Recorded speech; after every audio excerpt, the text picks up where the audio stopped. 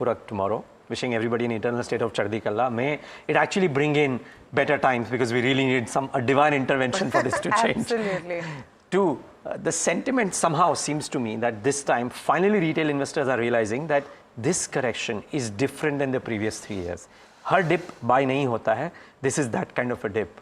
So that is true. But most importantly, guys, I don't know if you guys got excited about it or not, but ever since Avenue Supermarts has listed, people have been saying, "Arey, how come it is not an FNO? How come it is not an FNO?" And it's finally in the FNO. Avenue Supermarts is entering the FNO space. This is a seminal moment for Indian markets, really. Along with a lot of nice and fun counters that markets will enjoy. But Avenue Supermart, guys. Avenue Supermart, that's it, we've got it. In FNO, exciting definitely, but I hope that's enough excitement to let the rest of the market, improve its mood. But no doubt it's been tough, and we'll break down reasons for the concerns and also what you should do.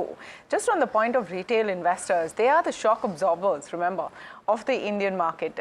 Surely people not losing faith now, even if they are, frankly, they shouldn't. And what should you do right now is the big question that we'll try and answer all through the morning.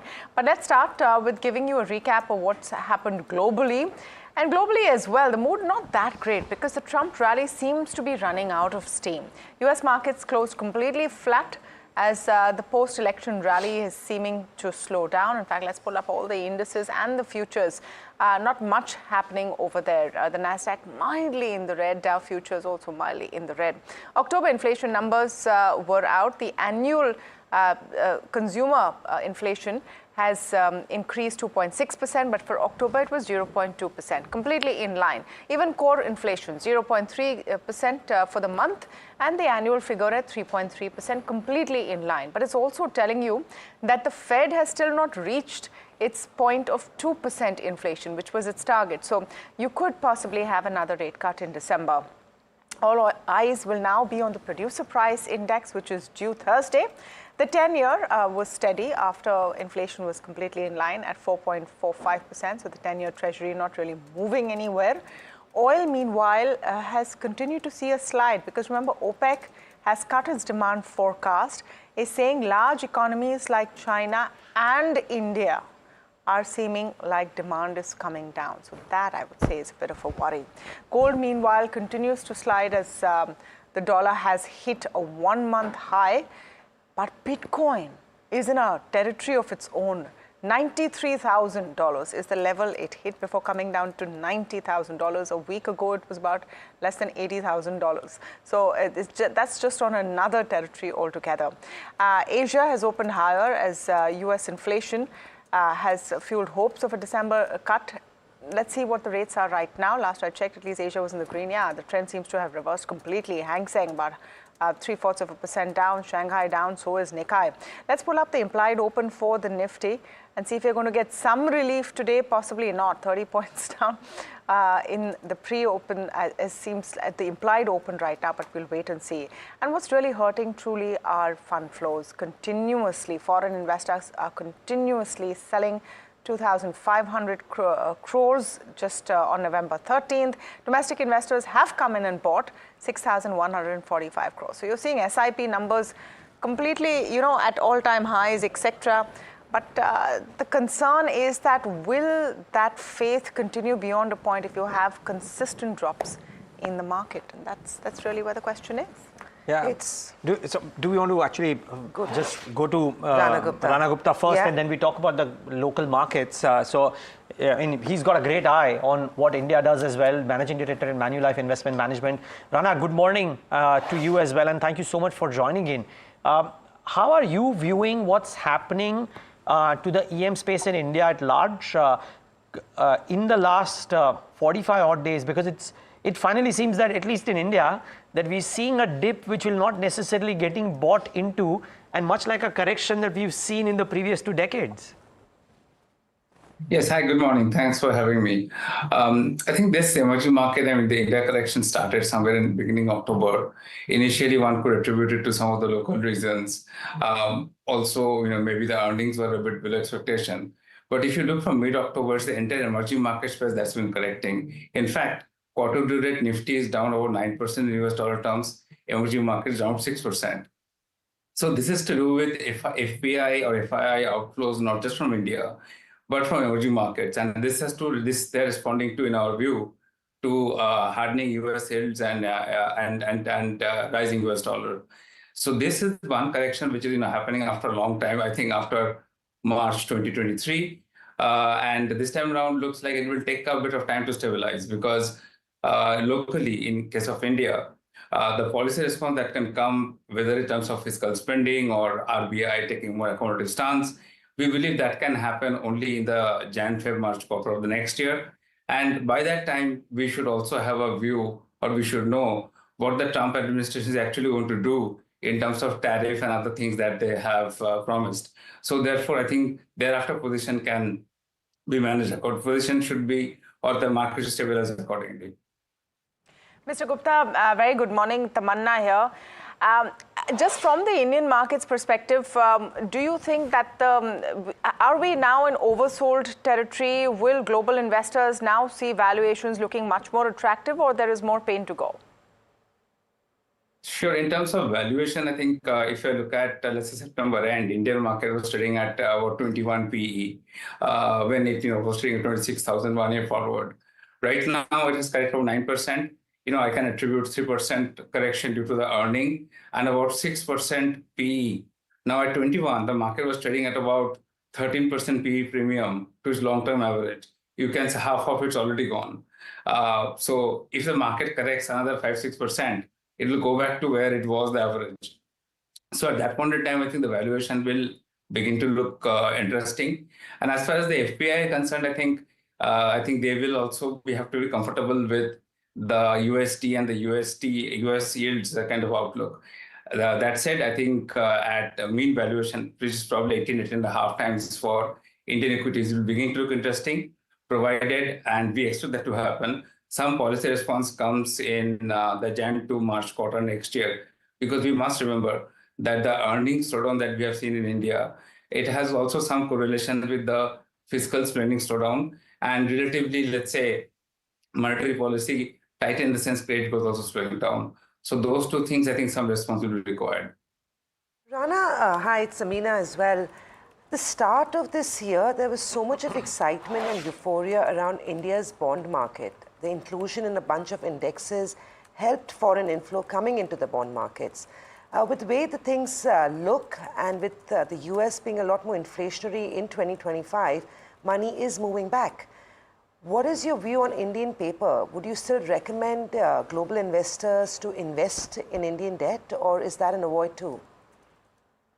See, I have to at the outset say that I'm not a fixed income expert, but I would just share, our kind of views on it.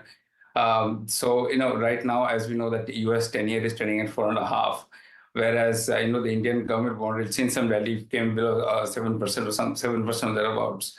So right now, I think the currency forwards, they expect 2.5% depreciation kind of thing. So I think the rise in US bonds has led to repricing across the globe of many assets, not just Indian bonds, equities, all of it. So I think that process is yet not over. We are getting to see the US. We need to see the US bond yield stabilizing. On that, our view would be that as you were also alluding to, that US inflation is running at 3.3%. The longer-term US inflation break-evens have gone to 2.5%. Yeah, I think it's fair to say the inflation will probably stabilize at a 2.5 to 3% kind of range. And should that be true, and nothing more disruptive comes out in the Jan-Feb-March quarter from a global perspective, I think the 10-year yield could stabilize around current levels. And that should be a trigger for overall equity and bond markets to stabilize, particularly in emerging markets.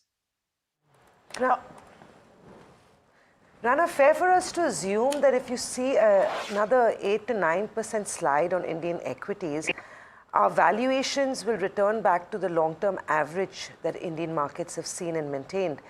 Is it that time that you'll go overweight India, or are you already beginning to nibble into Indian markets? Because it's always tough to call it a top or a bottom. No, sure, for sure. See, we have been long-standing optimistic on Indian economy and the stock markets. And in the way we would look at the valuation, again, let's put that into context. 9% correction happened. 3% due to earning downgrade, 6% PE premium knocked off. If the market were to correct another 6%, the entire PE premium gets knocked off. Let's also conservatively build in that we will have another 1-2% more earning cuts. So then the earning cuts should stabilize. So therefore, you add 6%, which is the PE premium getting knocked off, another 2% EPS cut, you conservatively built in. So another 7-8% down the line, you will have the earning which has been downgraded and market at mean valuation. At that level, I think from our point of view, the market will look quite attractive because the long-term, the earning growth story of India remains intact. These pressures we are seeing, which are cyclical and transient, which are both local and global, but this will take some time to settle. Thank you so much, Rana Gupta there, saying that the long-term growth story remains intact. I think that's one thing that you always hear across the board, but the kind of fear we're seeing right now will take some time to ease. Thank you so much, Mr. Gupta, for speaking with us. I just want to pull up implied open very quickly before we move ahead. Yeah, that's where we are, still down in the red as far as the opening is concerned. But what really is spooking markets? If you put together, look at it, a few factors, and we'll of course discuss this. Weak commentary, I think, from corporates on quarterly results is the big driver. You are not hearing too many corporates in their earnings calls come out with a very positive outlook for what's going to happen in the rest of the financial year. Consumption companies specifically are seeing sluggish urban demand, and that is one theme which is concurrent. So far, we're waiting for rural consumption to revive, but in the interim, you've seen urban demand also taking a hit. Inflation at a 14-month high means RBI is not going to be in a mood to cut rates anytime soon. That timeline might get pushed out. That could be another downturn. And the relentless FII selling. Since October, over 1,15,000 crores have been removed from FIIs from the Indian markets. At the same time, supply has also increased because you have all of these IPOs coming in, primary issues, fundraisers, all of that has been happening. But the tide has turned in that sense. In a low tide, everything is exposed, and that's what in a sense has happened with FIIs exiting. Uncertainty perhaps will ease. I think this one factor, look out for last week of November, because once Maharashtra elections are behind us, we have the results on the 23rd of November, which is a Saturday. Look out for what happens on the 25th of November.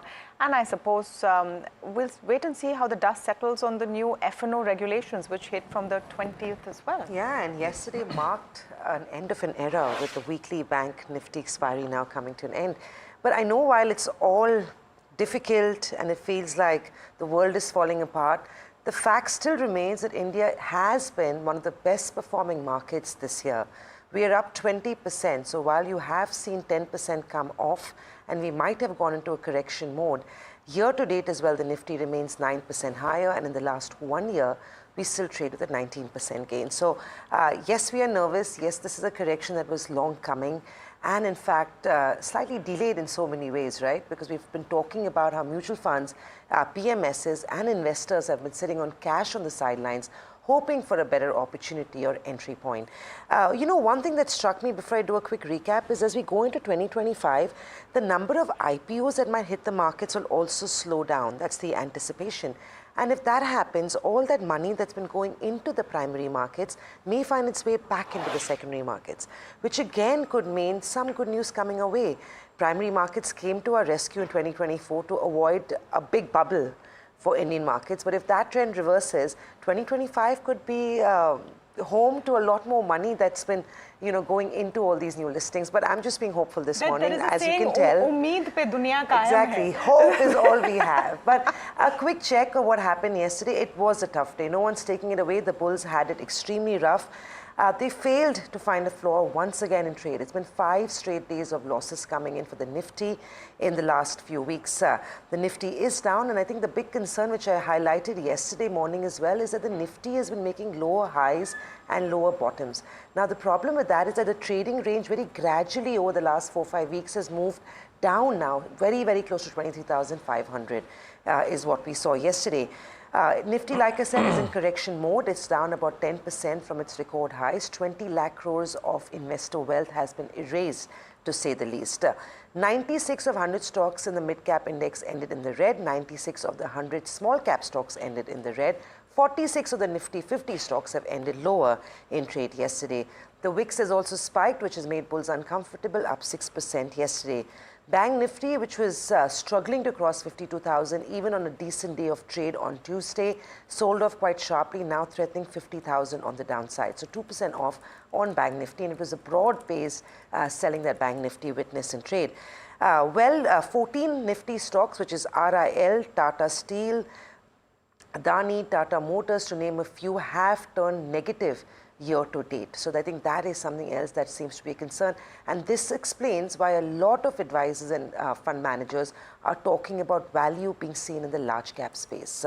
Apart from that, I think while it was all sad and all red, it was a day that had to go down in history because Swiggy finally listed on the exchanges.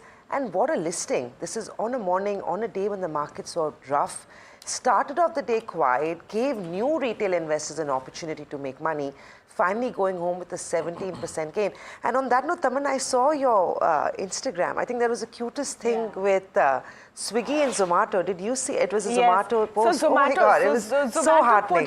Zomato, it was really nice because Zomato put it out saying that welcome, you and me together. And in this beautiful world, it seems. And Swiggy replied to it saying, we are giving Jay and Viru vibes. Yeah. Paytm, it was very cute. Paytm wrote in saying that let's order biryani, aaj tera bhai paisa dega, Paytm karo. So all the brands jumped in. I thought it's nice. That's the way competition It's amazing should because usually it's almost, it is not. It is competition at its best, will be cutthroat, right? But this is only it was social so media. warm, yeah. But apart from that, a quick check on technicals. Remember, Nifty slipped below its 200-day moving average, which is a very important level that technical analysts track.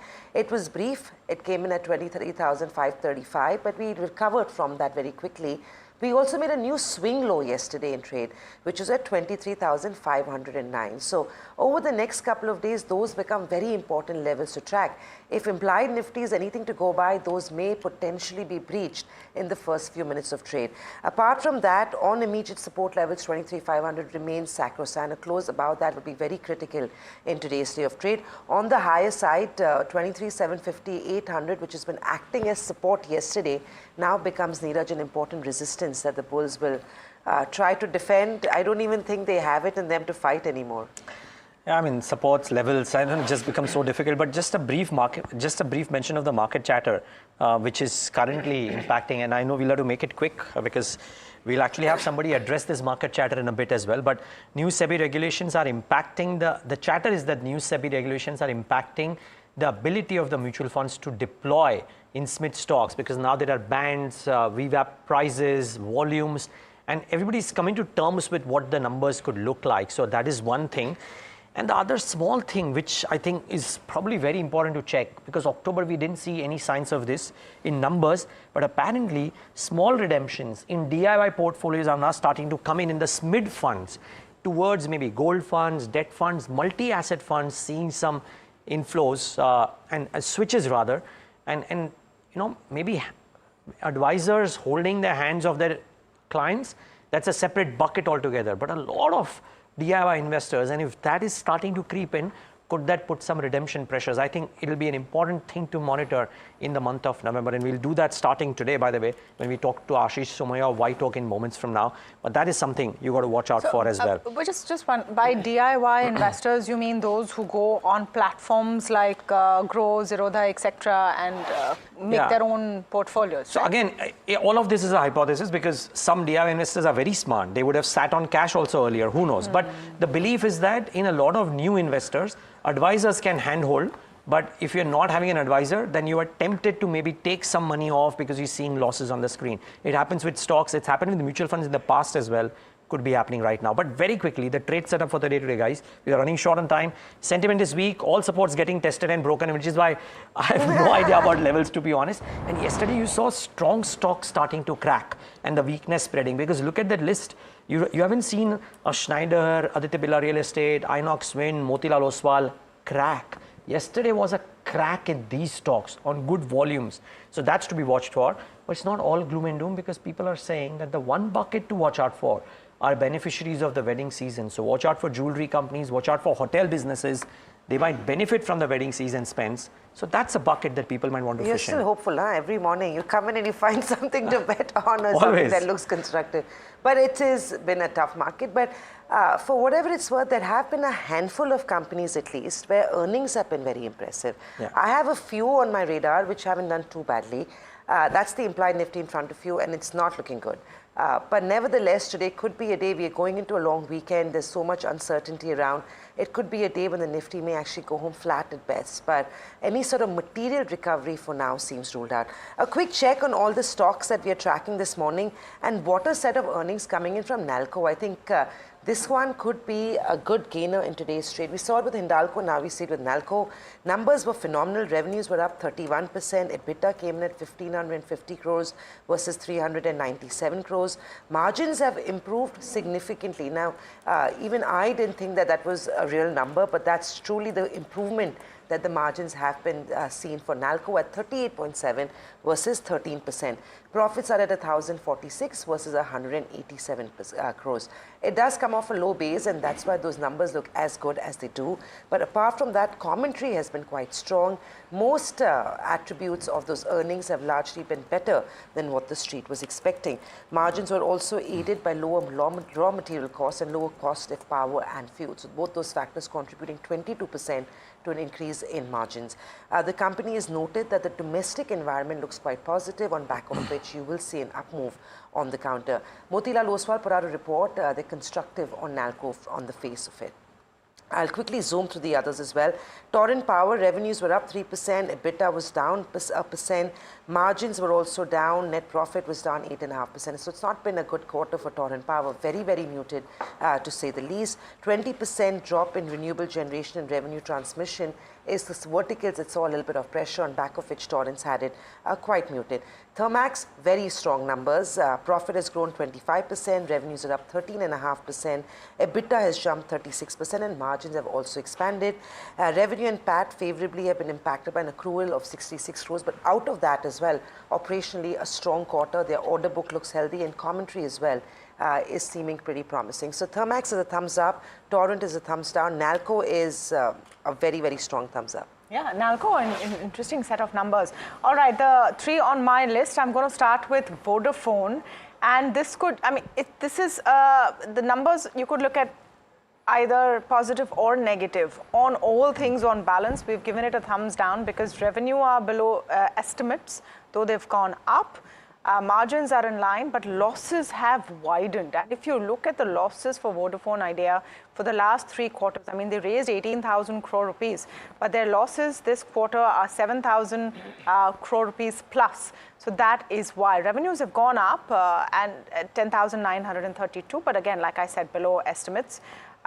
Their earnings are about 8.2%. Their operating income is about 8.2% up at 4,550 crores, and margins have gone up as well. But margins have gone up because of cost efficiencies. They have improved the way that they're leveraging their costs, and that has helped. Their average revenue per user at 166 rupees is up 6.8%. Now, with all these positives, you would say then why a thumbs down? Because the average revenue per user number has gone up across the industry. They all took hikes in their tariffs, so this is expected. But look at the subscriber base, down 5.1 million quarter on quarter. Postpaid subscribers are the only ones which have inched up slightly. The 4G, 5G subscriber base is down, and the down quarter on quarter to 125 million. And average data usage by 4G customers has also inched down a little. On the other hand, they have added 42,000 4G sites, which is their highest ever addition. So on balance, maybe thumbs down on this stock. I'll just tell you quickly what JP Morgan is saying about them. They've maintained a neutral target of 10 rupees. So that's an upside that you could see over 30% odd. Miss on revenue and estimates, growth led by average revenue per user. And they expect consensus estimate to see cuts amidst the miss. All right, call commentary becomes important. The conference call for Vodafone is at 2:30 this afternoon, so watch out for that. Garden Reach, good set of numbers. Revenue up 28% at 1,152 odd crores. Operating income up 41% at 68 crores. Margins have also gone up slightly, 5.4 to 6%, and net profits up 21%. So strong set of numbers, as we have seen often with Garden Reach. So that has truly helped. Their guidance and targeting PAT margins of 7.5% to 8% going forward. So we have to see if they reach that, because they're close to 6% right now. The other one that I thought was interesting and very strong was Pitti Engineering. So thumbs up for Pitti Engineering, and one stock to watch. Revenue is up 42% at 429 crores, operating income up 48%. Margins also have gone up pretty decently from 14.7 to 15.4%, and net profit up about 73%. This is in part because of other income of about 26 crores, but sales volumes have jumped by about 58%, and they've raised equity through a QIP of 360 crores. So watch out for Pitti. What's also working for them is the capex, which has come on board. So that might be seen as a positive for Pitti Engineering.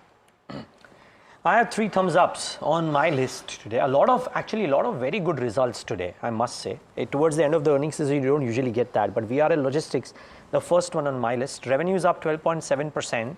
A very strong number there.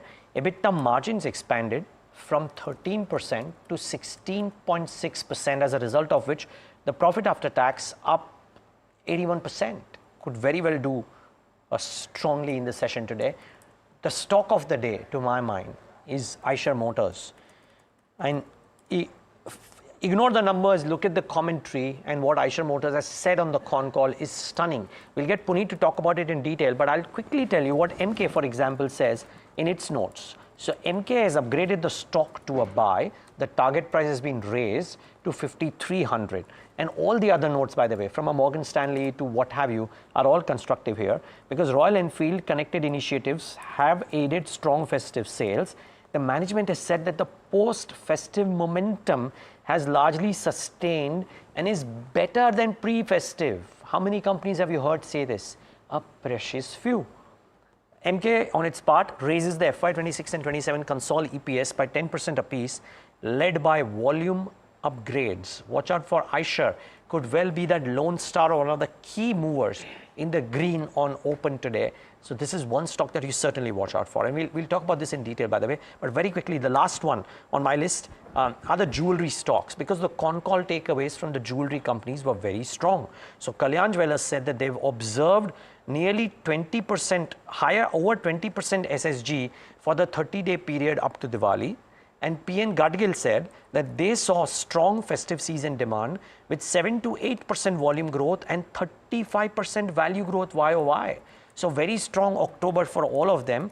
Maybe as a result of, with cities gone out on Kalyan Jewellers, they maintained the buy, but they've raised the target price because they believe the growth will remain elevated by the festive season, and they believe the return on capital employed for Kalyan will improve to 28% by FY27. So watch out for the jewelry names in the session today.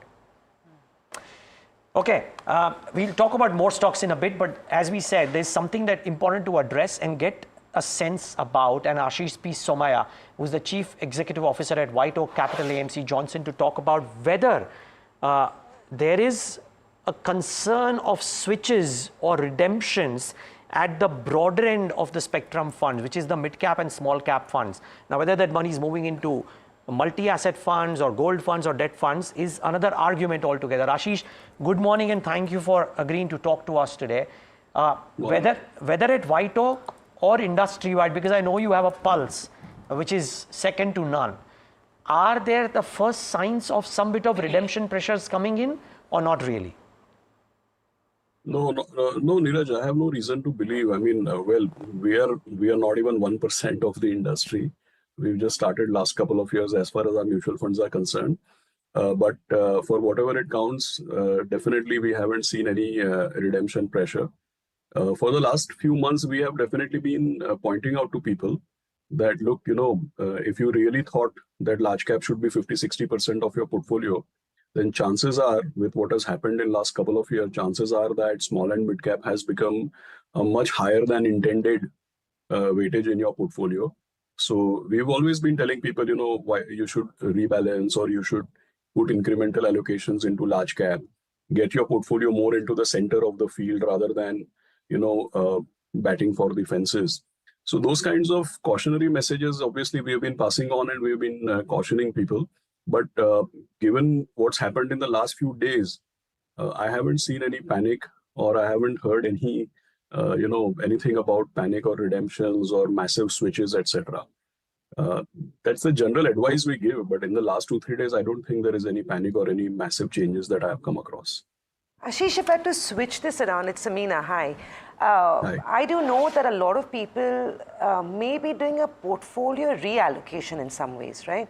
So you may want to take some profits of the mid and the small cap, reallocate it to large cap. Is your flexi cap also the strategy that a lot of people should and are investing in? Are you seeing an increase in inflows coming into the flexi cap fund?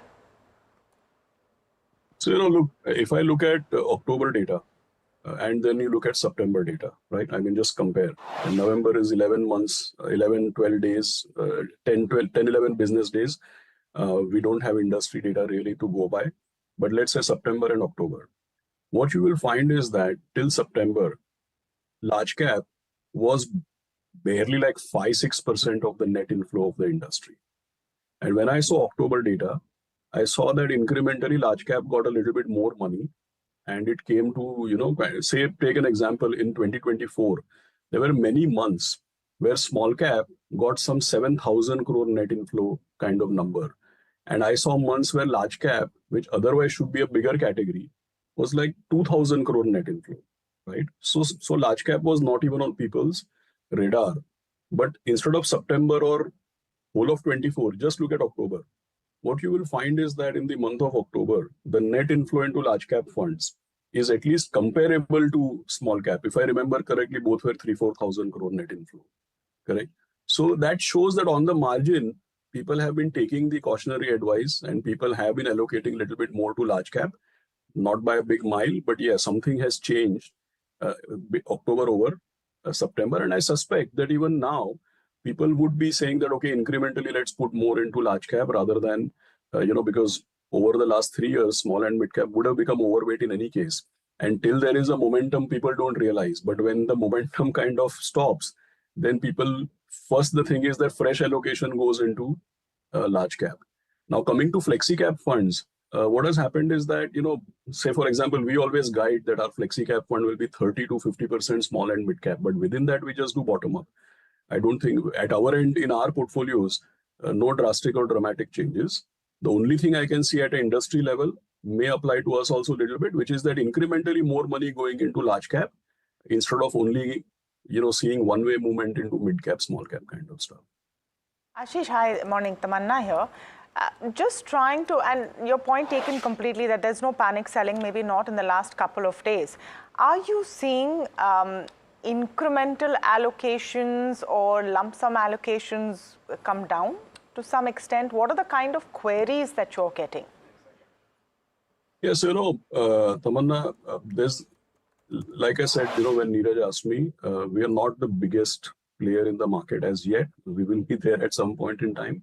But I have no reason to believe there is any let-up in flows. I mean, what I see on a daily basis, what I speak to my colleagues, what I speak to clients, investment advisors, private bankers, wealth managers, our mutual fund distributors, I see no panic, and I don't see anybody, telling me that, okay, this is unexpected or something crazy is happening and should we stand back, etc.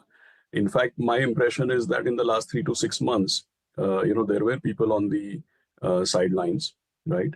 The net inflow. See, a lot of times what happens is people look at gross inflow like 70,000 crore, etc., etc.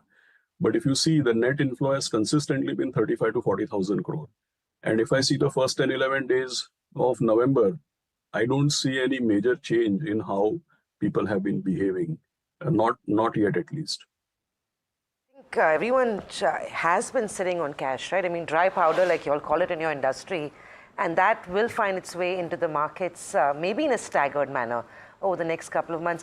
But just one quick question, how healthy is your cash positions? Are you sitting on a little bit of cash, just preparing for maybe an uncertain time? Hopefully that doesn't have to happen. But, and also because it gives us a sense, if two markets do correct, it gives you an opportunity to go out there and buy some more. Yeah, so I'll put it into 2 or 3 parts. Look, structurally, let's look at it this way. Say equity mutual fund industry is just, not counting index fund, ETFs and all, but say the equity funds, balance advantage, balance hybrid, equity and hybrid, let's say, is 40 lakh odd crores. Now, what you'll find is that there is a significant part, like some 6-7 lakh crores of the industry is just this balance advantage funds and balance hybrid and all those kinds of things. They are structurally right now 50% in cash or debt. And those funds are programmed necessarily to buy every time the market falls, right? And everybody follows some valuation model and nobody says, okay, wait, don't buy.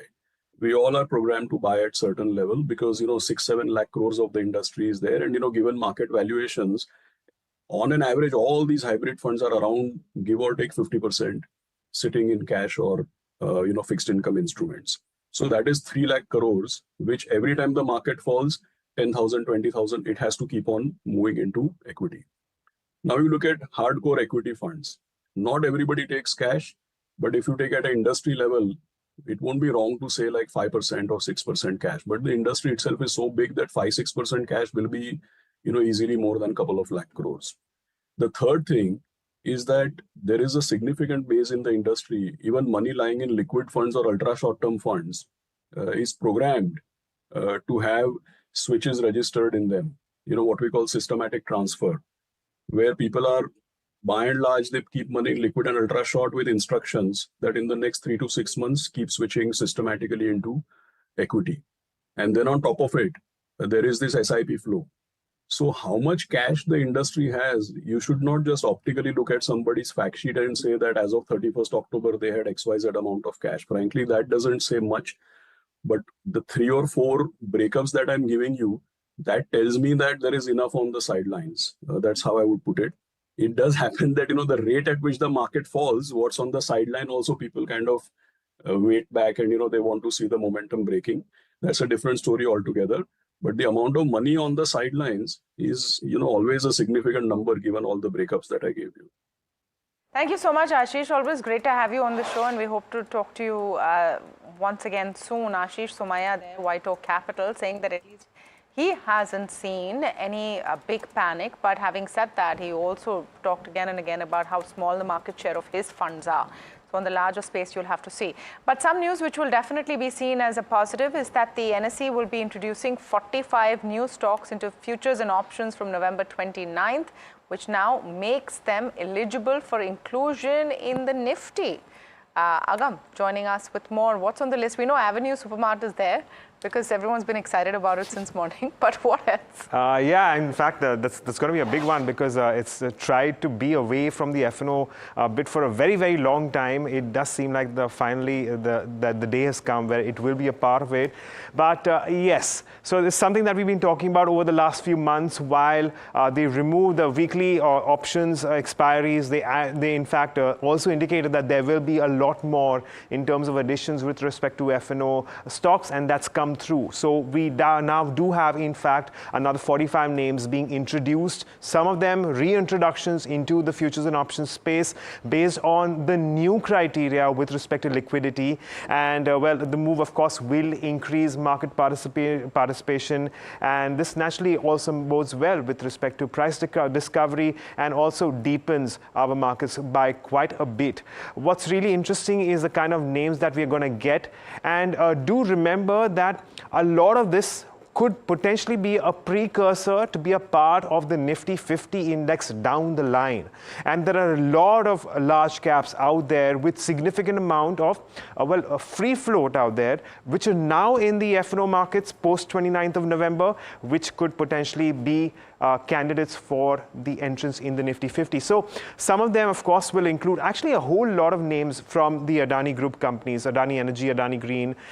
Even in terms of some of your other names, like BSC will enter the F&O.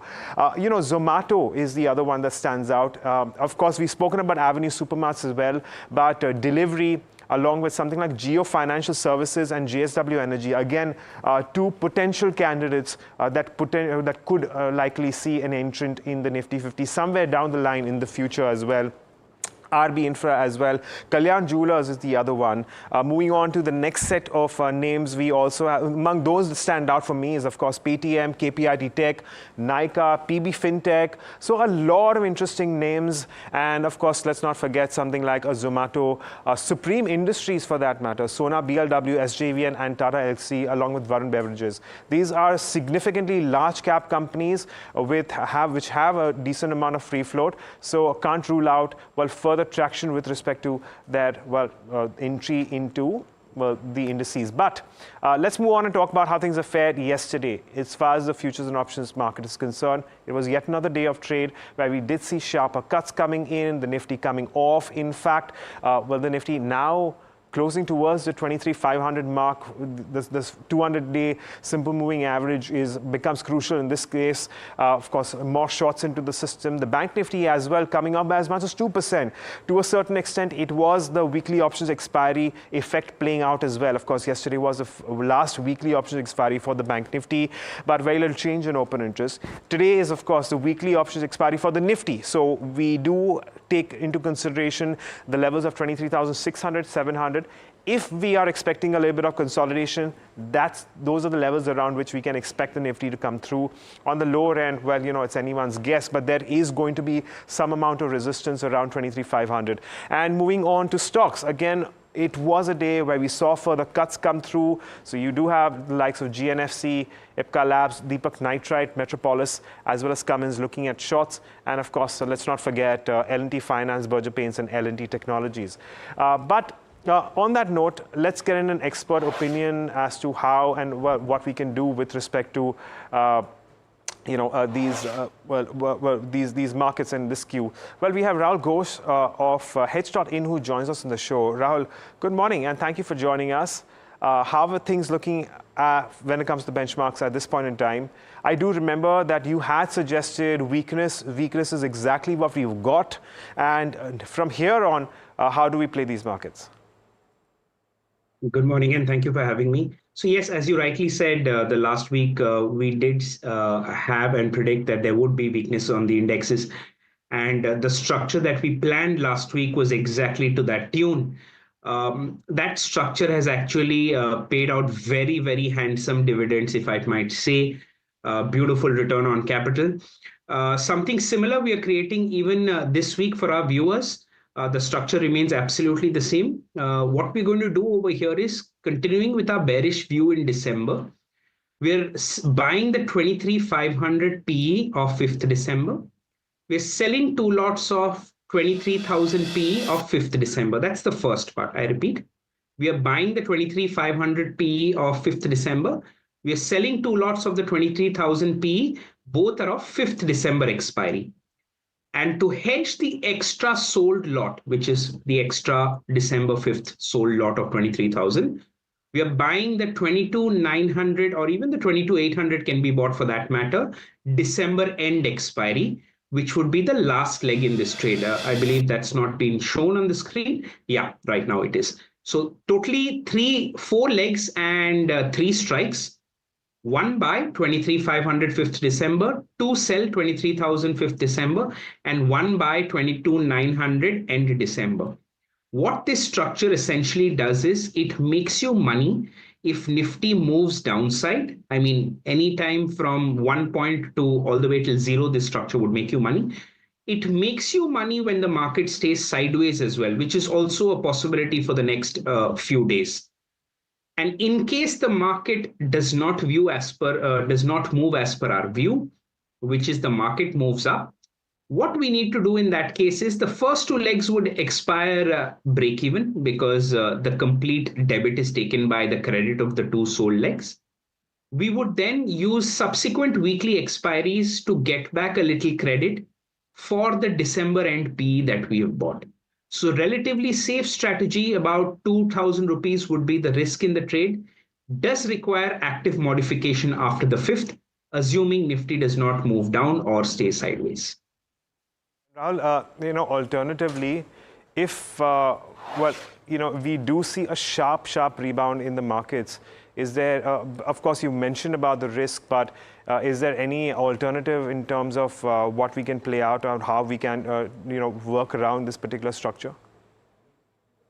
If there's a very sharp move in the market, my suggestion would be currently you have a 500-point difference between your 23,500 and 23,000 strike. When you come to 5th of December, what you can possibly do is reduce that strike difference from 500 to 300. What that will do is it would give you some additional credit, and that additional credit will be used or can be used to reduce some debit in the 22,900 December end expiry. But overall, to tell you that the trade is low risk, even if markets go up sharply, we don't expect more than 2 to 2,500 rupees in terms of risk. What I would suggest is everybody should keep a stop loss at about between 2 and 2,500 and can hold on to this strategy with the modification suggested. All right, we leave it at that. Rahul, thank you so much for joining us and taking us through your views on the markets and, of course, giving us that option structure to work around with. Don't forget to write to us on the WhatsApp number, which is being flashed for you on your screen with respect to queries that you may have in the futures and options space. And we will surely be taking that up on the futures and options show at 10:30 today. With that, it's back to you all. Thank you for that, Agam. It's looking like we're still in the woods.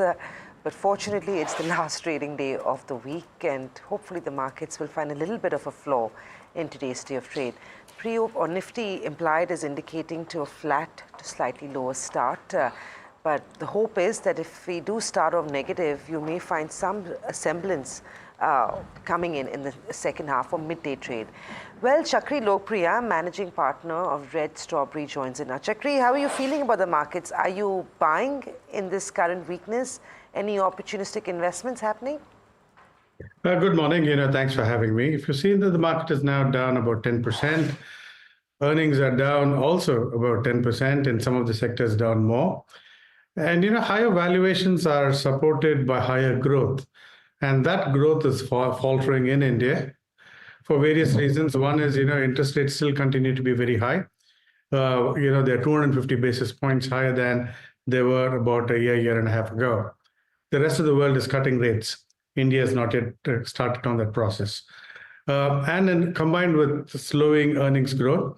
So domestic-facing sectors such as manufacturing require that. So therefore, I think the market is not clearly oversold. Maybe best look for pockets, but at an index level, it's par for the course.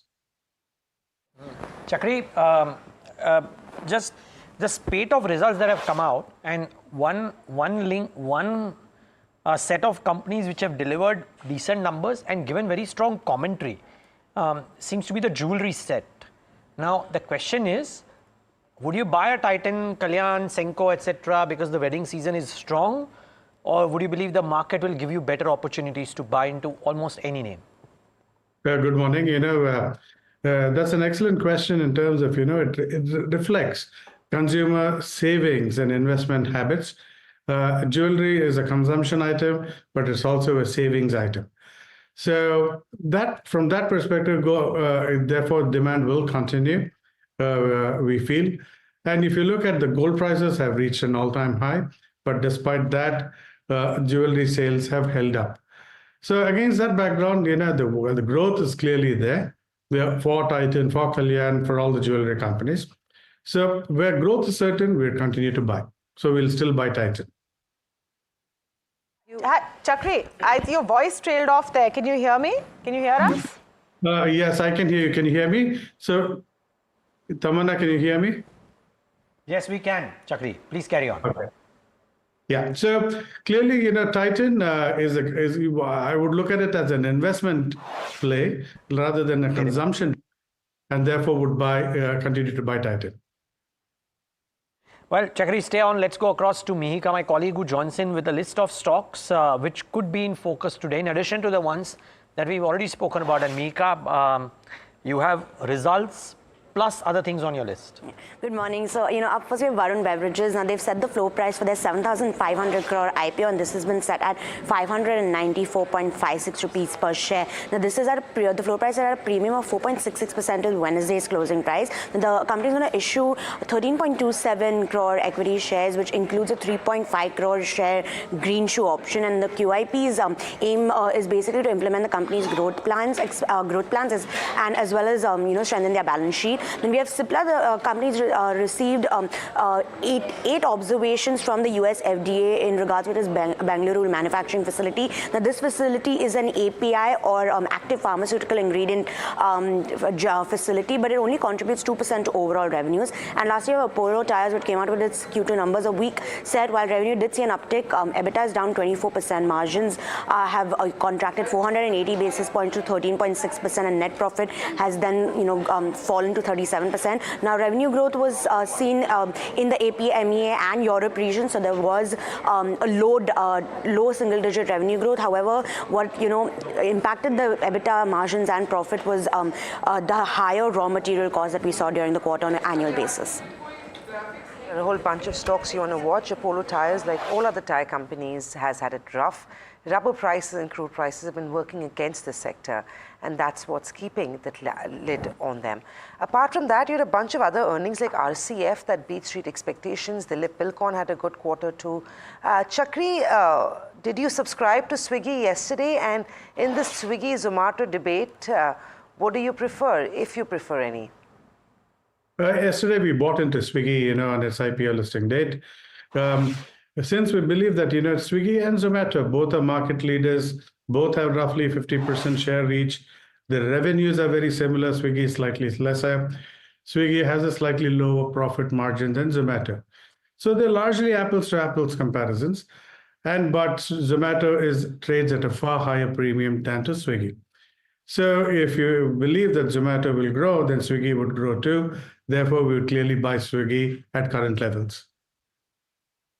What do you make of Thermax's earnings? We, on the face of it, were quite impressed by what we saw.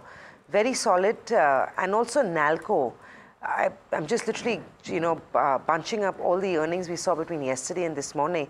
Thermax and Nalco, is that a buy? Would you, if you get an entry point today, a flat to slightly higher start, would you invest in these counters? Thermax, clearly, yes. One of the important things that's happening in the market is anywhere that we're seeing a revenue weakness or a margin weakness, the stocks are being sold off simply because the multiples are high. Whereas Thermax, both revenue beat, margin beat, therefore it shows that the demand is intact. And in this environment where that is the only sector where earnings growth will be intact, which is the power-related sectors, so we'd buy Thermax. Shrikant Chauhan, Executive VP and Head of Equity Research at Kotak Securities with us as well. Shrikant, good morning. Thanks for joining in. After the brief rise to 41, rather 24,150 odd, we've kind of succumbed to some serious pressure the last 2-3 days, Shrikant. Does this open up more downsides for a trader on the Nifty? Good morning, Neeraj. Good morning, everyone. I think, the way Nifty is cracking all its important levels without any meaningful recovery in between. One thing is very clear that it is following to the flows which are not in control, like dollar index, which is consistently trading higher and moving higher. It is around 106.5, and based on that, we are seeing consistent sell-off in the market and outflows from emerging markets. But while looking at the setup of the market, yes, we reached the important levels of 23,500, where the market is having support of 200-day simple moving average. And the best part is that along with Nifty, Bank Nifty as well as Nifty 500, all these major indices are now very close to their 200-day simple moving average. So while looking at the setup of the market, yes, we may see some more weakness in the near term, but at the same time, we are turning oversold in the near term, and the sell-off that we are witnessing from the highs of 26,300 is vertical. And based on the oversold activity of the market, we are of the view that in case if we see the market is approaching to 23,300 or maybe 200 in the near term, then from there we are expecting a rebound. But yes, for the day, we may see some more weakness in the first half because of the weekly expiry and pressure. But otherwise, close to 23,300, 200 levels, we are of the view that we should look for buying some select stocks with a medium to long term view. For the Bank Nifty, there also we are expecting 49,500 sort of levels in the near term. Shrikant, hi, good morning. What would be your top picks this morning? Yeah, good morning, Tamanna. I think we have to focus on those stocks which have delivered decent numbers or where there are some fundamental triggers or some disappointments. So in that specifically, we like Nalco. Technically also the stock was around some 245, 247 levels. From there now it is correcting back to the important support levels of 229, 230. We can keep a stop loss close to 220 for creating long positions on Nalco with a target of again 250, 255 on the higher side. Also, we are tracking all these tire companies, and in that Apollo Tire looks weak. Currently, it is around 456, 458 levels. From here, Apollo Tires can again correct back to the levels of maybe 440, 435 in the near term. So it's a sale at current levels with a stop loss close to 467. Okay. Thanks, Shrikant, for those ideas. The other stock to focus on is Eicher Motors today, arguably the large cap stock of the morning. And when I was talking to Puneet, he was saying that the con call seemed to suggest that the whole strategy from Eicher has changed. Puneet, as much an eye on the numbers, but tell us about the con call more importantly. Yes, definitely. So it was, a miss on all estimates for Eicher Motors in Q2. Revenue was up just 3%. Margins have fallen 90 basis points, while net profit is up 8% on strong operating leverage. This was also because of 2% volume fall in this particular quarter to come in at 2.25 lakh. But as you rightly said, there are 5 key things that they mentioned. And the first one's, of course, the new strategy. Growth is the focus what the management emphasized on, and that's going to drive the stock today. Because they've earlier always maintained margins of over 25-26%, but growth has been very slow. Now the strategy seems to have changed for the better, and that's what's been estimated by brokerages as well. The second key thing is that it had the best performance of about 1 lakh motorcycles sold in October. That momentum is also expected to continue in November as well.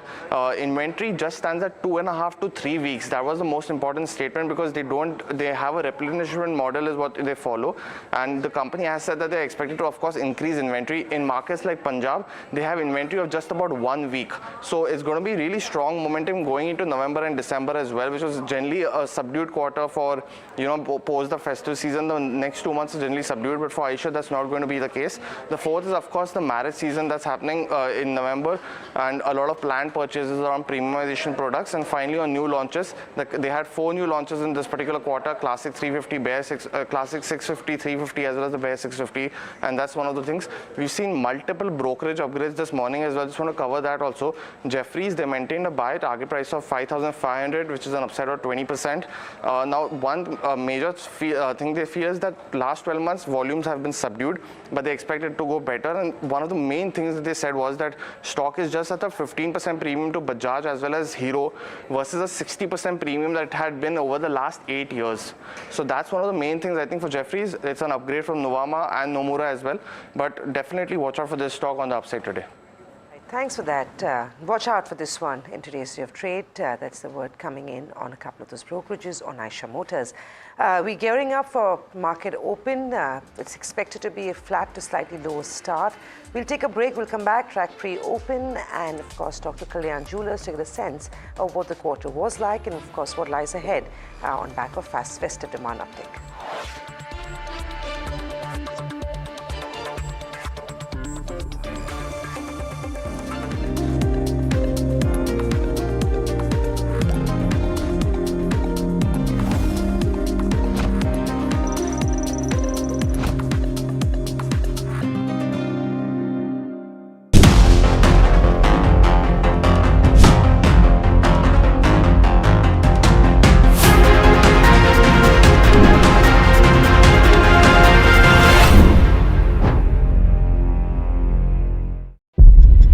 When the whole day passes like a blur, the news just whizzes past, and you're trying to stay informed.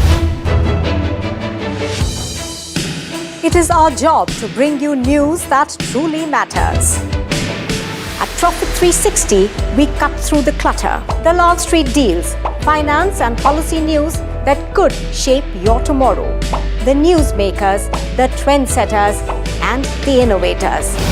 In 30 minutes, we've got you covered. So stay ahead, Stay informed and stay profitable with Profit 360.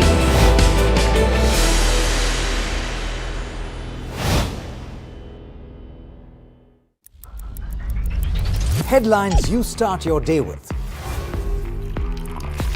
What matters worldwide is now.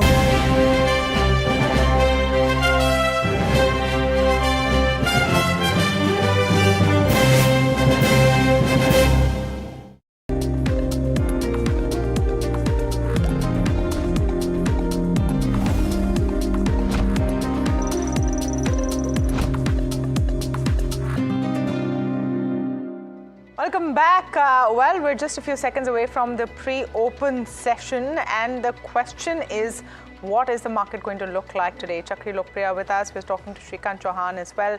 Shrikant, let me come to you. Is there anything that you would bet on if you look at an Eicher? I'm looking at some of the companies with good numbers today. Do you have a constructive view or a positive view on Eicher, on Nalco, Pitti Engineering, any of these on your radar? Yeah, I think if we go through with Eicher Motors, then it is consolidating since last almost 7-8 months. It is not crossing the level of 5,000, but at the same time, whenever it has fallen to the levels of 4,500, we saw some recovery. But this time, the overall move is suggesting us that it is quite sluggish. And in case if we see the stock is dropping below the levels of 4,500, then the chances of hitting 4,200 or maybe 4,300 would turn bright. Broadly, I'm of the view that it is better to stay away from taking any position because entire sector is showing a lot of weakness. On every rise, we are seeing selling in almost all two-wheelers or four-wheeler companies, including Mahindra and Mahindra. So, which is something which is indicating us that the sector is under pressure and it is better to stay away.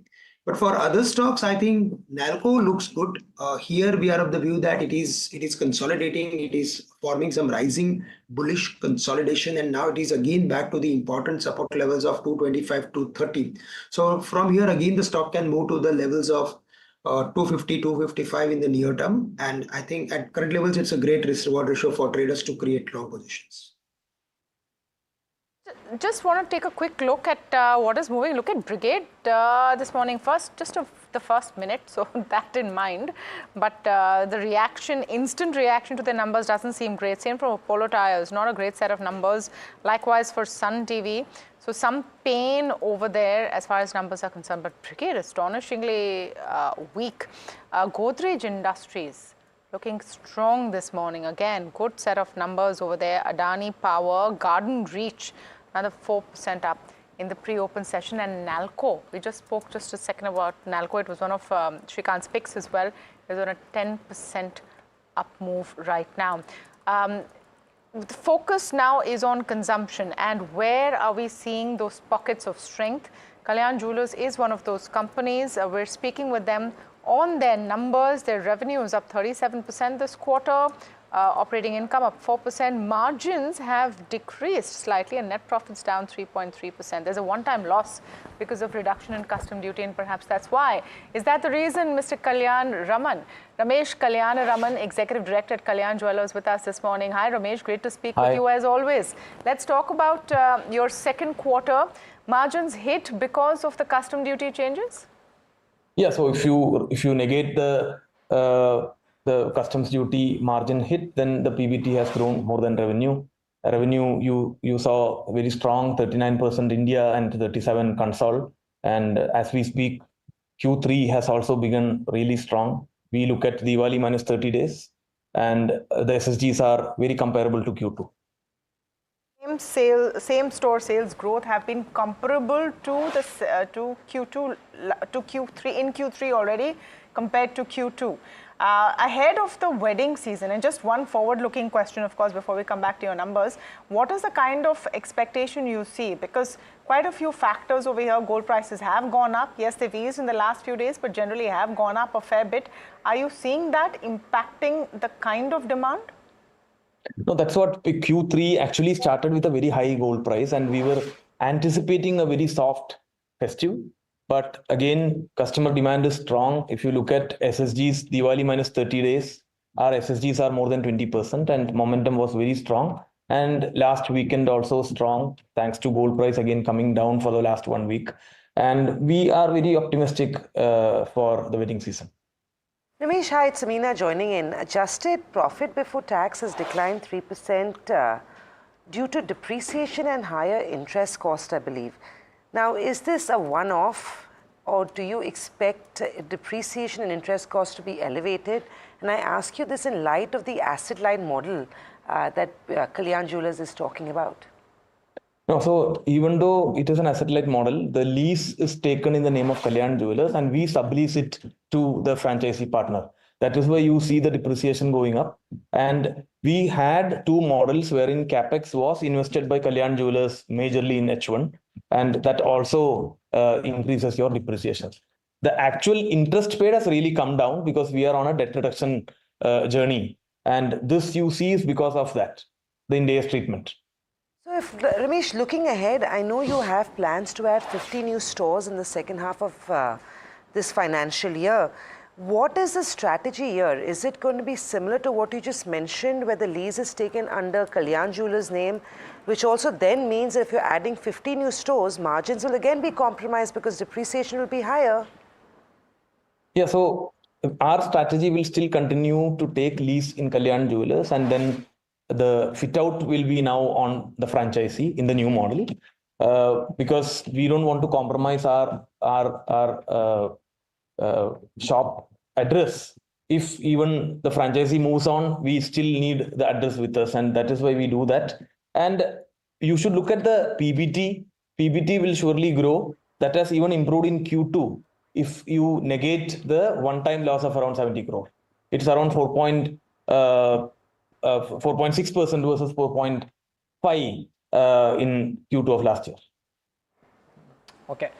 Ramesh, good morning. I saw the commentary on the call, very strong. The clarity that I wanted, that while you observed over 20% same-store sales growth for the 30 period up to Diwali, what have been the post-Diwali numbers? Is the demand sustaining in lieu of the wedding season, or is it difficult to call that right now? No, so I told you it's very strong even now as we speak. It's very strong now. Yeah, very strong. Very, yeah. Okay, and therefore, would Q3 look stronger, you reckon much stronger than the comparable period last time, simply because there were two festivals rolled into one in October itself, and the wedding season, as we understand, is a long and a very strong one this time around? No, but because Q2 itself was very strong because of the customs duty cut, there was a lot of demand. Which is fine. So you cannot expect more than Q2 numbers, but yes, I'm talking about the SSGs. But yes, if you look at last Q3, of course, it will be very strong. No, sorry, just one clarity. One last question from mine, Ramesh. We are told that the wedding season this time around is the longest that we've seen in Indian history, lasting until May. My question is the strong Q3 and strong Q4 looking very, very, very, very probable right now? It's really doable as we speak right now.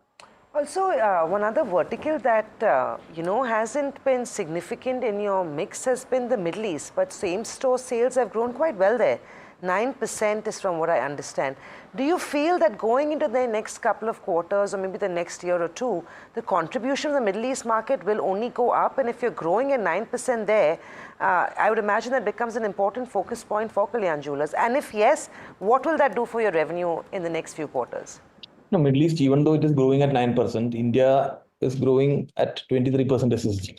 So, and for us, always India is a bigger market and revenue share from Middle East is less than 15%. That will always continue because India is growing faster than Middle East. But yes, we are into planning of expansion on the international markets. We are going to open our first showroom in the US in this running quarter.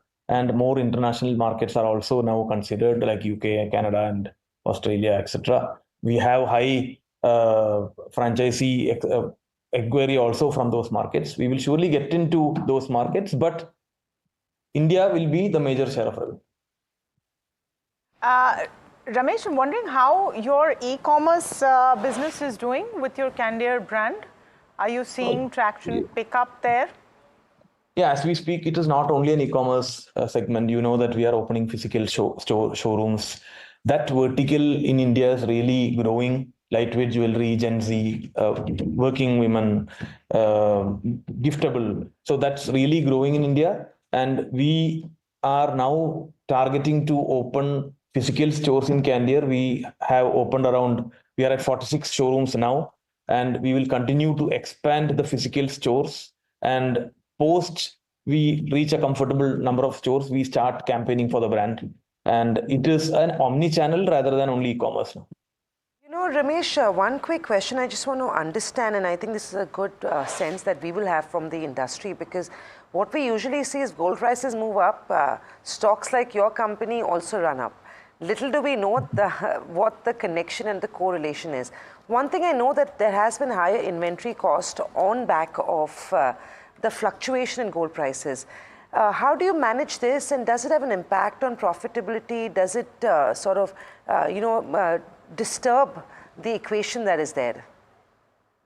We don't take any gain or loss in inventory, except the customs duty, of course, which we cannot hedge. Otherwise, strong shift from unorganized to organized is what we see for the jewelry segment. That is why you might see the stock prices going for organized players, is what I think. And look at the revenue numbers, look at the SSGs for the past many quarters. And that is the reason more than the gold price. I don't think there's a connection between a gold price and the stock price movement. We'll leave it at that, Ramesh. All the best for active next couple of quarters. Thanks for taking the time out and speaking to us today. Thank you. We'll touch base with Kalyan Jewellers, of course, post their Q3 numbers, first on NDTV Profit. But speaking of Kalyan, let's get in Mahima for a quick view that Citi's put out on Kalyan Jewellers. Mahima. Right. So Citi has come out with a buy rating, and they've maintained buy since quite a few time now, and they've increased the target price to 810 from 770 previously. Now this poses an upside of around 21% from its yesterday's closing. What they're saying is that return on capital employed will improve to 28% by FY27, and they expect higher growth, ROC improvement, and re-rating of the stock on store expansion as well as deleveraging. Now profitability is expected to improve further, which will be led by a revised franchisee agreement, and they see a 25 basis points higher margin going forward as well. Lastly, they've changed FY25 to 27 EPS estimates by +2 to -6% for their valuation. So this is the overall view of what Citi is making of Kalyan Jewellers on the back of Q2 earnings. Thanks, Mahima, for that. So that's the pre-open Kalyan Jewellers, of course, and that stock is starting off flat. The pre-open session is starting off flat too. Is the market giving scares, or is it an opportunity? Parag Thakkar, fund manager at Fort Capital, with us on the show. Parag, good morning. Thanks for joining in. Thanks for having me on the show. Constructive, deploying cash, or you believe there are more downsides ahead? Deploying cash. Why so? So basically, simple I told you on the last show also that when we were at 26,000, definitely I was thinking that market was looking overstretched. And September numbers results were going to be bad for many companies. We knew that, right? Because it was a prolonged monsoon. Plus, after elections, the government spending was less. So we knew that September quarter results are going to disappoint markets, and Nifty was at 26,000. So we sold and we created cash, 20%, 25% cash. And now that, as you heard from Kalyan Jewellers, many things have started picking up on the ground. Okay, festive consumer durables, if you ask, jeweler you just interviewed, two-wheelers, for example, Royal Enfield, last month numbers were good. They are saying that this month after festive also, like Kalyan Jewellers, they also said that after festive the momentum is sustaining. Many things. So for example, I spoke to 2 cement companies in last 2 days. They are saying that government spending is coming back. Right? And in the bottom of the cycle, remember, many companies do right things. For example, Remco Cement is one of the company where we are at the bottom of the cycle. There is a bloodbath in cement market. Right? At this time, they are reducing debt by 1,000 crores by monetizing their unused land parcel. Right? So it's a very right thing to do. When you reduce debt at the bottom of the cycle, you become more competitive. You are adding capacity at $35 a ton. Right, so when entire cycle turns, because how long industry can sustain this kind of profits where so many companies are bleeding, right? So at the bottom of the cycle, if you buy a good company which is taking right steps. But are we at the bottom, Parag bhai? That's the question. So I'm saying cement. I'm 80% probability that in next 1 or 2 quarters it will be bottoming out. And if you hear the Shree Cement call, they are also saying they are seeing green shoots. in the market. And January, February, March seasonally is a strong season for cement in India, because that is where the government projects are getting executed. Okay. Right? So I'm saying that we are just nearing the end. This is not only true for cement, many other companies, I would say. So the situation has become like that because dollar index has gone up after Trump has come to 106.4, or say US 10-year is at above 4.4. So macros are looking very scary. FIs are selling, even retail HNIs are selling. And so now the situation is reverse of what it was in 26,000 Nifty. You know, that time the September quarter was looking bad, but still Nifty was rising. Now, because of the scary macros, we are at 23,500. And actually December and March quarters are looking better because government spending is going to come back and festive season has created some momentum. And because, as you rightly pointed out on the show, that November is the highest marriage season, right? So some of the consumption things will pick up in November. So it's a good situation where you have a contra buying opportunity in many stocks. Okay. We are going to be talking about this contra buying opportunity with Parag and Shrikant Chauhan as well. We haven't had time to get his top idea, but maybe we'll do that post-market open, but because only 8 seconds left.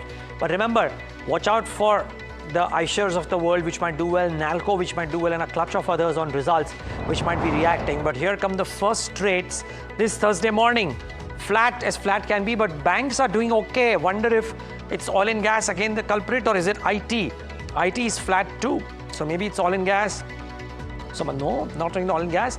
Actually, let's get the Nifty 50 heat map up on the screen. I'm very intrigued and very wanting to know what is correcting. Okay, not too much. Maybe an HUL. So FMCG, ITC, HUL, 2 pressure points on the index, Britannia. So it's FMCG which is not cracking really, but just dragging the index a little bit. But a lot of optimism, and the optimism is right there at the top right corner of the screen. Eicher Motors, 7% strong. Shouldn't surprise because the commentary was very, very solid. How many companies have you heard which have said that the post-festive demand was better than the festive demand itself? Then there is M&M, Tata Steel, Asian Paints. Yeah, a fair degree of green, very little red. The market is not doing too much. Clearly, the biggest takeaway of the morning, at least on the index, is Eicher Motors, 6.5%. Solid showing, solid con call, and a great price reaction. What I'm noticing, Neeraj, is the distance between Eicher Motors and M&M right now in the kind of gains. That's giving you a sense of the underlying weakness of the market. So more green on the screen, but will it sustain? Because you see in the last few seconds, the Nifty has also come off. Let's pull up the sectoral indices just for a bit and give you a sense of what is working this morning. Small caps not doing too badly, frankly. Metals also coming back to some extent. So that's okay. On the weaker side, government-run companies, oil and gas, energy, maybe. But overall, market staying stable after a very, very tough couple of trading sessions. Let's pull up individual stocks as we move ahead, and a lot of it coming in from results impact, and you will see that on your screen, because even as the mid cap and small cap are stable, but individual stocks are the ones where all the action is. Good results, I should definitely on that list, but look at Godrej Industries. Godrej Industries actually pretty decent. And remember, this is a quarter where they had change of guard, a lot of things working out, very peaceful transition from previous generation to the new generation. Stock 5% up. Eicher, of course, a star of the day. Nalco about 3% up. But all of it about earnings impact. And let's get the next set up. Brigade Enterprises, weak quarter. We're going to be speaking with the management in a bit. Stock about 2% down. We told you Vodafone you could see as glass half full or glass half empty. Clearly, enough investors looking at both sides of that coin, because that stock completely flat. In spite of some would say losses widening, but revenues going up. Kriti Engineering, strong numbers, 0.5% up. Apollo Tyres, actually, optically the numbers don't look that great, but stock is about 2% up this morning. Kalyan Jewellers, we just spoke to the management. They're saying the beginning of Q3 has been as good as Q2, stock completely flat. Garden Reach, strong numbers. This company, the stock back in focus after quite some time, has been quiet, but 4% up on Garden Reach as well. Let's look at the indices overall. I would say they're doing better than the Nifty right now. The mid cap about 0.5% up, and small cap actually doing better. So maybe some buying coming in this morning. So, Samina, not all gloom and doom. Maybe me turning up has helped. For now, Tamanna, it's so difficult to call this even for a few minutes, right? But yeah, it's not started off too badly, and I think that's what we are not feeling too bad about. It's not a material recovery. It's as flat can get. Broader markets are doing slightly better, but I don't see any reason for us to get very excited about that just yet. On the winning side, you've got Eicher Motors. That could be your stock to track, 6.5%, 7% higher, followed by Godrej Industries. Even though too many people don't track this company as it's a holding company, but of course looking really good, at least on the trading side this morning, up 5%. Redington is looking good. Motilal is having a good day. Nalco is up 4%. RCF numbers were very strong. I highlighted that for you at the start of the show. Up and about in trade, about 4% on RCF is what we have. Natco Pharma, Suzlon Energy, UTI, some of the other counters that are trading with a clear positive bias. On the sell side, PI Industries, weak numbers, stock is down 8%. Brigade is also getting a thumbs down, 2% low. Let's take a look at Apollo Tyres. Numbers were quite disappointing. It should be reacting to its earnings in early trade. Surprisingly, it's up 2.5%. Actually, I'm going to ask Parag about this. It's a tough quarter for the sector and for the company. The stock still looks good in early minutes of trade. A quick check on Thermax, Dilip Bilkon, Torrent Power. These were counters as well, the reported earnings. Thermax is up but marginally higher. Dilip Bilkon is up with a 1% gain, and Torrent Power, if we can quickly get that one up too to see what's happening on the stock. Numbers there weren't too great, and the stock is down 3% as we see it. The VIX continues to rise up about 1.5%. Nifty Financials is marginally higher. Banks, of course, holding above 50,000, and that is what most people would be heaving a sigh of relief for. But the Nifty is still sub 23,600 for now. Parag, you talked about how some sectors may have bottomed out. You mentioned how cement usually has it tough in the quarter that we've seen. Any other sector that you feel, or any other stock that you feel the worst is behind us? Stock price is pretty well priced, which means currently it becomes a good stock to add to one's portfolio or one sector. Yeah. So first of all, see, I'll start with the fact that the starting point valuations were high. That was the one reason. Trump trade has begun. So dollar index and US 10-year bond yields are rising. So FIs have been selling. Right now, in this entire negative macro setup, I would like to highlight the positives, right? Positive. For example, if you see the results, or even I would highlight first in the large cap bucket and then in the mid cap and small cap bucket, the results which were good, which were completely ignored by the market because of FII selling, right? So first of all, let us come to large cap. Large cap, HDFC Bank did what it was required to do. They brought the CD ratio down by 5%. Their ROE is still sustaining at 1.7, 1.8%, correct? And their asset quality is best. Credit cost is 50 bips, right? 50 bips on a lower loan book growth, which is just 6% loan book growth, because they are forced to bring down their loan book growth because to bring their CD ratio down. Their deposit franchise continues to be strong. They did 1,20,000 crore of deposits this quarter. So that was a good quarter. ICICI Bank, fantastic results. PPOP growth of 15%, which completely beat the market estimates, because now they have a new shot in the arm, which is OPEX. Now OPEX to asset ratio for ICICI Bank is coming down.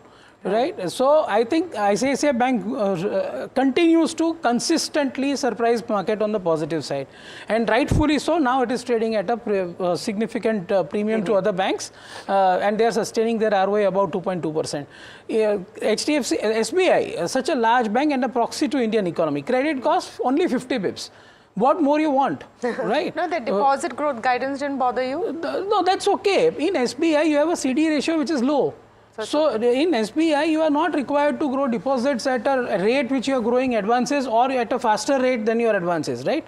SBI basically, see, I'll tell you, in the banking, the buzzword is asset quality now.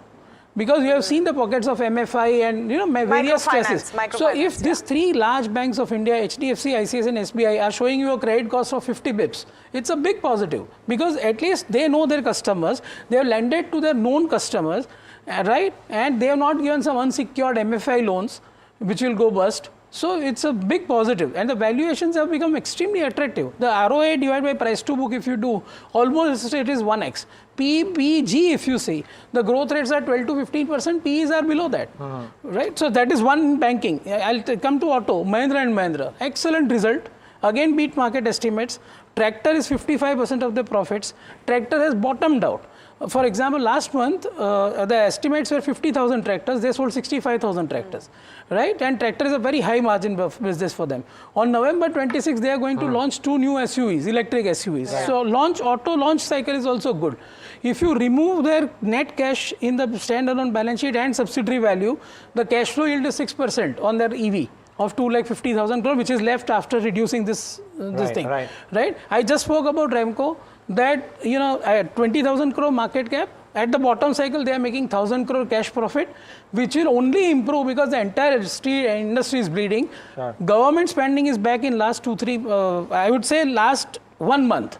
Okay, and they are now reducing debt by selling the unproductive land. Right now. So there are many. Emcure Pharma. Just to give you 2 more examples. Emcure Pharma, good decent company, negligible debt, good promoters, 20% revenue growth, 38% EBITDA growth. So operating efficiency is shown here, right? And they are guiding for 15 to 20% growth. They are, if you read the call, they have said that our only goal is to improve margins, which means their ROC will go up. Right? Minda Corp, second example.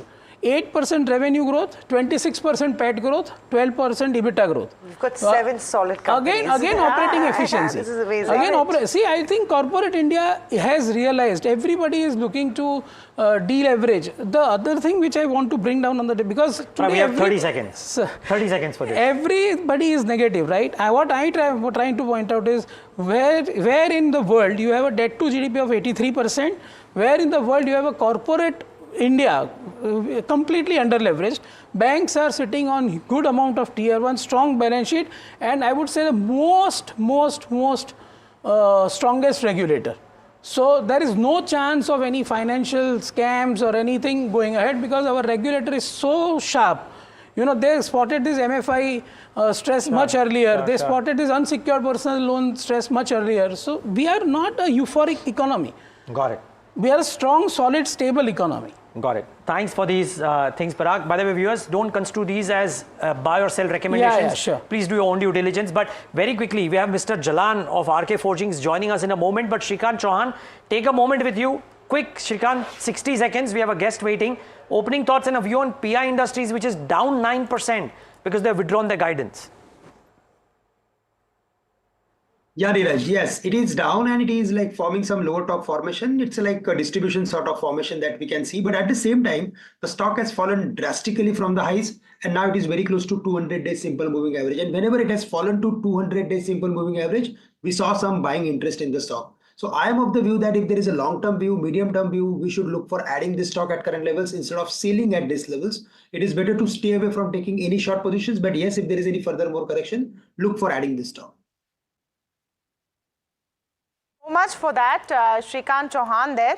On what the market is looking like, but even as we settle in for our next conversation, since we have Parag Bhai with us, you gave this superb list, and of course I don't think there's any buy recommendation or anything like that. Yeah. But these are just observations. And the filter was very clear. Companies that have given good results, but the market has ignored it. Now, having said that, what are the 3 or 4 kind of stocks that you are seeing that have come down enough, where the valuations question no longer arises, and strong enough? Let's remove just the corporate results filter. So I am saying that, see, banking is where valuations have become extremely attractive in the case of HDFC, ICICI and SBI. So see, as an investor, you have to buy 2 things, right? Either you are at the bottom of the valuation or you are at the bottom of earnings. So my sectors are, in the bottom of the valuation, you have banks, HDFC, ICICI, SBI. And bottom of the earnings, you have cement, where I like various companies like Remco, Shree and Ambuja and all, where I feel that cycle is bottoming out. So these are the 2 lists, and of course Minda Corp and Emcure Pharma are out of these sectoral themes on a bottom-up basis. For example, yesterday I saw, and this is not the stock in my portfolio also, I just saw results. Lumax Auto reporting good numbers, Kirloskar Oil has reported good numbers, right? In auto, apart from M&M, of course... Would you look to adding these counters today when So some of the stocks we need to find out the reason for how this, so Federal Bank, again, it was on your list, so that's a very good number, very well managed bank, again no MFI stress, and now Mr. Manian coming in, he will give a strategy refresh in December. There will be a lot of excitement in that counter also. Okay, we would love to ask you about RK Forgings at some point of time, but you want to hear this conversation because Mr. Naresh Jalan is with us today, Managing Director at Ramakrishna Forgings. And Mr. Jalan, thank you so much for waiting by patiently, but just that the markets are so choppy, it was important to get in our guest's view here, Parag Thakkar's view. But thank you for joining us today, and would love to understand, sir, are you sensing a sense of some bit of government spend coming back? Because a lot of people believe that that was what was ailing the economy, if you will, in addition to elections and monsoons. Do you believe some bit of it is back on track? I think we are just seeing government spending starting, and I think that's the reason CV cycle is doing better. Festive seasons have gone good for commercial vehicle industry, better than previous months. So we are seeing that the front loading of the capex is happening. Okay, and is this, I mean, you've seen various cycles, Mr. Jalan. Is this something that could be sustainable, or will you need to see more spend from the government on capex? Because, I mean, private sector is coming in very selectively, so maybe the heavy lifting still has to be done by the government. Are you seeing more signs of spend coming in from the government, and will that help all of the allied industries in which you are present in? I think infrastructure growth in India is still at a very nascent stage. And I think infrastructure spending by the government with the budget estimates, we are yet to see, because of the election and all, first half, nothing as great has happened. I think in the next half, I think it will be a much better government spending. And this will kick in a lot of infra projects.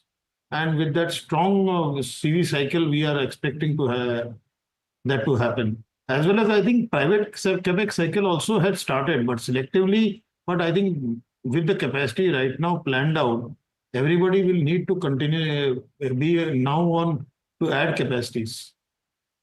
Jalan, for the factors that you just mentioned and you and Neeraj spoke about, you have guided for a 15% revenue CAGR between FY24 to FY27. Keeping in mind the pickup in infrastructure spending as well, do you feel like there's a good possibility and a good chance that you would go back and revise the guidance upward?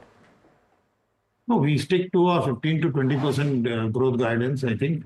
And basically, our revenue also is dependent on the commodities. And we are seeing soft commodity, which is also good for the automotive industry.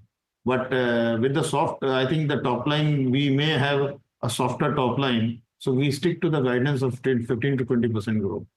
Margins have dipped slightly to 22.1 from 22.3 that we had seen. Now, what led to this margin weakness in this quarter? And also looking ahead, as aluminum forging does ramp up, do you expect any margin impact from the initial setup cost or any other costs associated with the segment, which could then again put further pressure on margins? Aluminum forging, I think, is going to start in the second quarter of FY26. Okay, so it's still far out. Yes, and I think that is going to be a game changer for RKFL. And we are starting with a very small capacity of only 3,000 tons annual capacity. And I think from there on, we are going to add up in this capacity. We have a vision in next 3 years to get to almost 20,000 tons per annum capacity in aluminum. But we'll be slow and steady with that. But that's going to be a game changer for RKFL. Mr. Jalan, good morning. Tamanna here, and thank you so much for speaking with us. The volume growth for this quarter, of course, has been robust, and we've seen that pan out in EBITDA, revenues, etc. Do you see that sustaining? What is the kind of volume growth outlook you have for the full financial year? We have a full, I think we'll be able to sustain that volume growth, and we should be doing better than what we have guided. I think we are looking at almost 15% plus volume growth. And I think we are sticking to that volume, and we are confident of achieving better numbers than what we have guided. About a 15%, even better than 15% for the full year? Yes. Okay.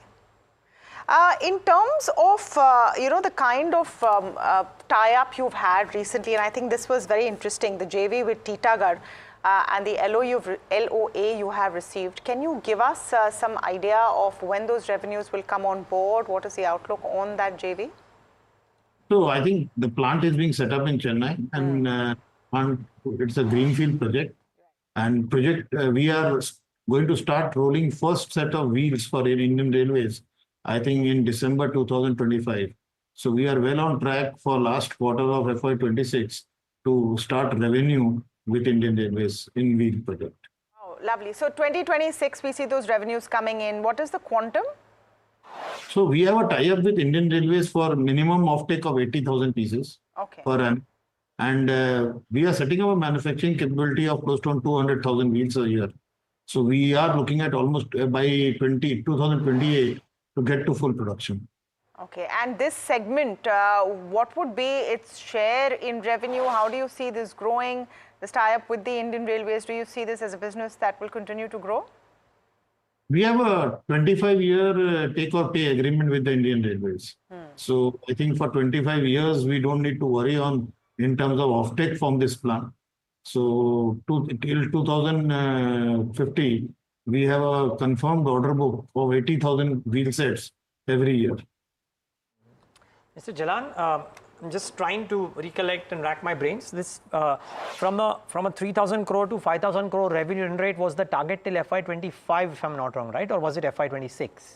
FY26. FY26. So you seem to be well on track to not only beat that, but beat that, right? Your trailing 12 months is about 4,100 crores already. So you will probably do that much earlier. Yes, we are going to do it much earlier. Okay, so then would that therefore mean that you revise FY26 higher, or is the situation fluid right now because of how the global economy as well as the recent stress in the local economy? No, I think with the kind of capacity we have added and kind of order book we have right now, and the new businesses which we have won, we are confident of beating that, and we are going to revise our guidance for FY26 on the upward side. You will hike the FY26 guidance as well. Would you need to raise any capital, Mr. Jalan, in the ensuing period of the next 12 months to either do capex or any other reason? No, I think we are done with our capital raise, and we don't need any further capital. I think the free cash flow of the company is well positioned to for all our brownfield and greenfield projects, which we have planned out over the next 24 months. Mr. Jalan, like I said, we have Parag Thakkar of Fort Capital with us, and he wanted to ask you a question as well. Parag? Yeah, hi sir. Thanks a lot for taking my question. So basically, we are here, and I think you answered this question to Neeraj, but that time I was not able to hear. So many cement companies are pointing at that from last 1 month or two, or say last 20 days, the government spending has started to pick up. And as very rightly Neeraj pointed out, that was the main worry, and that is the main drag on earnings as of now. So I would like to know your more detailed view on that government spending is back? Yes, I think, like I said, government spending is back, and we always were aware. And this happens every 5 years. During election time, I think government spending slows down. And I think from September onwards itself, we are seeing government spending pick up. And I think that's going to continue. And I think with 5 months of no spending, I think we should see like next 7 months, the entire budget or most of the budget spending should happen. So it should be much better than what we have seen. And that's the reason you will see pickup in infra spending, which will cater to a lot of other segments getting boosted with that. Absolutely. Great to hear that, sir. So I think Jan, Feb, March should be a good quarter to watch, right? In terms of India domestic cyclical earning space, right? I think October, November, December also should be much better than what the market is expecting. So just one quick question, and I want to get a sense of what's happening. Of course, we've spent quite a bit of time talking about the domestic setup, and we also got Parag Thakkar to ask you that. But you know, you've got an order book of about 1,520 crores, primarily from the overseas market. You want to give us a sense of what the contribution of the overseas market is, what strategies there are in place, and how do you see that play out? Because with all the focus on domestic, but still a significant order book from outside is commendable. I think we are well positioned for 50% of our volumes from exports. And I think this order book reinstates our commitment to continue to grow in geographies across the globe. And Europe primarily is a focus area wherein we had a very less contribution. And most of the order wins now are coming from the Europe market and off-highway segment from the North America, which also deleverages our balance sheet from only automotive to non-automotive. Our overall target actually for automotive, non-automotive business is 60% automotive and 40% coming from non-automotive. I think we are well on track by FY27 to achieve that target. Okay. Well, Mr. Jalan, this was such a pleasure talking to you, and it was lovely to understand those words from you, that October, November, December could be much better for India Inc. than what the street is penciling right now. That's a key takeaway, and wishing you the same for Ramkrishna Forgings as well, and look forward to the revision of the targets as and when you hit 5,000 crores. Thanks for speaking to us today. Thank you. Thank you. Thank you very much. Thanks. That's Naresh Jalan. Parag, quick 20-second answer because we have Brigade Enterprises waiting. Are you happy with what Ramkrishna Forgings has said? Absolutely. Is forging a good sector to bet on? So I'm saying anything which is domestic cyclical, whether it is banks, whether it is cement, whether it is auto, and you know, say the Eicher Motors also told, right, that the momentum is continuing after festive. Sure. Okay. I'm sure in some categories it might slow down, but I'm saying November again is the highest marriage season. So some earning momentum is coming in while Nifty has corrected 10%. Got it. When we were at 10% higher, that quarter was looking bad, and now we are 10% lower and earnings are looking better. So I would say that is a strong case to deploy money right now. This is going to be your new consulting job. You're going to come in and ask questions to all these No, but I'm serious because we're speaking to Brigade next, and again, real estate sector, very, very important. So we're going to request you to stay on with us because that insight is amazing. Just a take from you on Brigade as well after we finish this conversation. But we have with us Nirupal Shankar, Joint Managing Director at Brigade Enterprises, talking about the quarter. Ms. Shankar, thank you so much for speaking with us. Always a pleasure to have you here with us on NDTV Profit. Let's start. It seems like a bit of a tough quarter because we've seen sales volumes coming down. Are you seeing stress in the residential segment, which is your largest segment? Yeah, good morning. Thank you so much for having me. It's always a pleasure to be here as well on NDTV. See, this quarter, if you compare it with the previous quarter, we've actually had a 46% increase in our overall sales. We're at 1,821 crores now. And even our collections has been at 1,900 plus crores, which is again a 35% increase over the same time last year. Of course, there's been some slight delay with the launches of new projects, but nevertheless, we've managed to have a pre-sales volume of about 1.68 million square feet. And the good thing is that despite the fact that, you know, some of our launches are slightly delayed due to some slowness in approvals, we've been able to capitalize on the cost. Our average realization has also increased by almost 45% from the same time last year.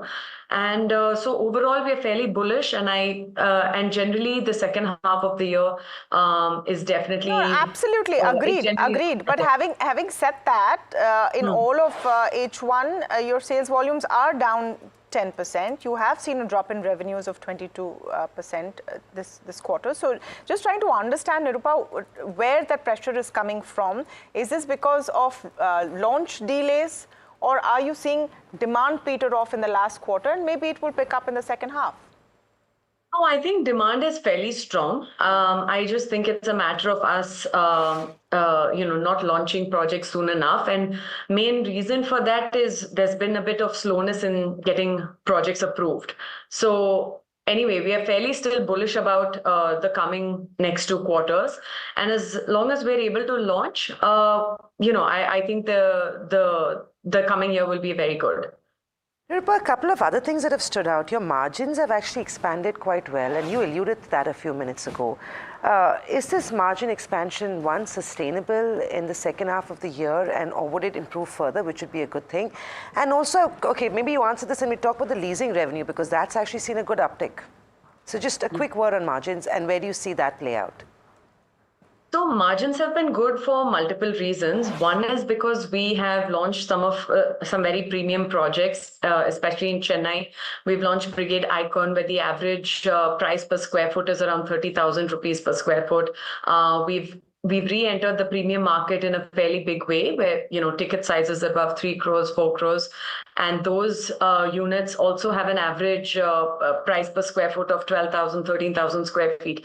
So there are multiple reasons for the increased realization, which also leads to the increased margin. One is the segment which we have launched our projects in, and the second is, of course, like I said, there is still strong demand. We're able to increase our prices while keeping the demand intact, and we're also able to reduce the sales cycle. So previously, I would say prior to COVID, we would sort of spread out the sales cycle over the development of the project. But now we're able to sell the project within a shortened period of time while it's still under development as well. So there are two factors. You're able to increase prices while demand also remains strong. And like I said, average realization has gone up because of the nature of the prices. Projects. Quickly, leasing revenue was up 27%, occupancy rate stands at 97%. Are you working to increase that part of the portfolio? Because that looks far more healthy than what we've seen in the recent past. And if yes, then where does it take us? So Brigade has always maintained that we like to keep, a good balance between our residential portfolio, leasing and hotel portfolio. So typically, the residential portfolio can account for about 60 to 65% of our top line, and then the leasing portfolio can account for generally 25 to 30% of the top line, and hospitality also about 10%. So it varies slightly between which cycle we're in. The leasing revenue, you'll always see a better uptick when a project is completed, and during the 3 years or so while it's getting constructed, while we're spending money on the project, you're not really seeing any increase in rentals. So here we've completed some of our large projects, and we're starting to see the rentals come in, because even once you finish a project, we have to wait for at least 6 to 8 months till clients come in, do their fit outs, until we see revenue. Now we're finally seeing some revenue come in. The leasing revenue includes our retail portfolio, some facility management business, as well as our office rentals. And, it is a good time. I know office has been getting a lot of skepticism in the last few years as to where is it going to go. But I must say that I think India will hit about 70 million square feet of leased transaction space in calendar year 2024, and out of that, Bangalore should get about 16 million of that, which is the highest that Bangalore would have ever seen. So I would say that leasing is pretty strong. There is demand for major cities. Bangalore, of course, Mumbai are all seeing demand for office space right now, and I think Hyderabad as well. Nirupa, good morning. Neeraj here. I just have one question really. Because you are at the end of the first half, and you can maybe look out maybe 18 months out, and because quarterly numbers become difficult to track because of pre-sales versus delivery, etc. From what you were in FY24, annuity business and residential sales, what do you reckon you might be at, let's say FY26, 27, what have you, considering that the internals are looking so strong?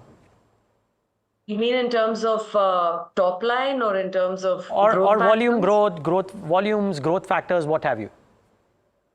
See, of course, we have to go with where the market is, but typically again, I can't give too much of forward-looking guidance, but typically we say, 15 to 20% growth is kind of what we look at. And, if we do better, that's a bonus, but that's the minimum that we would want to achieve year on year.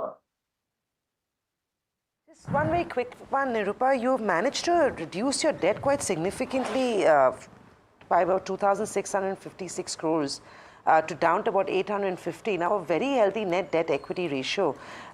With the new projects that are coming up, how do you plan to finance them? Is it going to be through net debt, or do you plan to continue to maintain low leverage? And then, of course, look for partnerships and equity. See, we've already finished our QIP recently, so we've managed to raise some equity there. But with regards to the debt, I would say that our residential business, because of the healthy cash flows that it has, we are pretty much zero debt for our residential business. Most of the debt that we have is also securitized. I would say 81% of all the debt that we have is securitized. The balance is for ongoing projects and for construction finance. All our future projects, especially the capital expenditure heavy ones, will require some construction finance, so that we will get project to project. We managed to keep our cost of finance also fairly healthy. And it'll be a combination of accruals and debt for future growth. Nirupa, if we may, we have Parag Thakkar with us, and he's been tracking, of course, the space very closely, and he wanted to ask you a question, if that's all right. Yeah, of course. Yes. Yeah, hi Nirupa. Thanks a lot for taking my question. In fact, Brigade was one of the largest holding when I was in ICICI Pru. So that's nice to hear. We have a huge respect for your company. Thank you so much. Just one question, that you said that approvals were getting delayed, right? Now that approval cycle has revived, because now that election has already happened, and now we are 6 months after the election, the approval cycle has started to revive, because that will actually determine your sales and revenues, etc. Right? Yeah, I think it's getting better, but there's some slowness that sometimes is out of our control. But I think we should be able to launch about 16 million square feet within the next 4 quarters. So that we'll see a very healthy performance once we're able to launch, because a lot of the projects that we have waiting in the pipeline, we already have certain expressions of interest. So we know that we'll be able to, there'll be very healthy demand for the projects as soon as we launch them. And the idea is to incorporate a healthy price rate, so start at a good average price realization, so that in case the demand is very strong, we're able to sell out those projects as quickly as we can. So we are expecting to launch about 16 million square feet in the next 4 quarters. Thanks. All right. Thank you so much, Nirupa, for coming and speaking with us and answering all our questions. Look forward to what Brigade is doing. And of course, the rise of the real estate market in southern India is also a very interesting story. Brigade stock has actually recovered a fair bit from its lows of the day. It's about 0.5% down now. And clarity coming in from the management that the concerns were approval delays because of the election cycle. That is set to improve. But with that, thank you so much, Parag Thakkar, for joining us today. Pleasure having you in the studio. We have to do this more often. Sure. But let's shift focus to an interview my colleague Sajid has done. He's spoken with Chairman and MD of NTPC, Gurdeep Singh, and Director of Finance, Jaikumar Srinivasan, and began by asking about NTPC Group's capacity addition plans. Today we have 76 gigawatt of the total capacity. Out of that, around 62 is based on the coal, and around 6.5 gigawatt based on the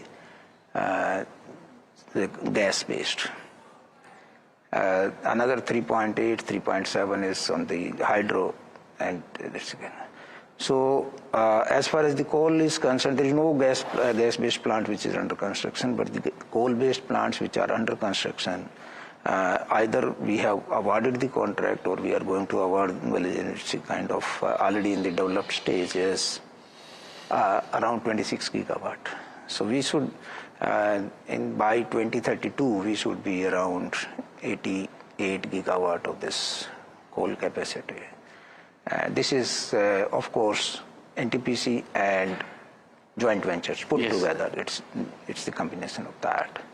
As far as the renewable is concerned, that's what we have said is 60 gigawatt by 2032. But along with the storage, I believe that by 2030 we should be able to achieve that. We will not, and by 2032 we may be exceeding towards another 10 to 20 gigawatt. Maybe then we can reach around, let's say, around 70 to 80 gigawatt by that time. We have very aggressive plans for that. We are working on that, and we are very thankful to some of the states who are coming forward for this. Andhra, just I mentioned, And Rajasthan, we have already 25 gigawatt of the firm capacity, which we have started working on that. Gujarat, we are working on Khavda and others, which is going to be around. We have our own renewable energy park, which is around 5 gigawatt. But in addition to that, we are also taking up some other projects in the other parts of the that Khavda park, which is totaling to around 7 gigawatt at that location. So put together, I think this is going to be. And nuclear? Oh, nuclear is just beginning. I think by 2032, what we are planning is only around 2 gigawatt. But at the same This time, will be the modular nuclear plants. No. This is to start with. It is going to be the concerned PSWR. But I think then this. After this, we are also working we are discussing with BARC and DAE how to participate in the small modular reactors. So this is probably at some other day we will discuss, because this is a full subject itself. This is very capital intensive. It's very technological, and more than that, I think there is going to be a lot of regulations, etc., which need to be taken care of. Mr. Srinivasan, a big capex plan has been laid out by the chairman here. Do you think capital will not be an issue going forward? Capital should not be an issue at all, absolutely, because we have multiple strategies to do that. One is NGL, as I was mentioning to you, is a self-revenue generating model. And of course, NTPC as a parent is there to back up with a large cash flows available. And sparingly, if it comes to some point that we are ramping up our capacity, depending on all the storage solutions coming up, green molecular business. We have the option of putting the money from NTPC also through a right issue. So, and that time the right issue will come to all the shareholders as well, in that sense. Give me a sense of your margin, because I was looking at your margins, including the SPV for last few years, and how margins have contracted a little bit to 88% odd from 90 odd percent, which used to be in FY23. What is the profile of the margins for the green business, NTPC Green Energy business?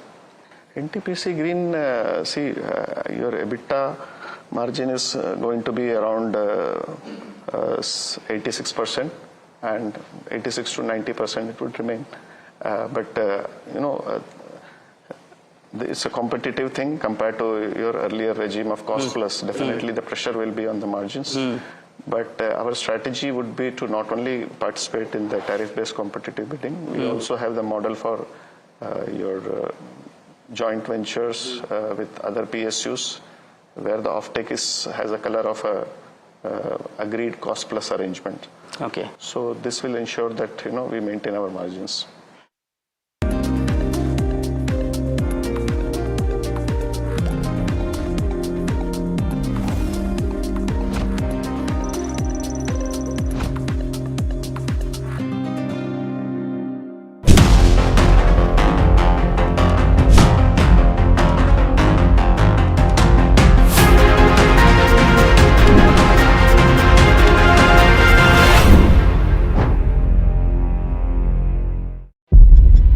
When the whole day passes like a blur, the news just whizzes past, and you're trying to stay informed.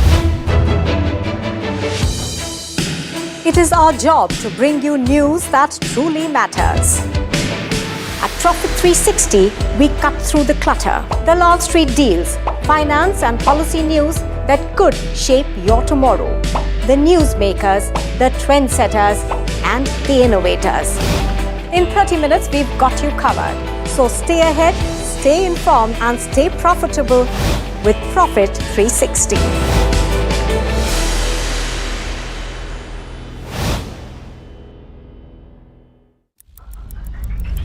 Headlines you start your day with. What matters worldwide is now in the palm of your hands. Get ready to seize the day and maximize your financial potential. Stay ahead of the curve with all you need to know on NDTV Profit.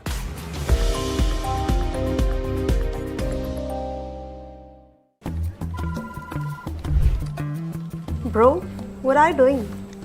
I'm trading FNOs. So, have you made any money? Oh, it's simple. If you think the market is moving upwards, just buy Nifty call option. But if you think the market could slide downwards, simplifying futures and options trading.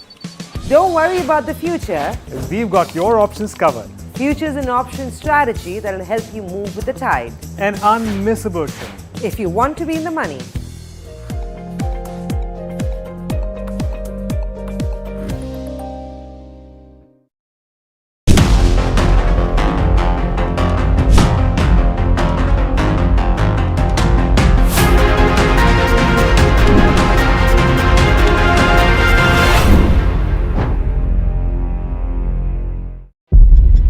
When the whole day passes like a blur, the news just whizzes past, and you're trying to stay informed. It is our job to bring you news that truly matters. At Profit 360, we cut through the clutter, the Wall Street deals, finance and policy news that could shape your tomorrow. The newsmakers, the trendsetters, and the innovators. In 30 minutes, we've got you covered. So stay ahead, stay informed, and stay profitable with Profit 360.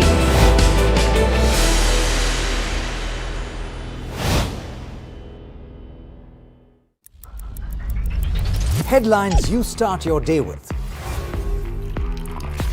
What matters worldwide is now in the palm of your hands. Get ready to seize the day and maximize.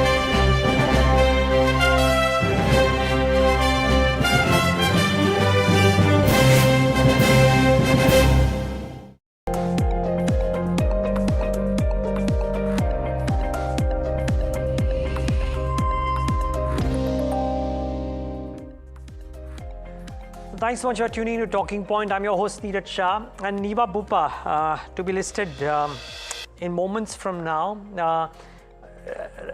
The management getting ready to ring the bell. It's a big moment in the life of any company which is doing this, and therefore this should be no different for Niva Bupa as well. But the interesting piece is, what premium does it list at? So in line with what was estimated, really, if you will, and in line with the discount price, obviously. So 7.5%. Let's see if this one has the same fate as Swiggy did yesterday, when it bounced back in the second half of trade to move higher. It is now starting to inch up, Niva Bupa, about 9% higher. Let's see how this one does during the course of the day. We'll, of course, keep you updated. But just take a moment to mark Swiggy as well, because yesterday was a decent outing for Swiggy, really. From the lows of the day, did really well to end. For now, about 2.5% lower. Not all new listings have had a good run. Some certainly have had, but Niva Bupa for 10% higher for the time being. Thermax is a stock in focus now. Let's talk about not the primary markets, but the secondary markets.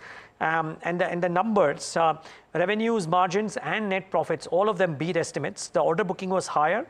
Large orders in the infra energy segment, and margins were higher on account of better performance in the industrial products category. Let's get in Ashish Bhandari, Managing Director and CEO Thermax, who joins us right now on the show. Ashish, it's been a really long time, but good talking to you. This is Neeraj here. I hope all is well. Neeraj, all is well, and thank you for having me on the show. Yeah, it certainly looks like Q2 turned out to be a lot better than what the street was working with. Did you pencil this in, or has it turned out to be slightly better as the turn of events happened? I would want to take 2 points out. One, on the order side, when we started this year, we had talked about how this year we do expect some bigger orders to start coming back, because all of last year we were working with work that was going on, but we really didn't see too many big orders coming in. This year, that trend should reverse, and Q2 is a good example of that. Even as we look at the next 3-4 quarters, we have got other bigger opportunities also in play. If I take that big opportunity out, we have been growing steadily in a lot of the rest of our business. Industrial products has been growing double-digit now for multiple years, and we see that trend continuing at least in the near future as well. On the margin side, there was one exceptional item in Q2, which was not unexpected. This relates to a PSI, a production-linked benefit that we got from the Maharashtra government, which is a scheme that one of our new plants was part of for some time. But now that the assurance of the benefit coming through is certain, we started to show this. This will continue in smaller amounts for a period of time, but this was a one-time, relatively bigger number that we showed in Q2. If I take this number out, actually our profitability was slightly below what we would have expected, and that is driven by continued challenges that we have on the execution front on bigger projects. Okay.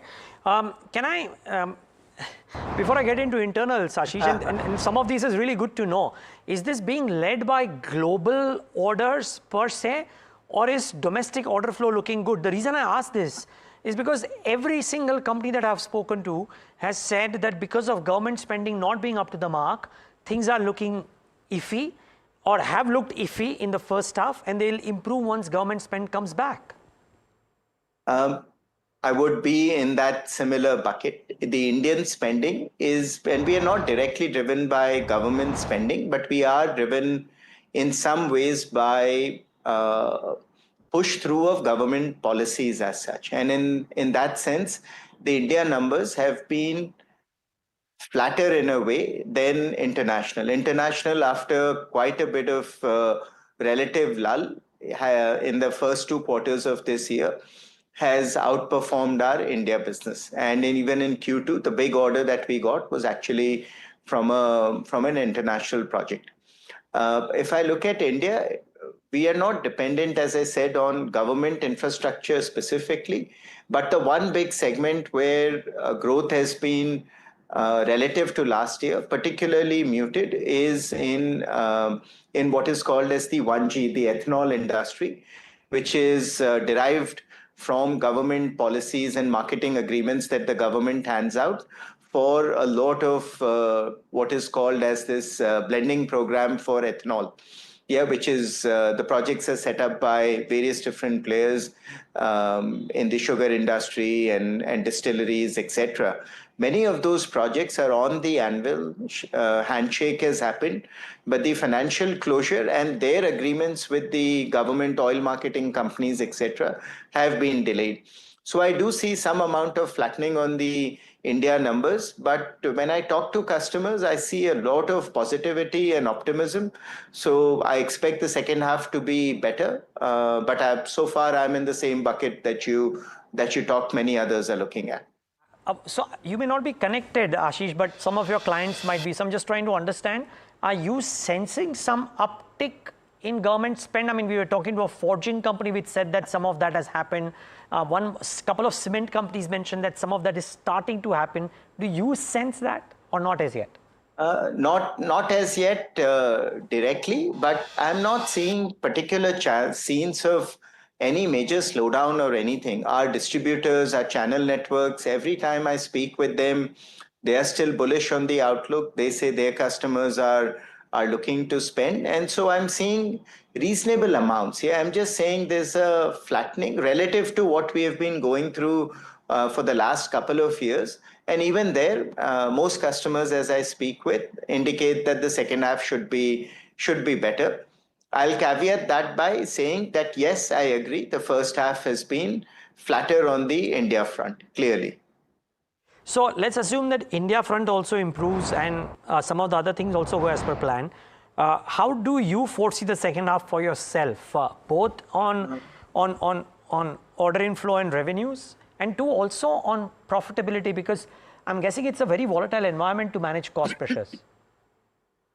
No, I think on the revenue front, a lot more confidence given our backlog, and the backlog will liquidate itself at a reasonable pace.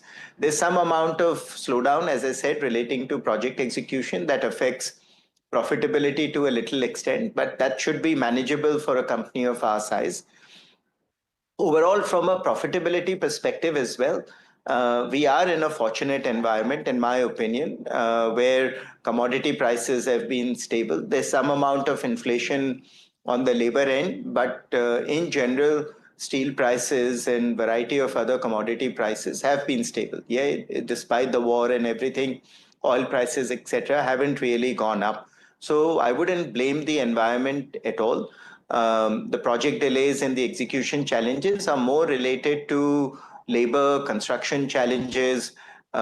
We have had climate-related issues on multiple fronts where rains, etc., have delayed things significantly. And other than our chemicals business, which is dependent on exports and some of the impact of freight, etc., which showed up in Q2. But even that, I think now that we have taken whatever was the impact in Q2, Q3 onwards should start to look better. So I don't think on the profitability side we can blame the environment. It is Thermax's own execution and how we operate that. I think that would be the question. You've done very well in quarter two, right? As I was looking, the highest operational metrics at least since September 2021. Do you reckon this can continue? Is this a sign of things to come?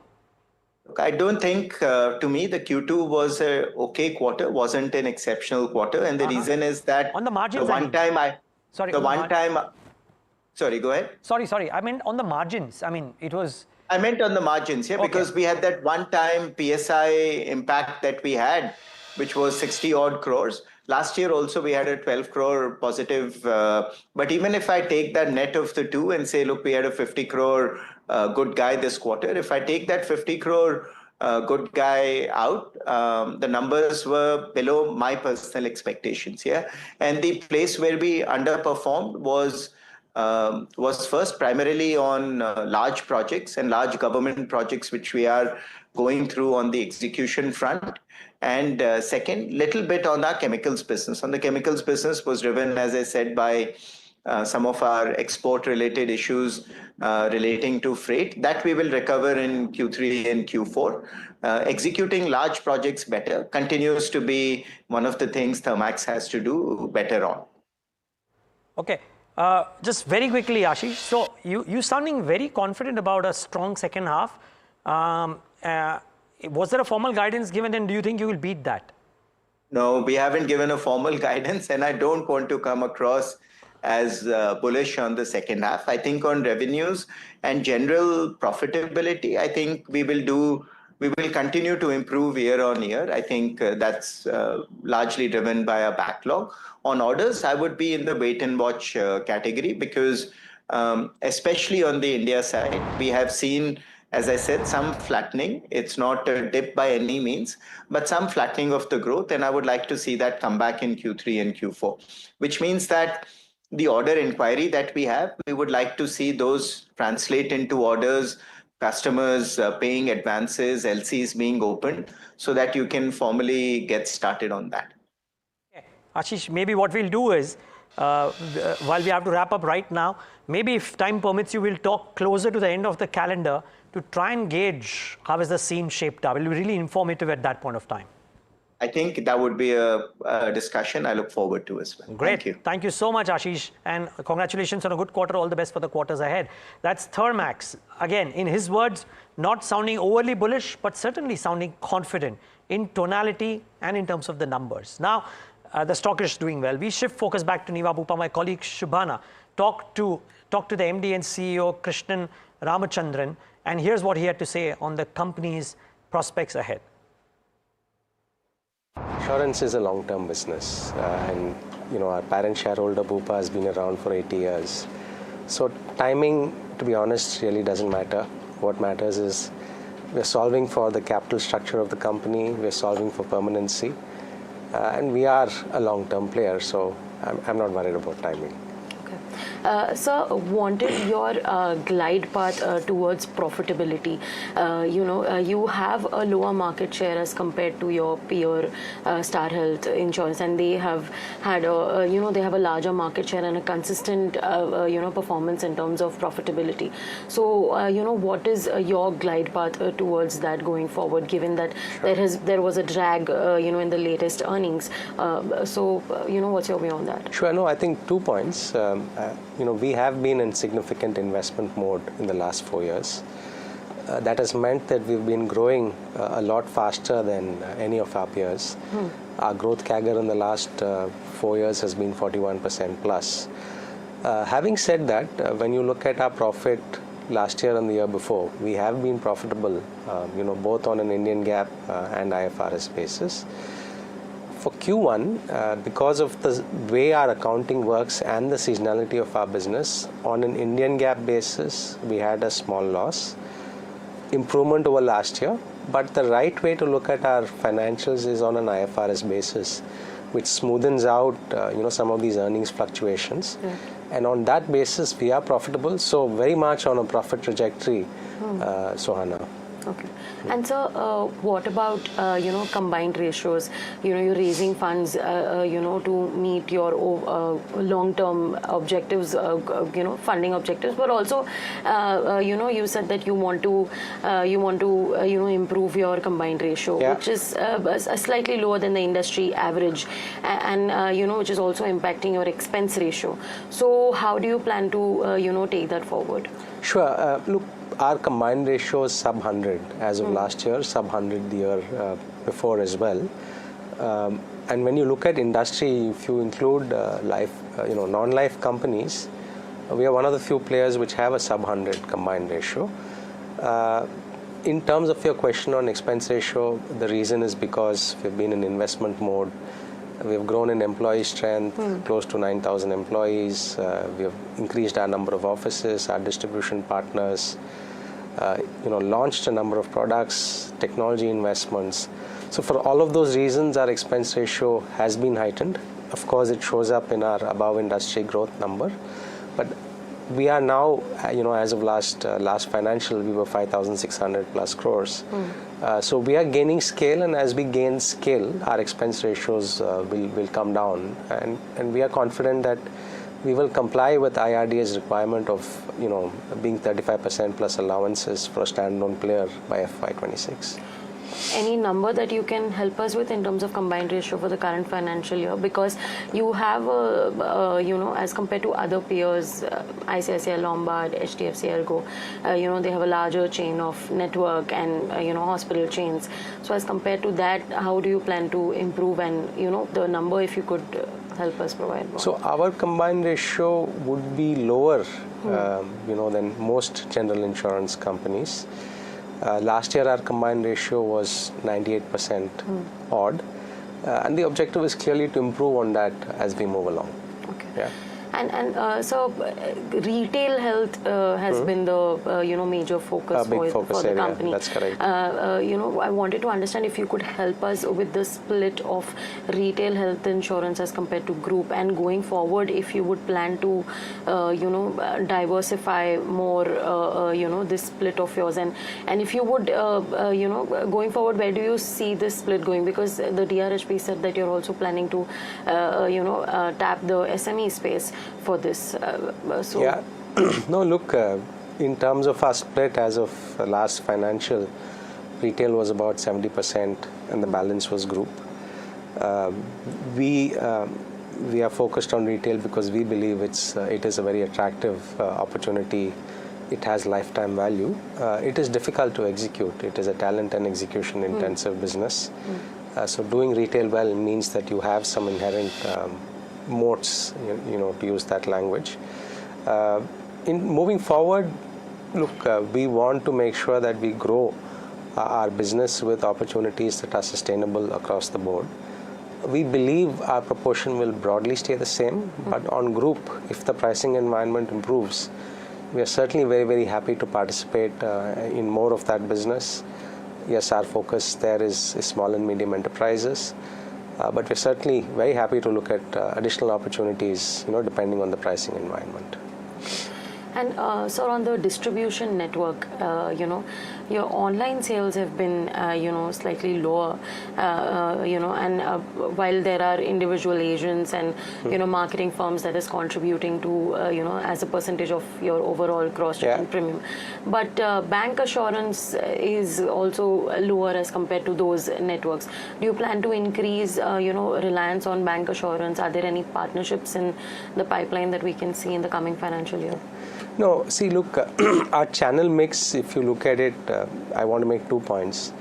One is we are clearly multi-channel by strategy. So if you look at our proportion of various channels, we have a very balanced mix, and that is the result of a conscious choice. We do believe that being multi-channel and diversified, helps us over time. To your question on direct-to-consumer, look, it is a very exciting channel. It is a very fast-growing channel, and we would have one of the highest proportions of this business, relative to most companies operating in this space. So, a good proportion. Yes, it is smaller than other channels, but a good proportion of our business relative to anyone else is what I would say. As far as banks is concerned, again, see, we calibrate for us, a channel is a vehicle and an engine to acquire and serve customers. So as much as we can do across channels, subject to investments, subject to our ability to execute, we want to grow all channels, in a sustainable way. Are there any partnerships in the pipeline? None that I can speak of, but we do have 21 plus bank partners. We continue to add bank partners at a healthy clip. As I said, it's an engine for us to grow. Right. We want to have as many engines as possible. Well, that's Niva and what they had to say. Bring up the stock again, just to mark that it's no longer 10% higher, just about 3%. So a fairly flattish morning. Let's see what it does during the course of the day. Just want to mark a few stocks. By the way, Diffusion Engineers was under a lot of pressure yesterday, down about 4% yet again today. It's a new listing, but which is seeing some serious pressure. On the other hand, KRN Heat Exchangers is up 6.5% today at 661. So seeing some serious upticks. So, well, chalk and cheese really for some new kids. Swiggy is flat. Wonder if Zomato is flattened out as well in the session today. Swiggy's recovered, as was the case yesterday, but flat. Zomato up 4%. From the time that the Swiggy IPO started, I think Zomato has given some decent returns as well. So not bad going for both of those. And very soon, Zomato will be a part of the F&O universe, so there will be trades that will happen there too. But the stock of the morning has to be Eicher Motors. Bring that stock up, independent of whether it's up 7% or 8% or low, but the commentary was quite astounding. And Puneet Johnson to talk about that, the results, but also the commentary. And Puneet, take it away, because the con call had some seriously different mentions relative to what we have heard in the past. Well, definitely. I think they've just flipped the table upside down this time. Results, as you rightly said, 3% revenue growth, 8% growth in profits. But more so, the commentary is what driving the stock today. There's a clear change in strategy for the company. Growth is the focus now in terms of sales growth is what the company is alluding to. And that's different from the previous strategy of maintaining EBITDA margins of about 25 to 27% in that range. Now, with the higher sales growth, the absolute EBITDA will increase. The margins might stay in this 25-26% range, but the absolute EBITDA increasing is what's enthusing the streets. Apart from that, the company's focus on, maintaining inventory at a lower level has also helped, because they are not like flooding the inventory. So inventory is just about 2 to 3 weeks, which also indicates very strong sales. They sold about 1 lakh units in the month of October. They're expected to have a better performance or at least a similar performance in November and December based on the marriage season as well. Apart from that, brokerages had really good points to highlight. Jefferies, they maintained a buy 5,500 rupees per share. And one of the major lines is that the toughest phase of the competition is over in terms of premiumization with all the launches of the competitors. And they've said the stock is now at a 15% premium versus someone like a Bajaj versus 60% that it used to be over the last 8 years. So the valuations have definitely been somewhat similar, while the others have also increased. Nomura has upgraded to a neutral from a reduced earlier. They have a target price of 4,391.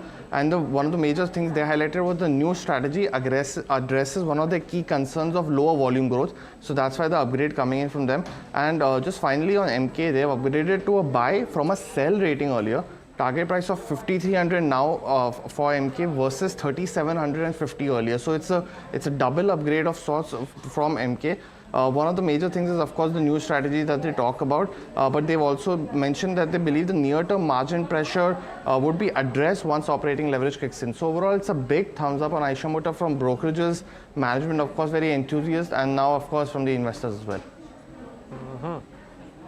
Okay, thanks for that, Puneet. 8% higher and going strong for Eicher Motors. Let's wait and watch. As Puneet said, some of the brokerages have given large upgrades, including MK, which is a double upgrade of sorts.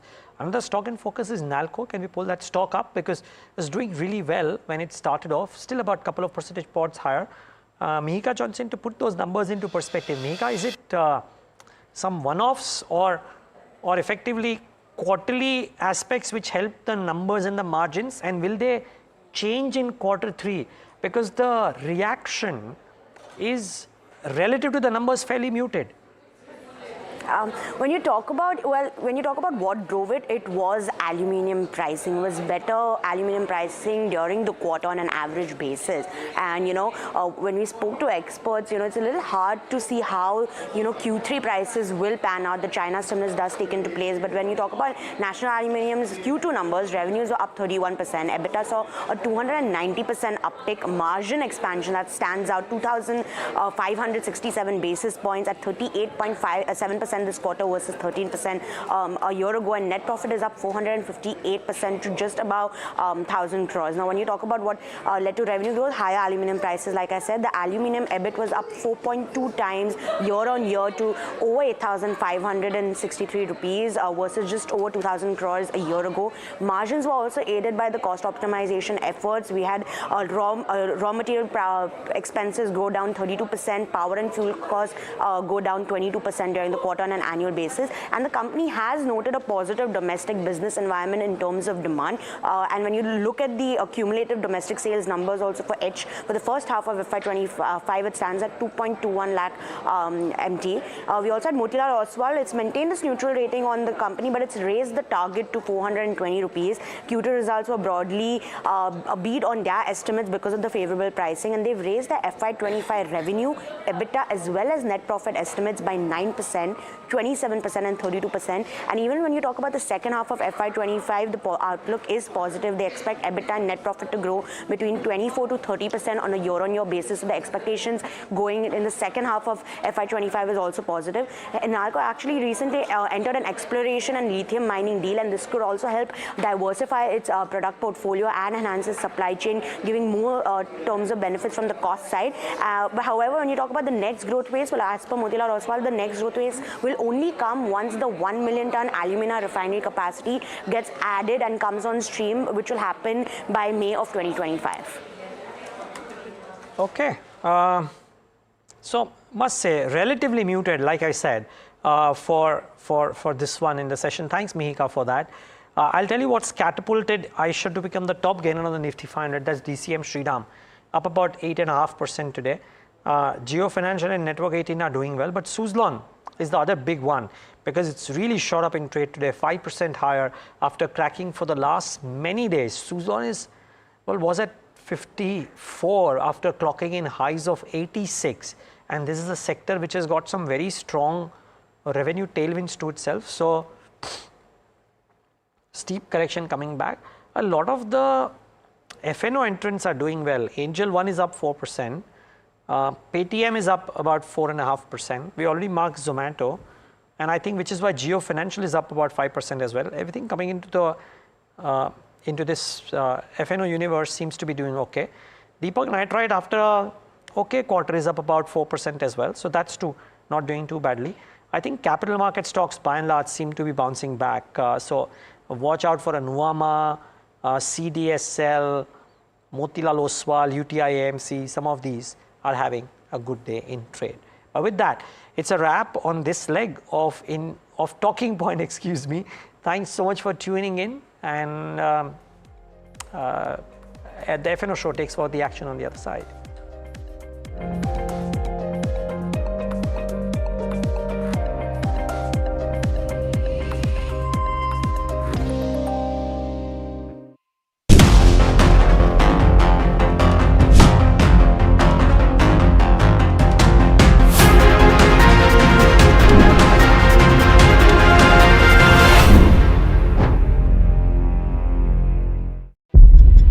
When the whole day passes like a blur, the news just whizzes past, and you're trying to stay informed. It is our job to bring you news that truly matters. At Profit 360, we cut through the clutter. The Wall Street deals, finance and policy news that could shape your tomorrow. the newsmakers, the trendsetters, and the innovators. In 30 minutes, we've got you covered. So stay ahead, stay informed, and stay profitable with Profit 360.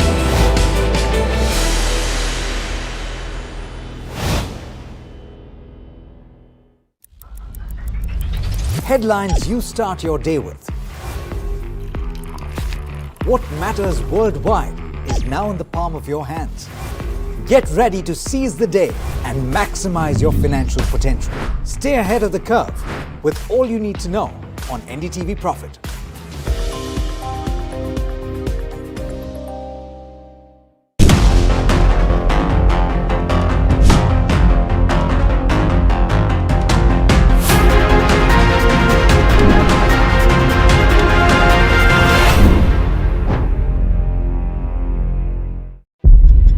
When the whole day passes like a blur, the news just whizzes past, and you're trying to stay informed. It is our job to bring you news that truly matters. At Profit 360, we cut through the clutter, the Wall Street deals, finance and policy news that could shape your tomorrow. The newsmakers, the trendsetters, and the innovators. In 30 minutes, we've got you covered. So stay ahead, stay informed, and stay profitable with Profit 360.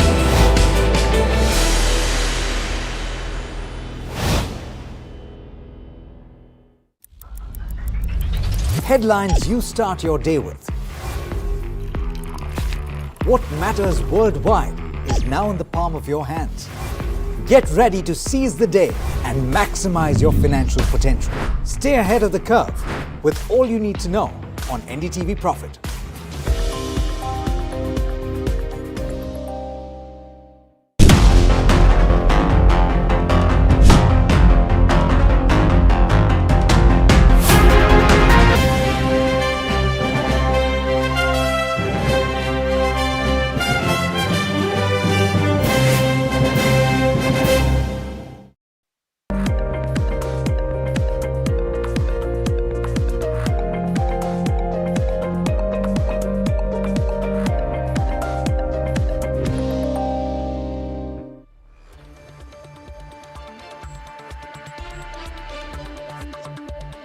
Welcome. You're watching the F&O show. The next half an hour, we'll take you through a very volatile market, but I think we can breathe a sigh of relief. It doesn't look like there's a material recovery, but it feels like maybe we found a little bit of a floor for now, or for today. Even if it is momentary. For today? Yeah, even if it's momentary, I'm sure traders and investors will take this as with both hands. Even a day like this where you're actually not seeing significant gains after the kind of fall that we've seen in the past few days, it's certainly going to be something that's going to give you a breather. Yeah, and the breadth of the market is not great. Like we said, it's a 50-50 split. Nifty 500 is doing slightly better. Broader markets as well, not declining or falling off the cliff anymore. In terms of movers, you have a handful of stocks that are looking okay in the broader market universe. Stocks like Eicher Motors post earnings is up 8%. You've got Suzlon that's looking good. Wealth management, so capital market plays a good trade today. You've also got movement in insurance and asset management companies. A quick check on Swiggy. It listed on the exchanges yesterday. And what a day. It was the star of trade yesterday. Despite a very weak market sentiment, Swiggy did okay with a 16% rally in trade. This morning, though, quiet, but not, of course, selling off or falling off. Okay, well, there you have it. That's the market right now. But before we get into the futures and options space, let's get in another conversation going on with Just Engineering. We have the earnings come through, and we have with us Pratik Patel. He's the chairman and managing director at Just Engineering, who joins us on the show. Pratik, good morning, and thanks for taking the time out. What I'm looking at is very, very strong numbers for at least your top line and the bottom line for the quarter gone by. Can you tell us about all the factors that have worked in your favor in this quarter? Well, we had predicted this type of numbers. Our order booking is strong. Our focus is on export, and it's because of growing exports, our performance is improving quarter by quarter. In that case, can you tell us a little bit more about your order book? Where does it stand? What is the number right now? And how much of this order book are you expecting to execute in the balance of this financial year? So we have presently an order book of close to 850 crores. And we have projected revenues this year of 675 crores. So our order book covers the current projections easily, and by the end of the year we hope to start the new year with a strong order book of close to 900 crores, so that we can meet our revenue targets of next year, which would be around 800 crores. And Pratik, you mentioned that you guys are focusing on the markets abroad. So how much of this order book would be from countries beyond India? And is out of India. Yes, outside India. 60%. Okay. Above 60% is outside India. Also, Pratik, we've seen a considerable expansion in your EBITDA margins. In general, can you give us an overall picture on what you're expecting your margins to stand through for the entire financial year? Well, EBITDA margins somewhere between 21 to 23% and PAT margins between 12 to 13% on yearly basis. All right. And in terms of the kind of quality of, or rather the kind of projects that you guys are now signing up, can you tell us about what is in the pipeline right now? Because from what I understand is that you're focusing with respect to, your focus is with respect to equipment around water and wastewater industry. Can you give us a little bit more color in terms of what kind of projects that you guys are seeing now? See, worldwide, you must have been reading a lot of flooding is taking place everywhere. And as a result of that, new projects are coming up addressing concern about flooding. Presently, we are doing a big project in Kansas to isolate the railway infrastructure of Kansas from flooding from the river. Similarly, we are doing a big project in Hong Kong. So more and more projects now we are seeing which are addressing the issue of flooding. In future, seawater rising levels also is going to be a very big issue worldwide, and countries would have to invest huge sum of money in isolating their cities from rising seawater levels. So these are the two things, flooding and seawater is two things which is going to aid our growth in future. And this is the kind of conversations that you're having with your clients as well in terms of future projects? Exactly. Okay. So from what I'm reading is that you do deal with major products when it comes to water control gates as well as screening equipment, among others. Is this going to be the focus for the business going forward as well? Yeah, water control gates is our main product along with screens. But we are also expanding into other product lines which we are now rolling out internationally, like knife gate valves and other special products which we have.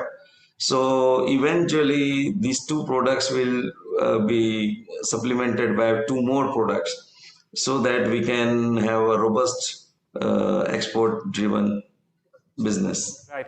Pratik, can you give us an idea on the kind of cash flows that you are expected to generate towards the end of the year? That's the first part of my question. The second part is capital expenditure that you have in place for FY25. And well, going forward, if you are seeking an expansion in your capacities as well. Inaugurating or commissioning two plants in 25, one plant in Chennai and one plant in Pithampur. We would also be expanding our facility in US. And for all this expansion, we do not need significant amount of loans. We would be able to meet major expansion by our internal accruals. And what is your current debt level on a net basis? Our current debt level must be less than 100 crores. And you're comfortable with that level at the moment? There should we are quite comfortable with that. Okay. Okay, Pratik, we leave it at that. Thank you so much for joining us and giving us more clarity with respect to the business going forward. Wish you the best. Thank you. So there you have it. That's the management of Just Engineering. A significantly strong quarter coming through for the company. And of course, as you can see, even on an intraday basis, it's advanced by around a good 8% for now. But we put the spotlight back on the futures and options space. And we now have with us Amit Bhuptani of Nirmal Bang Securities and Nilesh Jain of Centrum Broking, who joins us on the show right now. Good morning to both of you. Thanks for joining in. Nilesh, I'll start with you on the clear and obvious question of whether or not the correction is done for now. What is your opinion? Morning, Adam. So it's too early to call it as a bottom, but I think there has to be some pullback, or I would say a dead cat bounce, which is due since a long time. I think we have a reason for that as well. Nifty has taken support at its 200-day moving average. Exactly at those levels, Nifty is witnessing some amount of pullback today. So looking at the overall setup, I think there has to be a follow-up move towards 23,700 to 23,800. Today being a weekly expiry, there are high possibility of a short covering rally. If Nifty sustains about 23,600, then we might see the levels of 23,700 as well. So for the day, from an expiry point of view, the range looks like 23,500 to 23,700. That can be a broader 200-point trading range. Even if you look at the volatility index in the weeks, which is falling roughly around 2% today, and it is approaching towards the comfort zone. Below 15, if at all it slips, then we might see a follow-up move in the index. So overall, setup looks positive for the day. So got Amit joining in. Amit, what are your thoughts on the index? We found a little bit of a floor for the last 1 hour. Do we have a trading strategy? Do you feel like the selling is done for now at least? Good morning. Overall, if you look at the overall scenario in the last week session also, as we recommended that till the time Nifty is not going about 24,500, till that point of time, we should not create any new long position. And after that, we have seen major sell-off in the market. The current, as per if you look at the Fibonacci retracement level, the support for the Nifty was at 23,700 level. And in yesterday's session, Nifty gave closing below that level. Currently, Nifty is facing 200 DMA support at 23,500 level.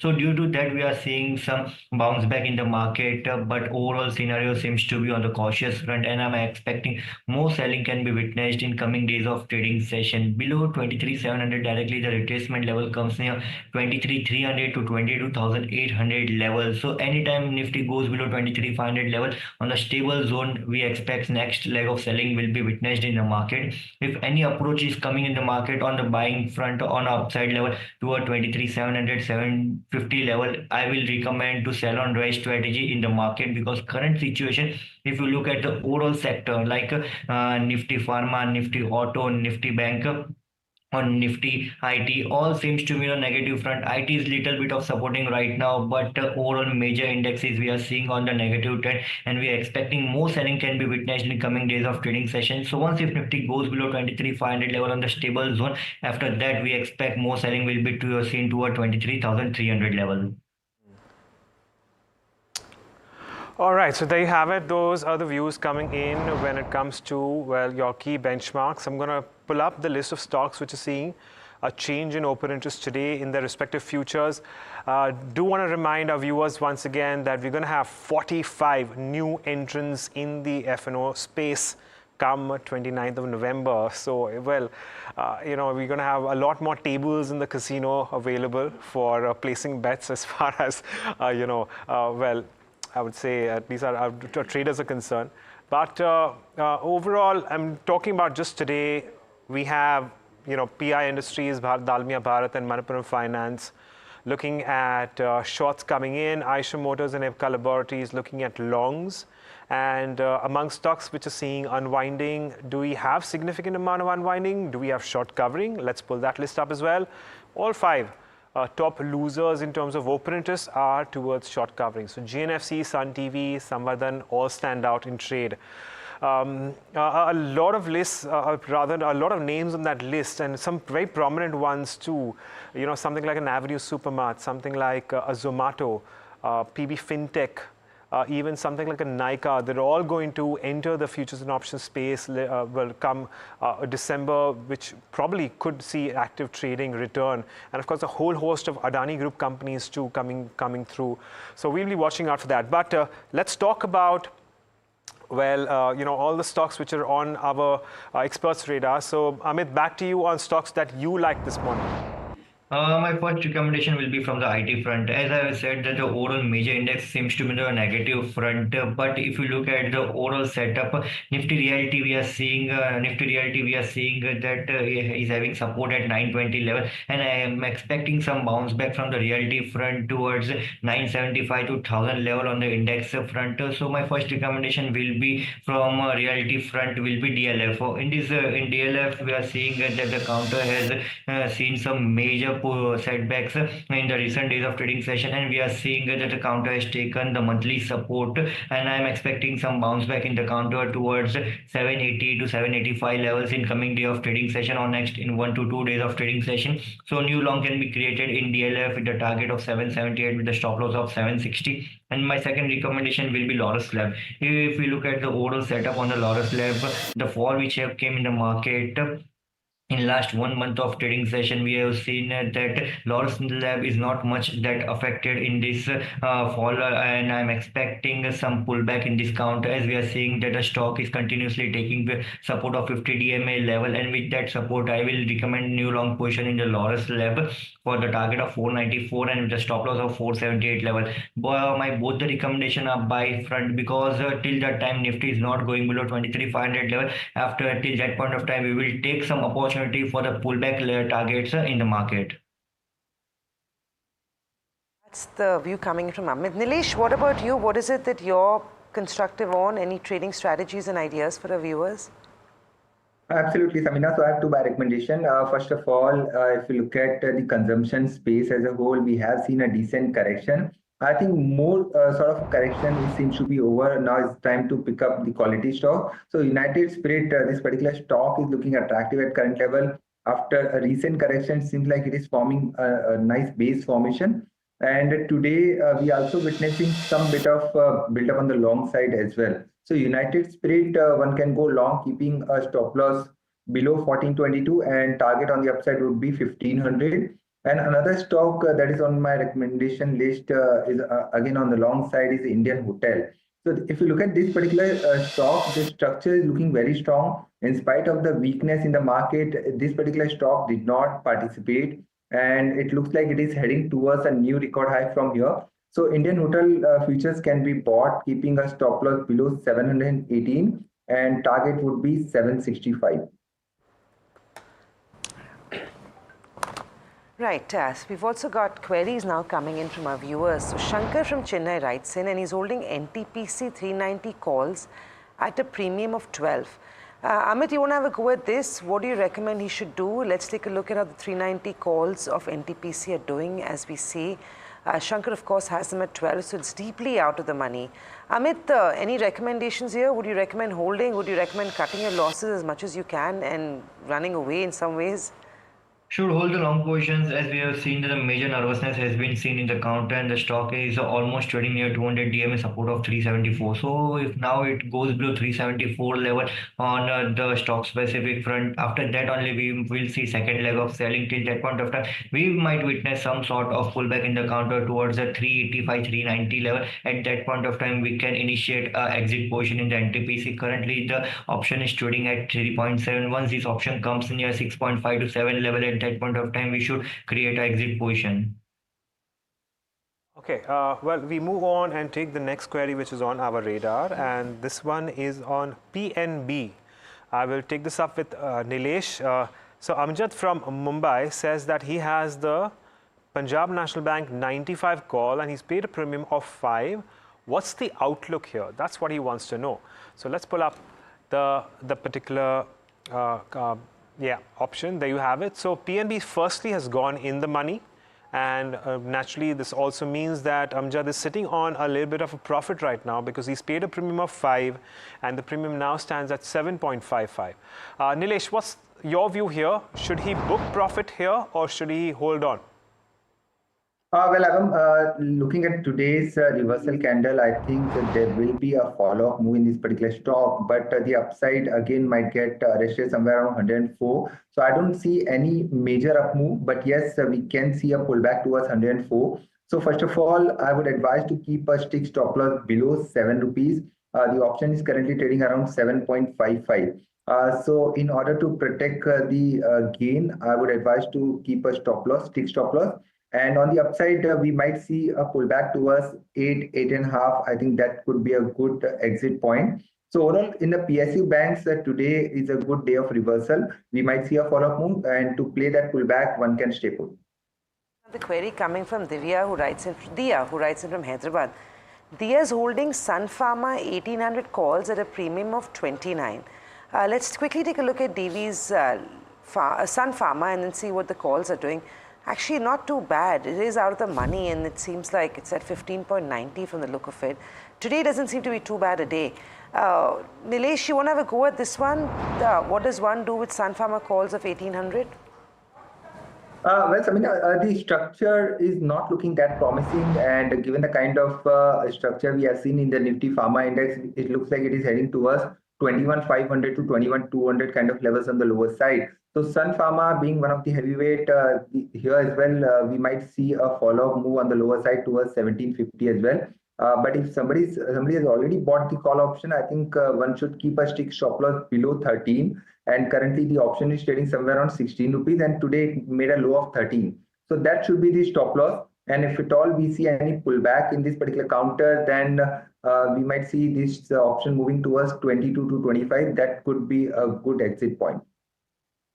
Okay, we move on and talk about Sun Pharma then. Actually, we've spoken about Sun Pharma, so I'm going to actually take a handful of other counters which are on our radar this morning. And of course, while we see a little bit of recovery coming through, there are plenty of other counters which are actually in focus.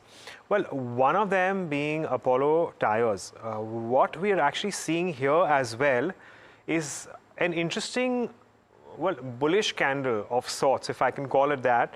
I reckon the experts we have on a panel will be more suited to make a comment on here.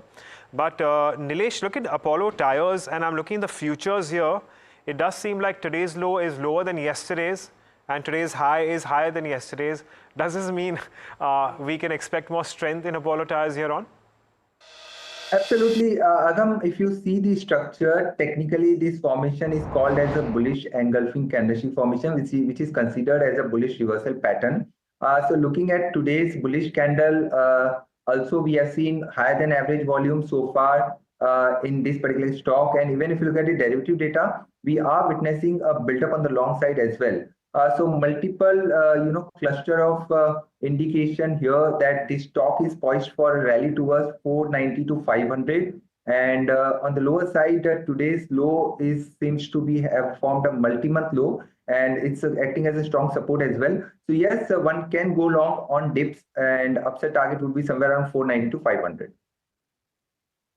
Just very quickly, Amit, while we still have you on the show, a couple of stocks that have been attempting a little bit of a recovery. Asian Paints, Trent is what I'm going to ask you about, because both of them yesterday were looking okay, but by the time we shut shop, they probably were the better off counters in terms of losses. But today they're failing any sort of a material recovery. Would you trade either of these counters? I think we should wait and watch. Totally, if you look at the Asian Paint, it has created a doji pattern on the daily chart, and once if it goes below 2460 level again, we will see the selling pressure will be continued while going ahead. If you look at the trend is trading at a support level, and we might witness some next 2 to 3 days of trading session in trend. We might see some consolidation phase. Support for the counter is at 6320, and upside the fresh breakout will take place at 6650 level. Once if the counter goes below above 6650 level, then only we might witness some sort of buying opportunity in the counter. Till that point of time, we might expect the range bound momentum. So we should wait and watch for the trend. And in Asian Paint, once if it goes below 2460 level, new short need to be created. Okay, there you have it. That's the view coming in on a whole lot of stocks when it comes to the futures and options space. And I'm going to thank both our experts for joining us, both Amit and Nilesh, and taking us through their views on the markets, giving us a handful of trading ideas, and of course solving a handful of viewer queries as well. But we now talk about commodities, and for that we are now in conversation with Ajay Kedia, Director at Kedia Advisory of Non-Agro, who joins us on the show. Good morning, Ajay. How are you looking at trade pan out for the precious metals, gold and silver? They seem to have taken a little bit of a beating of late, But do you think recovery is on the anvil, or do you think there could be more selling coming through? Very good, man. Definitely, I think in last 10, 12 days, we have seen a great erosion as I was being slightly skeptical. After the election and this Fed meet, we were expecting a correction, and correction was supposed to be end around 75,000. So I think this is a last leg of weakness, and we may see some consolidation. No doubt PPI numbers and other Fed members speech would be important for today and tomorrow, which can give some support. But as of now, technically market has been under pressure. Still, we expect ground should be near to 73,600 for gold, and silver might test 87,200, 87,500. But I think this is a last leg for weakness for bullion, because dollar index has overstretched its rally. So I think some kind of profit booking would be seen as we end till Friday. But as of now, it's slightly under pressure only. Okay, let's talk about crude then. Ajay, what are you doing with this one? With the Donald Trump policy of American first, we know that a longer period, definitely there will be a good supply, or we can say non-OPEC supply would be rising. But as of now, I think prices are very well holding $70 mark for Brent. So unless until this level doesn't break, market seems to be trading in a very choppy range. Looking to that only, we expect 57.20 is a good level to buy, with a 56.40 as a stop loss, 58.50 as a target. So I think a range-bound activity would be there for crude oil as of now. And same for natural gas, Ajay, or do you think there's a contrary view here?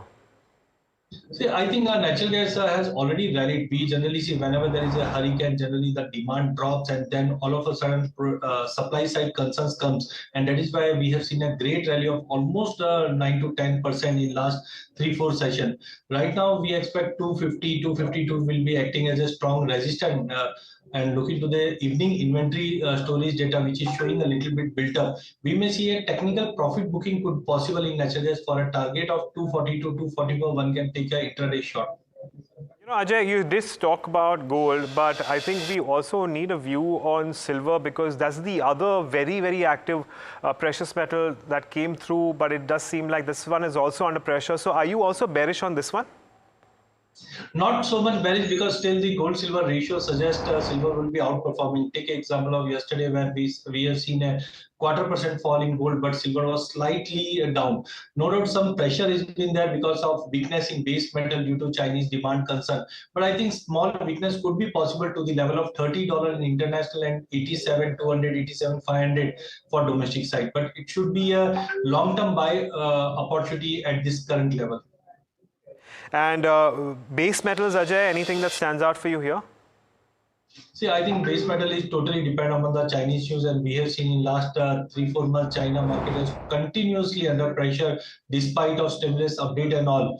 I think as of now, nothing has been supportive. No doubt, some more technical pullback can be there for copper, could be 787, 788 as a immediate support.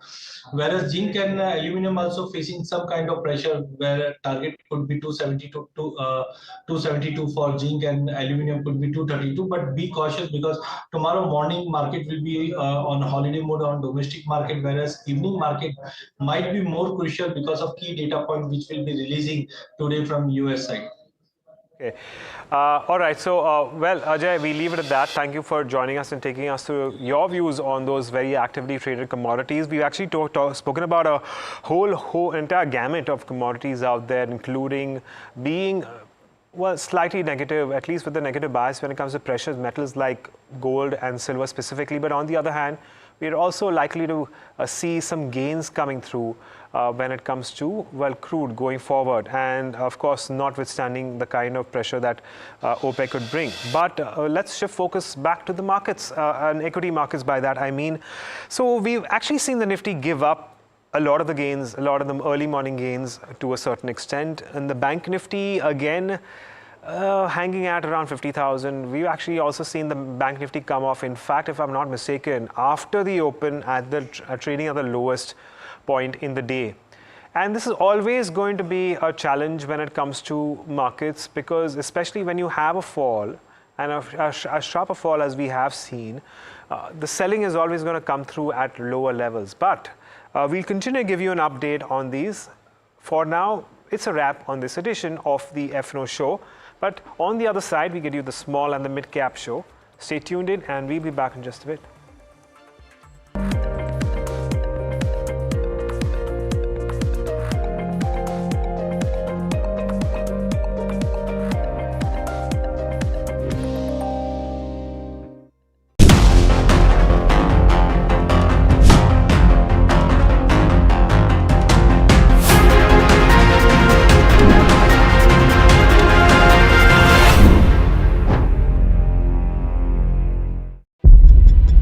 When the whole day passes like a blur, the news just whizzes past, and you're trying to stay informed.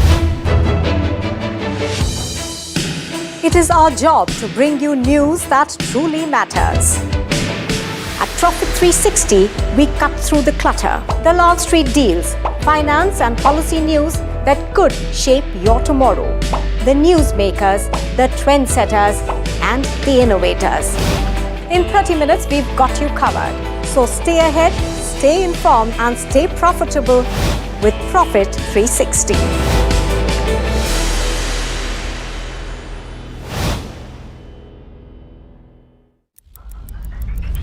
Headlines you start your day with.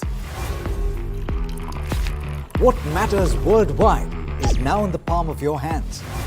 Get ready to seize the day and maximize your financial potential. Stay ahead of the curve with all you need to know on NDTV Profit.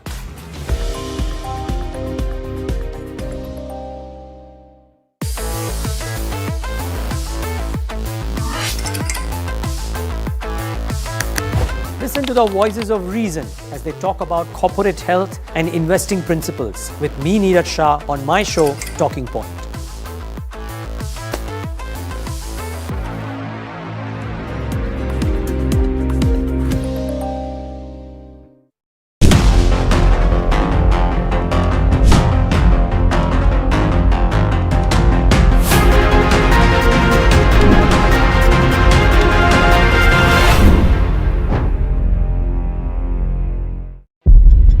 When the whole day passes like a blur, the news just whizzes past, and you're trying to stay informed.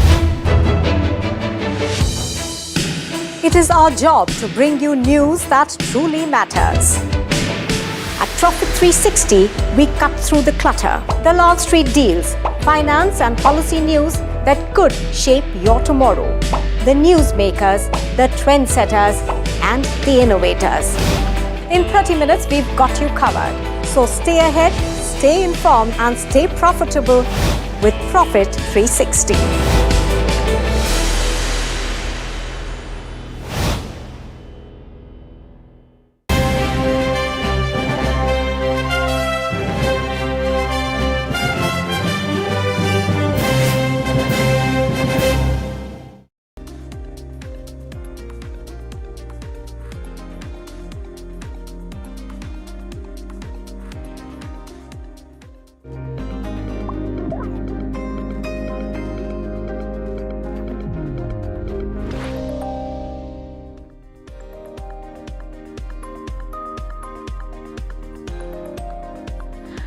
Welcome to the Small and Mid Cap Show. I'm Hiral Dadia, and with me is Anushi Vakharia. Anushi, good morning. Hey, good Clearly, morning. if you see in terms of markets in today's session, a good bounce back from the kind of downtick that we saw in the last hour of trade yesterday. If you see in terms of Nifty 50 as well, pretty much flat now. Seems that we are again going back into the red, but we continue to stay below the 23,600 mark in today's session as well. Let's quickly pull up Bank Nifty because that is where the pain is also continued. 0.1% higher, again, some bit of cooling off that is happening with regards to Bank Nifty as well. You have the mid cap and the small cap index, which interestingly is in the positive. However, the pain continues for FMCG counters. 0.8% higher in mid cap on mid cap 150. And if you see in terms of small cap 250, almost 1% higher.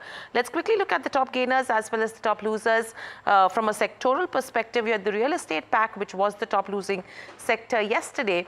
Today, if you see in terms of the heat map, that's bounced back into the positive. Media is up in trade. You have FMCG, which is the top losing sector. Oil and gas continues to bleed. IT continues to bleed as well. If you have a heat map of Nifty 50 counters, let's see where the action is in today's day of trade. Overall, if you see in terms of Nifty 50 as well, SBI Life, Kotak Mahindra Bank, iShares, these are a few of the names. Reliance Industries is again in the positive. So there is a possibility that everyone is talking about that there will be a bounce back in terms of Reliance Industries that could last from here on. BPCL trading under pressure as well. If you see in terms of broader markets, let's quickly look at a few of the names. If you can give me a heat map in terms of BSE 500, that will be interesting to watch out for, because there are stocks which could be giving you numbers. There you go. PI Industries down under pressure. SKF, AstraZeneca, Uflex, we will be getting the management as well, all under pressure. Mishra Dhatu is seeing some good gains, and this is on the back of numbers. Suzlon continues the up move. DCM, Shriram, Paytm and Nosil. These are few of the top gainers as well. Very lastly, a few other names I want to highlight. Newland Laboratories, 7.5 to 8% up move. That has continued. You have, I think it's Dishman Carbogenics. Again, this stock is up in trade as well on the back of the CRAM segment. So 15 to 16% is the kind of up move that we are seeing on this counter. And very lastly, if you see on the losing streak, PI Industries, SKF India, AstraZeneca Pharma, second consecutive session of declines on the back of a weak set of numbers is what we are seeing. So that's what the market picture is looking like. But Patel Engineering, that's the stock that we are focusing on as the first management today. Let's quickly pull up the stock on the screens and see what the counter is doing in trade. Because if you see in terms of the numbers, clearly a strong set is what we've seen. 3.5% is the kind of up move in today's day of trade. Overall, the revenue growth is higher than the guidance of around almost 10%. Margins are in line with what was guided so far. Let's welcome in Kavita Shirvaikar, MD at Patel Engineering. Kavita, firstly, congratulations for the strong set of numbers that we've already seen. If you could help us understand, one, the revenue growth has been higher than what you had guided for. Margins are in line with the 14% guidance as well. Is this something that you think will be continued in the second half of the year, or do you think you will outperform these numbers as well? Hi. First of all, thank you very much. See, let me tell you, we are on track on execution. As you have seen, our revenue growth is 15% for the quarter. Our guidance was 12%. So let me tell you, we will be continue to, on track. One example, like Subansiri project, the value is around 1,500 crore. We have executed around 1,500 crore work in 4 years. So let me tell you, we have a strong team of execution and we are on track. Hi Kavita, this is Anushri joining in. So firstly, you mentioned that 10% was what the guidance was for this year. Now, if we move forward to the next year, it's about 15 to 20%. Want to understand from you, what are the key growth drivers that you're looking at for which you're aiming for this higher revenue growth? And while the FY25 margins is at 14%, do you see a further uptick in this number? See, let me tell you, what are the growth drivers? As you know, we have a strong order book of 17,000 crore. 64% coming from hydro sector and around 20% from irrigation sector, where we are the pioneer. Like we have completed 87 dams. We are the pioneer of micro tunneling.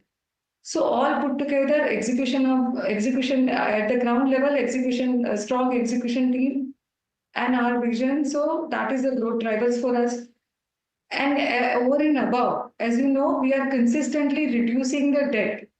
Our debt last March, it was 2,000 crore. Now it has come down to 1,500 crore, almost all about. So we are continuously monetizing non-core asset and focusing on our core sector. So going forward also, we are fairly confident to maintain the growth and margin at the same level.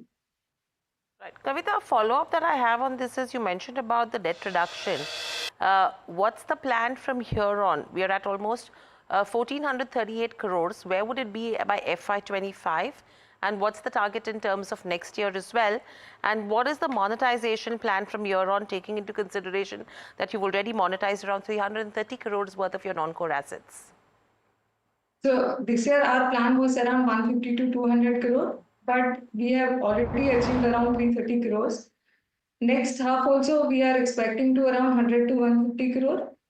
And next year onwards, we are saying that we will be, though we are targeting 15 to 20% growth year on year, but we will be able to maintain the debt level at the current level. Like our interest cost will not go up, but our revenue and margin will go up. So absolutely our net profit will increase.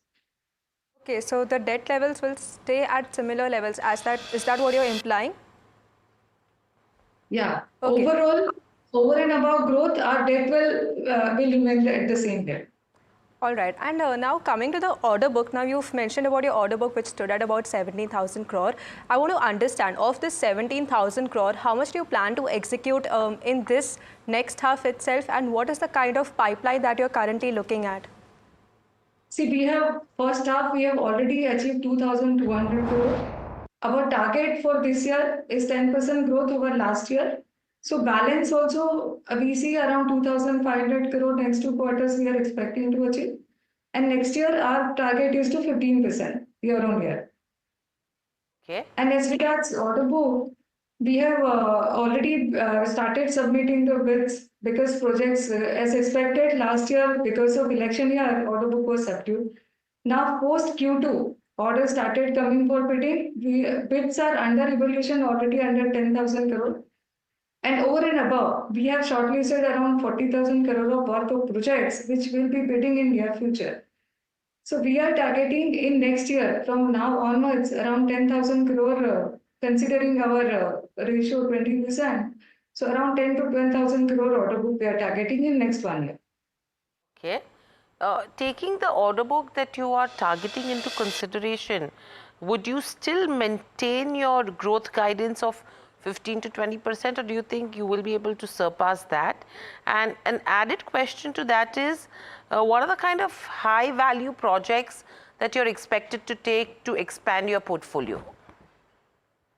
See, let me tell you, hydro, there is huge opportunity available, and overall the single size of the project itself is like 10,000, 15,000, 20,000 crore.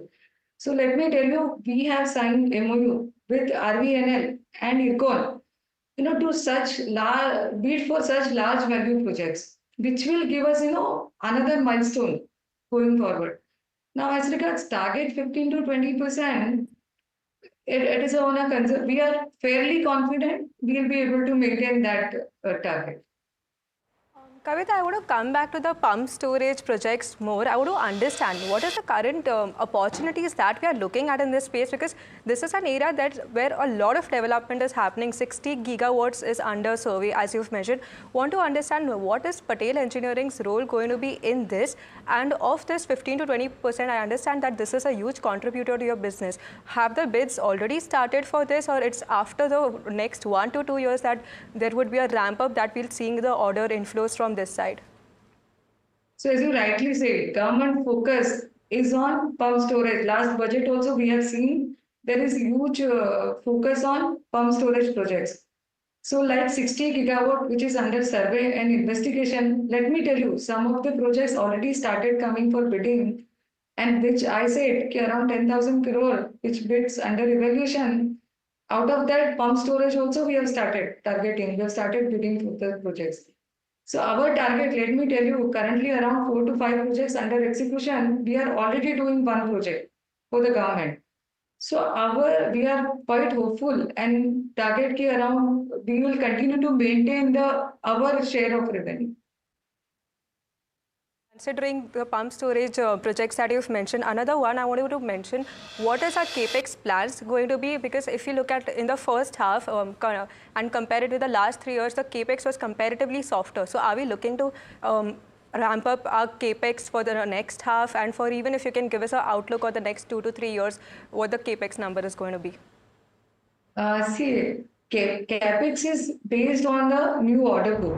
On an average, around 100 to 150 crore addition every year we make to the capex. Now, currently, as I mentioned, that last year, because of election, order book was subdued. First half, capex is looking at the lower side. But as I mentioned, going forward, we are targeting around 10,000 crore of worth in next 1 year.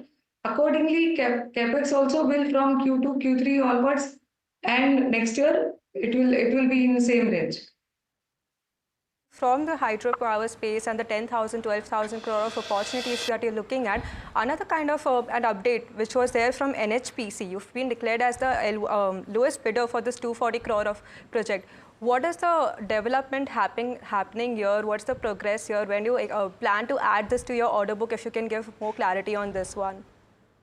See, we are L1 into 40 crore work project. We are expecting LOA to come shortly. The project duration is 18 months, and we are fairly confident we'll be able to complete within given timeline. Coming to this, I wanted to again emphasize on the margins. Now, if you can just give us a breakup, like if hydro is your biggest segment, but there are other segments also that you have. If you can give us a margin profile, do the margin profiles differ across the various segments that you have? If you can just give us a breakup on what is the kind of revenue mix that you're targeting and the margins of these segments that you have currently. See, as you know, our majority order book is coming from the hydro. So hydro, there is a margin of 1 or 2% higher than other sector, and irrigation is 1 or 2% lower than the normal margin. So on an average, we are saying we'll be able to maintain the margin of 13 to 14%.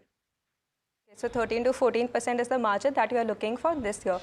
Now, if you look at your overall project mix also, if we take the first half in consideration, H1 was kind of muted on the government side due to the elections which have taken place. What is the kind of update that we are looking at from the government side, and even if the private side, how is the kind of orders that are taking place right now? Are we seeing a pickup happening from the next half onwards? If you can give us more clarity on that. See, as I said, let me tell you, our 90% of order book is coming from the government. 95% from the government.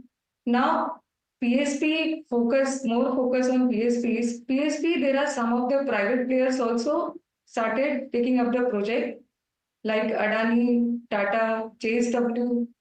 So, as regards PSP, along with government, we are targeting private clients also. Okay, so that is what is the outlook from the government and all that. Another kind of sector which I want to focus on is irrigation and tunneling. While it has a smaller mix as compared to the hydro side, I want to understand what is the kind of business opportunities that we are looking from these segments. See, let me tell you, tunneling is our one of core strengths. We are the pioneer of the micro tunneling. We had implemented in Ghatkar project and Mumbai and Delhi. See, let me tell you, tunneling also is our one of the core strengths. We have till now completed around 250 kilometers of tunneling. Going forward, we see huge opportunity in that sector as well. Around 250 to 300 kilometers further, which will come up for bidding in near future, like railway, road, tunnel. Let me give you an example. Sela Pass Tunnel, which was one of the complex project we completed for BRO. It was at 13,000 feet height.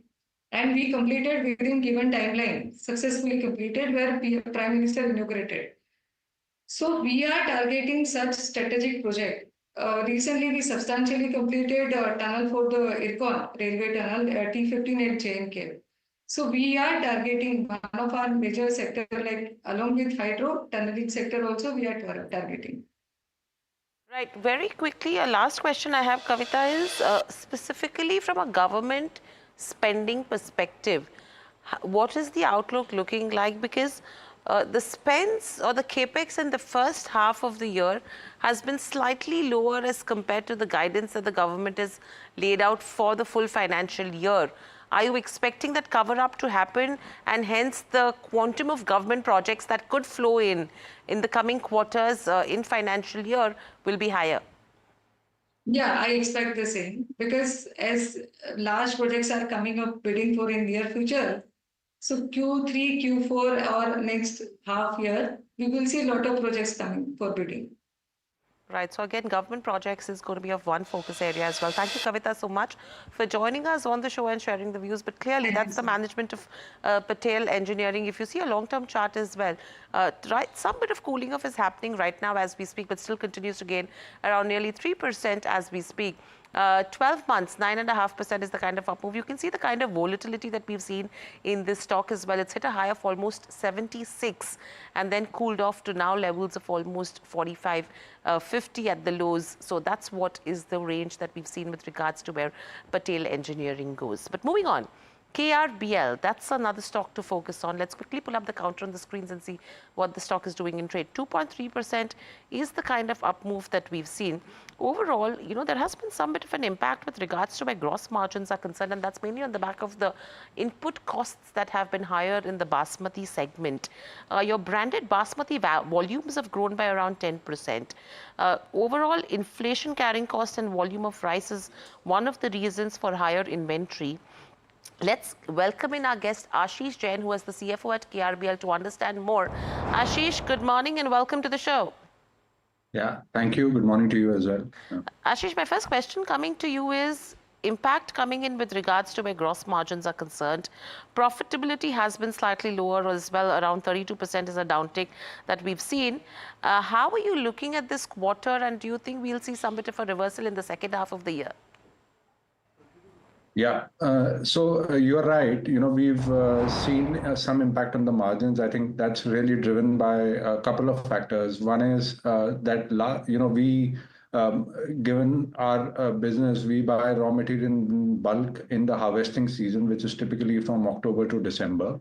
So when we purchased our raw material in last year, the paddy prices were high. However, subsequently, both paddy and rice prices have declined. So because of which there is an impact on the gross margin. Looking forward, the paddy season has opened up and the prices are lower. And we are hoping to, stock up on paddy at lower prices. With that, the paddy cost should moderate. So at least that pressure we don't see as intense in the coming quarters. Right. Mr. Jain, Mahima also joining in. I want to understand that what has been the realization per ton number for this quarter, and has it been as per expectation according to you? Yeah, so realization is in line with what we are seeing in the market. So if I look at our domestic realization per ton of basmati, it's around 77,000 per ton, while export is about 1.5 lakh per ton. So these are largely in terms of aligned with our expectations. All right. In terms of margins, your margins have taken a significant hit, and you have mentioned a couple of reasons. But I want to understand with respect to the guidance going forward, when do you expect margins to normalize? How many quarters are they away from normalizing to the levels that they were in the previous quarters? Yeah, I'll share with you, the way we see the future unfolding. So I think a couple of things will happen. One of the factors that drives our margins is our export revenue, because that typically comes at higher margins. So that has seen a steady run rate of about 250 to 60 crores per quarter for the last, I would say, 4 quarters. We are putting in place some action plan where that export revenue should pick up. So that should have a positive impact in the margins. On the cost side, like I said, we with the current season, our paddy cost should recalibrate itself to lower levels, which will again be a positive. So difficult to comment on the timing in terms of the number of quarters, but we do see the margins restoring themselves. Right. Ashish, one question I have, when you mentioned about exports as well, that is with regards to where basmati as a segment goes, right? Almost 4% of the global sales with regards to rice is from basmati, and the expectation is that a 9% CAGR growth is what you're looking at over FY 24 to 32. If that's the kind of growth that we are anticipating in the global markets for rice, basmati as a segment, how does that actually translate for the business like yours? No, you're right. So I think the whole world is looking up to basmati. There are parts of the world like Middle East where basmati has traditionally been a part of the diet. But in many other parts of the world, consumers are discovering the value of basmati, and the specific attributes that basmati brings over other varieties of rice. And that is driving the demand growth. From our point of view, KRBL with its India Gate and other brands is the largest packaged basmati exporter from India. Our products are currently sold in more than 90 countries. So, the trend of sort of increasing demand bodes well for us and also for the overall basmati export industry from India. Right. Mr. Jain, there has been a shift in terms of the way, the urban India is consuming right now. E-commerce has taken over general trade and modern trade for a lot of consumption companies. I want to understand because, in your presentations also you've mentioned that you're kind of democratizing your distribution network. So I want to understand as to what is the strategy that you're adopting? Will it be more skewed towards the e-commerce space because your e-commerce is rising at a rate of 40%? Sure. Yeah. So just from a broad distribution strategy, when you're saying democratizing, our endeavor here is to make basmati rice more widely available in the country. Just to give you some numbers, packaged basmati rice is sold in about 700,000 outlets across the country. we are by far the market leaders, and we have a presence in about 3.8 lakh outlets. So even we don't cover the entire market. So the first endeavor is to make basmati rice more widely available. A part of this is also to focus on tier 1 and two cities, which is the cities below the metros, because over the past, I would say, 3 years, a lot of increase in basmati consumption is coming from non-metro areas. So that's the second target of our distribution expansion, which means how do we make it more widely available in non-metro cities. And third, like you mentioned, is really the MT and e-commerce. By MT, I mean modern trade. So these two channels are definitely growing faster than the traditional trade channel, although traditional trade continues to be important, still accounts for 70% of our sales. However, these two channels, which currently account for 30%, are growing far quicker than the traditional channel. And we are internally geared up in terms of having the capabilities to service the growing demand from these two channels. So overall, you should see wider distribution of our brands, focusing both on traditional trade as well as modern and e-commerce. Ashish, I'm going to jump back to the export size. I mean, we've always known KRBL with regards to basmati rice exports, right? However, good potential that has come up with regards to non-basmati rice as well. And this is post the kind of ban that has been lifted by the Indian government. Where are you seeing the opportunity? Because initially, I think you were already targeting around 100 to 200 odd crores from other countries. How are you looking at this? Because you did capitalize on opportunities that arose earlier in from China as well 2 years or 3 years ago, if I'm not mistaken. That's right.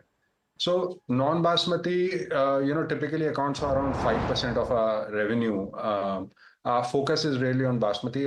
Having said that, we do non-basmati when the opportunity makes sense to us. So like you mentioned, a couple of quarters back, there was deficient supply in China. So we rose up, we made some supplies to China. Post that, the Government of India regime kind of made it difficult to get non-basmati out. However, the government has relooked at it, and I think that's a positive development. We continue to look at non-basmati opportunities, but it's going to be a smaller part of our overall portfolio.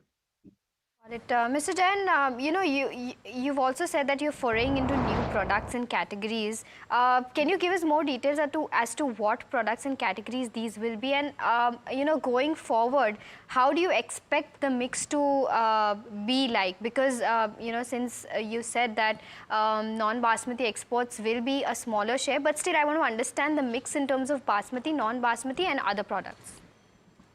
Yeah. So, just in terms of recent examples of non-rice products that we've launched, we recently had launched biryani masala. The idea here was to make it easier for consumers to get restaurant-grade biryani at home. That's been received very well. During the year, we are going to launch healthy edible oils, which the idea again is that to make it easier for consumers to consume oil that is healthier than the more conventional alternatives. From a longer term point of view, we continue to look at new opportunities which make sense to us. The filters that we use it should be a growth category. It should allow for healthy margins, and it should be a product that benefits from KRBL strengths, which is our capability in sourcing and our end-to-end supply chain, and also our brand. In terms of what the share that we see, I think in the domestic market, we definitely hope to see non-basmati contributing at least 10% of overall revenue in the next couple of years. Right, so 10% of overall revenues that could come in from non-basmati in the next couple of years. Thank you, Ashish, so much for joining us on the show and sharing your views. So that's the management of KRBL. A quick check in terms of the long-term performance as well. 2.5% up move, a very stable day so far for a KRBL as such. If you can just have a 6-month to a 1-year chart as well, 12 months, there you go, a downtick of around 21 to 22%. So the key question from here that comes up is it the right time to actually enter the rice space from a KRBL to a LT Foods? These will be stocks that will be on investor radar as well. But completely out of time. With that, it's a wrap on this edition of the Small and Mid Cap Show. Keep watching NDTV Profit, and next we will have a lot of queries that will be answered by Mahima and Alex with their guests on Ask Profit.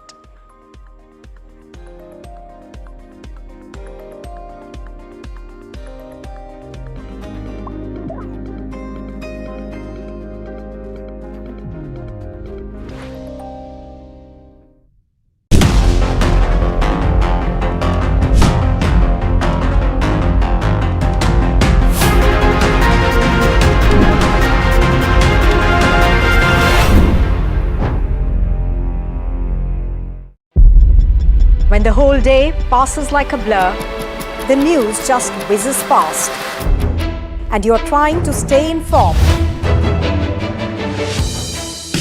It is our job to bring you news that truly matters. At Profit 360, we cut through the clutter, the Wall Street deals, finance and policy news that could shape your tomorrow. The newsmakers, the trendsetters, and the innovators. In 30 minutes, we've got you covered. So stay ahead, stay informed, and stay profitable with Profit 360.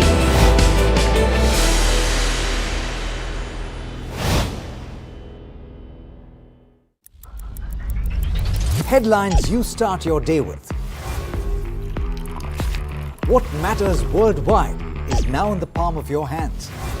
Get ready to seize the day and maximize your financial potential. Stay ahead of the curve with all you need to know on NDTV Profit.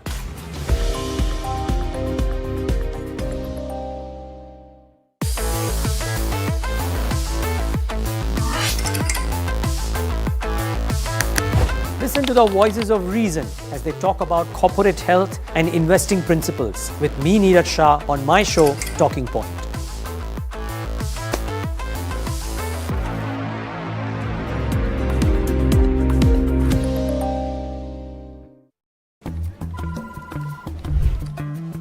Bro, what are you doing? I'm trading FNOs. So, have you made any money? Oh, it's simple. If you think the market is moving upwards, just buy Nifty call option. But if you think the market could slide downwards, simplifying futures and options trading. Don't worry about the future. We've got your options covered. Futures and options strategy that'll help you move with the tide. An unmissable trade. If you want to be in the money.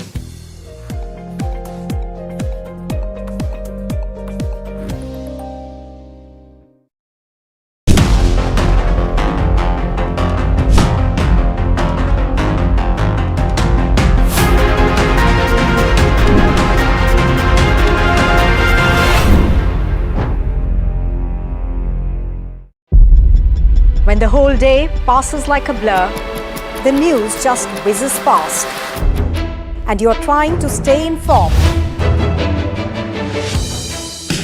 It is our job to bring you news that truly matters.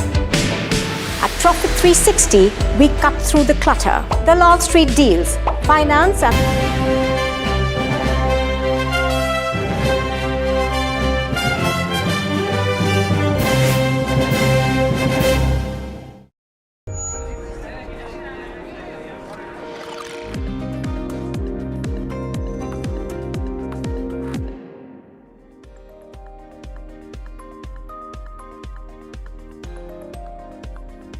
Hi, thanks so much for joining in. You're watching Ask Profit on NDTV Profit. My name is Alex Matthew, and with me is Mahima Vajrajani, and we will take you through the next 1 hour of trade. Well, it was looking like it was going to be a break in the selling. Unfortunately, that relief did not last very long, and we are, in fact, trading in the red for the benchmark Nifty 50, and it's given up about 0.7% or thereabouts. It had a high point of about 0.5% gains, but then that was very short-lived, as you can see on the screen. But we are still in the green for the broader markets, and so there is some semblance of a relief there. Of course, we are also off the high point of the day for the mid-cap as well as the small-cap index, both of them losing quite a bit of ground. Let's also very quickly pull up the market breadth just to give you a sense how things are going. And there are more advances than declines in trade today, but that gap has narrowed quite considerably over the course of the day, and hopefully that continues to be the case. There will be more advances than declines, but you can't say for sure. It's been that kind of market over the last couple of weeks, and indeed that is primarily on account of the selling by foreign institutional investors that has exacerbated over the past couple of weeks. Let's take a look at the sectoral picture as well, and you have the media index that is up and about in trade today, gaining over 1%. Realty doing reasonably well for itself, up about 0.8% or so. Auto up about 0.6%. The losers include the FMCG pack. They've been under pressure and they continue to lose ground, down about 0.9%. Nifty Bank not doing too much in trade, down about 0.2% or so, and the PSU banking pack also under a tad bit of pressure. Not too much to speak of, though all of the action really is stock specific today. And let's mark some of those stocks. Mahima, what are you looking at? Right, some of the stocks, that are bucking the trend and somehow they've managed to be in green, and Eicher Motors is one of them. The numbers did not look very good in the first look of it, but the management has given quite a good guidance for the company. Growth is in focus is what the management has emphasized on. They're saying that inventory stands just at 2 to 3 weeks, and there's a strong headroom for growth going forward, considering the festive season is also kicking in. Eicher Motors is up 7.5% on the back of that. Let's also pull up Apollo Tyres. Revenue growth seen in AP, MEA and Europe regions, but margin is under pressure and led by high raw material costs, but the stock is doing well, up 4%. Let's also put up Patel Engineering. Revenue growth was higher than 10% growth guidance, and margin in line with 14% guidance of FY24. The stock is doing well, up 3%. Let's also put up Thermax and see how Thermax is doing in trade. All of these stocks are in focus after its Q2 earnings, up almost 4%. Revenue, margins, net profit beat estimates, and order book higher due to large orders in the infra energy segment. And earnings is clearly now, about to end, but there's some earnings which are really trying to, keep the markets in check and trying to keep them in green. But moving on, the stock in focus today is PI Industries. The company has slashed FY25 revenue growth guidance, and Varsha joins us with more details on that. Varsha? Thanks, Mahima. So yes, company is in focus. If you see, the stock is down almost 7%. Now, because they've reduced their FY25 guidance to high single-digit growth. Now, they were expecting 15% growth for FY25, but now that has been reduced. Now, this is on the back of weak pharma performance. Previous revenue guidance was around 15%. Now, but let's look at the numbers. So, numbers were actually in line, or pretty good set of numbers that beat estimates, wherein the acceleration in Q2 FY25 numbers on the back of exports. Their CSM exports, that is custom synthesis, saw double-digit growth with new products up 42% year-on-year. Domestic revenues, though, declined due to reduced supply to institutional customers and due to ongoing pricing pressure that we are seeing in the chemical segment. The pharma segment, so basically they've reduced their guidance because of this pharma segment. The profitability remained drag. Flat revenues were seen sequentially, but management is expecting H2 FY25 good based on the order book that they have. EBIT loss narrowed for pharma segment to 50 crore versus 70 crore in Q1. Margin increase that we are seeing, that EBITDA margin increase is due to the better product mix and operating leverage. While if you see, the net profit would have grown much, but it's just grown 5% because of the tax rate, which was 23% versus 6% last year. Lastly, if you see, Jefferies has a buy rating with target price of 5,100, upside potential of 12%. Now, according to them, the overall revenue met expectation. Domestic business was in line, and pharma was slightly above. FY25 guidance have been taken into consideration while they have given this buy call. While pricing pressure, according to them, is expected to persist in upcoming quarters, and management is expecting improvement in H2 FY25 as per Jefferies also. Right, thanks so much, Varsha, for giving us those details. And that sets up the focus conversation for the start today. We've got Sameer Dalal of Natvarlal and Sons Stockbrokers, as well as Kush Bora, founder of kushbora.com. Thanks so much, gentlemen, for taking the time as always. I love the new look, Sameer. Looking great. Let's talk about whether you think that PI Industries also looks as good. What's the view? So it does look good from a longer term perspective, and even actually if you look at the short term, it's not so bad. The results were decent, yes, but what the management is indicating is, that the growth may not be at the original expected level, and which is why we are seeing a knock on the stock, right? So when the management is not confident of sales, obviously it sends a negative picture into the system. And from that perspective, I think we are seeing a bit of a correction. Now, earlier your analyst discussed the stock a little bit, and let's further just say around what she said, that the pharma sales, they're expecting it to remain a little low, but it'll still be good given the order book that they have. So obviously they have enough orders and visibility to ensure that they will still have a growth, but it'll be lower than initially expected. Second, this time we've had a slightly prolonged monsoon within India, and once that is the case, you obviously see the demand for insecticide, pesticides taking a little bit of a drag, so which we've seen. But given that we had a good monsoon this year, I believe the next season, that is half two, will definitely be better, which was also expected from the management, when it comes to the agrochem sector. So given that we expect the second half for that segment to be doing well, and that is the largest share of the overall business, I don't think we should take it too negatively from a slightly medium to longer term perspective. Yes, in the short term, there might be some pressure, but I believe that, look, given the kind of products that they have, given the growth opportunities that lie ahead, especially for the domestic agri and also for the pharma, I think corrections are good buying opportunities in PI industries. All right, so correction is a good buying opportunity for PI industries as per Sameer Dalal. But moving on to the queries for the day, for viewers tuning in for Ask Profit, you can ask all your stock related queries, whether they're fundamental or technical, on the number that is flashing on your screen.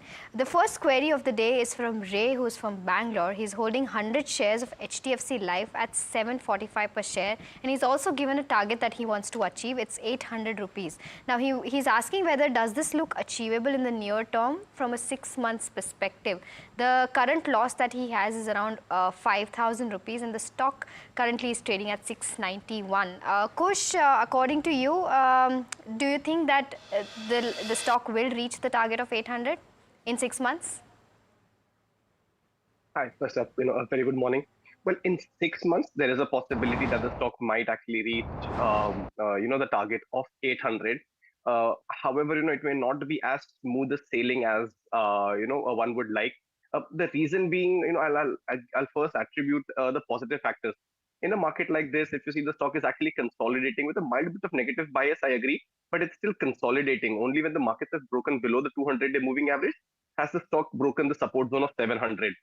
But there is this congestion zone up until 750. Once that is taken out, I think a move towards 800 and higher is also likely. 6 months is a fairly decent time frame. He can continue to hold. A positional stop loss on this one comes in at 650. Okay, all right. So let's take the next question. This is on Eicher Motors, and this is from Chandan Jain, who's writing in from Hubli in Karnataka. He's bought at levels of 2,750, and he's been holding for a while. He says, I believe he bought this quite a while back, 5 years, and he's wondering whether to book profit and move on to something like a Bajaj Auto. Sameer, what's the view here? Because we've just discussed, of course, we didn't come to you on this one, but we were talking about how the outlook going forward, based on what was discussed on the conference call, has been taken very well by the street. What's the view on Eicher? So you rightfully say, the management has given a very positive outlook going forward in regards to their sales. And also, if you look, they've just launched their first electric vehicle. Of course, it's just been announced. It's not been yet hit the market. But we believe that there will be traction. And given the fact that we believe that the electrification of India in automobiles is going to pick up steam, Eicher has making an entry is a very big thing. Of course, the way, the real thing that needs to be looked at, if you ask me, in the case of Eicher, is will they be able to get traction in the electric space, for the simple reason that, their whole philosophy of the bike selling is the high power that they generate, the kind of riding bike that they have with the noise and all of that. Now, coming to a fully quiet bike, electric, it needs to be seen if that picks up, but we believe that Eicher will be able to compete. So from that perspective, it's good. But again, where we find difficulty in Eicher is purely when we compare across the board, when you compare to the likes of the other auto industry, the valuations are a little bit on the higher side. So from that perspective, we have a slightly cautious view, but corrections are good buying opportunities. And today is not the day to go out and buy it, given the fact that the stock is run up by 7% odd. I think the Indian market overall is going to correct. And when that happens, you're going to see a correction across the board, including the likes of Eicher Motor. So I would say, ignoring the 7% run up today, which we would like it to go off, but another 10% below that. So we're talking of a 15 to 17% correction is where we have comfort in buying Eicher Motors. Now, for this particular person, would he hold on? Given if he doesn't have a short-term view, I think you can hold on. But if you are looking for something short-term, a short-term exit, then I would say at this point, book profits. Right. The stock has seen around an 18% upside since the start of the year, but today itself, the stock is up around 8%. So good moves coming in for Eicher Motors. Moving on, next question is from Lokesh, who's from Bangalore. Suzlon is the counter that he's asking for, whether he should hold or buy for long term. And, you know, Suzlon, according to him, I don't know whether it was down 10% or not yesterday, but today it's up around 5%. So he wants to know whether this is a good counter to get into right now from a long-term perspective. Samir, I'll stick with you for this one. Yes, from a long-term perspective, so this is the price we would be comfortable buying Suzlon, to be very frank. It had run up all the way to 80, where we had discussed on your channel also that we found valuations had moved up far ahead of what the fundamentals justified. Now, let's just talk a little bit about India again, because India is moving to the renewable space quite quickly. Wind energy is obviously going to be one of the key drivers. And Suzlon has one of the largest capacities in India for setting up these wind power plants. They have these new towers which have higher heights and bigger wingspans, which allow them to generate higher amounts of power, which can even look at certain regions where the wind is not as great. Earlier there used to be this belt where you had to put in your wind turbines where the wind powers were the wind was stronger, so you could generate the power. Now, because of these new turbines and these new heights that they've taken, you can actually look at certain other regions.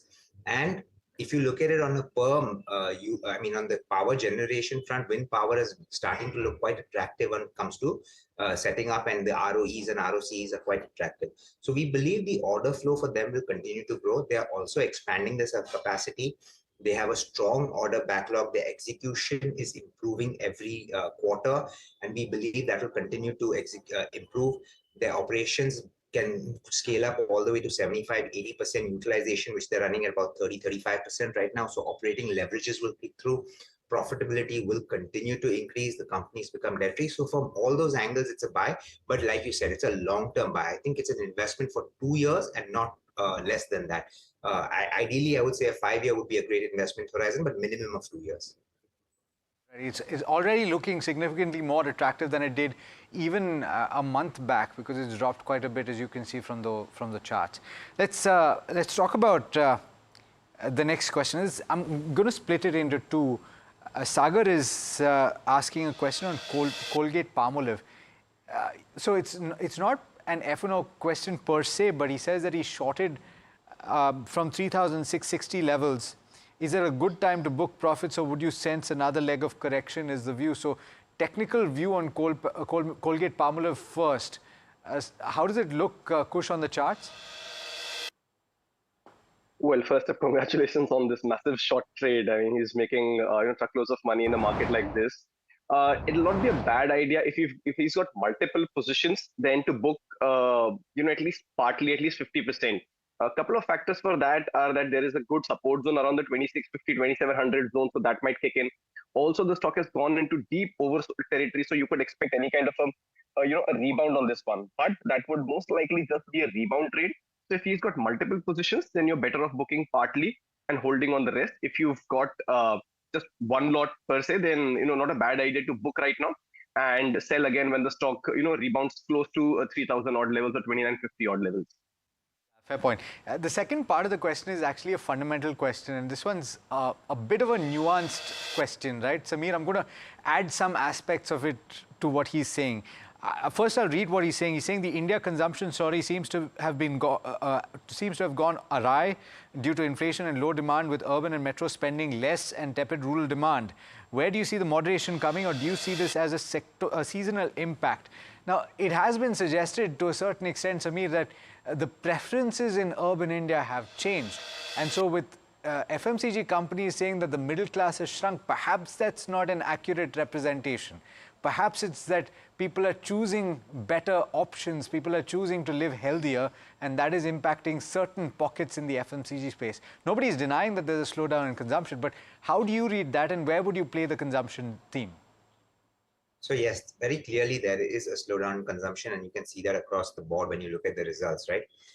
Be it Lever, Nestle, you talk across the board, there is a slowdown, and it's more from the urban side. The rural had anyways been going slow, but we're beginning to see an uptick because now we have had a good monsoon. I think the rural side will see a better uptick going forward. So we believe that consumption is a short-term hit it's taking. we expect things to bounce back. Now, would you want to play the all-out FMCG pack, or do you want to play a different sort of consumption theme, which is a discretionary consumption? So my bets personally would be more towards the discretionary side, where we have seen a certain amount of cuts in spendings because of the higher interest rates. I mean, I'm just talking about a simple middle class. Like, let's talk about the story. If the fact that interest rates have gone up, if you have a housing loan, a car loan, whatever other consumer durable personal loan, whatever you have, your EMIs have gone up, which means you have less money to spend on discretionary products, right? So that is where the hit is coming. If you look at this entire space, which is the auto, the QSR, you talk about the air conditioning, you talk about the electronics, electricals. I mean, whatever you talk about, we're seeing a bit of a slowdown. But once the interest rates start moving down, and are we there yet? I mean, I don't have the answer. I would think, given the fact that we saw inflation seeing a little bit of an uptick, it could be pushed back by maybe a couple months, but eventually interest rates have to start coming off. And as they come off, that will allow EMIs to go down and allow more discretionary spend. And that money that is saved will go towards these various sectors that we discussed, which could be automobiles or QSR or paints or home improvement or whatever across the board.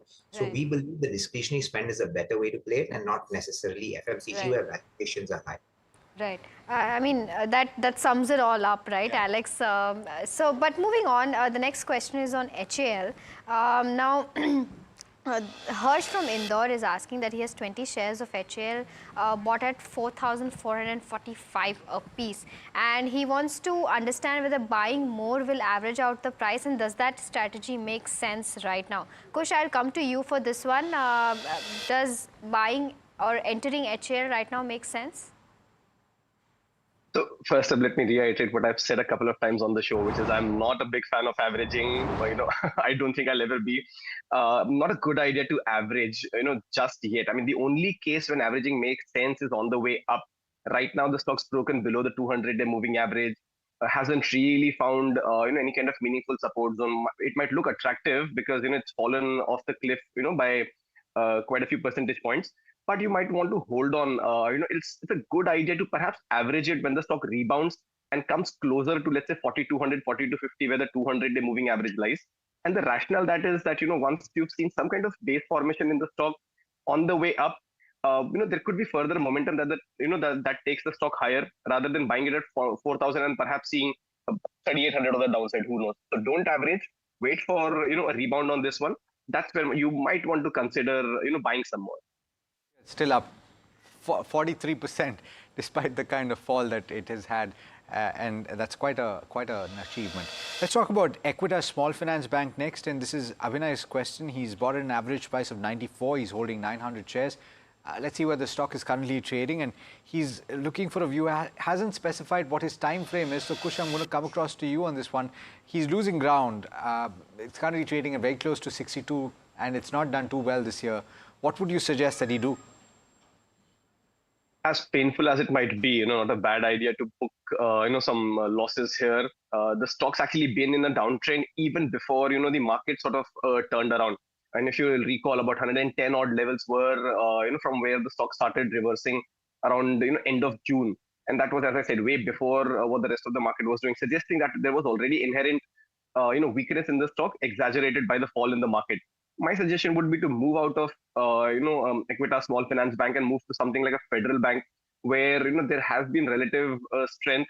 I know it's consolidating around that 195, 205 mark, but in a market like this, you will take a consolidative move. So my suggestion: switch from Equitas Small Finance to Federal Bank.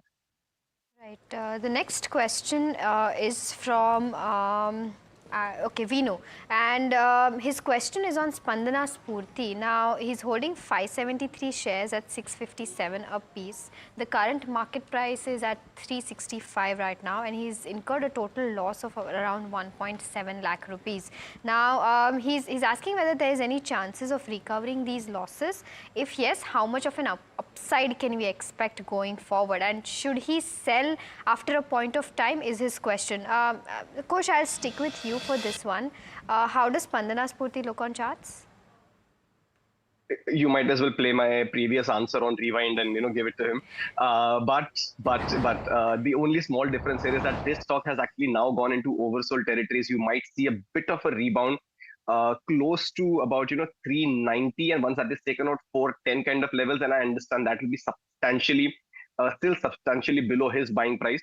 So any kind of a bounce towards, let's say, 390, 400, 10, 415 should be taken as an opportunity to exit this one. Again, weakness started way before the entire market started to crack.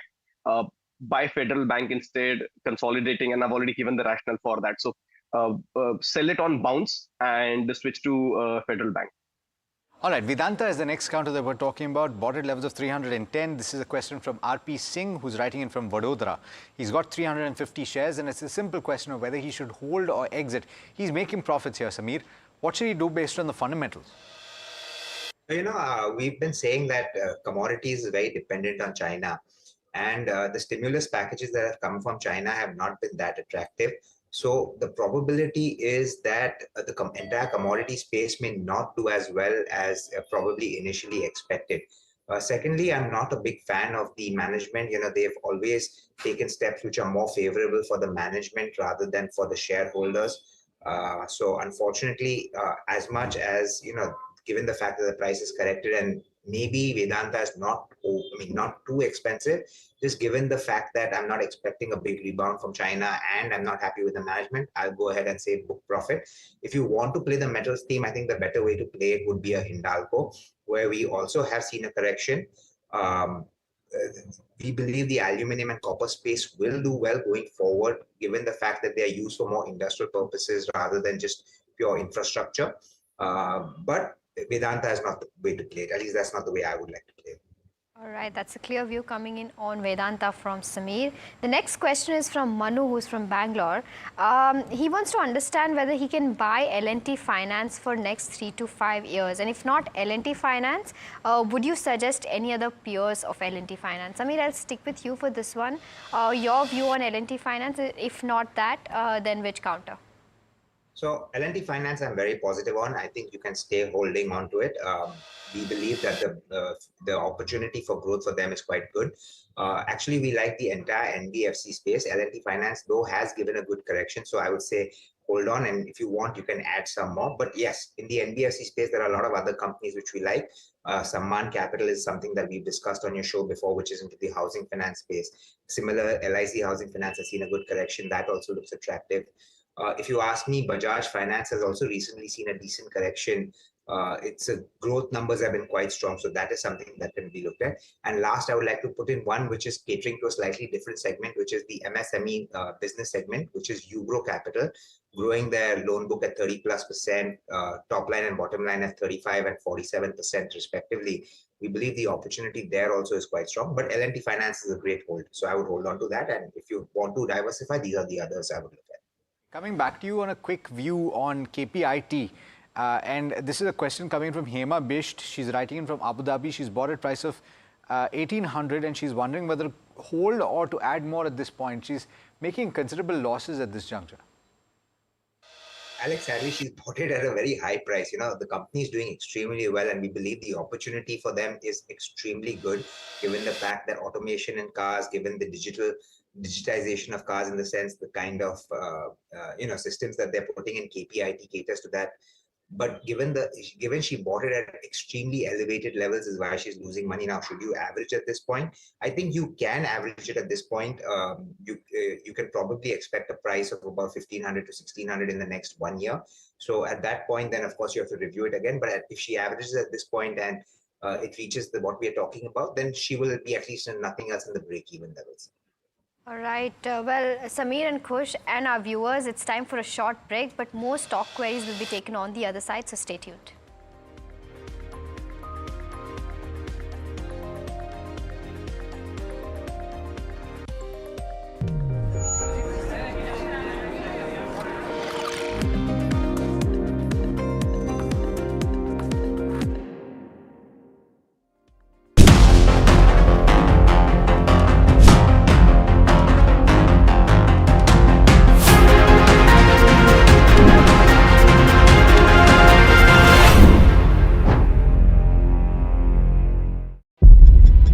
When the whole day passes like a blur, the news just whizzes past, and you're trying to stay informed. It is our job to bring you news that truly matters. At Profit 360, we cut through the clutter. The Long Street deals, finance and policy news that could shape your tomorrow. The newsmakers, the trendsetters, and the innovators. In 30 minutes, we've got you covered. So stay ahead, stay informed, and stay profitable with Profit 360.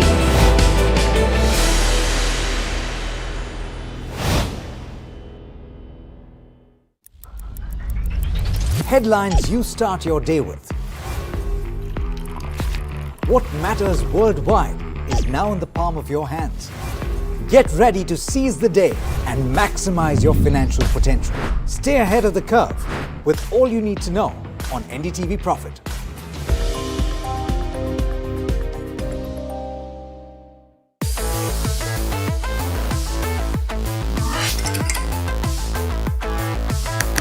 Listen to the voices of reason as they talk about corporate health and investing principles with me, Neeraj Shah, on my show, Talking Point.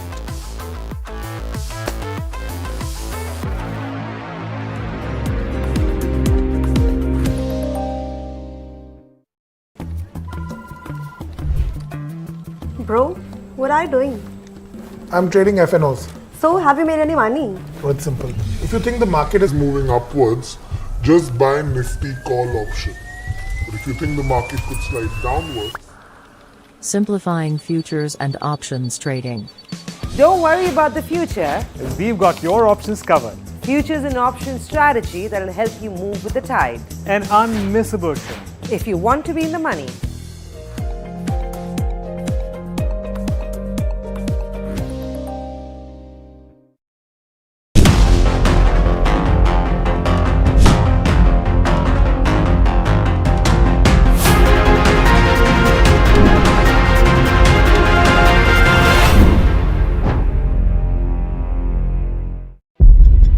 When the whole day passes like a blur, the news just whizzes past, and you're trying to stay informed.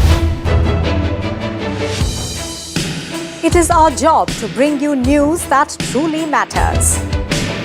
At Profit 360,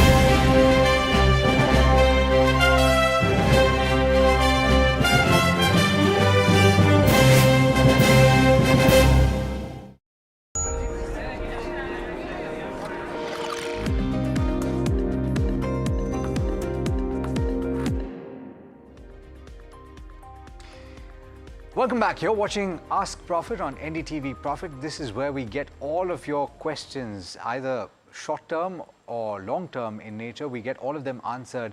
And we have been getting some of your questions answered already. We will continue to do so. With us are Samir Dalal as well as Kush Bora.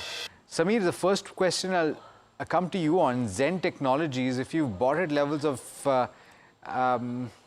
if you bought actually at, I'm not even sure if this is the accurate number. Let's pull up the very long-term charts and see if Zen Technology ever traded at 150 rupees. Very long-term charts. I'm not even talking about right now, because we've got Yash who's saying that he's bought at that level and it's trading at nearly 1800 levels. Would you book right now? Fortunately, we don't track this stock, so impossible for me to comment. Okay, Kush, I'm going to come to you on the charts then. He's making tremendous gains. Not a very large quantum, but he's making substantial gains, right? Would you book? Well, it did trade at 150 and lower prices, somewhere close to 2022, somewhere thereabouts. So kudos on holding on. More importantly, more important than identifying is holding on to such stock. So kudos on that front. If he's been invested in this stock for such a long time, I don't think he should consider booking profits just yet. This is more of a consolidation phase after the stellar and almost an unbelievable kind of a run that you're looking at. However, I would like to give a positional stop, which is 1550. If that is broken, then the medium-term trend, perhaps for this one, could reverse. So as long as that level is held, you might want to consider, holding on to this one. Very rarely, I think, do you find such stocks where you make such multifold returns, and holding on to them is even more difficult. This is a passing phase, 1550. As long as that is held, continue to be in this one. Apologies, Yash. I misread the number of shares that you have, and you're sitting on quite a bit of gains right now. And kudos to you, having picked up a stock at 150 and had the patience to hold on. And I think kudos to Yash for that. Absolutely, that's 16 lakh of profits. That's quite interesting. I don't think he needs any of our advices then. But moving on, the next question is from Vaibhav, who's from Vadodara. I think a lot of people are watching me from my own city, Alex. And his question is, you know, it's a generic one, which is that one stock to invest in for the next 5 years, and he wants to concentrate in investing. So, Samir, I'll come to you for this one. 5 years is the horizon. Which stock would you pick? So if he wants to pick only one stock, I would pick one from the banking space, and the one I would select is HDFC Bank. I'll tell you why. One, I get the safety of having one of the largest and the best managed companies within India. Two, we believe without banking, Indian economic growth is going to be very, very difficult. So banking will have to do well if you believe the Indian economy has to do well. Third, HDFC Bank's valuations have corrected significantly. So it used to historically trade at 4.5 times price to book. We're getting it about 2.2 times price to book, which is very attractive. You know, the premiums that it used to, of course, have to some of the other players has disappeared. The fourth, I would like to say that, you know, right now they're going through a transitional phase where they have some high cost deposits post the merger with HDFC Limited. And as they shift those high cost loans to the CASA deposits and term deposits, which are available at a cheaper rate, we will see the NIMs improve going forward. So on all parameters, we think HDFC Bank is that one single stock from a 5-year perspective. You can have growth in certain sectors, maybe, you know, slow down in some sectors, but banking will do well irrespective which sector is doing well eventually or not. So that would be my play. Interesting. I also love the sound of the cuckoo clock behind you.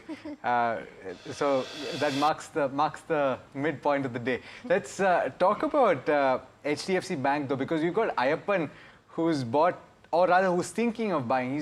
He's identified that he wants to invest in this stock, but he's looking to invest 1 lakh of rupees for the next 3 to 5 years. And Samir says that's his pick. If there was one stock that you would pick in this market, that would be HDFC Bank. And so, Kush, at what level do you think it's the most attractive to deploy 1 lakh rupees? So I think this is where technicals and fundamentals sort of marry, right? Not a bad idea. If I were to pick one from the banking space, you know, HDFC Bank would be it. Not a bad idea to start accumulating around these levels. The typical congestion zone or the accumulation zone for HDFC Bank for a while has been around the 1650, 1700 mark, right? So if you do get, and right now it's trading just, you know, just within that, I mean, just below the 1700 mark. So if you do get anywhere closer to the 1650 mark, not a bad idea to start accumulating. But for a stock like HDFC Bank, you might want to put it more on an SIP mode rather than, you know, go out and buy, you know, at one go. So yeah, not a bad idea to start accumulating HDFC Bank. Typical accumulation level, 1650. So it's not a bad idea to accumulate HDFC right now at this levels. Moving on, the next question is from Devinder, who's from Hyderabad. He's having 15 shares of Bharat Dynamics at 1250. He's asking whether it can go further low. Should I sell? Should I hold in the current market conditions? And he's a long-term investor. So Samir, your view on Bharat Dynamics? He's currently at a loss of around 4,000 rupees. Your view on Bharat Dynamics? So let's first talk about the entire defense space, right? I think the defense opportunity in India is extremely large, and it's only going to keep growing given the fact that the spends from defense are going to increase, given the fact that India is upgrading, given the fact that there has to be certain amount of components made within India, even if we are buying equipment from overseas. So all of these throw up a huge opportunity. The problem we find with a lot of the defense counters, including a Bharat Dynamics for the time being, is the fact that valuations have moved up far more than what is feasible in the near term. Now, the stock has corrected, I won't deny, but even after the correction, I think the valuations are higher than what the historicals have, of course, been. That I'm not denying. I mean, that is probably could move up, but the fact is it's still above the comfortable levels that we would attribute. So for this person, I mean, given the fact that he's a long-term investor, I think hold on to what you have, But on further corrections, I think it can correct further closer to the 850 odd levels. If that happens, I think you need to add on some more and add on a significant amount so that your average comes much lower. And over the 5-year period, I think then you will make decent returns on your money. Okay, so many of you are posting, and this is reason to brag because, my goodness, you've got Shivangi who's bought Suzlon at a price of 1.5 rupees. We were both checking to see if the price ever hit that level, and it did in fact hit that level. Samir has already given his view on Suzlon, and he says that if you're holding for the long term, you should continue to do so, and even buying is not a bad idea. Samir, I'm just attributing to this to you, and I'm paraphrasing. I'm not repeating exactly what you've said. But Kunal, the question is whether or not you should book some, because she's got 20,000 that she bought at a price of 1.5 rupees per share. The stock is above 50 rupees even right now. What would you do with this? Alex, missing an old friend, Kunal. I'm so sorry, Kush. I get it. I completely get it. I've kind of gotten used to it. I mean, if you know what I mean, I think you know exactly what I mean. Kush, what's the view? But you're right. This is a point to brag. And if you've bought Suzlon at 1.5 and you're holding it, even when it's 50, 60 rupees all the way up until 80, I don't see a reason why you should, perhaps book profit or exit out of it right now. Look, some of these stocks, what applies to them is harder they go, higher they go, harder they fall. It had a stellar run. In that context, it's sort of correcting, those excesses right now. So hold on to this one. A positional stop, if I were to give one, then it will be close to 47 rupees. Below that, perhaps the trend could change, from the medium to a long-term perspective. But as long as that is held, no issues. I think you should continue holding on to this one. Right, that's the view coming in on Suzlon, I believe, because, okay, we're flashing, yes, Suzlon. The next question is from Mamta from Chennai. She's bought IDFC First Bank, 500 shares at 88 rupees a piece.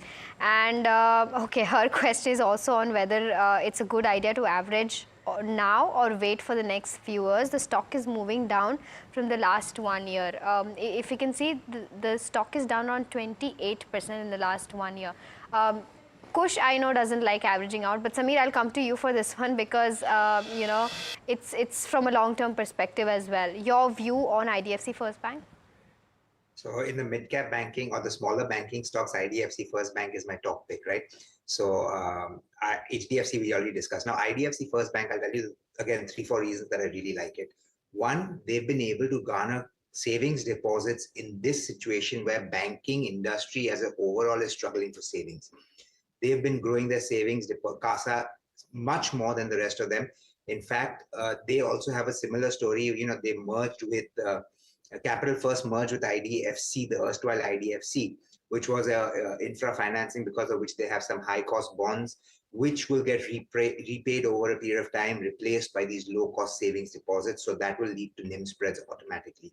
Two, they have a strong engine of growth. If you see, they're growing their loan book by 30+%. They have diversified themselves from being a pure institutional play, which IDFC erstwhile was, to now being 90% retail.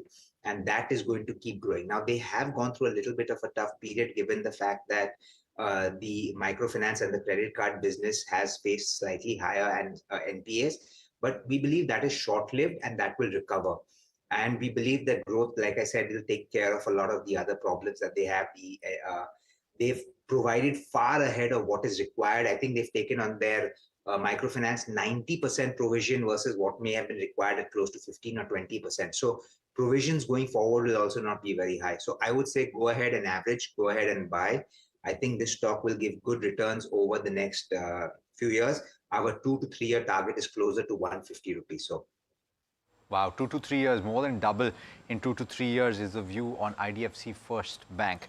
Let's talk about M&M Finance, another name of the financial pack. And this is a question coming in from Satya. He's writing about whether or not to switch from M&M Finance to something like a Manappuram Finance for a period of 1 year. He's losing ground, as he points out, in M&M Finance. Kush, on the charts, does it look like a good trade to make? Well, rather delicately placed. It's got this support zone around the 250 mark. Very close to that one. If that is broken, then you could see a move up until 220. So I would hold up on that purchase. Given the kind of market trend we are seeing, and then how the stock is very close to the support zone, there's a possibility that it could head lower. Now, Manappuram Finance, is attempting a recovery. It's attempting a revival, but I'm not sure if it will entirely be a sustainable move because on the way down, the stock has seen quite a bit of heavy volumes. Uh, Slightly different space, but still within the financials. Geo Finance is something that we like. We have for a while. Was consolidating for a brief while. Now it seems to be on its way up. So that is one stock that you can consider, especially if your time horizon is 12 months or longer. All right, so that's the view coming in on M&M Finance, and Geo Finance is something that Kush picks over M&M Finance. Moving on, the next question is on Aditya Birla Capital. Badri from Bengaluru is holding 50 shares at 190 a piece. He wants an outlook from a 2 to 3 years perspective, and he wants to know whether he can add more at the current market price or not. Samir, your view on Aditya Birla Capital? So it's exactly at where he bought it. I think it's around 190 as we speak. So there's no real change in the price. Now, long-term perspectives of Aditya Birla Capital are quite positive. Their loan book is growing quite well. Apart from that, they also have the insurance businesses, which eventually will come for listing. Starting off with will probably be the life insurance. They also have a listed AMC business, which is doing well. The mutual fund business overall in India is doing quite well. So that aspect is taken care of. They're facing a bit of losses at the moment in their health business. But, as they gain scale, I think that part of the business will also start turning EBITDA neutral, and probably it'll take another year and a half before it happens. But as it turns profitably, you'll see the ROEs overall on the business is increasing. So we think the opportunity for Aditya Birla Capital is quite good. If he wants to add, yes, definitely. But you're not paying any different price than he did earlier. But we believe this is a good point to add on, and I think Aditya Birla will do well. Is it the top pick in the NBFC space for me? No, it's not. But it's a good company. It's a good growth business, and it's a diversified book. So that is a good thing about it. All right, gentlemen, I'm going to jump into the rapid fire segment. You both know what the drill is. I'll toss as many questions as possible your way. Try to catch as many as you possibly can. Interglobe Aviation is the first one that I'm asking about. Suresh Nair from Hyderabad has bought at levels of 4,015. Would you hold though, Samir, for the long term? Yes, hold on for it. Business will do well. Growth is very good. Okay, Canara Bank, coming back to you on the fundamentals. Can it be bought at the current price, which is close to 100? Samir, on the fundamentals? Yes, you can buy it at this price, but again, not the top pick in the space. Bank of Baroda is the top pick in the PSU bank. Okay, Reliance Industries, this one's for you. Kush, bought at price of 1,418. With a time frame of 6 months, would you hold or exit? No, continue to hold. A deepish kind of a stop loss is at 1,200, 1,225 zone. Okay, Fine Organics is the name of the counter. We've got Vishwa Kumar from Hyderabad, who's bought at price of 5,246. He's looking at a time horizon of a little over a year. What's the view, Kush, on the charts? Continue to hold. 45.50 is your stop loss. Vishakha from Bengaluru is asking about Adani Ports at this current price. Samir has given up a little bit of ground in the recent past. Would you buy? I would wait for corrections to buy. Standard disclaimer, Adani Ports, part of the Adani Group. I'm taking time to say this. NDTV Profit also owned by Adani. ITC, bought by, or rather, would you buy for the period of 5 years? Vaibhav Shinkar from Vadodara wants to know. Samir? Yes, I would buy. I think business from cigarettes is good. Business from FMCG will pick up, and hotel demerger with them. JSW Holdings, is this a stock that you would consider buying? Basavraj is asking. Any view on this one? Samir? No, I would be looking to sell. I think the holding value of all his investments is about 18,000 rupees per share. The stock is trading above that. I would take money off the table. It's a holdco company of JSW. Okay. NMDC, bought at price of 254. This is a question from Nirakar Sahu, who's writing from Vishakhapatnam. What's the view, Kush? Hold till the time 210 is held. All right. That brings us to the end of this particular edition of the query segment. Kush as well as Samir, thanks so much for joining in, for answering all the questions that you did. Always a pleasure having you on the program.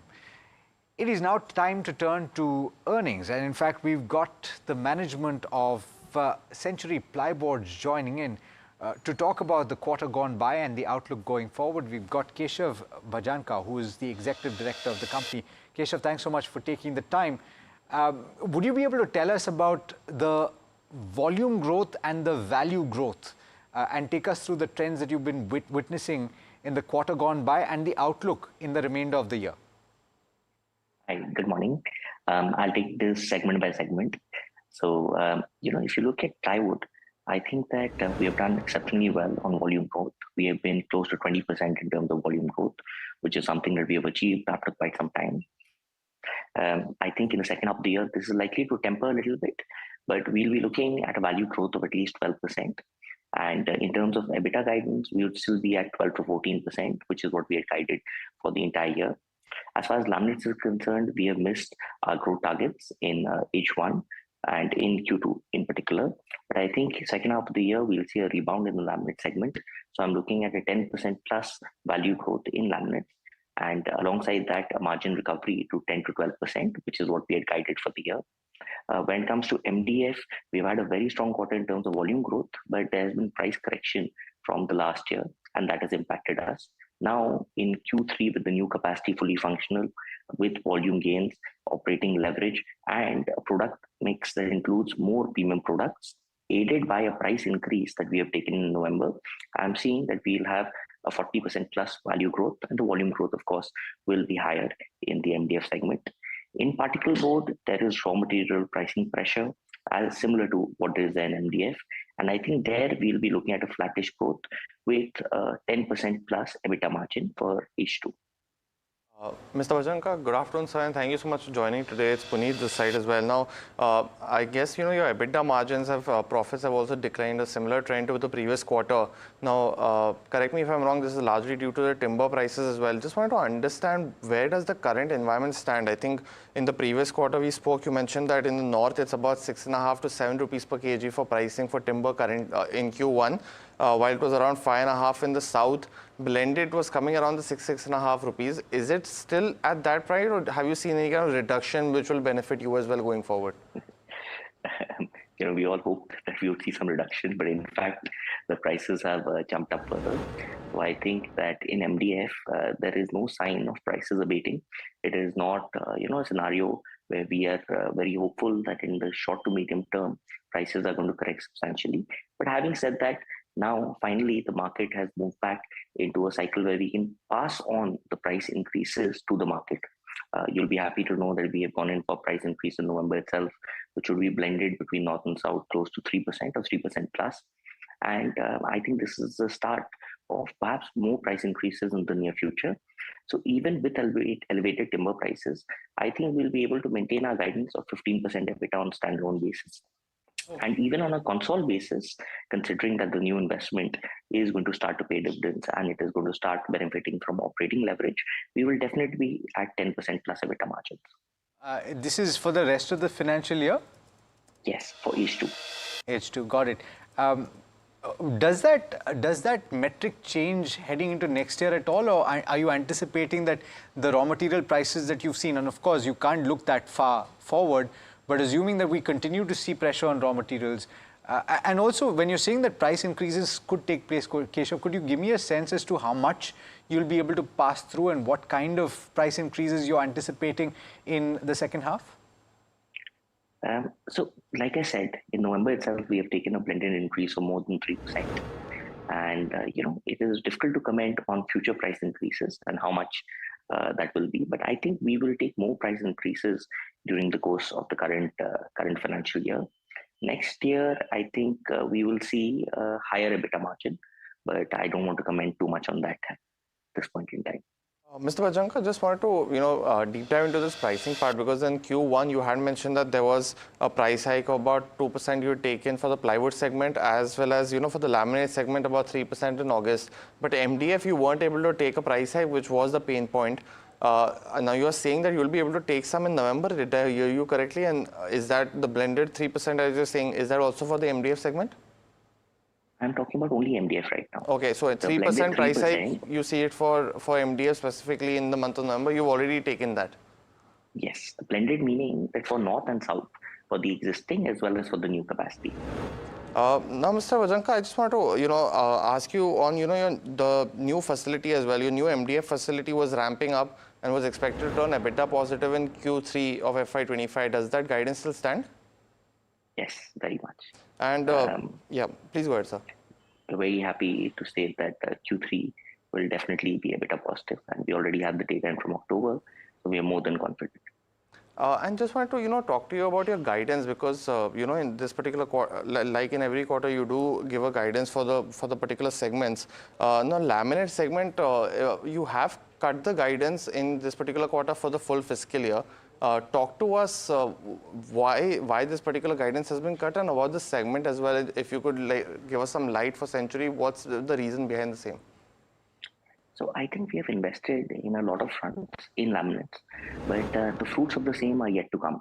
So while we have invested in new capacity, which has larger sizes predominantly towards exports, exports is a market where I think we were under the impression that we would make a dent far sooner than was realistically possible. So in the second half of the year, even the new capacity for laminates will be EBITDA positive and it will aid to growth.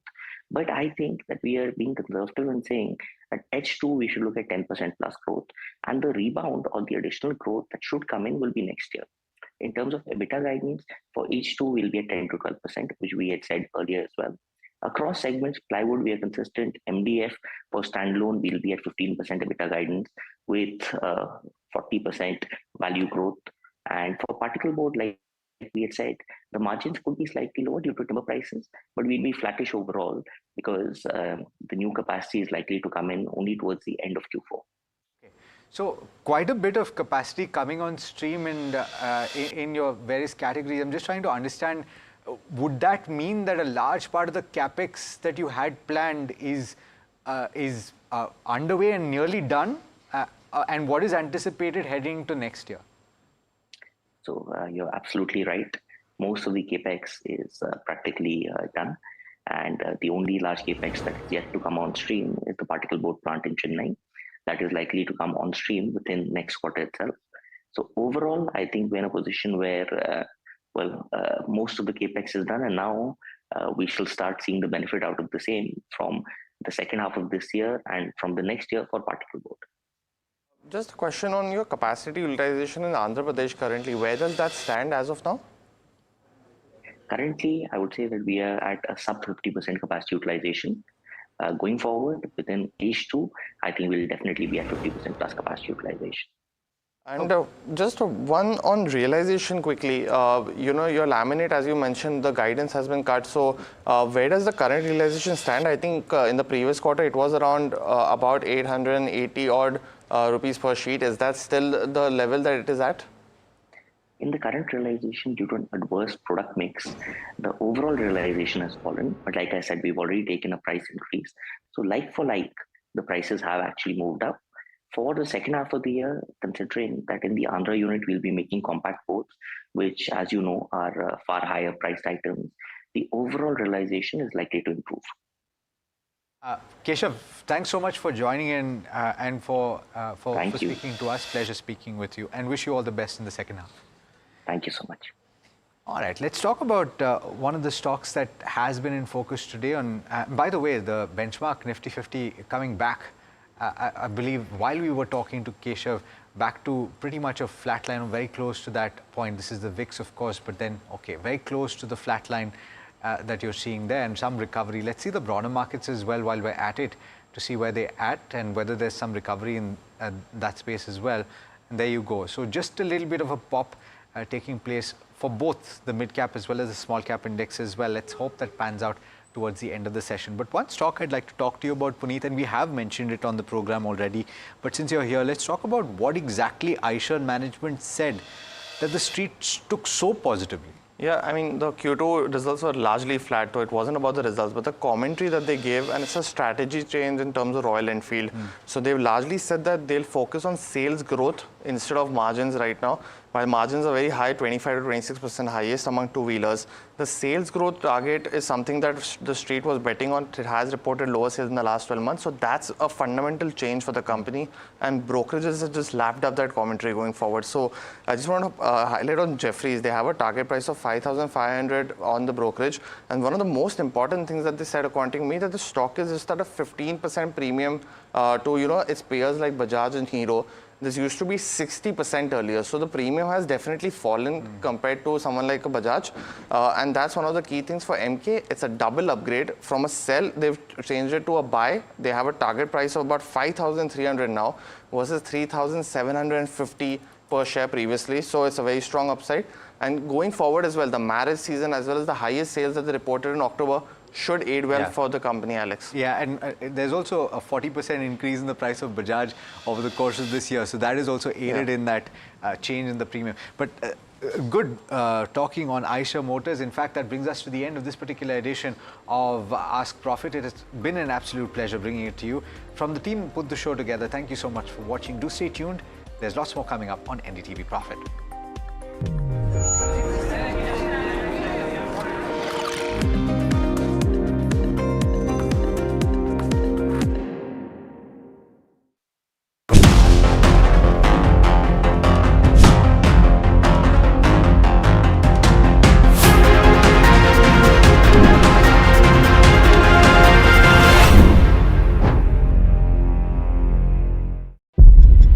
When the whole day passes like a blur, the news just whizzes past, and you're trying to stay informed. It is our job to bring you news that truly matters. At Profit 360, we cut through the clutter. The Wall Street deals, finance and policy news that could shape your tomorrow. The newsmakers, the trendsetters, and the innovators. In 30 minutes, we've got you covered. So stay ahead, stay informed, and stay profitable with Profit 360.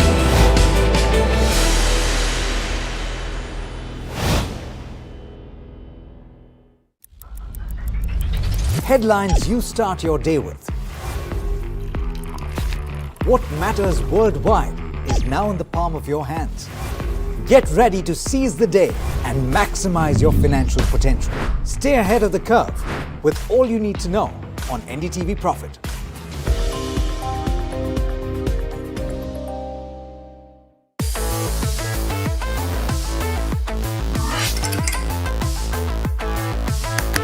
Listen to the voices of reason as they talk about corporate health and investing principles with me, Neeraj Shah, on my show, Talking Point.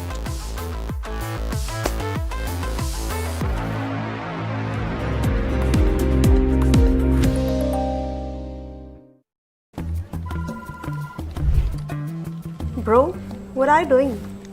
I'm trading FNOs. So happy.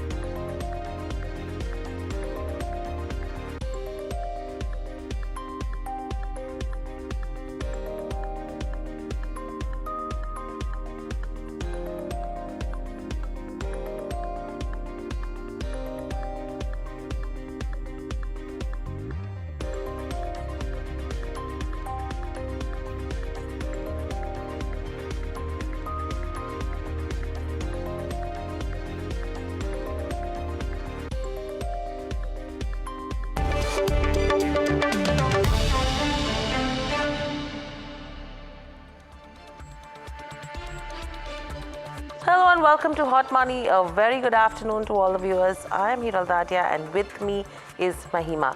Clearly Mahima, from a market perspective as well, pretty stable right now. No major cuts coming in from yesterday's session. It's a day where we've seen it's earnings heavy day as well. So the absolute attention is going to be on managements that we will be speaking to. But let's quickly shift focus, bazaar style. That's the first management that we have in store today. Let's quickly look at what the numbers have been so far. a strong demand scenario that has continued. Inventory days have reduced by 17. The same-store sales growth at 41% is what we've seen. Losses have narrowed, nearly halved. That would be the right way to put it. 65% growth in terms of top line as well, and margins have improved. To discuss more on this, Shreyans Surana, the Managing Director at Bazaar Style Retail, joins in. Shreyans, welcome to the show. Thank you so much. Shreyans, my first question coming to you is, losses are narrowing.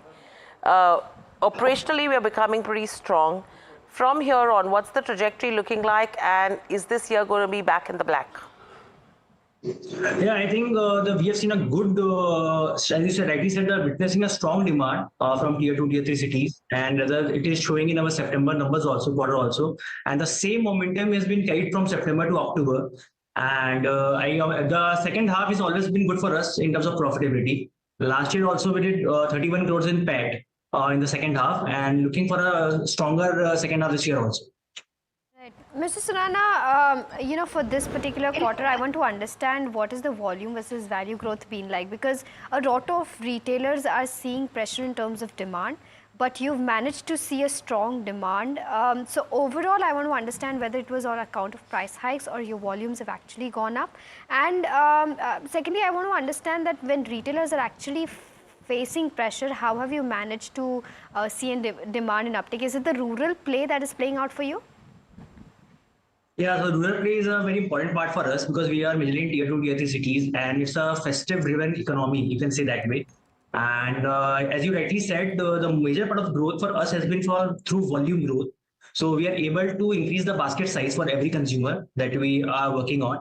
And in terms of tier 2, tier 3, the festive weddings play a very important role, and the prices are very important for us. And that has been a key reason for our success or the growth that we are achieving, because we are seeing a lot of traction coming from unorganized to the organized market. Everywhere in the rural India also, people want to shop under one roof where they can get an experience, they can get an AC environment. So we are giving all the factors, price, product and ambience to the consumers. And that is why we are able to rope in lots of footfall from unorganized to the organized in our stores. Okay.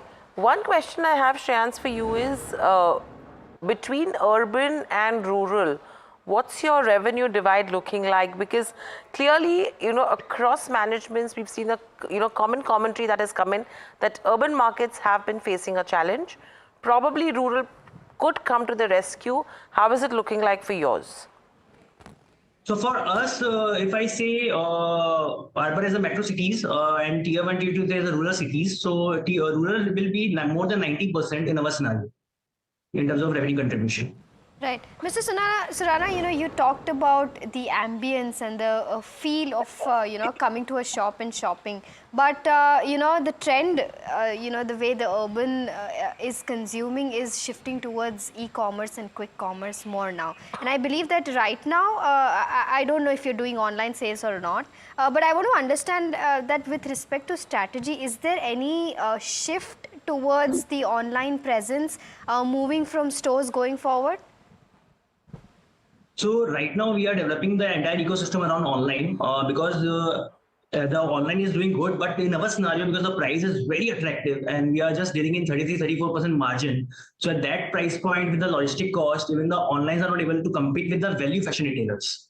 To be very specific, what we are trying to do is that we are also creating an ecosystem around the online. And for as of now, we have created an omni-channel model in our stores, where any person, if he wants to deliver the things at their store, their home or any office address, so they can ask the manager to deliver it to their places. But as of now, the model is purely the offline model, and we are working on the online front. Shreyans, if you're working to develop an online channel from here on, what's the trajectory expected to look like? Say in the next 3 years, how much of your revenues will come from online? How much of it will come from offline? And overall, from a margin perspective, how will it impact? What are you projecting? So see, in terms of online, the major contribution will be from the offline stores only, because we want to build a profitable online model. We don't want to burn on online model, to be specific. So whatever we are trying to do is that we are trying to give the customer an experience of an online, but without killing our margins. So as a result, I think more 95 to 98% of the revenue in next 3 years is going to come from the offline model only. So maybe 1 to 2% will be the target for the online front, maybe in, as you said, in 3 years, next 3 years. Rana, just one more question on this particular aspect. You know, you said that you're building your online presence. Will it be through your own website, or are you planning to distribute your brands towards the already established e-commerce and quick commerce players? So it will be largely through our own website that we are going to develop in coming years, and then as a marketing, we will be present over all other marketplaces also. But the major sales drive target will be from our own website. All right. Mr. Surana, one more thing in terms of the sales per square feet. You know, for this quarter, it was up around 38% for you. But I want to understand that is this because of, you know, overall reduction in per square feet area, or something else is playing out? Is it because of the demand scenario? So both the factors have played in this particular quarter for us. One of the major reasons is the shift of one of the festives from October to September. So 10 days shift in the festive has played a bigger role in increasing the sales per square feet.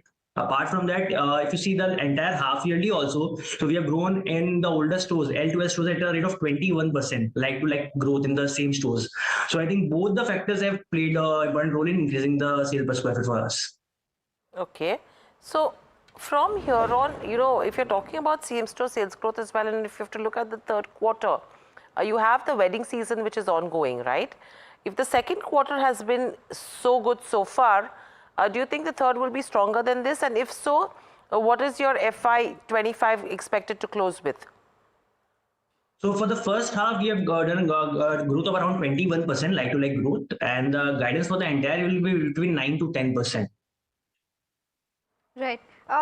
Mrs. Surana, any kind of geographical expansion plans on cards? Because right now you're concentrated mostly in the west side of India. So going forward, do you plan to expand further in India? So we are mainly considering the eastern part of the country, where the concentration of the Bengal, Odisha, Bihar, and Jharkhand. UP and Uttar Pradesh will be and Jharkhand will be the focus states for us. So going forward, we are exploring these states, UP and Jharkhand. Shreyans, apart from that, if you see from a private label perspective as well, 45% comes from there. Others is 55. So are you seeing a shift happening in terms of the contribution from the both sides, or does it remain at this? So basically, we are working a lot on our private label strategy, and we want to work a lot on designing part. That's why we have from last year we have grown substantially on the private label side. For the entire year, our target is to build around 50% of the revenue from the private label. So our target for this year will be to have a 50% revenue coming from the private labels. All right, Mrs. Rana, in terms of you know, how things are shaping up for the company, I just want to understand that going forward, in terms of the supply chain side of things, you know, you are adopting and investing in the supply chain side of things. Do you expect margins to continue to get better going forward? And if yes, can you quantify that amount for us, that how much will margins get better by? So typically the range for the EBITDA will be around 14 to 15% for this entire year. And one of the biggest advantage that we get as a value regional player is that our concentration is like a cluster-based model that we have got. So whenever we are opening a store in a particular geography where we have a larger presence, it helps us to optimize cost in all the fronts, not only on the supply chain, but all the other costs like marketing cost or the manpower cost everywhere. So we will be able to maintain this 14 to 15% of EBITDA growth in spite of growing at a rate of 25% that we have grown in past 6 years. And this year also the guidance is around to grow at 25%. Okay. And with regards to store expansion as well, what is the strategy in terms of funding the store expansion, and how are you looking at that side of it? So in the first half, we opened around 25 stores and we have shut down 3 stores.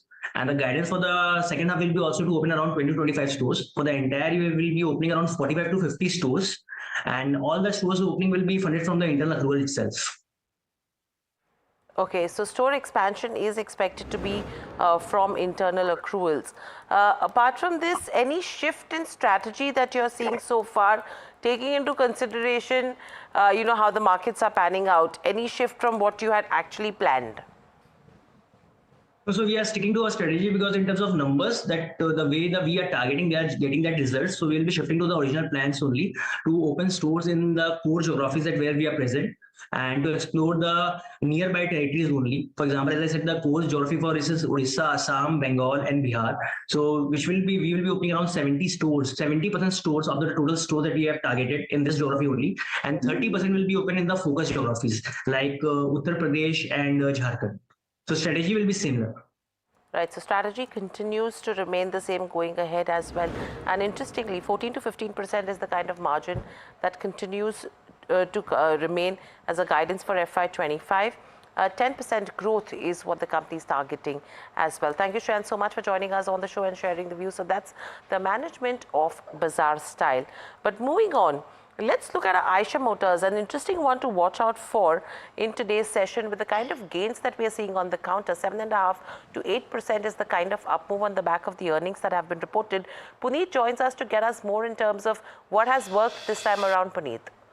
Well, thanks for that. So, the results were largely flat, a 3% revenue growth and an 8% growth in profits. But the commentary by the management is what's enthused the stock today. They have mentioned that there is a serious change in strategy for the company. Growth is the key focus area going forward in terms of sales. And that's a very change compared to the previous quarter as well as the year as well, where they preferred to have higher EBITDA margins for the company.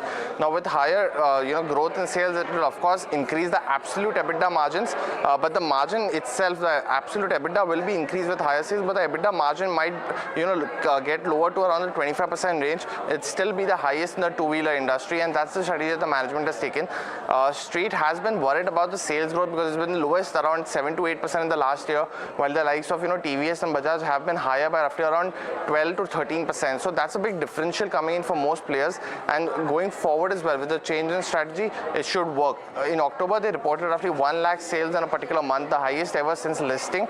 They have also said that the marriage season in November will also be very positive for the company, as inventory is around 2.5 to 3 weeks only, and brokerages have also upgraded the stock. I just want to talk about a couple of them. Jefferies has a buy with a target price of 5,500. It's a 20% upside, and the most important line from the brokerage, I thought that the stock is at a 15% premium to players like Bajaj as well as Hero because of the premium aspect, but this used to be 60% over the last 8 years. So definitely the premium has reduced, and a better value, it's a better value for investors going forward as well.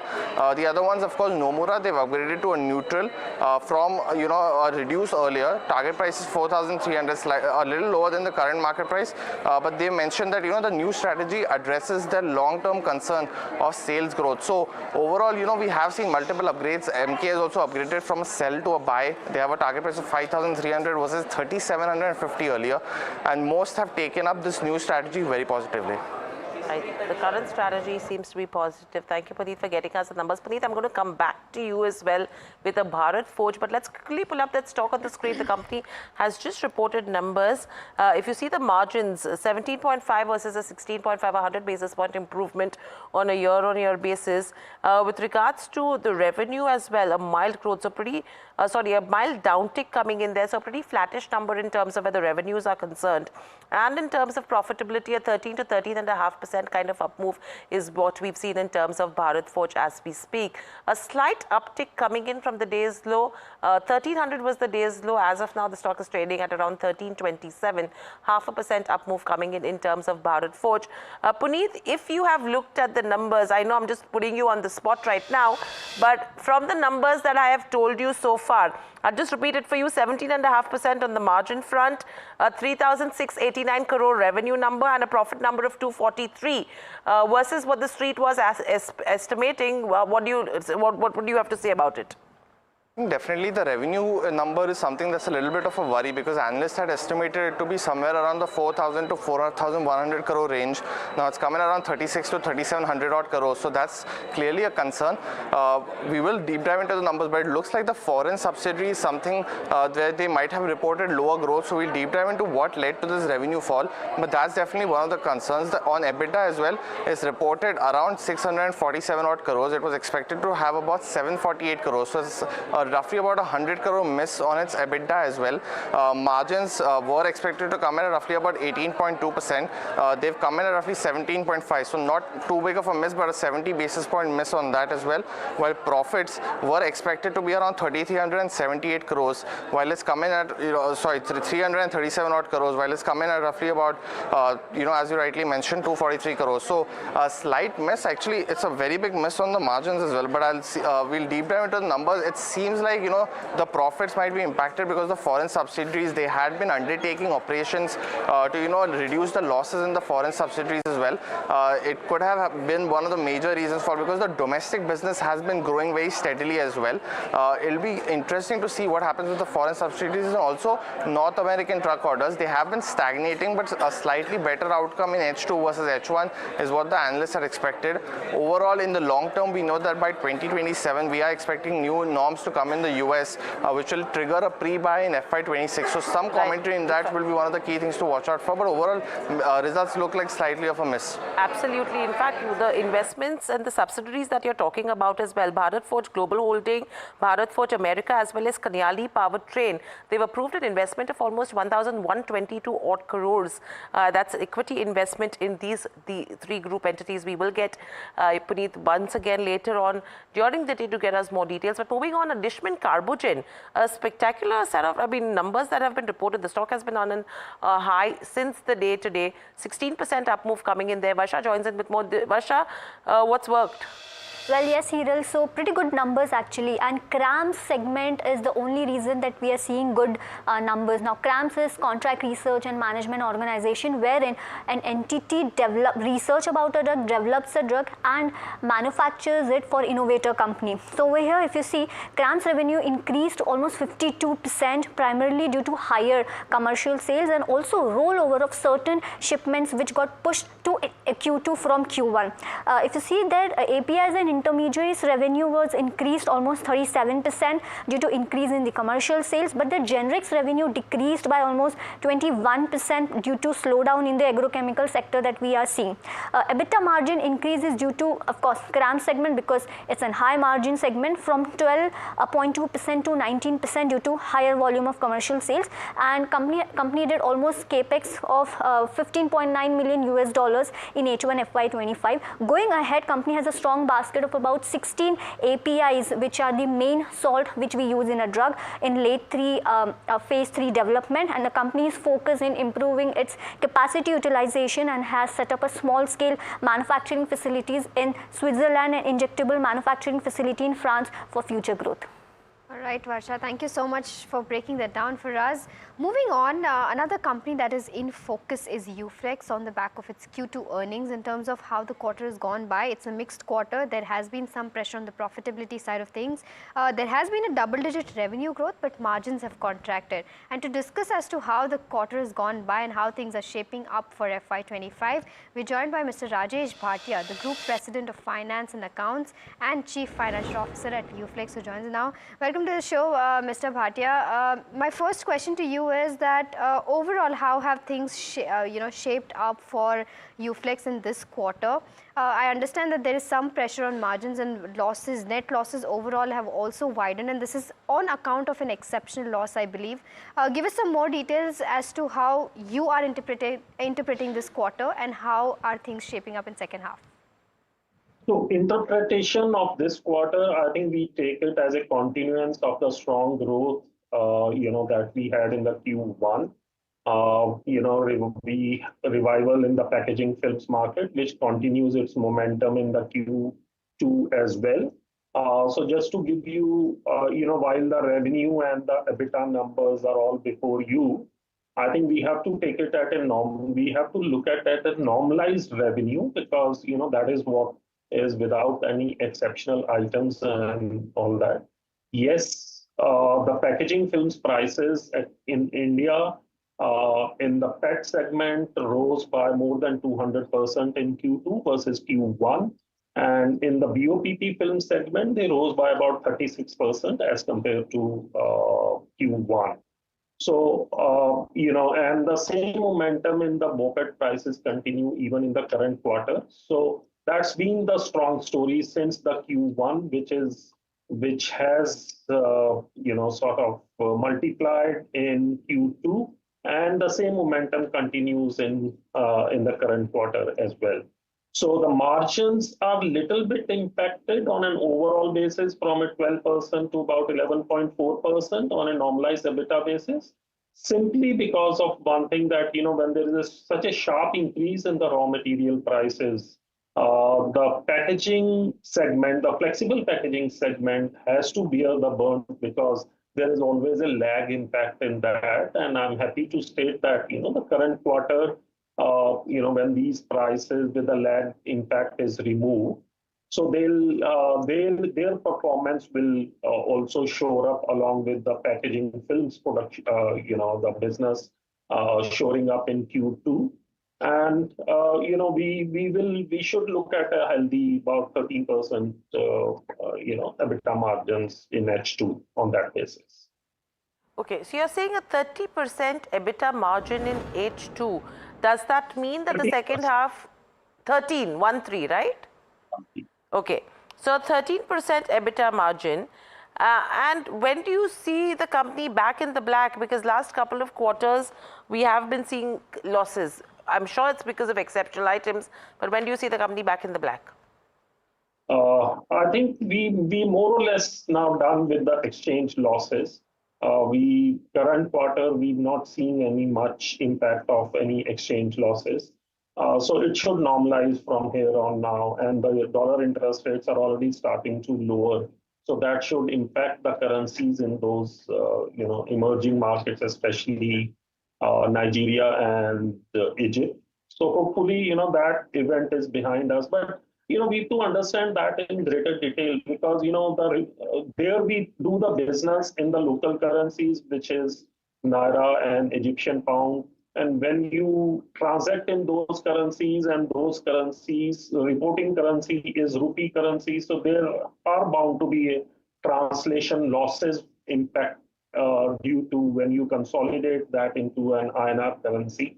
So, but largely I'll say that while they impact the face of your P&L as an exceptional item, they don't impact any operational matters or for that matter any your financial strength or your outflows, cash impact. So there's none of those impacts, on because of that on the business. Mr. Bhatia, I want to understand that the raw material prices are inching up and they are kind of putting pressures on your margins. I mean, if I see the margin trajectory also, it has been in the range of 11 to 10% in the past few quarters. But at there was a point of time when margins had, risen to even 14 to 15% as well. Do you see going back to those margins or do you expect margins to remain in the same levels? So I think as we go into FY26, where FY25 H2, we going to commission our PET chips project in Egypt. We are going to commission our 5 billion extra capacity in aseptic business. So these two are going to help us improve our margins. I think if we expect the margins what we had in the period of FY22 and 23, I don't think so that that would be the right measure to look at the margins.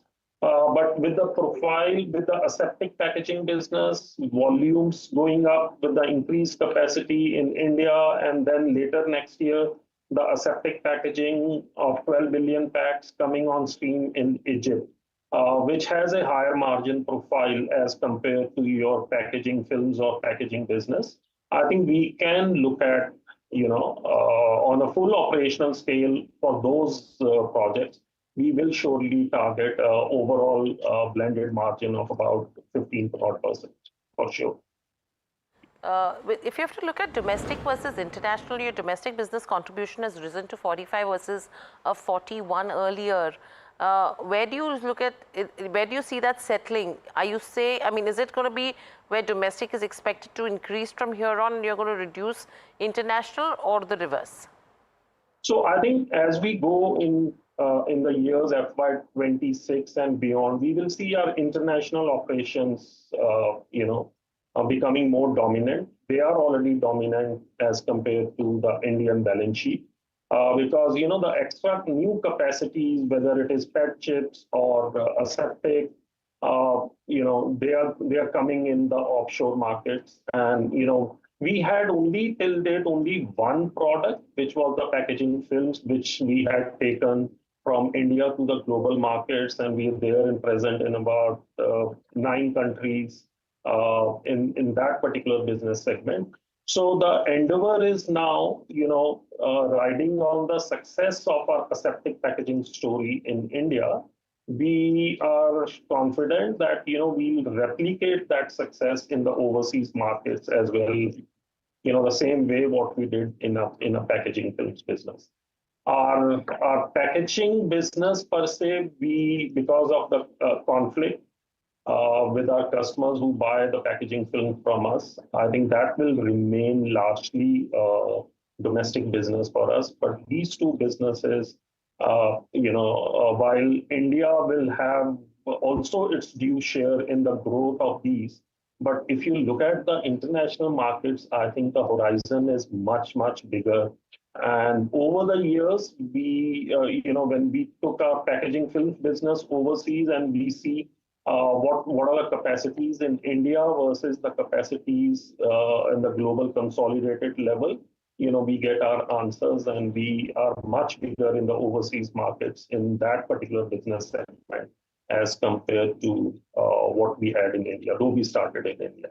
So we have the same vision for aseptic business as well. And, the next few years will, we sure that, we'll be able to do much better in that particular business segment in the global markets as well. Right. So thank you, Rajesh, so much for joining us on the show and sharing the views. So that's with regards to where UFlex goes. Interesting times that are ahead. The second half, Mahima, is something that we will be watching out for. But completely out of time. With that, it's a wrap from Mahima and me on this edition of Hot Money. Lots more lined up on the other side. Please stay tuned to NDTV Profit.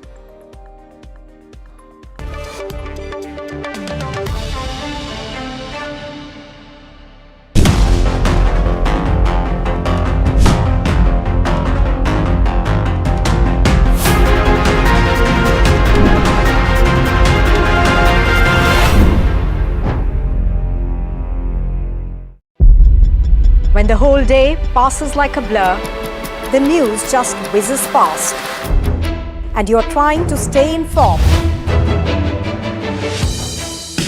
It is our job to bring you news that truly matters.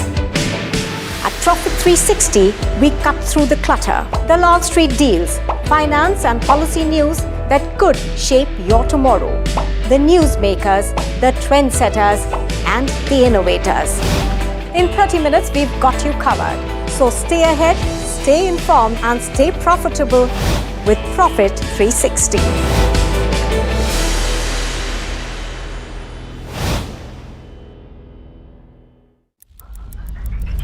Headlines you start your day with. What matters worldwide is now in the palm of your hands. Get ready to seize the day and maximize your financial potential. Stay ahead of the curve with all you need to know on NDTV Profit.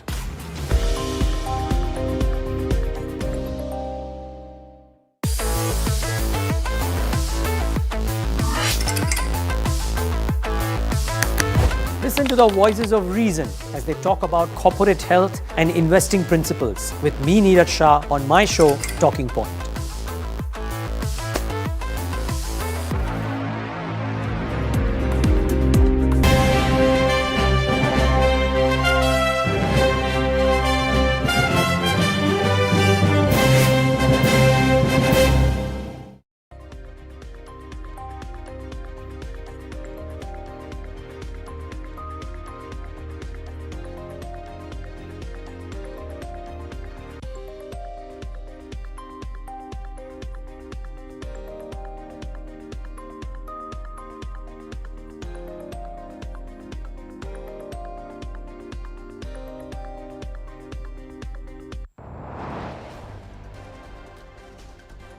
Benchmarks trade flat at noon, pair early gains as consumption giants like HUL and ITC weigh on the indices.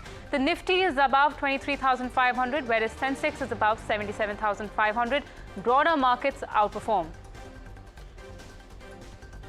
Sectoral action mixed with sharp gains from realty and media, whereas FMCG drags, banks recover.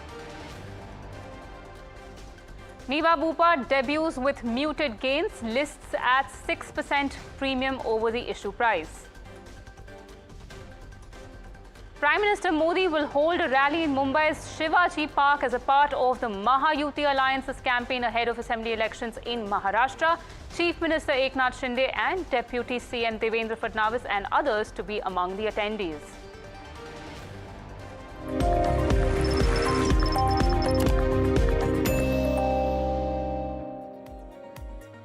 Hello and welcome. You're watching Market IQ. Good afternoon, and this is Malika Mishra. Let's take a quick look at the markets first.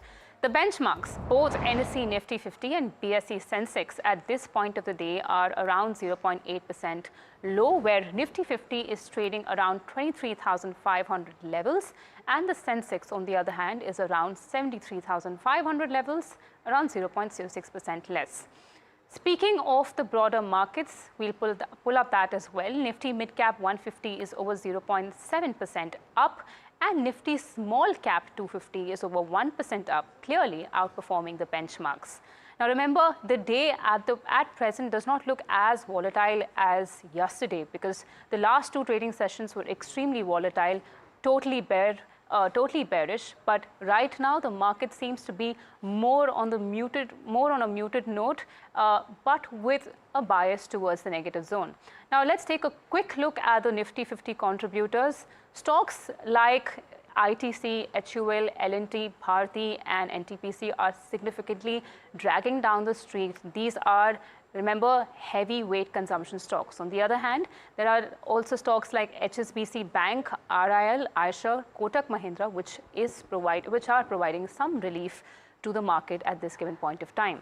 Then let's quickly also pull up the advanced decline ratio and take a look at what that looks like, and you will see that it is not as bad as yesterday. There are around 1,340 stocks in favor of advances and 789 stocks declining at this given point of time. Well, also let's take a look at the sectoral indices quite quickly. You will see Nifty FMCG is the biggest drag on the index, followed by pharma, IT, oil and gas. On the other hand, there are media and realty, which is providing some relief again and rallying in trade. We'll move on with the show now. PI Industries is in focus after the company slashed FY25 revenue growth guidance. Varsha joins in to give more details. So yes, company is in focus. If you see, the stock is down almost 7%. Now, because they've reduced their FY25 guidance to high single-digit growth. Now, they were expecting 15% growth for FY25, but now that has been reduced. Now, this is on the back of weak pharma performance. Previous revenue guidance was around 15%. Now, but let's look at the numbers. So, numbers were actually in line, or pretty good set of numbers that beat estimates, wherein the acceleration in Q2 FY25 numbers on the back of exports. Their CSM exports, that is custom synthesis, saw double-digit growth with new products up 42% year-on-year. Domestic revenues though declined due to reduced supply to institutional customers and due to ongoing pricing pressure that we are seeing in the chemical segment. The pharma segment, so basically they've reduced their guidance because of this pharma segment. The profitability remained drag. Flat revenues were seen sequentially, but management is expecting H2 FY25 good based on the order book that they have. EBIT loss narrowed for pharma segment to 50 crore versus 70 crore in Q1. Margin increase that we are seeing, that EBITDA margin increase is due to the better product mix and operating leverage. While if you see, the net profit would have grown much, but it's just grown 5% because of the tax rate, which was 23% versus 6% last year. Lastly, if you see, Jeffries has a buy rating with target price of 5,100, upside potential of 12%. Now, according to them, the overall revenue met expectation. Domestic business was in line and pharma was slightly above. FY25 guidance have been taken into consideration while they have given this buy call. While pricing pressure, according to them, is expected to persist in upcoming quarters, and management is expecting improvement in H2 FY25 as per Jeffries also.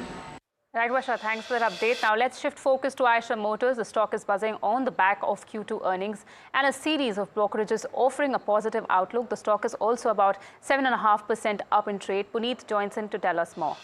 Well, thanks for that. The Q2 results was largely flat, just about 3% growth in revenue, 8% growth in profits. But the management commentary in the earnings con call yesterday is what's driving the positive outcome on the street today. They have changed their strategy dramatically to a growth over EBITDA margins going forward as well. This essentially means that they'll be focusing more on sales growth rather than the EBITDA margins of about 25 to 26% that they do. What this will do is that the revenue as well as the EBITDA, absolute EBITDA, will increase going forward as well, and that'll be beneficial for the street as well as the stock going forward, because the sales volume has been really disappointing over the last 10 to 12 months, while peers have outgrown the industry as well.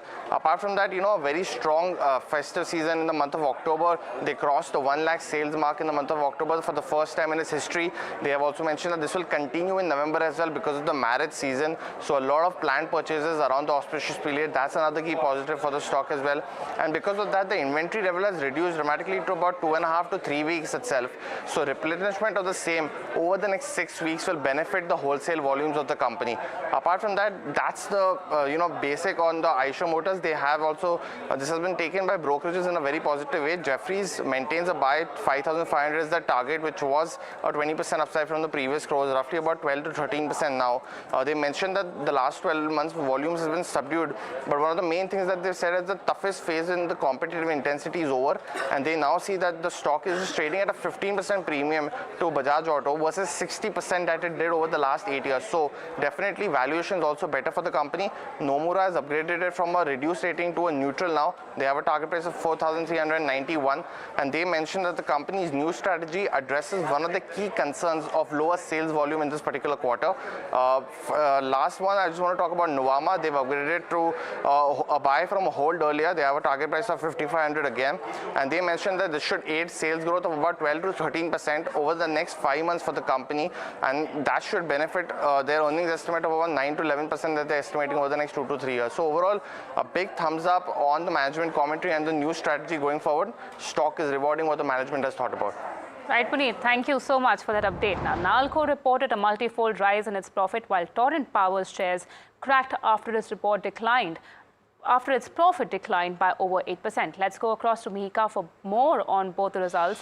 Mihika, over to you. Good afternoon. I'll start off with Nalco. The Q2 results were a great set of numbers. The stock hit an intraday high of around 5%. It's paid some of those gains, but revenue was up 31%. EBITDA was up 290%. Margins growth stands out. They expanded 2,500 basis points to 38% versus 13% previously, and net profit was up, saw an uptick of 458%. Now, when you talk about why revenue growth was higher, because higher average aluminium prices during the quarter, and the aluminium EBIT was 4.2 times higher on a year-on-year basis. Margins were also aided by a 32% and a 22% decrease in raw material and power and fuel costs, and the company has noted positive domestic business environment, and that can be seen in its volumes. H1 FY25 reported higher accumulated domestic sales of 2.21 lakh MT. We also had Motilal Oswal come up with a note. It's maintained its neutral rating but hiked the target price to 420. Q2 results were broadly a beat on favorable pricing, and they've raised their FY25 revenue, EBIT and net profit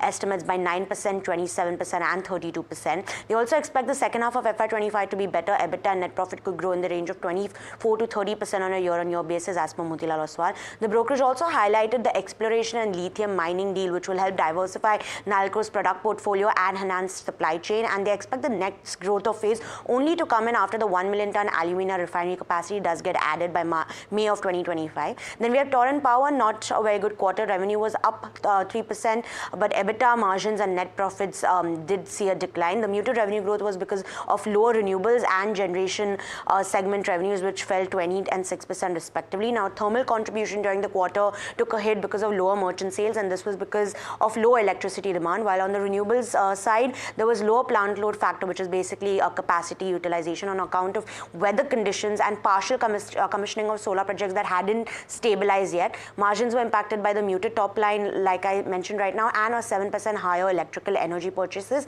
and net profit was impacted by higher deferred tax charge of 165 crores. Lastly, when you talk about capacity, installed capacity currently stands at 4.8 gigawatts with 2.9 gigawatts capacity in the pipeline, and the company aims to grow its renewable portfolio to 4.4 gigawatt, and they've also have pumped hydro storage sites and projects of 8.4 gigawatts currently under planning stages in the states of Maharashtra as well as Uttar Pradesh. Right, Mika, thank you so much for that update. Now, Thermax stock declined by 4% even after reporting stellar Q2 results. The company's earnings surpassed market expectations across several key metrics. We spoke to Ashish Bhandari, who's the CEO and MD of Thermax, about the key drivers of growth. Listen in to what he had to say. I would want to take 2 points out. One, on the order side, when we started this year, we had talked about how this year we do expect some bigger orders to start coming back, because all of last year we were working with work that was going on, but we really didn't see too many big orders coming in. This year, that trend should reverse, and Q2 is a good example of that. Even as we look at the next 3-4 quarters, we have got other bigger opportunities also in play. If I take that big opportunity out, we have been growing steadily in a lot of the rest of our business. Industrial products has been growing double-digit now for multiple years, and we see that trend continuing at least in the near future as well. On the margin side, there was one exceptional item in Q2, which was not unexpected. This relates to a PSI, a production-linked benefit that we got from the Maharashtra government, which is a scheme that one of our new plants was part of for some time. But now that the assurance of the benefit coming through is certain, we started to show this. This will continue in smaller amounts for a period of time, but this was a one-time, relatively bigger number that we showed in Q2. If I take this number out, actually our profitability was slightly below what we would have expected, and that is driven by continued challenges that we have on the execution front on bigger projects. Let's now take a look at the listing of the day. Niva Bupa Healthcare shares debuted on the bourses with muted gains, driven by a robust demand from retail investors. The IPO of Niva Bupa Healthcare sailed through on the last day of bidding. Listen in to what the management had to say about the company's growth prospects.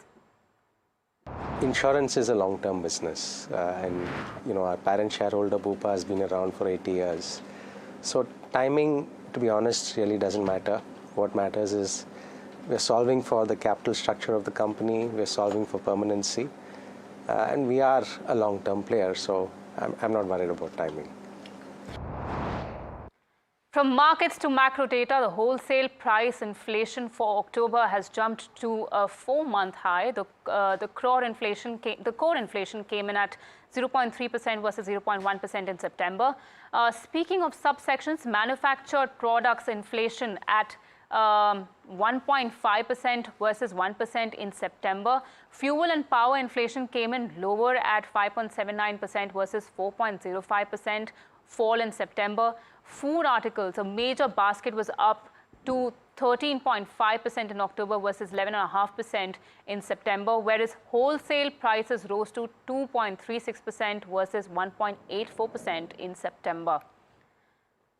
Enforcement Directorate is reportedly investigating a money laundering case involving a Melbourne-based trader. Now, this trader allegedly conducted transactions worth over 100 crore rupees using unauthorized bank accounts. ED has raised 23 locations in Maharashtra and Gujarat where large number of bank accounts were allegedly opened through fake documents. Now, these raids have taken place in Malegaon, Nashik, Mumbai, Ahmedabad and Surat. The investigation originated from a recent Malegaon police FIR against a person, which brought to light the issue of unauthorized use of the person's bank account for illegal transactions. This raised concerns over possible election fund routing. This comes days ahead of the Maharashtra Assembly elections. Now, thousands of Uttar Pradesh Public Service Commission UPSC aspirants staged a protest outside the headquarters of the commission in Prayagraj on Monday against the decision to conduct the preview officer and assistant review officer RO and ARO examination and the provincial civil service PCS preliminary examination on different dates and in multiple shifts. The protesters, who were demanding that the exams be conducted in a single shift on the same day, clashed with the police after they were prevented from holding a scheduled sit-in at gate number 2 and 3 of the commission. The police resorted to lathi charge to disperse the agitators who gathered at a nearby intersection. And with Maharashtra elections around the corner, Prime Minister Narendra Modi is all set to address a rally in Mumbai. The rally is a part of the ruling Mahayuti Alliance's final push ahead of the Assembly election on November 20th. PM Narendra Modi's rally in Dadar is expected to draw a massive crowd and will also be attended by Maharashtra Chief Minister Eknath Shinde, Deputy CMs Devendra Fadnavis and several other top Bharatiya Janata Party leaders from the state. In fact, major traffic changes have also been accounted for in order to prevent congestion and ensure a smooth road show. My colleague Jui Jadhav brings in more details on this. Prime Minister Narendra Modi is all set to address a rally today in Mumbai at Dadar's Chhatrapati Shivaji Maharaj Park, and as you can see right behind me, the preparations for this rally is almost complete, and today evening at 6 o'clock Prime Minister Narendra Modi will address Mumbaikars, will address the entire Maharashtra today through this rally for the upcoming Assembly elections 2024. The Mumbai Traffic Police has issued an advisory for the day amid this tight security. Also, the rally is part of ruling Mahayuti Alliance's final push ahead of the Assembly election on November 20th. Prime Minister Narendra Modi's rally in Dadar is expected to draw a massive crowd and will also be attended by Maharashtra's Chief Minister Mr. Eknath Shinde and Deputy Chief Minister Mr. Devendra Fadnavis and several other top BJP leaders and other alliances leaders. Also, the 36 candidates who will be constituting from Mumbai will be a part of this rally, and Prime Minister Narendra Modi will be addressing this rally especially for these 36 candidates. So definitely this rally is drawing attentions because this rally is the last rally for Mahayuti and for Prime Minister Narendra Modi in Maharashtra. After this, on 20th, when the election dates are due, when the people will vote, at that time we will see the result that who the people have trusted, and will Narendra Modi's speech that he'll give and his presence today will influence Mumbaikars and Maharashtrians. Right, Joey, thank you so much for that update. Delhi's air quality remained in the severe category for a second day today. Low wind speed contributed to a thick fog layer across the city. Let's go across to Ishika Verma for more. Over 300 flights were delayed at the Delhi airport. Ishika Verma is here to tell us the details. Well, Divya, as you rightly mentioned, we are seeing that, in fact, for the second day straight, the air quality index here in the national capital has been recorded in the severe category. As per now, if we talk about the AQI index, stands at 423. Now, if you talk about places, if you talk about, in fact, Ashok Vihar, Anand Vihar, Chandni Chowk, Central Delhi, everywhere, in fact, most of the areas here in the national capital, 400, has been been crossed in terms of the AQI. But certainly yesterday a meeting of CAQM was held where in fact it was termed as an episodic event. The CAQM in fact also said that from today onwards there will be a declining trend in the air quality as the wind will be stronger. But till now that certainly doesn't seem to be the case. So we are expecting that another meeting of the CAQM will be held soon, and after that the decision whether or not to implement or invoke the graded response action plan stage 3 will be decided. But right now we are standing outside the Delhi Secretariat, and inside a very crucial meeting of the Environment Minister Gopal Rai is underway. In fact, he is holding meeting with all the departments which in fact are involved in steps that are being taken to curb pollution.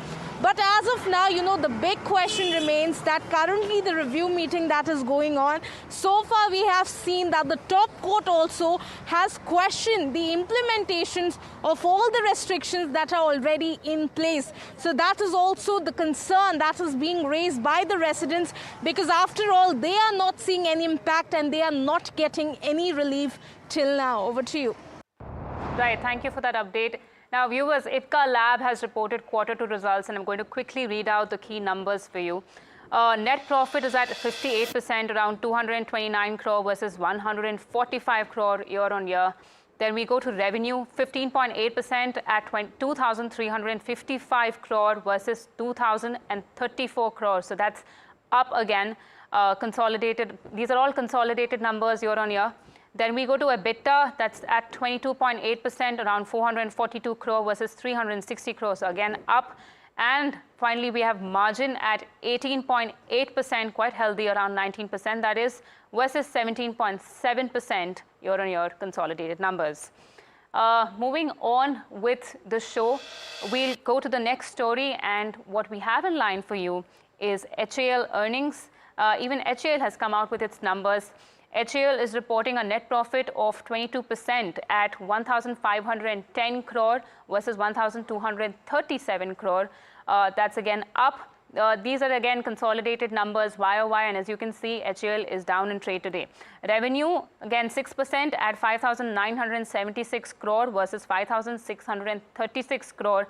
EBITDA at 7.4% at 1,640 crore versus 1,528 crore, and margin is at 27.4% versus 27.1%. So margin from all the numbers for HAL has the least difference. Now we'll move on with the show. Speaking of earnings, Dishman Carbogen is the stock in focus today. The company has reported profit in Q2 versus loss in Q1. Varsha joins in with details.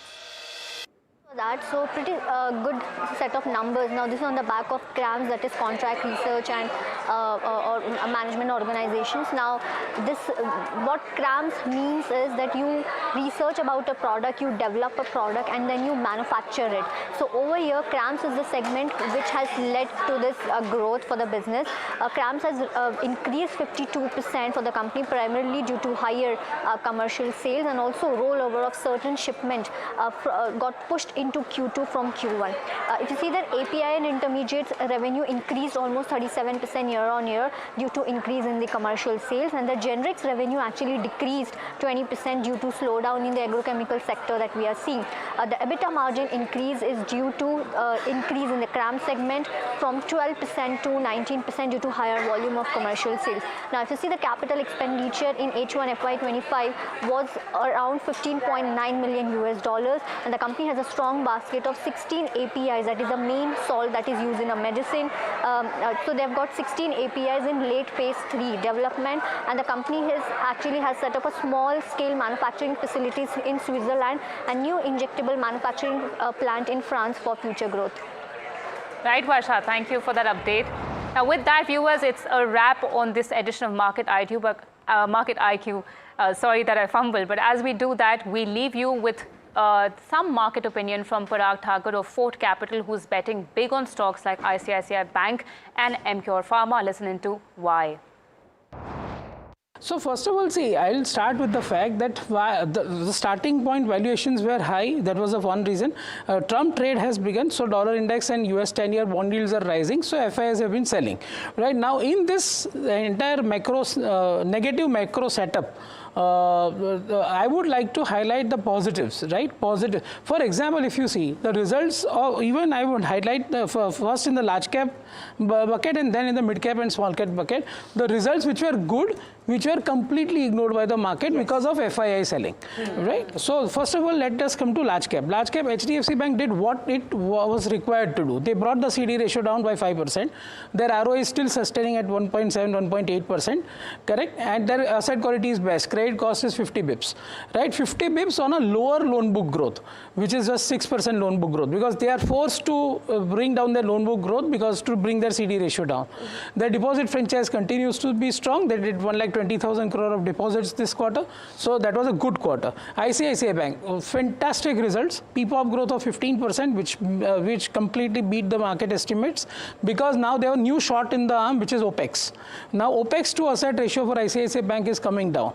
Right, so I think ICICI Bank continues to consistently surprise market on the positive side, and rightfully so. Now it is trading at a significant premium to other banks, and they are sustaining their ROA about 2.2%.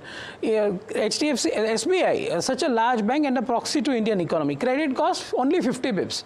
What more you want?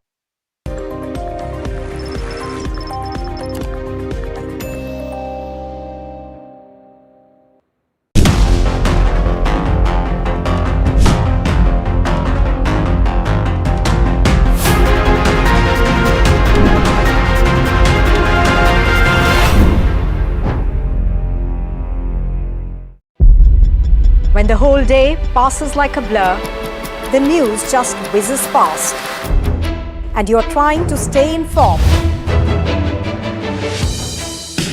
It is our job to bring you news that truly matters. At Profit 360, we cut through the clutter. The Wall Street deals, finance and policy news that could shape your tomorrow. The newsmakers, the trendsetters, and the innovators. In 30 minutes, we've got you covered. So stay ahead, stay informed, and stay profitable with Profit 360.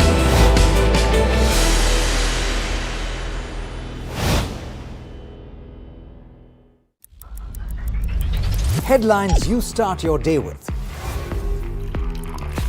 What matters worldwide is now in the palm of your hands. Get ready to seize the day and maximize your financial potential. Stay ahead of the curve with all you need to know on NDTV Profit.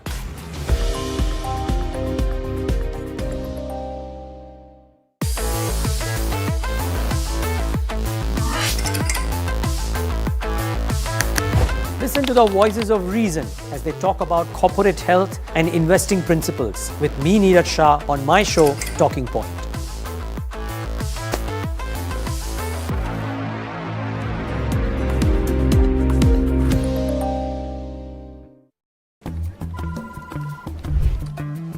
Bro, what are you doing? I'm trading FNOs. So, have you made any money? Oh, it's simple. If you think the market is moving upwards, just buy Nifty call option. But if you think the market could slide downwards, simplifying futures and options trading. Don't worry about the future. We've got your options covered. Futures and options strategy that will help you move with the tide. An unmissable trade. If you want to be in the money.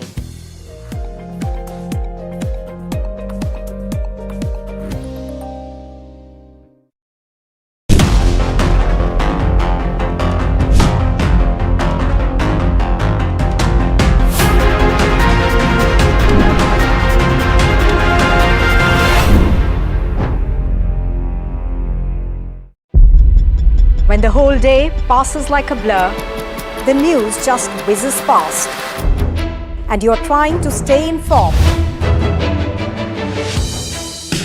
It is our job to bring you news that truly matters. At Profit 360, we cut through the clutter. The Wall Street deals, finance and policy news that could shape your tomorrow. The newsmakers, the trendsetters, and the innovators. In 30 minutes, we've got you covered. So So stay ahead, stay informed and stay profitable with Profit 360.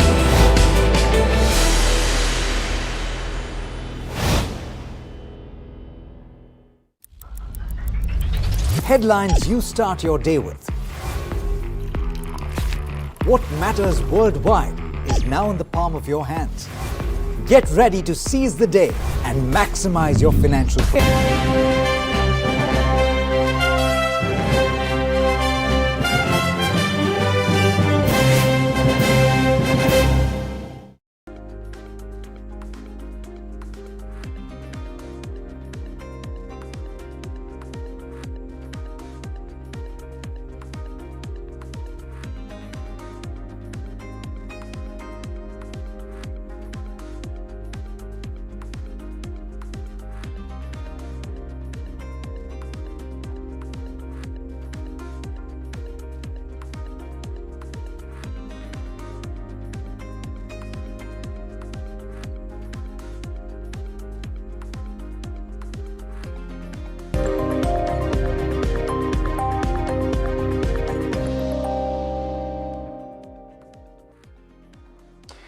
Hi, thanks so much for joining in. You're watching the Mutual Fund Show on NDTV Profit, and my name is Alex Matthew. Now, this show gets you actionable insight on everything mutual fund related. And by the way, if you've got questions for us, you can send them on that number that you see flashing on your screen. Before we get to the topic that I've chosen for today, I would like to talk about some data that has emerged from the portfolios of mutual funds at the end of last month. We've actually managed to compile them. Most of them come around the time of 13th or the 14th of the month. And there's some interesting talking points that have emerged there. The aggregate cash that has been held by actively managed equity schemes has fallen for the first time in this financial year in the month of October, but that needs to be put into a little bit of context. We've discussed in the past, and I would actually want you to pull the next slide up because that talks about October and the more recent data. We've actually seen an unprecedented amount of selling by foreign institutional investors in the past month and a half to 2 months, but that's more or less been matched by domestic institutions. That's been led, of course, by mutual funds. And the feeling was that mutual funds are using the significant cash holdings that they've accumulated from retail investors to buy at these levels. The thing is, the reduction, if you look at the value, 1.49, you won't even see the difference because the decimal points are the same. The difference is about 500 crore between September and October, less in October than September. And so you will think, where is the deployment taking place? The difference is only 0.3% lower on a sequential basis. Now, you have to understand that in the month of October, there was an inflow into equity mutual fund schemes of over 40,000 crore, close to 42,000 crore rupees. So mutual funds have deployed all of that and perhaps a little bit more. But the interesting part is this, they still have a significant amount of cash, or had at the end of October, because with the assets falling, the equity market itself falling, as a percentage of assets under management, that 1.49 lakh crore now stands at close to 5%, which is still the highest level in this year. So all of this does not mean that mutual funds have not deployed. What it means is that they've actually deployed quite a significant amount. And what is also interesting, what I found interesting is, you see those NFO flows. The flows at 13,000 odd crore rupees were actually a bit of a peak in this year. They have dwindled somewhat. They've come down a little bit in the month of October. And so therefore what you can interpret from that is that a large amount of flows into the mutual fund industry have been in the form of lump sum investments, with a lot of people trying to buy the dip. And you've had mutual funds that have tried to assist you in buying the dip. So you will likely see a lot of funds that had cash positions. We've spoken to a few of them over the last few weeks where they've started deploying, and let's see how that pans out in the month of November. It's going to be very crucial to watch that. We'll get into some more metrics on the portfolio side in just a bit, but I'd like to move now to the conversation that I've lined up for today, and that is in a fund category that you've probably been focusing on in the recent past. It is the multi-asset fund category. Particularly in the current context, it's a great idea to have a diversified approach to your investment strategy. So if you have, for example, had a large allocation towards small cap, you would likely have seen your portfolio drop more than maybe your neighbor who had an equal split between large, mid and small. But here we're actually talking about a multi-asset investment in one fund. But if you were to think of multi-asset as a category and think that all strategies are the same, it would be as problematic or as wrong as it would be if you were to think that all flexi caps are the same or all mid caps are the same. That certainly isn't the case, and that's because of the way that mutual funds have interpreted the rules set by the regulator to define their strategies. To talk about how this is constructed, I've got Manoj Jain, who is a product head of White Oak Capital AMC, in studio with me today. Manoj, thanks so much for taking the time. Pleasure having you in the studio. Thanks so much for coming by. Let's talk about how this is constructed, because you get into the brass tacks of it, the way that you constructed this in the making of this mutual fund. You had some thinking behind it. So first, let's define the broad tenets as defined by the regulator, and then find out how mutual funds have interpreted this differently. Sure. So first of all, thank you so much, Alex, for inviting me. So like you know that the regulator has said that if you are launching a multi-asset allocation fund, so minimum 10% has to be invested in 3 different asset classes. So let's say usually it is 10% equity, 10%, minimum 10% debt, and minimum 10% commodity. Largely it is gold, but it can be silver also or any other commodity.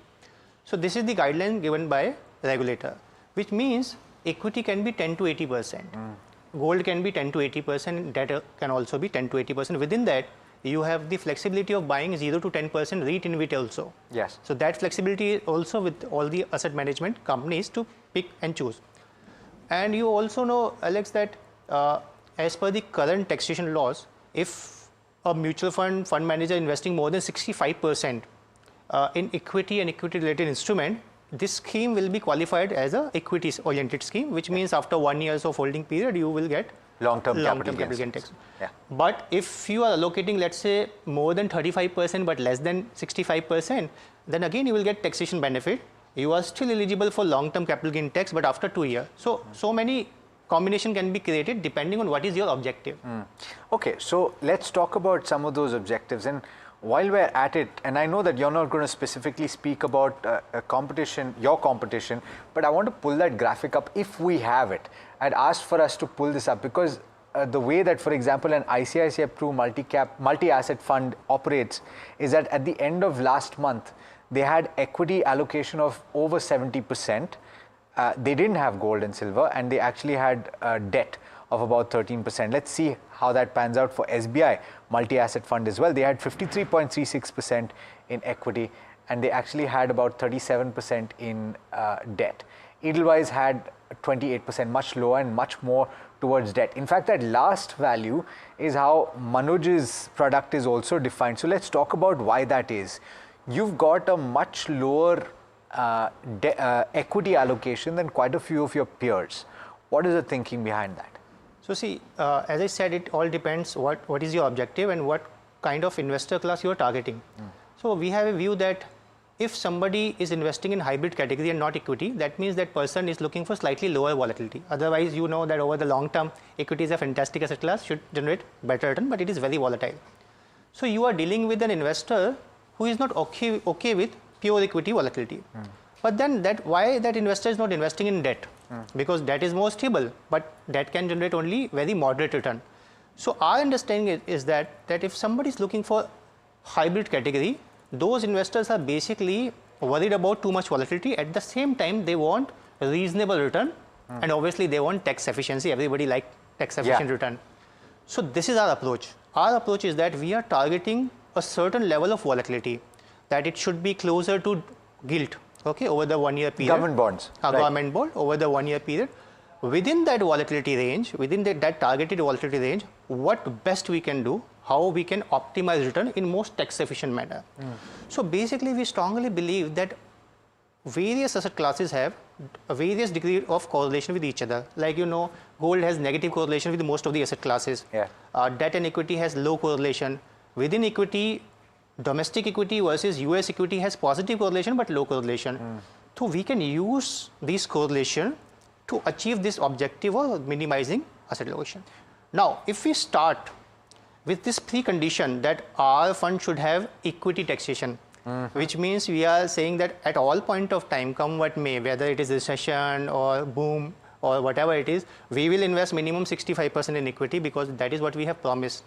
Then in such case, let's say you are investing 67% in equity, another 2-3% in cash to manage redemption, minimum 10% has to be gold or commodity, minimum 10% has to be debt. So you are left with only 10% to take benefit of varying or dynamic market condition, which we believe may not be the right way, because the right way should be you first decide what should be the best asset allocation basis on various parameters and then try to optimize for taxation. Okay, so help me understand the objective of your multi-asset fund as you've defined it. It's not maximizing capital gains, right? It is, in fact, to a larger extent, it would be protecting against capital loss or erosion while also trying to give you the benefit of investing in an equity. Is that the right way to look at it? Yeah, let me add one more point, but you are absolutely right. So like as we speak right now, we have about 28-29% invested in equity. Obviously, we have invested another 8-9% in arbitrage, so that our total equity allocation, including unhedged and hedged, will be more than 35% to get the taxation benefit. Right. So let's say 28% equity, domestic equity plus foreign equity. Another 20% is gold. Now, both these asset classes over the long period of time should generate reasonable return. Like if I have to give you some number, over the last 13-14 years, both equity and gold has generated double-digit return, solid double-digit. So both of these asset classes are growth asset classes, and both these asset classes have negative correlation with each other. So first, by having almost 50% allocation to growth asset, you are giving some growth participation. So it is not that we are only focusing on reducing volatility. You have 50% assets which are growth asset, and another, let's say 45% assets are basically debt arbitrage, which is giving you stability and reasonable accrual income.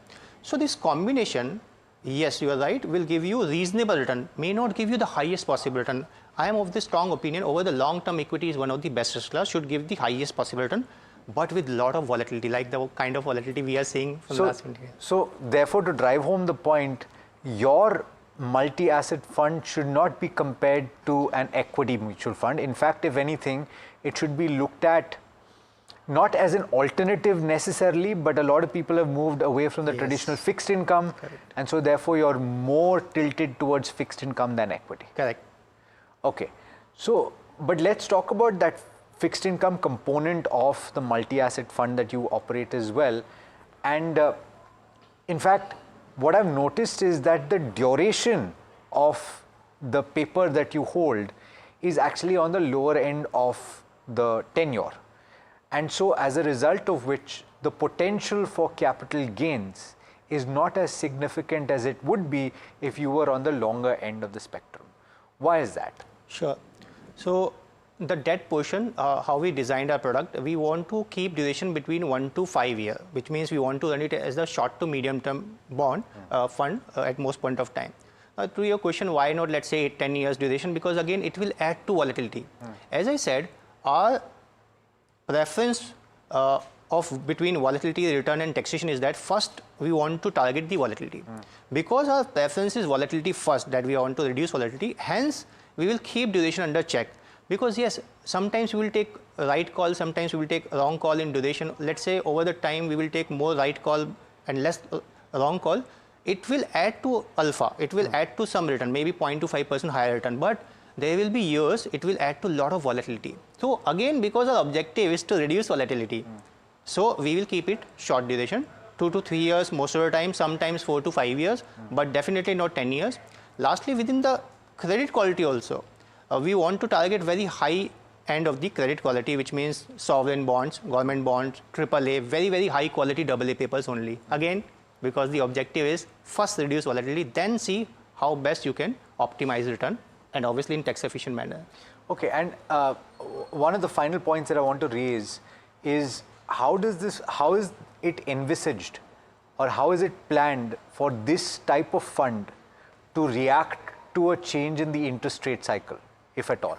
Yes, so it is not straightforward because again we are using the chemistry of investing, which means we are using the chemistry of these asset classes, how they react to each other. Like take example of last 3 months. In the month of July, when government decided to cut import duty, so we have seen a drawdown of about 8% in gold prices. Yes. And then in the month of October, as we know, that we have seen about 8 to 9% drop in various equity market indices, but gold did well. In both this period, at least till now, this product of White Oak Capital Multi-Asset Location Fund did very well. In both the month, we have given very decent experience because while one asset class was not doing well, so we have to see while debt doing well, what will be the result for subsequent classes, asset classes. So usually it has been seen that in falling interest rate scenario, typically you will find equity not doing well. Because why would you cut interest rate? Because there will be some challenges, you are trying to address those challenges, and gold will be doing well. Take example of March 2020. So in March 2020, last 1 year return of equity was about minus 22%, but gold was up by 30%. Debt was also up because there was an expectation that there will be rate cuts. Yes. So yeah, I mean, it is not very clear that how this product will react, but I can tell you that different asset classes will react differently, and we are using those correlations to ensure that we can keep volatility under check.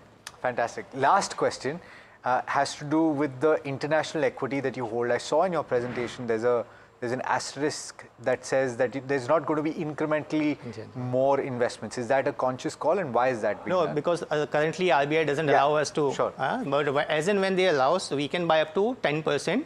Foreign equity. In foreign equity, we want to buy US equity because again, Indian equity being a developed market and US equity, which is a developed market, has a low correlation, and we want to buy assets which are growth asset, but at the same time have low correlation because that is how you can reduce risk. Understood. Manoj, thank you so much for joining in and for giving us that perspective. I think it sets the context perfectly for the second half of this conversation, where we're going to talk about multi-asset funds and where it fits in an individual's portfolio. Thank you so much for joining. Thank you so much, Alex. All right. Himanshu Kohli, co-founder of Client Associates, joining in right now. Himanshu, I've chosen in the recent past to talk about multi-asset funds more than I would normally have, because I think it's an interesting space and it's growing quite significantly. Is this a conversation that you're having more with your clients? Are you telling them about it, and what is the kind of response that they have, and where according to you does it fit in somebody's portfolio? We were talking to Manoj from White Oak Capital, and he was explaining that his fund house has a slightly different interpretation than certain others, which have more of an equity orientation. Right. So Alex, I am a great believer of asset allocation. And what asset allocation does is it just brings in a discipline which increases the probability of success of any investor. Now today, HNIs, UHNIs, they have the benefit of having an advisor, which is the space which we are in. But still within our universe also, we recommend 15 to 30% into hybrid funds, and multi-asset class funds actually get positioned over there. So we recommend even to HNIs and UHNIs to look at some hybrid funds, a part of which is into asset allocation funds or into multi-asset classes funds. But for a retail investor, if you ask me, who do not have the advantage of hiring an advisor, it's one of the best things which could have happened, because they get the exposure to different asset classes. And a fund manager is basically changing between fixed income to equities to gold, depending on what's the view they have on these asset classes. And when the fund managers takes more rational decisions, there are also advantages which comes of the taxation, also the operational efficiencies which comes through this process. So I am a great believer of multi-asset class funds, especially for the retail investors, and a part of the portfolio for HNIs and a smaller portion of that towards ultra high net worth segment. It brings in huge amount of efficiency in any client's portfolios. Now, Himanshu, what I wanted to achieve in the first half of this conversation is to kind of lay out how the treatment of these schemes can be very different. And so therefore, the return expectations also should be different. And so not necessarily right to compare the return of one particular scheme in the category to another. And I don't know how a normal retail investor will be able to understand. So let's try and break that down so that they understand, right? When they're approaching this investment, should it be from the objective of trying to protect their capital, as White Oak Capital seems to be trying to, or White Oak AMC seems to be trying to achieve? Or should it be from the perspective of somebody like an ICICI Pru, which has a much more aggressive equity orientation and will likely use the other asset classes tactically to move from one to the other? Do you need to identify what your objective is at the start? Right. So it also depends on the profile of the investor. Alex, two individuals, similar age profile, can behave very differently to the same situation. Also, maybe someone's goal could be next 3 years, someone's goal could be next 10 years. Now, the difference in the time horizon and the risk appetite helps people to decide which product to go from which manager over there. So if someone is slightly more risk averse and has a shorter term time horizon, can go for White Oak. But someone who is comfortable taking a slight volatility in the portfolio and want to basically get into equities, but they just want some tactical allocation to happen in case the market is overvalued and is becoming slightly more volatile, so that gold or fixed income can come and give a cushion over there. They can go for ICICI Prudential over there. So I am generally believe, Alex, investors have a long-term money. They don't think it that long-term.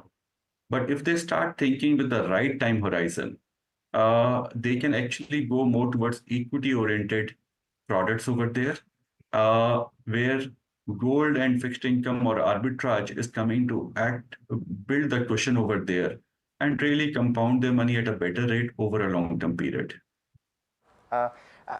Final question on this particular topic, and I have a couple more in something else that we were speaking about at the start of the show, which is how mutual funds have utilized cash. And I'm curious what you think about some aspects there. But Himanshu, where would this therefore fit in somebody's portfolio? And I know you kind of answered this, but what kind of allocation would you give to something like a multi-asset fund?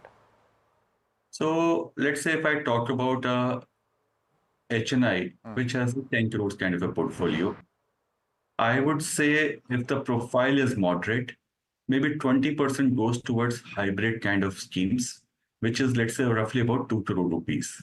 Now, out of 2 crores, multi-asset class could be 1/3 of that, which means roughly about 67 lakhs.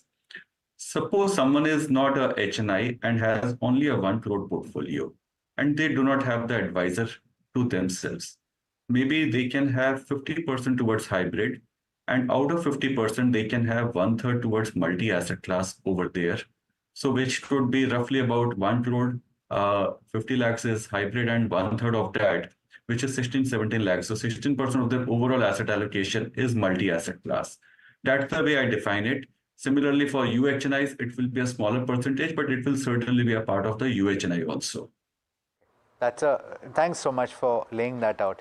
Now, what I was curious about is I've broken down the latest portfolio holdings for mutual funds based on the data that we pulled yesterday, and it turns out that the cash holdings on an aggregate level for actively managed equity schemes has fallen by just about 500 crore, and it's fallen for the first time, Himanshu, in this current financial year. And more than 40,000 crore coming into actively managed equity schemes seems like a large chunk of that, all of that in fact, has gotten deployed. So what is interesting to me is that you saw significant inflows across the board in the last month. There are murmurs that perhaps some people are starting to redeem small cap. Is that something that you've heard? Are people dialing you up on the phone to say, what do we do in this kind of a scenario? Right. So first of all, Alex, if you see last month, $13 billion was sold by FPIs in India, but $12.8 billion was bought by domestic institutions.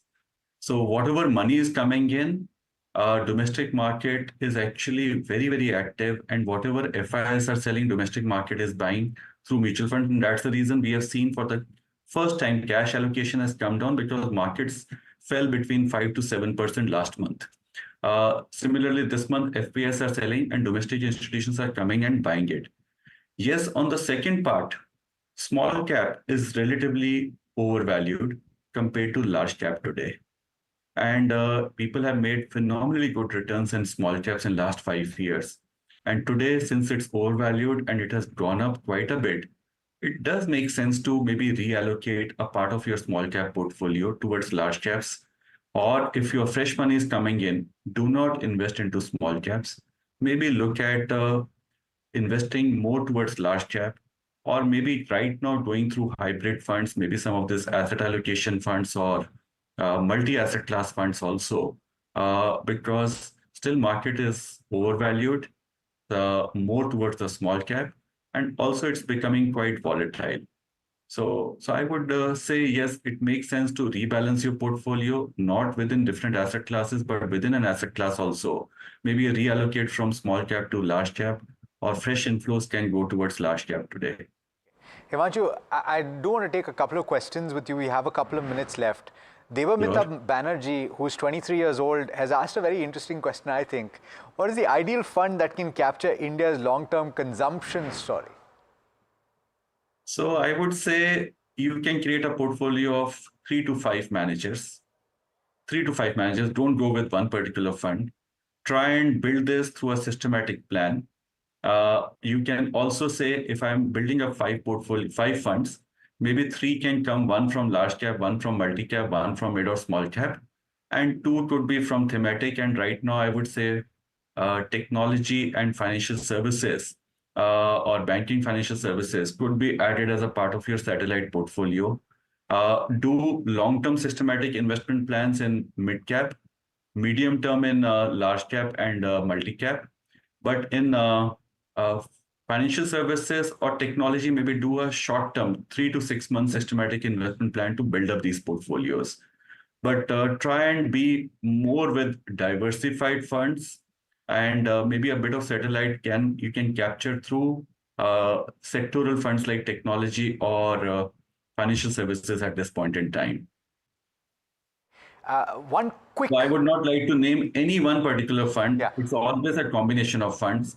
That is what is important. And maybe you can go through the ratings of some of the schemes, or you can write to us specifically and we can send you our ratings, client associate ratings on different funds. Yeah. Okay, but one quick follow-up then. Zunaira Dongre was asking, banking and pharma fund as part of a satellite portfolio. Can you suggest some names here, Himanshu?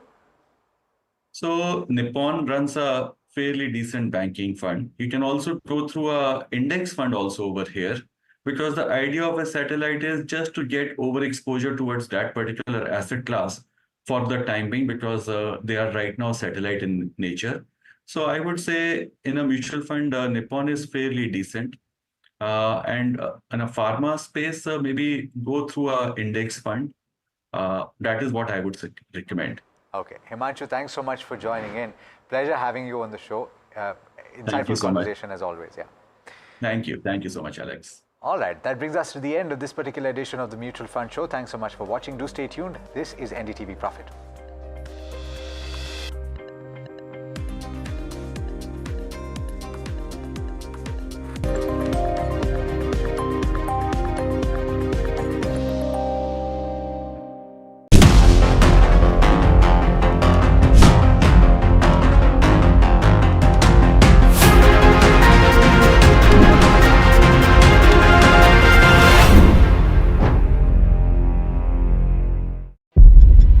When the whole day passes like a blur, the news just whizzes past, and you're trying to stay informed. It is our job to bring you news that truly matters.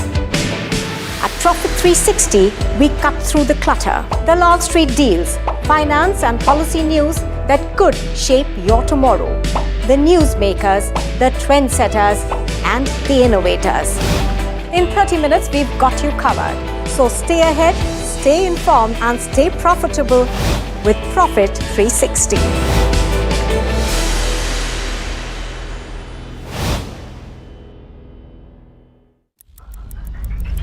Headlines you start your day with. What matters worldwide is now in the palm of your hands. Get ready to seize the day and maximize your financial potential. Stay ahead of the curve with all you need to know on NDTV Profit.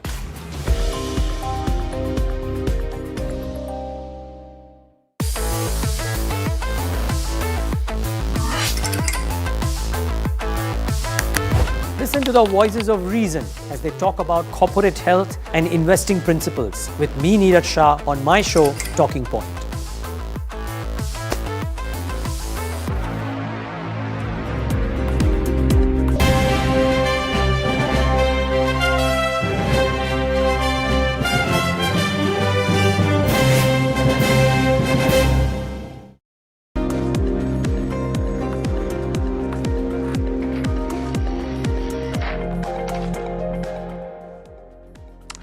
Hello and welcome. You're watching Large Trades. I am Agam Vakil. In this show, we take you through all the stocks which are buzzing in trade on account of big moves in volumes. And a lot of that could potentially be because of block deals and bulk deals. We're looking at what potentially started off as a day where we were heaving a sigh of relief, and it does seem like we're looking at selling into that very brief moment of strength when it comes to the benchmark. So it's turning out to be yet another very disappointing day of trade for the Indian markets, where we once again have moved below at least the exponential 200 daily moving average. We've not moved below that. We're exactly at that point, and it does seem like there's consolidation around that. But the real question is, if we do in fact see a close below that, do we expect more weakness in the Nifty? And it's mostly the same for the banking index too. It's been wilting under pressure. We don't have too much to go for, even though it's marginally in the green right now. It's once again flirting with that all-important 200 daily moving, exponential moving average, of course. But let's take a look at the market, specifically the stocks contributing to the Nifty, where there's a pull and push, and what has led to its eventual marginal red right now. So we have advance for HDFC Bank, Reliance, and Eicher Motors. To a certain extent, Kotak Mahindra Bank as well. We're trying to keep the Nifty's fall in check. But what's weighing down is consumption stocks like ITC and HUL, along with L&T and NTPC, among many others. We also take a look at the broader markets. Are we looking at an underperformance there? Actually, it's the opposite. We're looking at an outperformance because we've seen the mid-cap index turn with the green. And the small-cap index is up around 0.9%. So reversal of sorts here. And again, it's a wait and watch as to how things pan out. But, we don't have a very encouraging market breadth. So let's pull up advances and declines and see how things are faring there as well on the NSE. And fair enough, it's not a bad number when it comes to advances. The market breadth has certainly improved with respect to what we have been used to of late. Currently, nearly 2 advances for 1 decline. But from there on, let's talk about some of the stocks that we actually want to address in trade today. And the first one on our list is Dishman Carbogen. We have earnings coming through, but there's a lot more going on here. Let's get in my colleague Varsha to tell us more about this one. Varsha, good afternoon. Good afternoon, Agam. So thanks for that. So actually pretty good set of numbers. If you see, Dishman is up almost 14-15% in trade today. Now, the revenue growth is due to increase in commercial sales in CRAMS segment. Now, when I say CRAMS, that means contract research and management and operations. So basically, what does this mean is that this company research a drug, develop it, and then manufactures it for the innovator company. So this segment has increased 52% year on year due to high commercial sales and also roll-off of certain shipment which got pushed to Q2 from Q1. So the CRAMS segment is the reason behind for this company. Now, their cholesterol and vitamin D analogs revenue decreased 35% due to lower sales, and their APIs and intermediates revenue increased almost 37% in Q2 due to increase in commercial sales. Now, the generics revenue though decreased 21% due to the slowdown in the agrochemical sector that we are seeing, and the EBITDA margin expansion is because of the CRAMS segment, because it's a high margin segment for them. So there, if you see, the EBITDA margin in CRAMS was 12.2% last year, which increased to almost 20% due to, of course, higher commercial sales there. The capital expenditure, that is CAPEX, for H1 FY25 stands at around $15.9 million. Now, what company is doing when it comes to growth is they have a strong basket of about 16 APIs. Now, when I say APIs, this is the main product or the main salt which is used in the medicine. So they have got 16 APIs in late phase 3 development. The company is focused to improving its capacity utilization, and they are also setting up a small scale manufacturing facility in Switzerland and new injectable manufacturing plant in France, which will actually aid growth for the company. So overall, good set of numbers, and this is the reason the stock is buzzing. Absolutely, point taken. One of the relatively smaller names in the healthcare space, but something which also has marquee names attached to it. Varsha, thank you so much for joining us and taking us through that particular quarter, as well as several other insights into this one.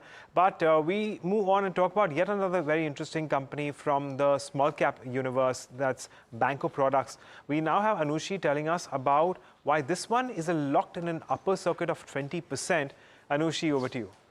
Right, Agam. So if you are seeing Banco Products, it's locked in upper circuit as you've mentioned, and the volumes are particularly high on this counter, about 18 times the volumes compared to its 30-day average. But before we talk about what the company is doing and what has led to this kind of outperformance that we're seeing in trade, just let's understand what the company does. It manufactures and supplies engine cooling modules and system, and this pertains for specifically automotive and industrial applications. What the company came out was with its Q2 FY25 numbers yesterday, wherein it reported 23% of a revenue growth at 895 crore. EBITDA saw about a 67% of growth, and margins moved to 23% as compared to 17% last year. So we're seeing about a 604 basis point of improvement. Net profit also saw about 109% of an increase.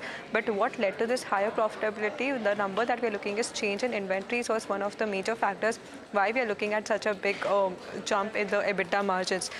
More on the company, if you look at its revenue breakup, about OEMs contribute about 55 to 60%. As the aftermarkets, it generates about 15% revenues for the company, and it sees about 30% of its revenues coming from the export side of the business. Coming to the stock performance, in this 1 week, we've seen about 11% of gains. Again, today being one of the largest contributors to this increase in price that we're looking at. In 1 month, it has clocked in about 19% of gains, and in year to date, we've seen about 33% returns for Banco Products. So Q2 strong quarter 2 numbers. That is why we are seeing this up move in trade today. So there you have it. That's Banco Products for you. Again, it's not had a bad 12 months either. It's for about 43%, but of course, a lot of that will be attributed to the simple 20% up move in today's day of trade. And then we talk about Mishra Dhatu Nigam. This one has also posted a strong set of numbers coming in, advancing by around 4.5% now. Mihika now tells us about what else has worked in favor of this company. Mihika. Yeah, thank you, Agam. Mishra Dhatu Nigam, it's paired off some of its gains, but the intraday high of the stock was 15% today, and volumes are over 14 times its 30-day average. And why has the stock been buzzing is because of a strong Q2 numbers. But a little bit about the company, it manufactures super alloys, titanium, and special purpose steel and other kinds of metals. And it's been set up by the government to improve India's self-reliance in terms of production, and it mainly caters to the defense sector, but also other sectors like energy, aerospace, and more. But in talking to its Q2 numbers, revenues up 15% to over 262 crores. EBITDA has seen a 34.8% growth to over 48 crores versus 36 crores a year ago, and margins have seen a significant 272 basis point expansion to 18.68%. And with all of this, net profit has grown almost 53 times on a year-on-year basis. A little bit about health margins. One was a 22% drop in the cost of materials for the company on a year-on-year basis, and margins were also aided by an 8% drop in other expenses. And when you look at the order book, well, it's up almost 7% on a sequential quarter-on-quarter basis. It stands at 1,800 currently versus around 1,700 to 1,740 crores just in Q1 itself. Okay, Mihika, thanks for getting us those updates on Mishra Dhatu Nigam. And yet another company in focus on account of, several updates coming in, but from the chemical space specifically, we have PI Industries, which is also buzzing in trade, but this is perhaps the first one on our list, which is actually wilting under pressure today. We have Mahima joining us to tell us why. Mahima, over to you. Right, Agam, so a couple of reasons why the stock is seeing pressure in trade today. It has reduced its FY25 growth guidance to high single digits as per the recent management commentary. The guidance is reduced due to weak pharma performance overall, and previous revenue guidance was around 15%. So a drop from 15% to high single digits is what the management has guided. Now in terms of Q2 numbers, revenue was up 5%, EBITDA was up 14%, margins have improved a tad bit from 26% to 28%, and net profit was up around 6%. So overall numbers in Q2 saw a decentish growth. In terms of key takeaways, acceleration in exports is driving growth for Q2 FY25 overall. The CSM export, that is the AgChem, saw a double-digit growth with new products up over 42% year-on-year. And domestic revenues, however, did take a hit, which is why the management has probably cut the guidance. They've declined due to reduced supply in institutional customer and due to ongoing pricing pressure in the pharma space. Now, in terms of the pharma segment performance, the pharma segment profitability remained a drag. Flat revenues sequentially were observed, and management expects strong second half of FY25 based on the order book. Now, EBIT loss narrowed to 50 crore from 70 crore in Q1.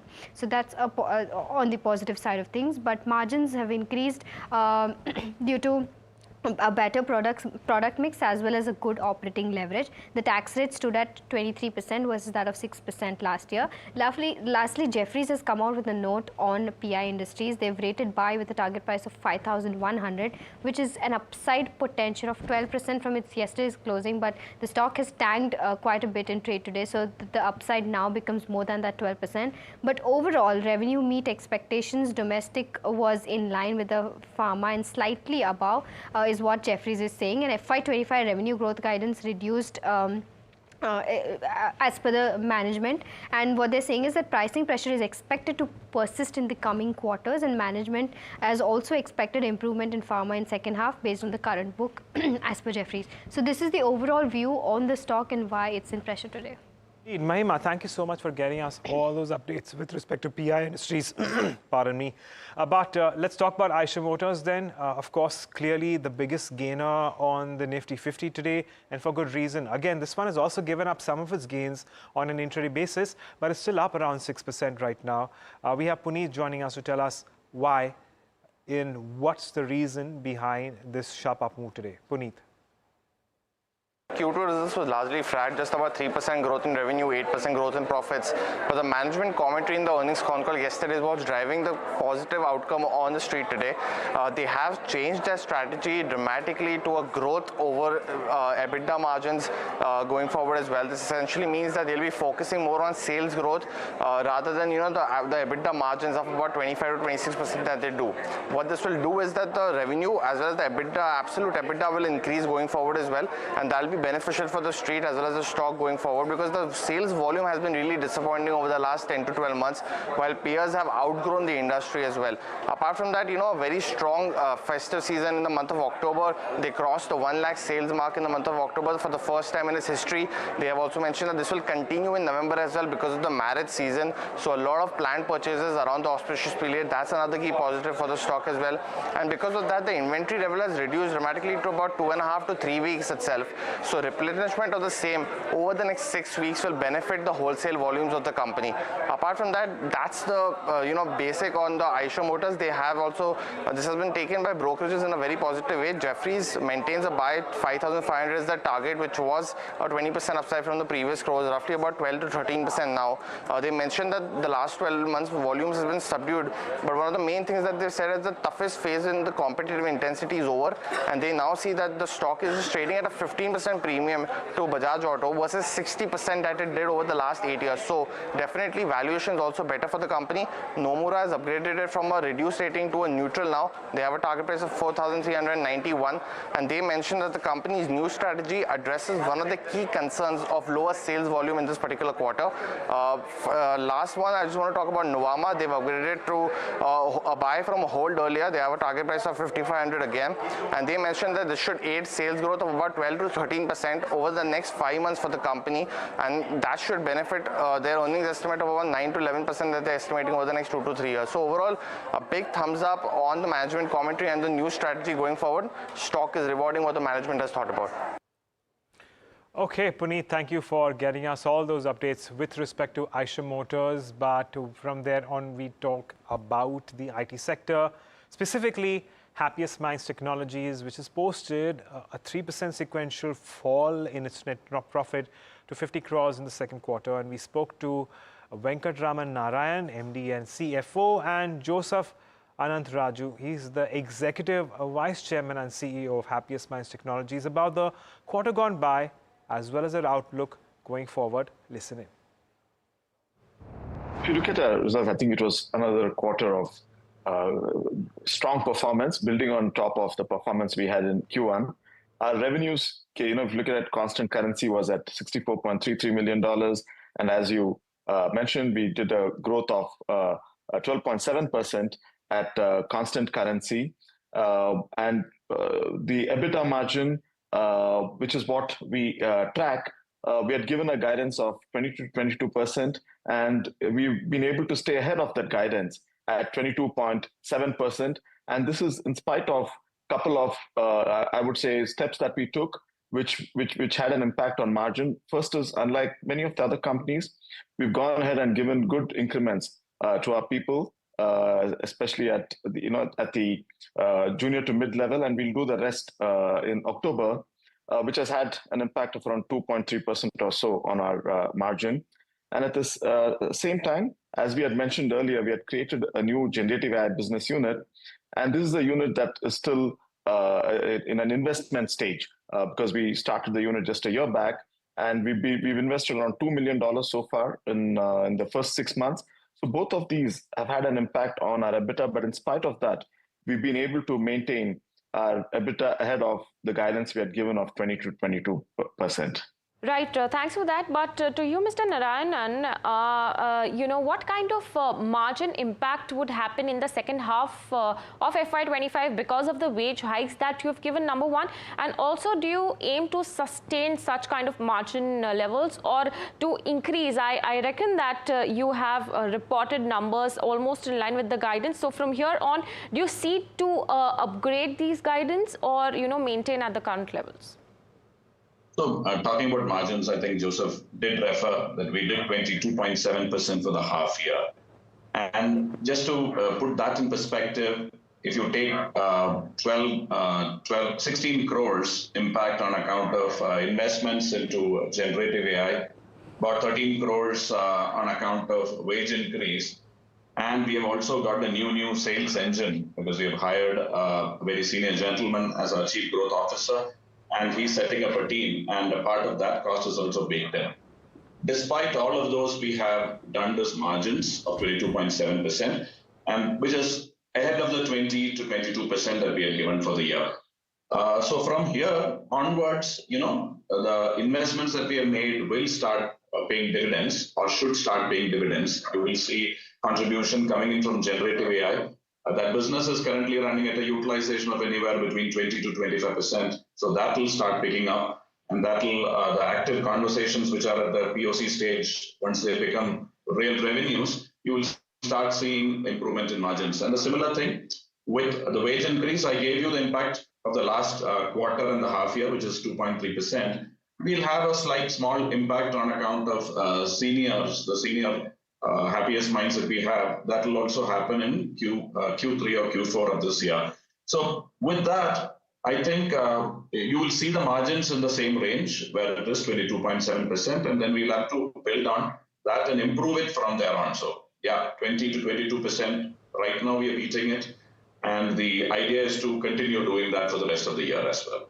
Right. Okay. But you seem to have done 2 acquisitions, and the 12% kind of revenue growth, isn't that on a totality basis? And can you just give us the breakup in terms of revenue growth and inorganic organic revenue growth and inorganic revenue growth as well, please? So the 2 acquisitions that we did was reported in the last quarter. This was the 2 companies of Pure Software and Aureus. They were part of our research in the last quarter, and what we don't do, because it's kind of does not give you the right picture, is to split the growth between organic and inorganic, because that assumes that we continue to run as independent, separate outfits or units, which is not the case.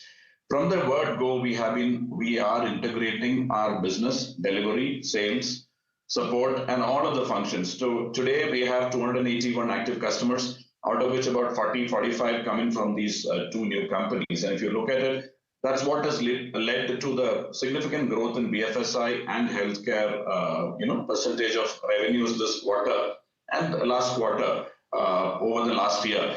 So we have these customers. They have a great selling proposition in Artha Banking, the SaaS-ready banking platform. It's an award-winning platform. They're taking it to our customers, and it's a multifunctional. It has got a lot of functionalities which can be taken even outside of pure play BFSI customers. So we are taking that to our customers. We are taking our services of generative AI and other capabilities and analytics and the like into their customers. The split of ours and theirs does not really exist, but it's right now a collation of 280 customers into which we are trying to upsell and cross-sell. But that said, the base numbers are there. We have disclosed it. We've closed last year with about $193, $194 million. Pure software did about $42.4 million, and RES was about roughly about $8 million. So you that, and then the growth is from there on. Right, got that. But on to you, Mr. Anand Raju. You mentioned last time that clients are largely facing challenges because of the global, economic environment, and some sort of restructuring and reorganization also is what you had called out. So can you give us some update on how clients are looking forward to discretionary spends, and how has the environment improved, if it has? Sure. I think what we're seeing in the last couple of months is an overall improvement in sentiment, and it's being driven by 2-3 factors. One, I think the overall economic situation continues to be well in US. If you look at the unemployment numbers, growth, second, the third quarter growth, again, GDP was at around 2.7, 2.8%, quite impressive.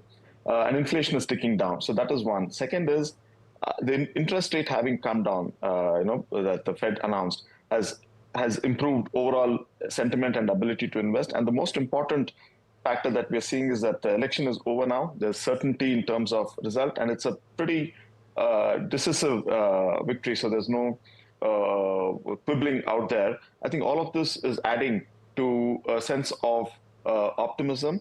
In some of the verticals, we're already seeing customers beginning to discuss new initiatives. If you look at BFSI, capital intensive vertical like manufacturing, we're hearing new initiatives being formed, and I think that's getting extended to some of the other verticals. And so we are quite encouraged by how the overall spend environment and the demand outlook is improving. Now that we're getting into the budgeting cycle, you have to transform the initiatives into budgets and get approvals for it, which is what customers are going through. We'll get a better sense in the first half of December, and we should start seeing orders and SOWs start flowing in early January. And so when we meet next time, I'd have a better idea and maybe more specific numbers to share with you in terms of demand environment. Let's move on and talk about Thermax. The stock declined by 4% earlier today, even after reporting a solid Q2 results. The company's earnings surpassed market expectations across several key metrics, and we spoke to Ashish Bhandari, CEO and MD of Thermax, about the key drivers for growth. Listen in as to what he had to say. I would want to take 2 points out. One, on the order side, when we started this year, we had talked about how this year we do expect some bigger orders to start coming back, because all of last year we were working with work that was going on, but we really didn't see too many big orders coming in. This year, that trend should reverse, and Q2 is a good example of that. Even as we look at the next 3-4 quarters, we have got other bigger opportunities also in play. If I take that big opportunity out, we have been growing steadily in lot of the rest of our business. Industrial products has been growing double digit now for multiple years, and we see that trend continuing at least in the near future as well. On the margin side, there was one exceptional item in Q2 which was not unexpected. This relates to a PSI, a production-linked benefit that we got from the Maharashtra government, which is a scheme that one of our new plants was part of for some time. But now that the assurance of the benefit coming through is certain, we started to show this. This will continue in smaller amounts for a period of time, but this was a one-time, relatively bigger number that we showed in Q2. If I take this number out, actually our profitability was slightly below what we would have expected, and that is driven by continued challenges that we have on the execution front on bigger projects. But that's a wrap on this edition of Last Trades. Up next is India Market Close. Stay tuned in.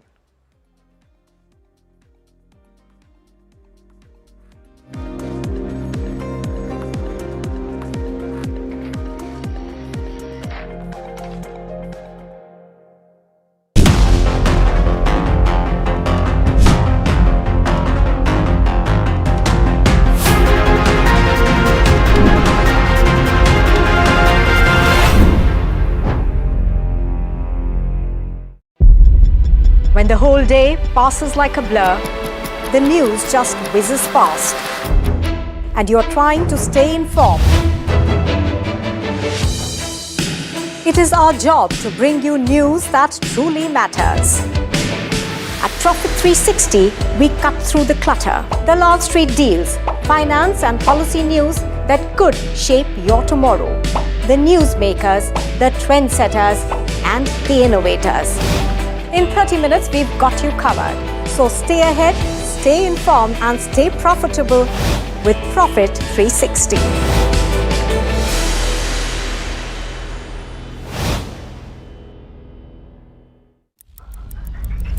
Headlines you start your day with. What matters worldwide is now in the palm of your hands. Get ready to seize the day and maximize your financial potential. Stay ahead of the curve with all you need to know on NDTV Profit.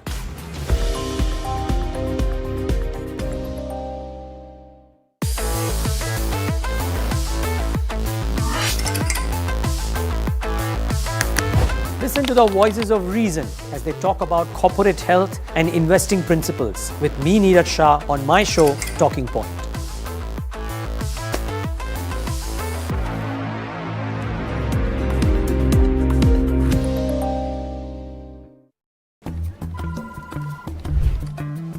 Bro, what are you doing? I'm trading FNOs. So, have you made any money? Oh, it's simple. If you think the market is moving upwards, just buy Nifty call option. But if you think the market could slide downwards, Simplifying futures and options trading. Don't worry about the future. We've got your options covered. Futures and options strategy that will help you move with the tide. An unmissable trade. If you want to be in the money.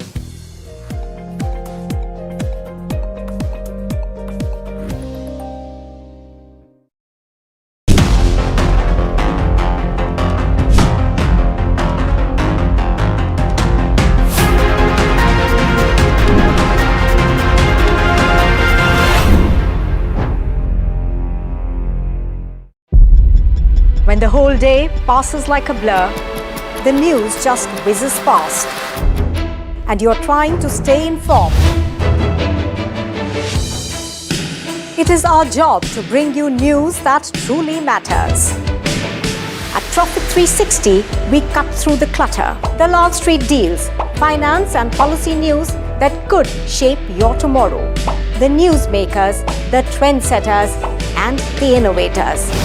In 30 minutes, we've got you covered. So stay ahead, stay informed, and stay profitable with Profit 360.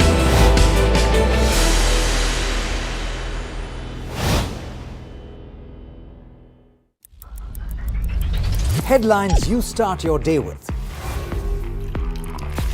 What matters worldwide is now in the palm of your hands. Get ready to seize the day and maximize your financial potential. Stay ahead of the curve with all you need to know on NDTV Profit.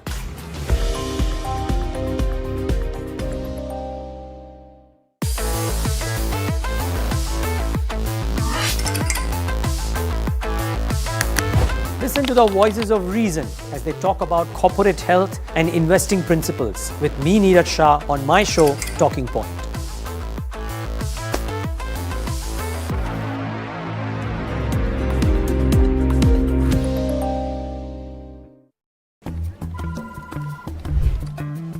Bro, what are you doing? I'm trading FNOs. So, have you made any money? Oh, it's simple. If you think the market is moving upwards, just buy Nifty call option. But if you think the market could slide downwards, Simplifying futures and options trading. Don't worry about the future. We've got your options covered. Futures and options.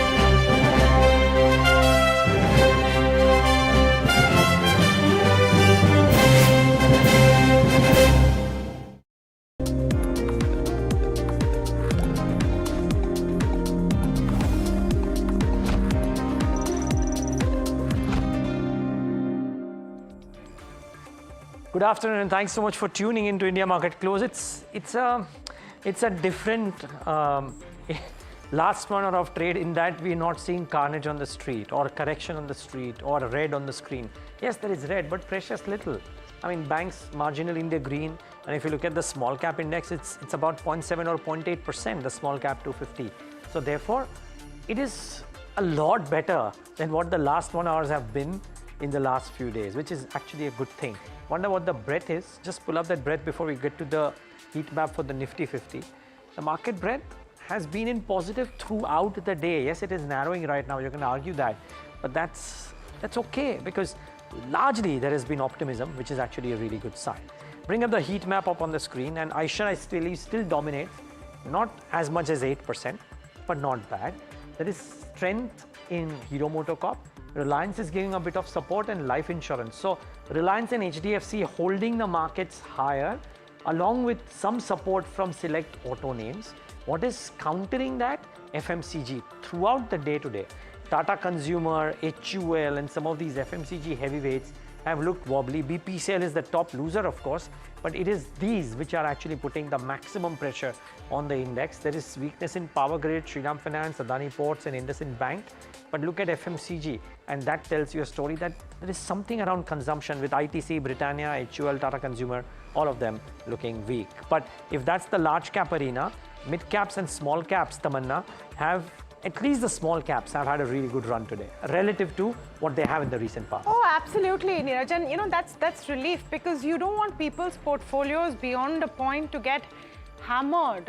Retail investors have shown great faith in the Indian markets, and that needs to continue. So yes, the Nifty mid cap doing pretty decently. I want to pull up the micro cap actually. The micro cap index I found very interesting, and we'll pull up the intraday of it as well.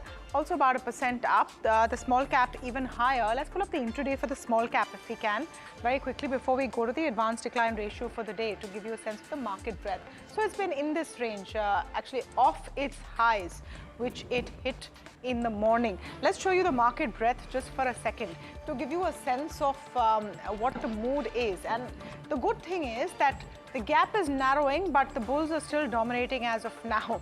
Not a massive gap. So I wouldn't say that this is a very buoyant market, but less bearish than it has been for the last two trading sessions. In a range and wait and watch mode definitely continues. Let's pull up the sectoral indices if we can and give you a sense of what's happening there. The last I saw, Realty had recovered, and yes, absolutely. Nifty Media up. That's because of the TV18 stock. Nifty Realty up about 1%. That's doing fairly well. And then, of course, you have the small cap index, which is 0.85% up. On the losing side, India VIX down is a good sign. So India VIX down shows you that the underlying sentiment is maybe not that bearish, but there's some pockets of concern. And one pocket of concern definitely is FMCG stocks, as Neeraj also pointed out. Continue that with public sector companies and PSU banks also feeling a bit of heat. Let's pull up the top gainers and losers on the broader markets and look at what's happening on the BSE 500. And you see a lot of impact as per results, as we have been seeing all of these days. PI Industries, because of what they had, the changes they made for their guidance outlook, is down about 5.5%. AstraZeneca feeling the heat as well. Torrent Power, on the basis of their numbers, is down. Kalyan Jewellers, the numbers actually looked okay, not that bad, but stock is about 3% down. We spoke to the management as well. On the other hand, look at Deepak Nitrite today, about 5% up. Eicher Motors, of course, is the hero of the day because of strong management commentary, but Suzlon doing fairly well, and Network 18 down, up about 8%. DCM Shriram, remember, had a strong set of numbers, but a couple of weeks before, stock is reacting positively today, 6% up. So no big, very clear trend, I would say. But definitely the mood not as bad as the last couple of days, Neeraj, before the long weekend. I think people don't want to take a clear call with 3 days of a holiday ahead of them. Maybe because it's not the global 3-day holiday only for India. Let's see if that is playing in as well. But Kush Bora joins in, and wonder if the charts are telling you something different, Kush, because it does seem that the pressure is abated a little bit. How do you read the charts this afternoon? Hi, Neeraj. Very good afternoon. Well, I think, today is a day of consolidation, after hitting that 200-day moving average that we did yesterday, today also, pretty much there. I think that there is, a long trade to be made, maybe not from these levels. Maybe we might slip a little further, below the 200-day moving average, break any kind of hope that, the long traders, might have. There'll be a lot of stop losses around the 200-day moving average mark, perhaps there's a 23,300 mark. But I think from here on, rather than a short trade, I would look for a long trade, a rebound trade rather, for levels of 24,000 and 24,400. Very difficult to pinpoint from which level exactly that would come about. But 23,300 is perhaps a level from where you can consider a rather favorable position, or rather a favorable risk reward ratio to go long on. So I think if I do get a dip closer to the 23,300 mark, and the Nifty does continue to consolidate around those levels, I will look for a long trade on the Nifty with a stop loss around 23,000. A stop loss of 23. Okay, so that's the Nifty call. Is there a trade in the bank Nifty, Kush, or would you skip directly to stocks? Oh no, there is fairly similar. I mean, despite the kind of minor gains that the bank Nifty is seeing, still there is optimism, at least as compared to the Nifty. My only concern is that we've been talking about this broad range, if you'll recall, of 50,300 and 52,300, that 2,000 point range. Even in today's recovery, the bank Nifty has not really been able to get into that range. So once it crosses the 50,300 mark, is when you again do that range play. And in any case, right now, the short trade on bank Nifty is not really warranted. The 200-day moving average on this one comes in at 49,800. So the risk reward ratio is not at all favorable.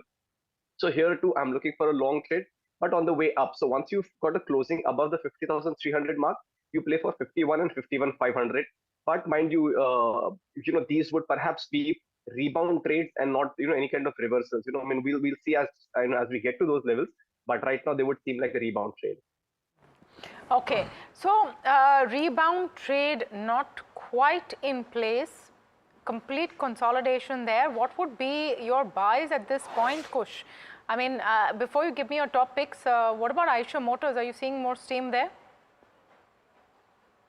Well, I think there is definitely consolidation, and the stock is actually trading in a broad band of 46,000 on the downside and 5,100 on the upside, bang in the middle of that range. So if I were to have a view from a 3 to 6 month perspective, yes, I would consider buying Eicher Motors. For me, range plays are quite interesting. People kind of don't completely do justice to what a range play can do. It's more of trending, long or short plays that people really play with.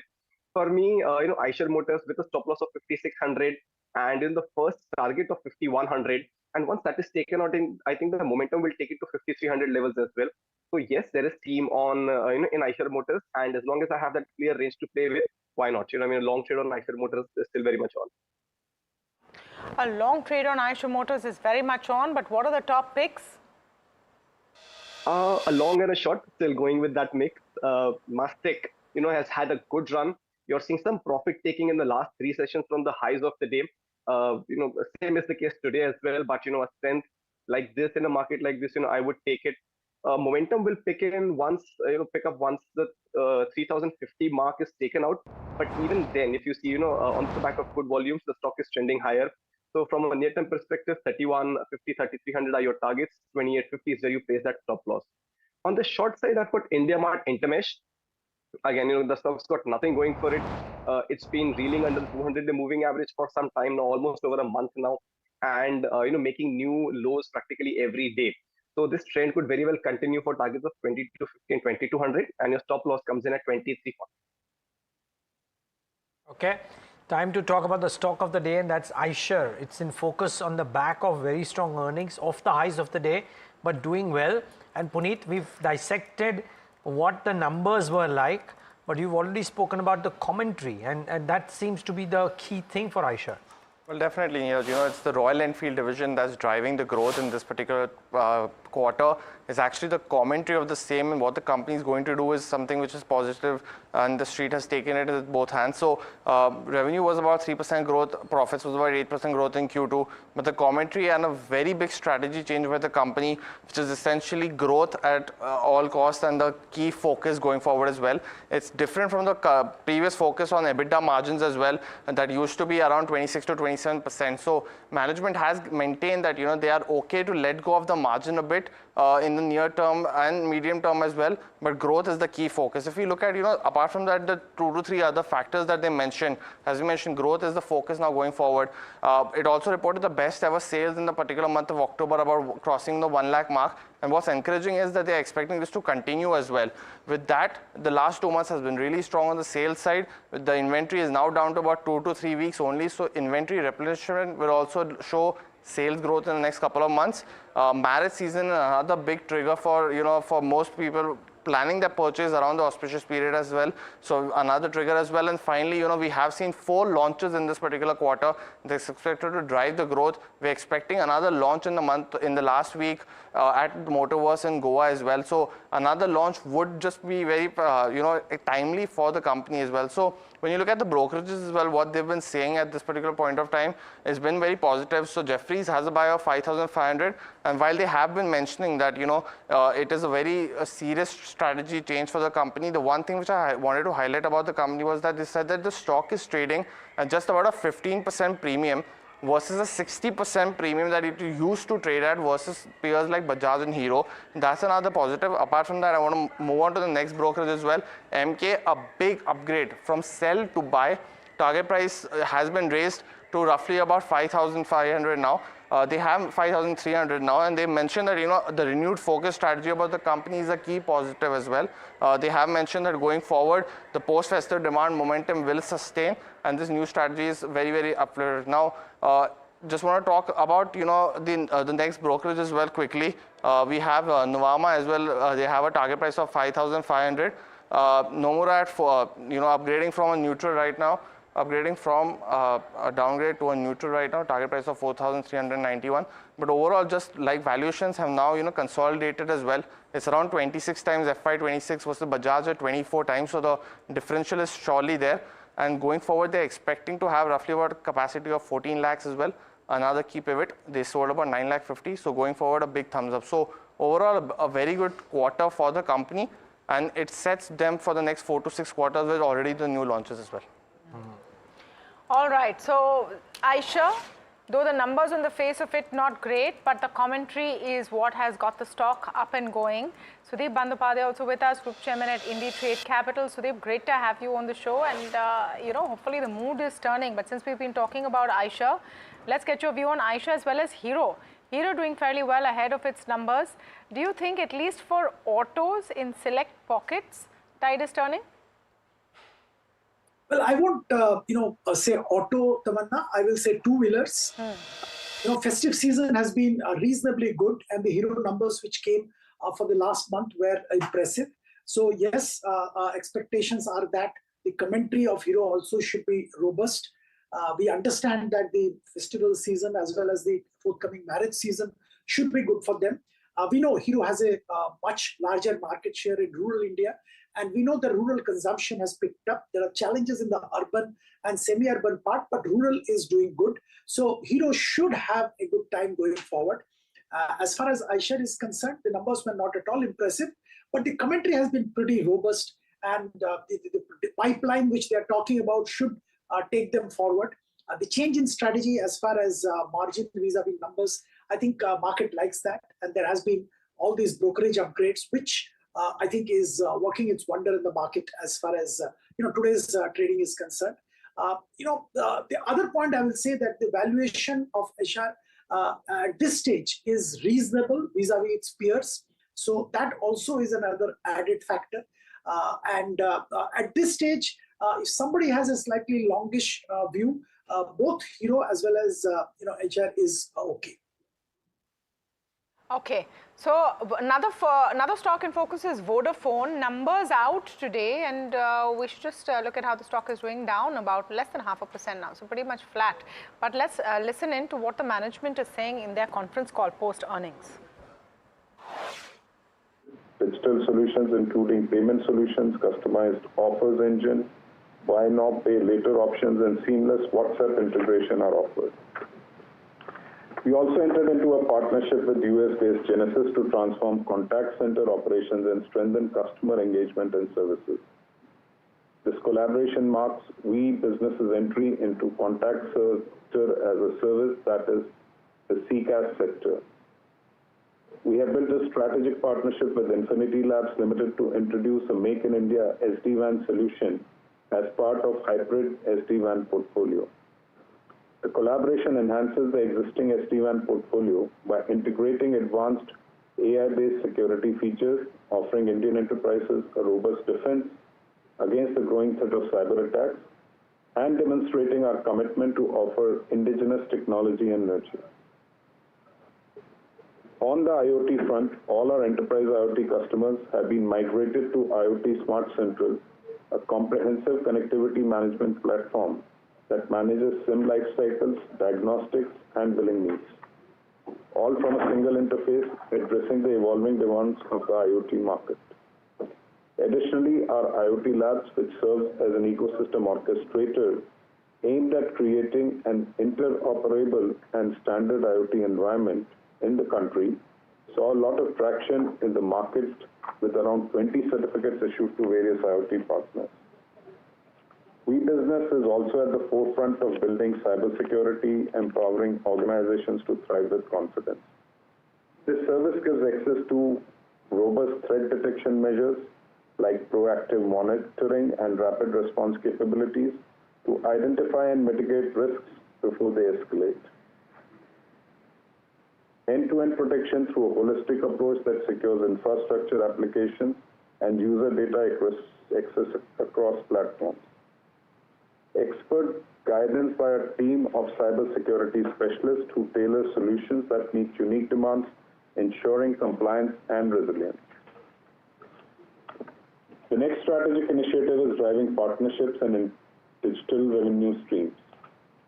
We aim to be a truly integrated digital services provider with a very clear objective of driving higher digital engagement with our consumers and driving monetization through specific streams or by participating in select digital categories. Our stated strategy around this has been to build this through strategic partnerships and bring out most of these offerings on the Vi app.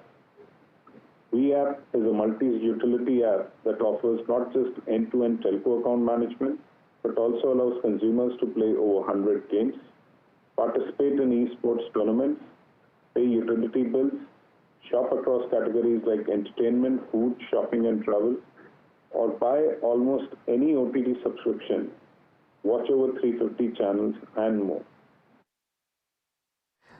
All right, that's Vodafone, of course, and you know, the loss of customers has been hurting, and which is why, independent of whatever they would have done in the numbers, the stock under a bit of a cloud today. Sudeep, is telecom worth a shot at all, or would you just stay away now? Well, I think I'm worried. What about the others too, Sudeep? I mean, considering that Starlink or Elon Musk is on his way to India? Well, I don't think there will be a major challenge as far as both Reliance Jio platforms as well as Bharti. I think both are on a solid ground. They're gaining customers. The ARPU has been going up and expected to go up even further. Vodafone's global operations have also stabilized. So I'm not too worried because of Starlink's and the Amazon, terrestrial satellite-linked communication coming into India. So these two companies, Reliance Jio Platforms as well as Bharti Airtel, is absolutely fine. Vodafone, of course, there are many, many question marks. Okay. Sudeep, we're about to talk to Bharat Forge. Their numbers, revenues fell a little bit because of the European automotive market's performance, but margins have improved because of multiple factors.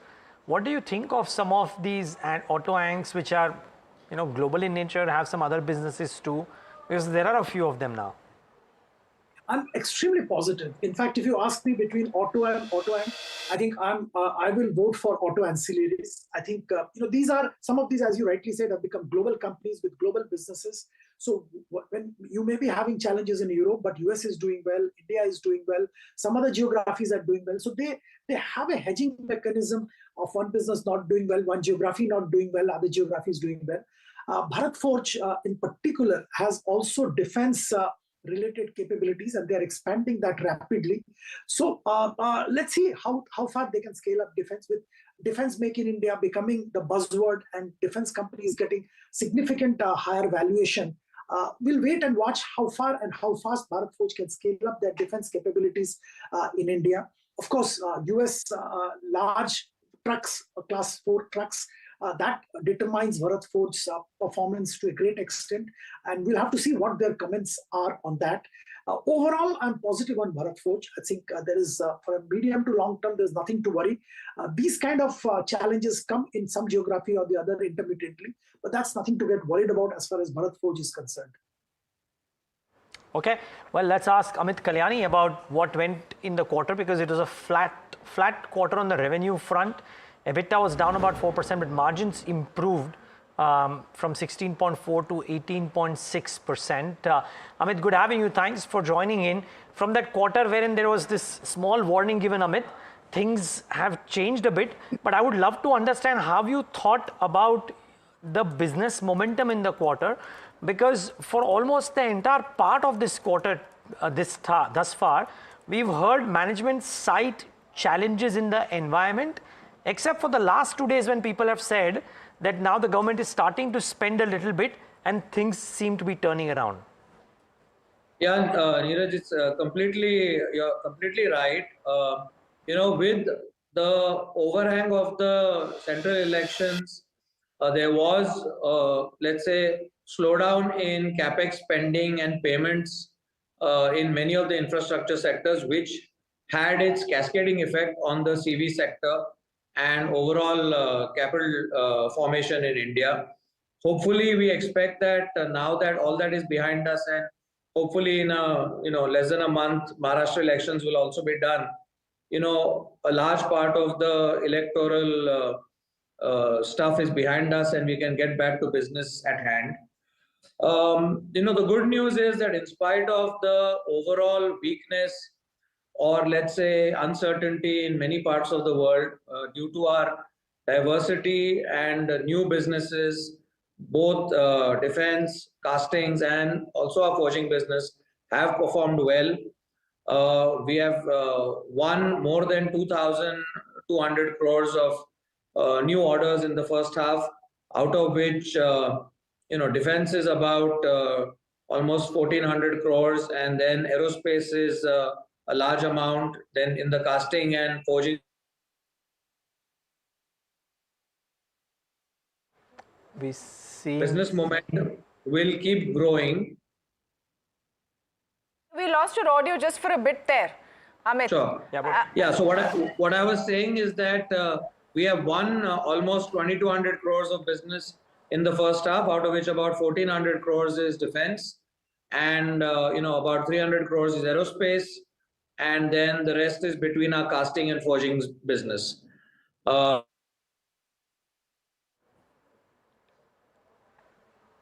Translate into larger business opportunities for us in India. We're gearing up for that. We're already seeing larger opportunities, more customer conversations and traction starting. And also with the election of President Trump, there's a huge demand shift from China to India, where people are getting prepared for a potential tariff barriers coming. On that point, those potential tariff barriers would apply to Indian companies and Indian exports as well, isn't it? Can you just quantify that vis-a-vis China? What is the advantage you see, not just for India, but of course for Bharat Forge as well? See, we don't know what the tariffs are going to be, but definitely there will be a significant tariff differential between us and China. And Indian companies are competitive. Indian companies are part of the global value chain and supply chain. And, with this whole migration from Europe to outside of Europe, plus, migration out of China into other places. I mean, look at our defense business, okay? Last year we did 240 crores. And just the order wins in this first half are 293 crores. So that should tell you what kind of momentum we are seeing with the China plus one in these high technology and strategic areas. This is coming from India and how much from the US, just to give us a perspective? This is all exports. So all exports. And how much from US? So a large part of the aerospace is all to the US. Okay. Okay. So I would say 75-80% is to the US. And you expect that to grow to what extent? I mean, obviously you can't quantify, we don't know tariffs, a lot up in the air, but just since you're sounding so optimistic about US, what is the outlook there? We expect that if you look at the aerospace business, we expect to be able to multiply our business in this space in the next 3 years. So more than double it in the next 3 years. I would say double, even triple it in the next 3 years. And these are all high value, high technology products that we make. So suffice to say that defense, both in terms of, for lack of better terms, the top line on the revenue front, as well as the operational metrics, because it's high quality products that you're giving, will only grow and grow to 2x, what have you, over the next 3 years. Defense at large can do that? Yes, absolutely. And please remember that we don't need any capex for this. So this will have a large flow down into bottom line and improve our ROCs and cash flows. What numbers are you looking at, Amit, when you think of it? I mean, it's tough times currently globally. Our target internally is to be in excess of 24%. From a current, sorry, excuse me for not knowing that number right now. So currently we're at about 18%. Okay, 18 to 24. Okay. Amit, the other thing is this international subsidiaries. In your presentation as well on the exchange, you've spoken about how you hope that in the second half, you look to improving that. It's been in the works for a while. Can it improve in a scenario which is as volatile as the globe is currently in the second half? So look, when we started our restructuring to downsize and reduce cost, that started about 6 months ago. We made a pretty drastic, let's say, planning that we should be even at 60% or so of their previous volume. We should be at a break even. But if we need to increase that, we will. We definitely are aiming that our European business has to break even at a PBT level this year. And, we will do whatever it takes to make that happen. What will you do, Amit? I mean, I just wanted to come to you on Europe. Your PBT is minus 527 crores. You're saying you will break even this year. Where do you see that impetus coming from?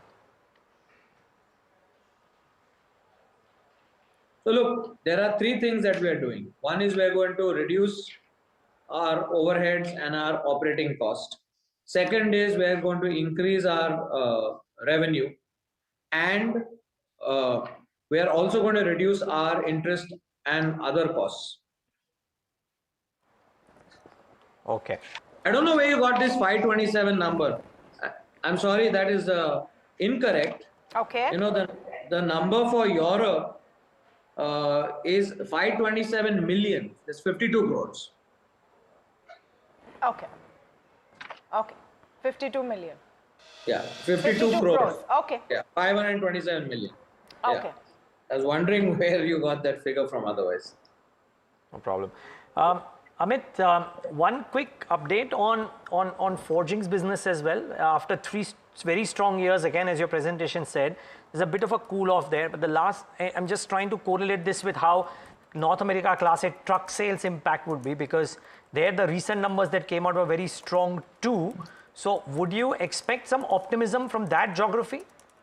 Yeah, I'm not, I think the forging business is very strong, continue to get stronger. We are increasing market share. We have lots of new programs that are on the anvil, in the pipeline. And, we are now supplying our forgings into new sectors, which we had never even considered were possible for us. So I would expect the forging business to also continue growing at a double digit, in spite of the weakness. Look, 1 quarter or so, we may have some inventory corrections, etc., which you can't do anything about. But otherwise, I expect to see, continuous quarter-on-quarter improvements and growth. And some of our other sectors, such as e-mobility, such as aerospace, will start contributing a larger share of our, both top line and bottom line in the years to come. Okay. No, I'm just trying to differentiate that Indian auto or Indian CV may be under a cloud, but global, you think ex-Europe things will look okay on the automotive absolutely. front. Absolutely. Okay. One last question from my end, Amit. Any kind of capital raise that you would need to do for any of the global acquisition / capex plans that you may have in the next 6 to 12 months or 6 months maybe? So, we have an enabling resolution for a fundraise of up to 2,000 crores. And this, this had certain assumptions in place. We will, we have the enabling resolution. We have our, AGM or shareholders approval. We are considering it, and we will see what we need to do for this. But even if we do it, it's not going to be a large fundraise, and it could be a combination of various instruments. Okay. So maybe we talk about what the capital raise is meant for and what instruments once it's formally announced, maybe in a couple of months' time. But okay, well, wishing you all the best for a strong second half, Amit Kalyani. Thank you so much for taking the time and speaking to us.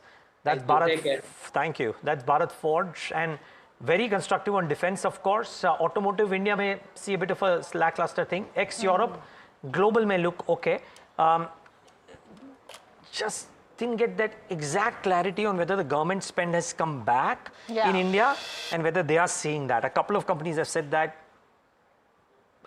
Didn't get that clarity from Amit Kalyani. So yeah, I suppose defense spends also come in fits and spurts. Yeah. That might be one of the reasons. Yeah, but for automotive as well. Not really. Not really. Not really yet. And that we'll have to wait and see. But I thought what was important was how bullish he is on defense. what Trump means for India. Yeah. And aerospace, he's saying up to 3x, on a conservative amount 2x, the business that they're doing in the next 3 years. So that was good. Bharat Forge, I think now in positive territory, about 1% up, as we've been speaking to Amit Kalyani. Very quick break. On the other side, we get the technical view, not just on Bharat Forge, but also your top buy today, sell tomorrow ideas. Stay tuned.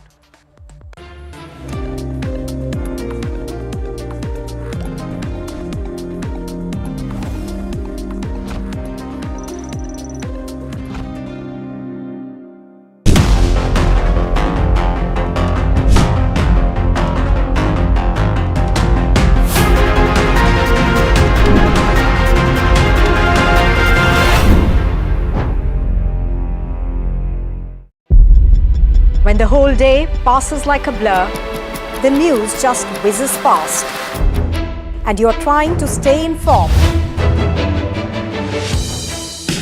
It is our job to bring you news that truly matters. At Profit 360, we cut through the clutter, the Wall Street deals, finance and policy news that could shape your tomorrow.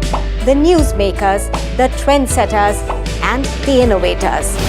In 30 minutes, we've got you covered. So stay ahead, Stay informed and stay profitable with Profit 360.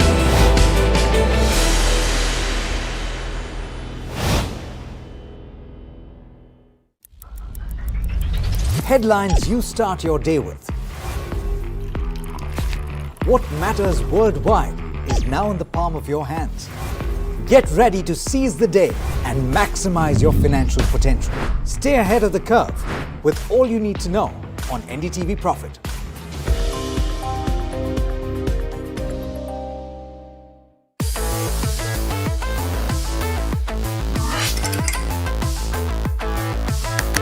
Listen to the voices of reason as they talk about corporate health and investing principles with me, Neeraj Shah, on my show, Talking Point.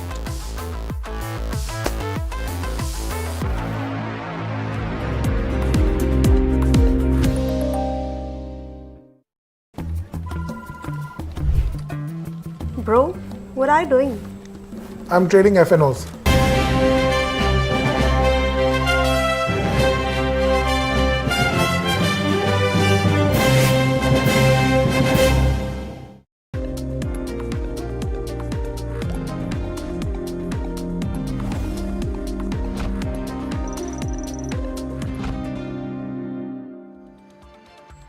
Welcome back. You're watching India Market Close, and all right, maybe we'll be headed for a better close than could be expected. We're still completely range bound. The Nifty IT now actually in the red. The Bank Nifty has given up all of its gains.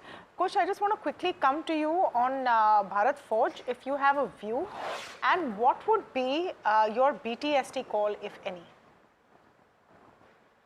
Sure. So Bharat Forge is actually shaping up quite interestingly. I mean, the downward journey started somewhere in the mid of June, but now it's close to its medium-term averages of, or rather medium-term support zones of 1300. On the daily setup, there's a positive divergence as well, which is, certainly a strong indicator. So I would not hesitate, maybe, not a bad idea to start accumulating Bharat Forge at the current level. The risk-reward ratio certainly seems favorable. On the way up, you're looking at a 1400 as the first target, 1420 if I'm being precise, and then once that is taken out, perhaps even a 1490 as well. So from a risk-reward setup perspective, and as I said, a positive divergence perspective, Bharat Forge looks interesting, on the chart. Now I have two ideas today. Similar is the theme, which is a long and a short. Thyrocare is a stock that we've discussed, last week as well. Was doing well. It was just yesterday that it saw a bit of a crack, but it regained most of the lost territory from yesterday. So Thyrocare can be considered not only from a BTST perspective, but from a medium-term buy as well. 1020, 1070 are your targets. 950 is where you place that stop loss. On the short side, I've got SBI Life. Again, seen quite a bit of downturn, still under the 200-day moving average. I know it's about 1% up today, but I would take this bounce as an opportunity to sell into 1540, 1520 are my targets, and 1590 is where you place that stop loss. Okay, just before we go to Zaggle Prepaid, Sudeep Bandyopadhyay, you heard Bharat Forgings. We were speaking to RK Forgings in the morning, and RK Forgings was saying that the October, November, December results will be much better than what the street fears as well. Now you've heard Bharat Forge too. You mentioned your constructive auto anchors, understood that. Anything else within this manufacturing space, railways, defense, etc., that might seem constructive? Well, I think, what I've been bullish on is the defense piece. And for Bharat Forge also, I mentioned that defense is going to drive this company's, earnings momentum going forward. Forging business will be, some geographies will do well, some won't do well. And this will continue the way I look at it in the foreseeable future. But defense pickup is what will define Bharat Forge. That may not be applicable for other auto companies, where I think their components, what they're manufacturing, will be the key determinant. And if I look at that aspect, I think some of these companies, including Samvardhana Motherson, looks good. As far as overall manufacturing space, we do like, I don't know whether we want to call it manufacturing or not, the power generation companies. I think that's one space where we believe there's a structural change which has happened in India, and power generating companies, whether it's an NTPC or NTPC Green Energy, Tata Power, all these we like for long term. Apart from that, some of the the power related manufacturing activities, particularly the boiler, we were very pessimistic on BHEL because of its performance They have been disappointing the market every quarter, but current results which came for the last quarter, for a change, I think that was much better than even what was expected. So from a long-term perspective, again, BHEL does look good. After the correction, it is becoming even more attractive. All right, so BHEL is something that Sudeep Bandyopadhyay likes. We're talking right now about Zaggle Prepaid. Their numbers for the quarter look pretty solid. Revenues up 64%, earning from operations up 82%. Margins have also improved to the 9% range from 8.1%, and profit after tax is up 165% from 7.6 crores to 20.2 crores. So that really has seen the big boost. Avinash Godkhindi is with us. He's Managing Director and CEO of Zaggle Prepaid. Avinash, great to speak with you, and thank you for giving us time here on NDTV Profit. Let's start by talking about what has perhaps worked for this quarter. We've seen a lot of announcements of new tie-ups. Has that, actually contributed to the increase in profits we've seen up 165%? Thank you so much for having me on the show, Tamanna. I appreciate it. Look, I think it's a momentum that we've been building for the last few quarters for us, and we are really capturing market share every single day. As a listed profitable company, profitable for the last 5 years, which is rare in the fintech space, we stand to gain a lot in terms of credibility, in terms of trust from corporates and partner banks, and that's really propelled our growth. Not to mention the quality of our software and the solution set that's expanding. Our Zoyer product is doing very well. We've now started seeing traction on our fleet program. We're very bullish of what we're doing with ONDC. So a lot of these programs, are seeing the light of the day, and those are contributing to the momentum as well. Okay, give us a sense of where the margins look like they will settle. Avinash, are you looking at 9% as the standard for the rest of the year as well? What is your FY25 margin guidance? So this year we would be in this range of about 10%, give or take a little bit here, Okay. there, Tamanna. So you're But expecting if you look second at, half to be as eventful as the first half? oh yeah, second half is always best for us. We have always seen our second half to be a much stronger second half than first half. That's the nature of the business. There is cyclicality in the business, so we see that already. And overall, in the medium to long term, we've given a very clear guidance that about in the next 4 odd years, we should be in the range of 15-16% in terms of EBITDA margins, right? So 3 to 4 years, we should be there. So your 11 to 13% outlook comes in the next 3 years, you're saying? Right now, this year, you're saying So I'm 10%. saying about 3 to 4 years time from FY25, we should be in the range of 15 to 16%.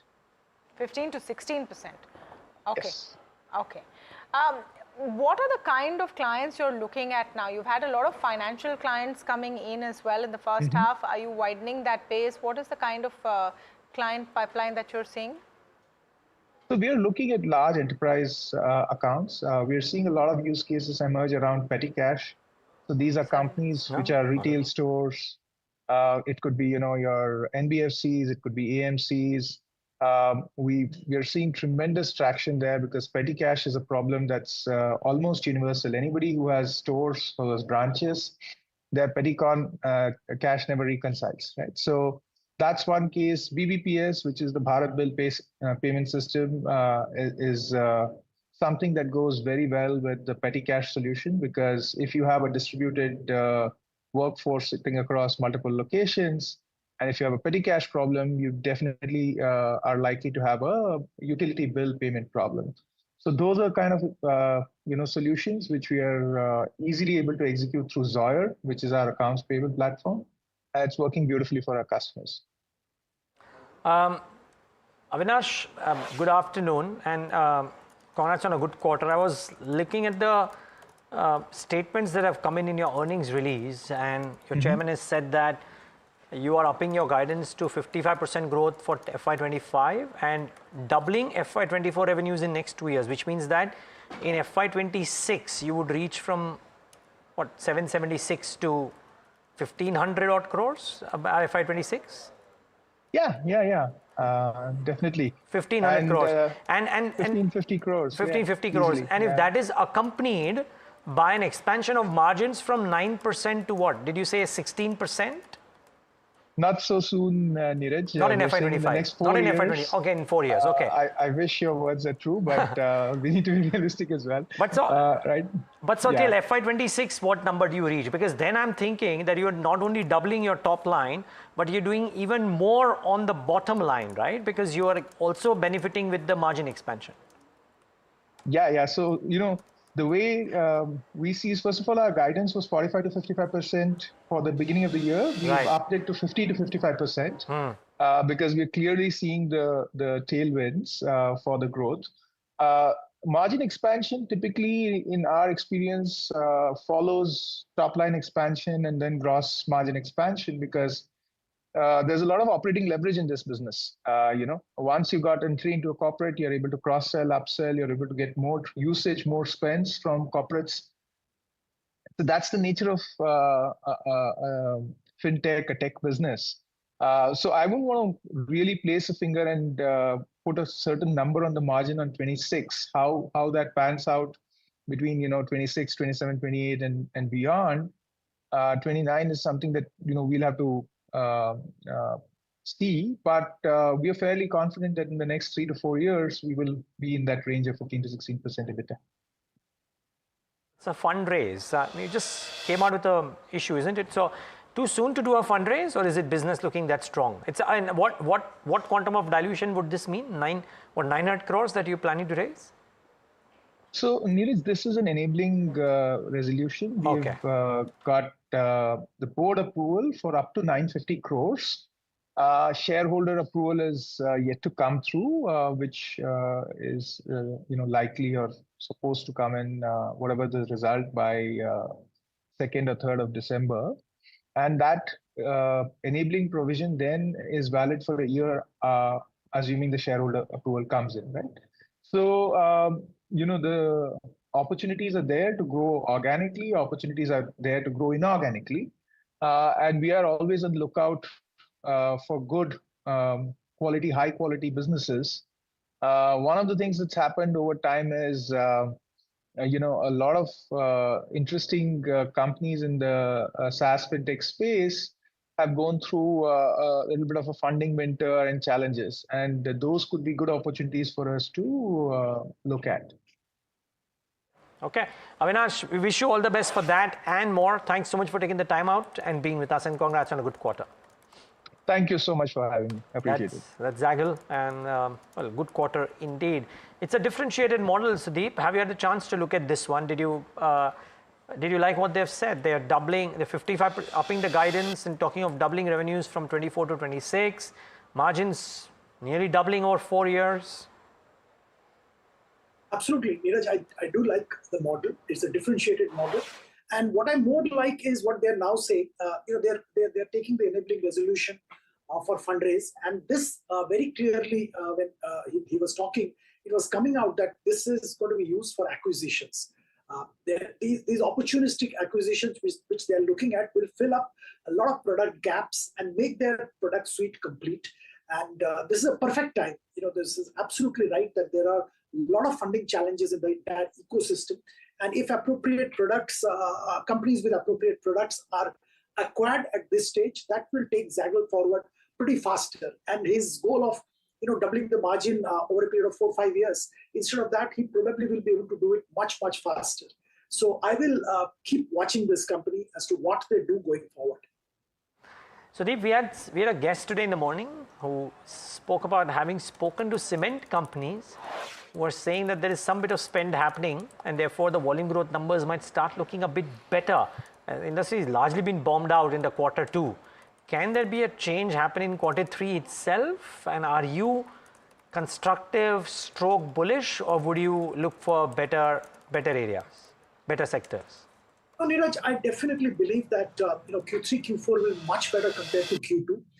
Q2 normally, historically, the rainy season, monsoon and things like that. So the cement consumption definitely shrinks in Q2. And this year we had the elections and a whole lot of other things which led to a lot of challenges as far as cement consumption, construction activity is concerned. But Q3 should be better and Q4 should be even better. I think the season of elections is getting over very soon, and the projects will start getting implemented, and private construction is also happening. Real estate has picked up momentum. Monsoon is behind us. So yes, cement consumption will definitely improve, and that should reflect in the financial numbers for Q3 as well as Q4. As far as my view on cement is concerned, if you're a long-term investor, I think cement is a good sector to invest in. But either you take a strategy of staying with the the leaders, let's say you buy an Ultratech and sit there, or you become a little bit of aggressive and opportunistic investor and look for acquisition targets. A lot of acquisitions, a lot of M&A is happening in this sector, and we believe that that is likely to continue in the near future as well. So pick up some potential target and sit there for corporate action. Okay, the other question really, Sudeep, is now that we will have the whole result season behind us, what are the next big triggers that you are seeing? And we've been talking about government spending coming in, maybe an improvement in Q3 in some consumption-led companies. But till that works out, what do you think are going to be the sort of safe bets right now? And would large banks be on that list? Large banks can always be on that list, Tamanna. I think BFSI valuation never skyrocketed like many other sectors, and they are performing commendably well. Look at ICICI Bank, look at the numbers quarter on quarter they are producing. I think there's absolutely nothing to complain. So somebody picking up ICICI Bank and deciding to hold it for a couple of years, I think they will do well. I have no doubts in that. But beyond that, I think a couple of sectors I believe should continue to do well and will probably do even better going forward. One is technology. I think apart from the challenges in visa with the new administration, as far as their work is concerned, the opportunity is concerned, will definitely increase. And a lot of Indian companies have significant presence, onshore presence in US, which is being encouraged by the new incoming administration. So IT is one sector where I'm definitely positive. And this is going to be positive to my mind for the next 3-4 years. And one can look at that. Of course, valuation is challenging some of the mid-cap IT names, so one has to pick up stocks selectively. The other space where I am positive, and it's again a kind of a bombed out space, is FMCG, particularly today. I think FMCG taken a big hit. While the rural consumption has picked up a bit, urban consumption is lagging, and there are lots of challenges which is coming out. But I believe that a country with the kind of population India has, the kind of opportunity India has, FMCG and the well-managed FMCG companies will eventually bounce back and do well. Urban consumption has some challenges, but I'm reasonably confident that that will get addressed. Festive season is on, then the winter and the fourth quarter is generally good for Indian businesses. So Q3, Q4 should be much better for FMCG companies, and strategic position can be taken in FMCG companies, taking the opportunity of this dip. Okay, so Q3, Q4 should be much better. That is, of course, if FIIs come back. Let's talk about the elephant in the room, which is foreign investors. They've remained net sellers for 33 consecutive sessions. I'm not sure if that is a record, but I'm sure it is of some kind or the other. Will they continue to sell, or will the tide change? Why are they selling? What is the view out there on when the tide could change? Mihika has put together this report. Yes, Mihika. Thank you, Tamanna.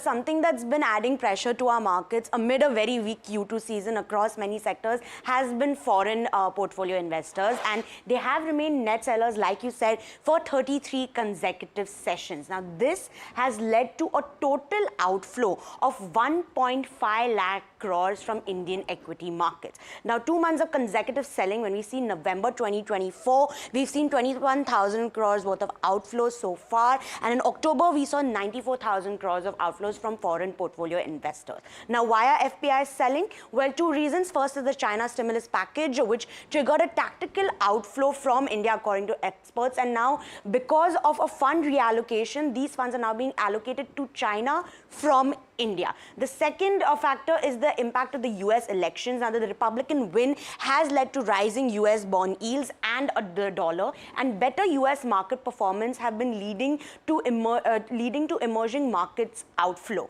Now, investors are switching from Indian equities to US equities in anticipation of higher interest rates, and Trump's potential fiscal stimulus could drive up long-term interest rates as per experts. Now, to when will FPIs continue to sell? Well, experts say that foreign investors are far from hitting the brakes from the selling spree and are unlikely to return to India in November. So we could see this sell-off continue till November, and India will continue to face continued capital outflows as the global sentiment around emerging markets continues to fluctuate. But fear not, the Indian growth story from a long-term view is still intact. According to Neelkant Mishra, the current price to earnings premium of 15 to 17% after the correction when you compare to global peers is now reasonable, and there is room for expansion. And optimism of experts comes around because of the 7% economic growth rate despite the market volatility, and this optimism is led by factors like declining inflation and higher local investor participation, as retail investors are now realizing that the markets are from a long-term view. Okay. Hopefully retail investors will continue to be our, the hope for the markets, and at some point the tide turns as far as foreign investors are concerned as well. Thank you for that, Mihika. Now, on that note, Kush, as we're winding down, what would be sort of the top call that you would look at coming Monday? We have 3 days ahead of it. Would you pick up anything in the auto space? Because you're going to hear from Hero over the next 3 days. Hyundai's numbers will be out as well. Auto Anks, anything looking interesting there? So from the manufacturers, I think Mahindra & Mahindra still looks interesting. I mean, you cannot not have this one in your portfolio. With the kind of correction, it's come closer to the support zones. The meaningful ones come in close to 2650 levels. So I think the risk reward ratio fairly favorable. So any kind of dip further will only make it more attractive from my perspective. So Mahindra & Mahindra for sure. One other company that Mahindra at the current levels, Kush, Mahindra current levels, and what would be your target stop even loss? At the current level. What would be the target stop loss? In fact, if you're buying at the current level, then this 2650 will act as your positional stop loss. On the upside, you're looking at 3000 as the first target, and once that is taken out, 3200, the recent high, as the other target. Now, one more company that has been on our radar, Auto Ank, posted, I think, fairly decent numbers and now is showing signs of recovery, is Lumax Tech. Has been in a bit of a near-term downtrend, but from the 200-day moving average, once it's breached that, now the stock is starting to show signs of revival. So on the way up, I think, this makes a good trade, a positional trade at that. So 480, 490 zones, those support zones act as your stop loss. From a 6-month perspective, I think you're looking at targets, as high as perhaps 575 and 620 as well. So Mahindra & Mahindra from the manufacturer space and Lumax Autotech from the from the ancillary space are something that we've got on our radar. Okay, Sudeep, one last question from my end, and Kush, thanks for the ideas, of course. But Sudeep, one last question. Anything in the results commentary that you've liked particularly? There have not been too many instances, I guess. Maybe some jewelry companies, maybe a couple of others, but anything that you really liked? Well, I think, today's Eicher Motor commentary was quite interesting. If their commentary hadn't come, the stock wouldn't have reacted the way it reacted. So that, I think, is a very, very positive commentary. Others, I can't really recall, something very exciting which is going to be there. I think I talked about Bharat BHEL. That's what is a pleasant surprise. After many, many years of disappointment on a continuous basis, order wins were there, but the performance was terrible. I think it was a very pleasant surprise as far as the numbers are concerned. Okay, Sudeep, thanks for that. Kush, thanks for that as well. And viewers, I don't know if we can pull it off, but in the morning, we had given an MK note on Eicher Motors, which laid out what Eicher had said, and I don't know if we can pull this up, but if we can, it will be great, because what Eicher had said, viewers, and there are very few companies who are saying this, that not only was their festive season looking strong, but the post-festive demand is even stronger than the festive season. I think that is something that hardly companies have said, and therefore no wonder that iShares is doing what it has done. If you right recall, here. Tamanna, right here on the screen. Excellent. If you recall our conversation with Rakesh Sharma of Bajaj Auto, he did echo something similar, that the last 2 weeks, and especially because festive demand kind of spilled over, festive period spilled over between end of October and November, he said the last 2 weeks have been completely rocking. Yeah. So, yeah, maybe you are going to be seeing some kind of turnaround. Aisha, definitely the champion of the day. Yep, most certainly. And just very quickly, let's put the heat map up before we talk about the broader end of the spectrum, because the large caps there's not too much there. But yeah, thank you for pulling this up about iShares. But yeah, this is what it is. FMCG has sulked big time today with HUL, Britannia, Tata Consumer, Nestle. You know, that bucket really putting pressure. On the flip side, yes, iShares and Hero, some bit of life insurance, and HDFC Bank not sulking with 0.5% uptake. That's good. A brief interlude for Reliance as well. Let's see if this continues next week. Yeah, so more than the key indices, it was the broader indices which were having a better day, and you're ending completely flat, which all things said is not too bad. Looking at the kind of week we've had, Nifty Mid Cap 100 up about 0.5%. Your small cap, micro cap stocks also doing fairly well. In fact, small cap 250, nearly 1% up. Bank Nifty lost steam. IT struggling to keep its head above water. So what you should look at truly is the key indices, your sectoral indices, and then let's look at the breadth of the market as well. And nothing really moving there. It's all about FMCG. I found Realty's resurgence quite interesting, Neeraj. And if you can pull up the constituents of the Nifty Realty just for a second to see what was working. Because remember, Brigade seeing a bit of pressure in the morning and then recovered as well, ending 2.5% up, not bad. Overall, Realty also doing fairly well. Let's just look at the broader markets and then what the week has looked at before we wrap up for this afternoon. Broader markets, this has shrunk a fair bit. So pressure coming in at the broader end of the spectrum, no doubt about that. 1226 versus 908. Top gainers and losers on the BSE 500 very quickly before we look at the weekly charts. Nothing changing rapidly or radically there from the last 1 hour. I would say maybe a Maharashtra scooters and Mishra Dhatu. And this is a surprise, Tamanna. Deepak and I tried. The numbers were fairly ho-hum, but to do a 5% is very strong. Yeah. So this week has been a tough one. Nifty down about 2%. Let's look at the Bank Nifty, about 2.5%, and the mid cap and small cap indices at the end of it have actually been hit worse. Portfolios have been hurt this week. Look at the Nifty small cap 250, down over 4%. So here's where the pain has been. Nifty IT, the outlier, about 1.5%, but you know, there's just so far that Donald Trump can take you. Not everything is crypto. So at the end of the day, you have to pull up your socks, and that really is the lesson over the long weekend for market participants. Yeah, well, some investors would be hoping they rather have been in crypto than elsewhere.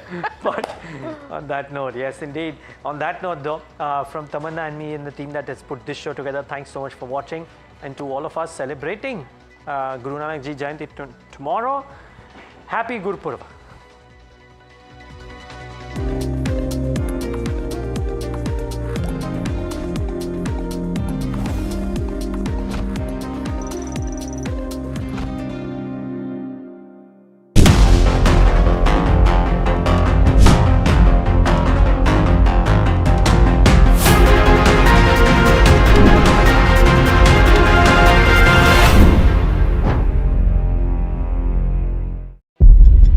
When the whole day passes like a blur, the news just whizzes past, and you're trying to stay informed.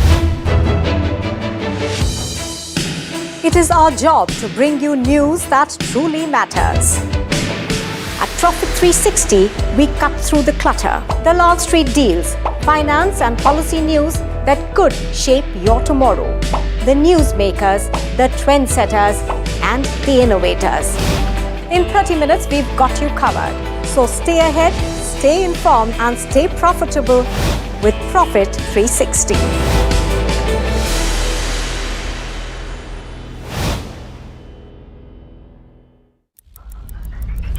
Headlines you start your day with. What matters worldwide is now in the palm of your hands.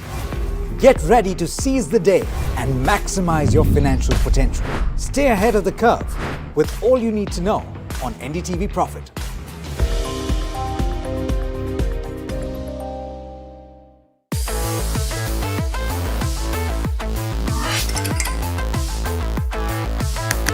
Listen to the voices of reason as they talk about corporate health and investing principles.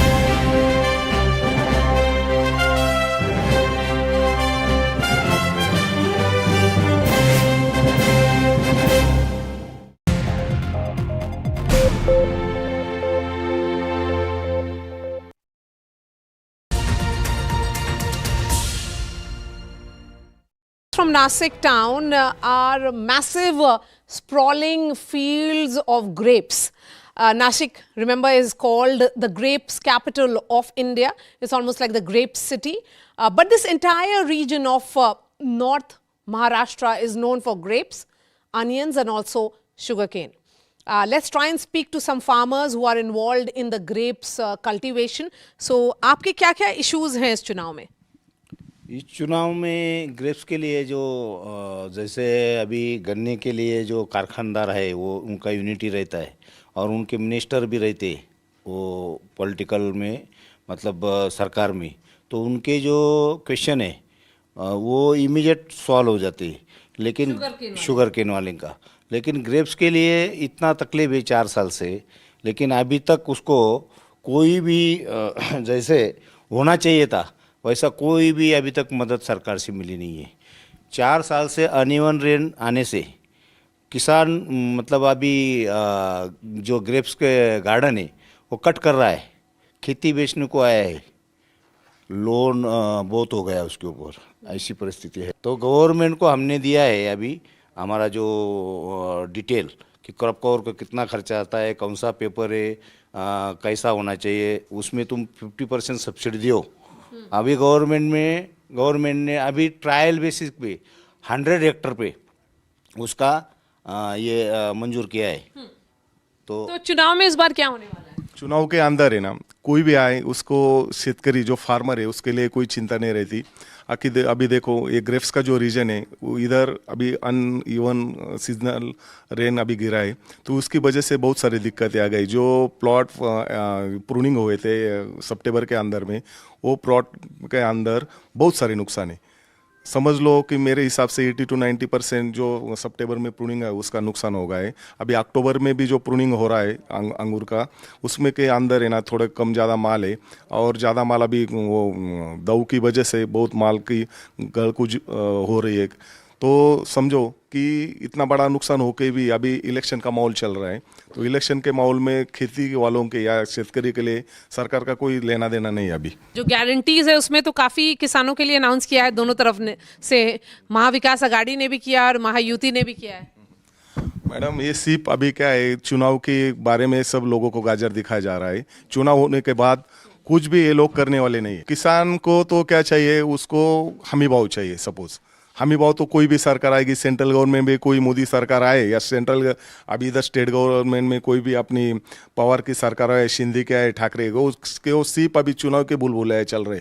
वो farmer के लिए उनका कोई लेना देना नहीं, सिर्फ वो घोषणा चल रही है। अभी बाकी का शेतकरी के लोग जो भी बाकी के कमोडिटीज़ वाले जो भी है, सपोज ओनियन है, अंगूर है, शुगर केन है, शुगर केन के लिए तो मिनिस्ट्री सब ऊपर बैठी है, तो उनके लिए तो सुना जाता है। लेकिन अंगूर ऐसा है हमारा, तो अंगूर का कोई ऊपर उधर सुनता नहीं। लेकिन हमारी जो MRDBS नासिक के अंदर या पूरे महाराष्ट्र के अंदर जो यूनियन है हमारी, महाराष्ट्र द्राक्ष ग्रेप्स ग्रोअर एसोसिएशन, तो उनकी तरफ से बहुत सारे क्वेश्चन उठाए जाते हैं, सेंट्रल गवर्नमेंट भी और स्टेट गवर्नमेंट में भी। तो उसके ऊपर तो कोई वो ध्यान भी नहीं देते हमारे ऊपर। Though the growers like Balirao and Gadak may be concerned, there are those like Jagdish Holkar who ventured into wine production in 1998 and are looking at expanding their wineries. You are one of the, initial people who started this business. How is it going for you, and what are the concerns for businessmen like you? Actually, wine is very passionate business. It's not a business, it's a passion. In 1997, we few of farmers, we were there for the study of wine in France, as France is very famous for its wine and all European region. So we were there. We were into grapes earlier, but we were producing table grapes. The entire Nashik Valley, most of the grapes are the table grapes. But we have started the story making wine out of the grapes, and these are the wine grapes varieties called Shiraz. We have Shiraz, Chenin Blanc, Cabernet Sauvignon. And what are the concerns for someone like you whenever there is an election? This is an agro-based story. It is very much concerned about the elections because, see, as we are a farmer, we are thinking how we can go for the value addition of our agriculture produce. That is very vital. And so that's how to convert into perishable into non-perishable. We have thought of making wine out of the grapes. But we can produce as much as wine we want. But the doors are not open yet. Okay. So is the present Chief Minister friendly for your business? Yes. Each and every government, they are thinking how their state can progress. Maharashtra is of all-time progressive state. So everyone has to consider how they can give a justice to the agriculture produce. Nashik is part of northern Maharashtra. This largely agrarian and tribal region of the state has 47 seats in the 288-member state assembly. After the massive electoral loss in Lok Sabha polls earlier this year, Mahayuti faces a litmus test to regain its control in this region. Mahavikas Aghadi had won 6 of the 8 Lok Sabha seats in northern Maharashtra. This region has been a bastion of Shiv Sena for over a decade. Chhagan Bhujbal, once a prominent OBC leader within the Shiv Sena, switched to the Congress and then to the NCP. He remains popular here. मतदान किस पर होगा? मतदान वो घड़ियाल देने का है, छगन भुजबल। क्यों?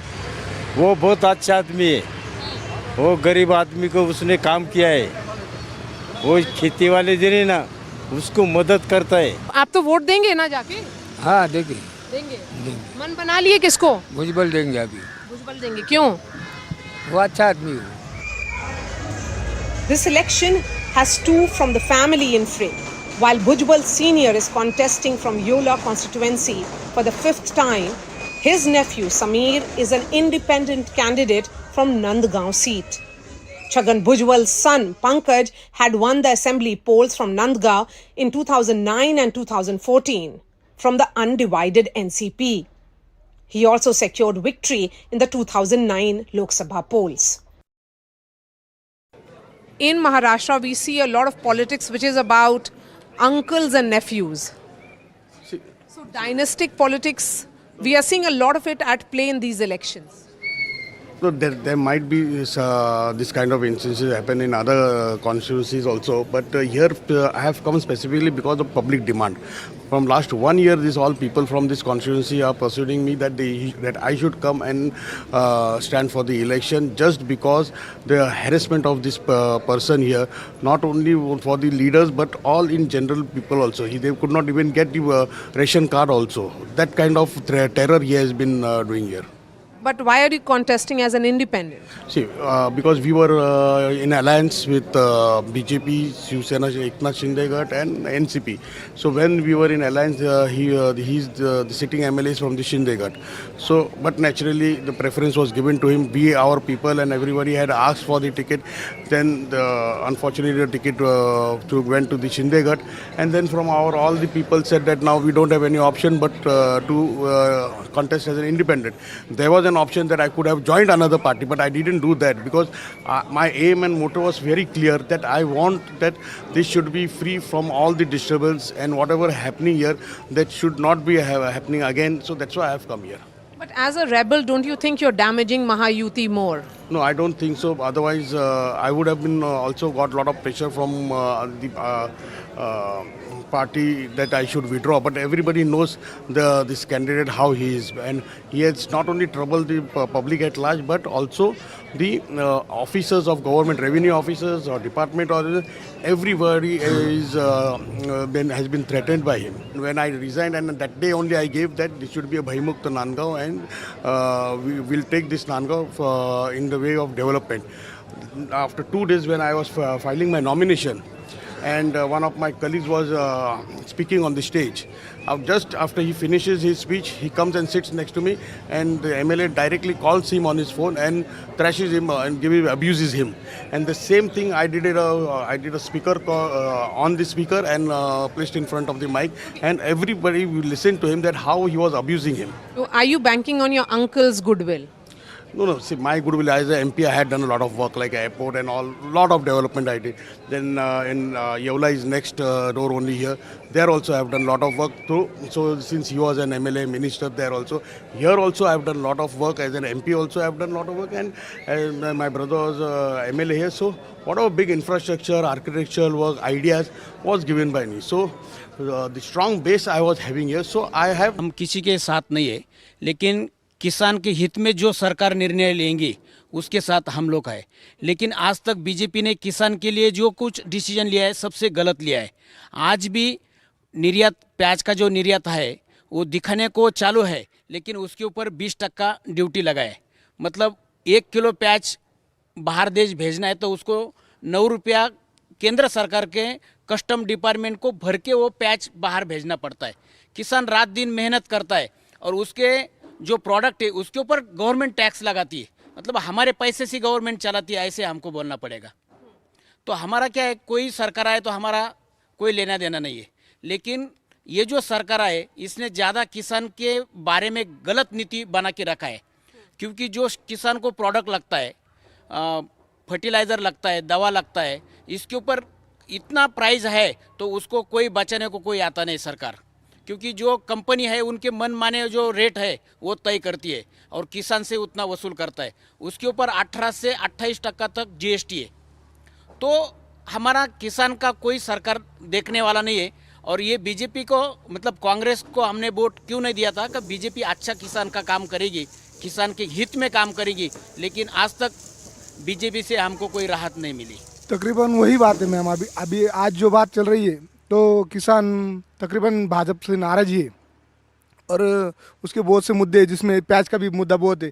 किसान के पास पैसा आने के टाइम पे ही ऐसा हो जाता है। किसान का ये का जो फर्टिलाइज़र का 50 किलो की जो बैग है वो पहले 1000 रुपये में मिलती थी, अब वो उसका रेट 1700-1800 रुपये हो गए। इसलिए बहुत फर्टिलाइज़र्स और पेस्टिसाइड में बहुत महंगाई हो गई। आपने सुना किसान नाराज हैं, तो क्या ट्रेडर्स भी नाराज हैं? मैम, ट्रेडर स्पेशली इसलिए नाराज़ है क्योंकि आने वाले दिनों में अगर देखा जाए तो गवर्नमेंट जिस तरह से 20% ड्यूटी लगा के रखा है अभी, एक्चुअली आने वाले कुछ दिनों में 3 से 4 स्टेट में काफ़ी मात्रा में, बड़ी मात्रा में प्याज आने वाला है। जैसे गुजरात में आएगा, आंध्रा में अभी प्याज चालू है, आप राजस्थान में देखा जाओगे तो अभी फ़िलहाल 1 लाख क्विंटल की आमदनी है। तो अगर आने वाले समय में अगर रेट बहुत ज़्यादा डाउन नहीं करनी है तो ये ज़रूरी है कि किसानों से, सरकार से हमारी ये विनती कि उन्होंने जो 20% ड्यूटी हटाया जो अभी है वो ड्यूटी हटा दे, ताकि ट्रेड जो है ना वो काफ़ी आसानी से हो सके। और स्पेशली नासिक का जो यहाँ पे जो प्याज है, ये ग्राफिकल इंडेक्सन जो दिया हुआ है गवर्नमेंट ने, उसके लिए इसका एक्सपोर्ट में जो कुछ डिमांड है वो बहुत अच्छा है नासिक के स्पेशली। तो अगर ये समय पे अगर हमें ड्यूटी अगर हटा के पूरी तरह से ट्रेड अगर सीधा कर देती है ना, तो इसमें गवर्नमेंट का भी है कि आने वाले इसमें डॉलर अवेलेबल हो जाएंगे, हमारे इसमें डॉलर ही आने वाले हैं। तो और ट्रेड भी बहुत आसान है और बहुत ज़्यादा रेट में जो है वो नीचे नहीं आएगा। तो इसलिए सरकार से हमारी यही विनती है कि उन्होंने है ना 20% ड्यूटी आने वाले दिनों में हटा देनी चाहिए। फर्टिलाइज़र हो, जो दवा हो, इसका प्राइस इतना बड़ा है कि 50-60% तक बढ़ गया है। और किसान का जो प्रोडक्शन है वो 20% बढ़ा है।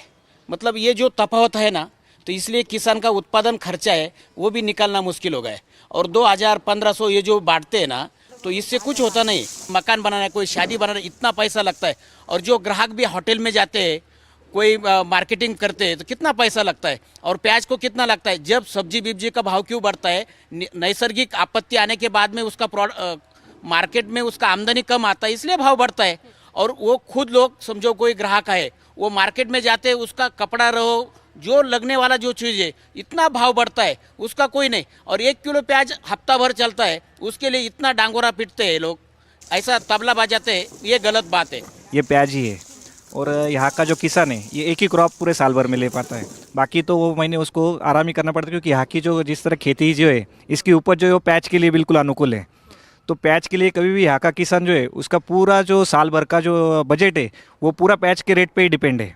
तो इसलिए मेरी गवर्नमेंट से फिर से यही रिक्वेस्ट है कि जो आप आने वाले दिनों में जो प्याज की जो कुछ बढ़ने वाली आमदनी है उसके लिए आप 20% जो आपकी ड्यूटी है वो हटा के ट्रेड बिल्कुल सिंपल कर देवे, ताकि किसानों को भी बहुत ज़्यादा प्याज में जो कुछ रेट में कम ज़्यादा होने वाला है उसका ज़्यादा उसको उनके इफेक्ट नहीं आएगा। Santosh Jadhav owns 1 acre of land. His crop is onions largely. He has a message for all consumers. तुम लोग 140 रुपए में दाल तड़का, होटल में 140 रुपए में दाल का तड़का खाते हो, लेकिन 140 रुपए किलो की दाल लेने को क्यों शर्माते हो? एक दाल तड़के में कितना दाल आता है? 10 ग्राम, 20 ग्राम, या ज़्यादा से ज़्यादा 30 ग्राम। 30 ग्राम का तुम उधर 140 रुपए देते, लेकिन किसान ने अगर 140 रुपए लिया तो तुमको क्या 140 रुपए किलो किसान के पास से लिया तो तुमको क्या परेशानी होती है? होटल वाले को देने को तुमको अच्छा लगता है, और किसान को देने को तुमको क्या तकलीफ होती है, उतना बताओ। Every 12 years, Nashik hosts the majestic Kumbh Mela. It is one of the 4 cities hosting the spiritual gathering. Next to the Godavari River at Ramkund, we meet Chetna, an accountant, Sunita, a journalist, and Meera, a former teacher. इस बार महिलाओं के लिए सबसे बड़ा issue क्या है? क्योंकि कहीं पर भी हम जाते हैं तो वहाँ पर सब लोग चर्चा कर रहा है लाड़की बहन की। तो क्या लाड़की बहन आपका वोट डिसाइड करेगा? नहीं करेगा, क्योंकि कैसा हो गया है कि जैसे एक तरफ लड़की बहन के 1500 रुपये अकाउंट में आ रहे हैं, जिसके आ रहे हैं उनके, बट सेकंड थिंग उन्होंने क्या कर दिया है कि जैसे महंगाई बहुत बढ़ रही है, जैसे जो रेगुलर किचन की जो चीज़ें हैं उनमें उन्होंने बहुत बढ़ोतरी कर दी है। अगर लाड़की बहन के बजाय किसी ने बोला है कि 1500 देंगे, किसी ने 2100 बोल दिया है, अगर कैलकुलेशन के हिसाब से देखो तो 1500 रुपये से ज़्यादा की बढ़ोतरी उन्होंने करके रखी है। अगर वो 2100 वाले अगर चुन के आए, अगर उन्होंने 2100 के इसमें और भी बढ़ोतरी कर दी तो वो कोई फ़ायदे वाला चीज़ नहीं है। तो महिलाएं अपना किचन का बिल देख रही हैं। जी हाँ, बिल्कुल महिलाएं किचन का बिल भी देख रही है, पर साथ में ऐसा है कि नॉट ओनली किचन का बिल जो आमतौर लोगों के साथ बातचीत करने में हो रहा है कि बस किचन का बिल नहीं, पर देश की प्रगति भी देख रहे हैं। देश को एक स्ट्रॉन्ग लीडर चाहिए, वो भी देख रहे हैं कि आम जनता अभी पहले जैसा नहीं रहा, किचन और चूल्हे तक ही सीमित रही। तो ऐसी भी चर्चाएं हैं और जो बातचीत होती है, हम लोग लोगों में भी जाते हैं एज ए एंकर, तो मैं भी जर्नलिस्ट हूँ, तो बातें करते हैं तो लोगों से ये भी पता चलता है कि हमें एक स्ट्रॉन्ग लीडर चाहिए जो अपने देश को बचा सके।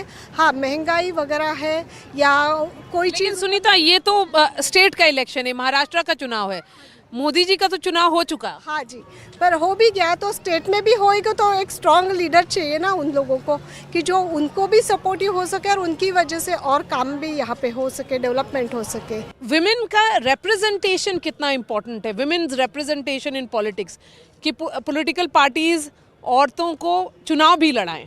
जी बिल्कुल, एक्चुअली होना भी चाहिए कि एक औरतों का रिप्रेजेंटेटिव चाहिए। देखा जाए तो पहले की जनरेशन में ऐसे था, पीढ़ी दर पीढ़ी लीडर्स तैयार होते थे और उनके बेटियां भी बहुत अच्छे से जाती थी, पर आजकल देखने को मिल रहा है बेटियां या लेडीज़ आगे आ नहीं रही है, और वो हिसाब से भी सशक्त महिला एक लीडर होनी चाहिए। वो हिसाब से लीडर उसको घड़ाने के लिए भी एक प्रॉपर इन्वायरमेंट होना चाहिए, वो हिसाब से कि लेडीज़ के लिए भी कोई लड़े, उनका भी कोई रिप्रेजेंटेटिव हो। वो बहुत कम देखने को मिल रहा है, वो एक कमी सी बहुत खलती है। तो क्या महिलाओं के लिए ये भी है इम्पोर्टेंट कि कैंडिडेट कैसा है? एक तो वो होता है कि कोई पार्टी के लिए आप वोट करें, कैंडिडेट कितना अहम रखता है कि जो जिस कैंडिडेट से आपको डेली बेसिस पे डील करना पड़ सकता है? यस, पक्ष तो कैसे है कि हर कैंडिडेट आज ना कल कोई भी पक्ष में जा सकता है, आ सकता है, लेकिन जो वो आदमी है वो कितना हमारे लिए काम करता है ये हमें अहमियत रखना बहुत ज़रूरी होता है। जब हम वोट करेंगे तो पक्ष को मत देखो, हम आदमी को देखो कि इन फ्यूचर वो अपने कितना काम आएगा। मुझे मेरा कहना तो ऐसा है कि जो हमें यहाँ पर समझे, जैसे हम लोगों की यहाँ दुकानें वगैरह है, हम सब की जहाँ जो यहाँ पे जितनी भी महिला आई है उनकी जो हमें समझ सके हम उनको ही देना चाहेंगे। और मुझे तो ऐसा लगता है कि मतलब मैं किसी पक्ष के लिए नहीं बोल रही हूँ, मैं इसलिए बोल रही हूँ कि जो अपने देश के लिए इतना कर रहे हैं, मैं तो मेरा वोट तो मोदी जी के लिए ही खास है। लेकिन मोदी जी का चुनाव तो लोकसभा का चुनाव था। लोकसभाओं का चुनाव है, पर हमें ऐसा लगता है यहाँ पर भी जो खड़े हैं वो उनको ही वोट देना चाहिए, क्योंकि वो मोदी जी तक मतलब आगे के लिए ये रहेगा। अभी भाजपा ने एक नारा शुरू किया, एक है तो सेफ है। ये बांटने की राजनीति है या जोड़ने की राजनीति है? ये तो जोड़ने वाले सब पूरे हम ये सब एक है तो एक ही रहेंगे आखिर तक एक ही रहेंगे हम सब। मतलब सब जन मिल के, मतलब उनका कहना ऐसा है कि सब जन मिल के रहे, उसको एक है और सेफ है, ऐसा जो बोल रहे हैं वो। हाँ, लेकिन कांग्रेस वाले बोलते हैं कि ये बांटने की राजनीति है। अब देखा जाए तो हिंदुस्तान एक इतनी अच्छी कंट्री है कि जहाँ पे आपकी कोई चीज़ नहीं है उस पे भी आप हक जमा के वो चीज़ छीन ले सकते हैं। इतनी अच्छी हिंदुस्तान की लोकशाही है, इतनी अच्छी कंट्री जो सबको साथ में लेके चल रही है। अब ऐसी कंट्री में लोग जोड़ तोड़ करना चाह रहे हैं तो मोदी जी को नारा देना ही पड़ रहा है ना कि भाई आपको सबको एक रहना है तो फिर एकजुट से रहिए। कटेंगे तो बटेंगे, ये तो पहले से ही हम लोग हिंदुस्तान में देखते आए हैं, तो फिर जात जमात की ये सवाल नहीं है। मेंटालिटी लोगों की सुधरनी चाहिए। अपना देश है, अगर आप अपना देश समझते हो तो कायदे कानून अलग है, सोच अलग है। छीनने झपटने की बातें हो रही है तो क्यों हो रही है? अपना देश समझ के रहो। तो साधारण आदमी भी यही चाहता है कि अपना कंट्री है तो अपना देश एकजुटी से रहे, अच्छे से रहे। एक है तो सेफ है, भले ही कास्ट कोई भी रहो, अपना धर्म कोई भी रहो, लेकिन कैसे रहता है कि इंसानियत अगर एक हो तो सब एकजुट हो जाएंगे।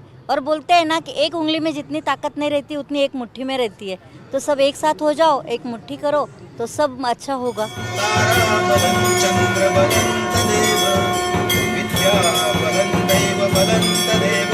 Of the 47 seats in northern Maharashtra, BJP and undivided Sena had swept, winning 32 in 2019. Given the electoral setback the Mahayuti faced in the Lok Sabha polls, this region will be watched out for the course correction the Mahayuti may have done in the last 5 months.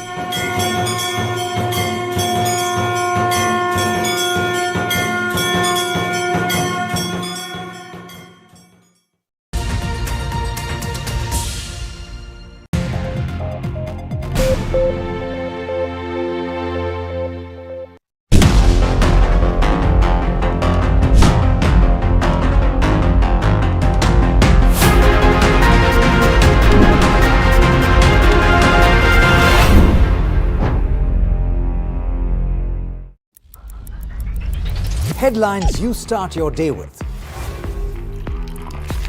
What matters worldwide is now in the palm of your hands. Get ready to seize the day and maximize your financial potential. Stay ahead of the curve with all you need to know on NDTV Profit.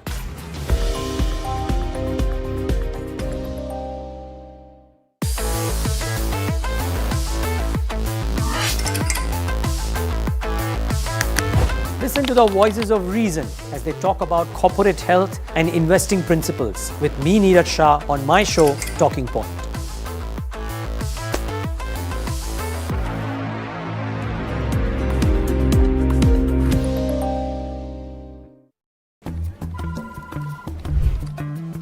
Bro, what are you doing? I'm trading FNOs. So, have you made any money? Oh, it's simple. If you think the market is moving upwards, just buy Nifty call option. But if you think the market could slide downwards, simplifying futures and options trading. Don't worry about the future. We've got your options covered. Futures and options strategy that will help you move with the tide. An unmissable trade.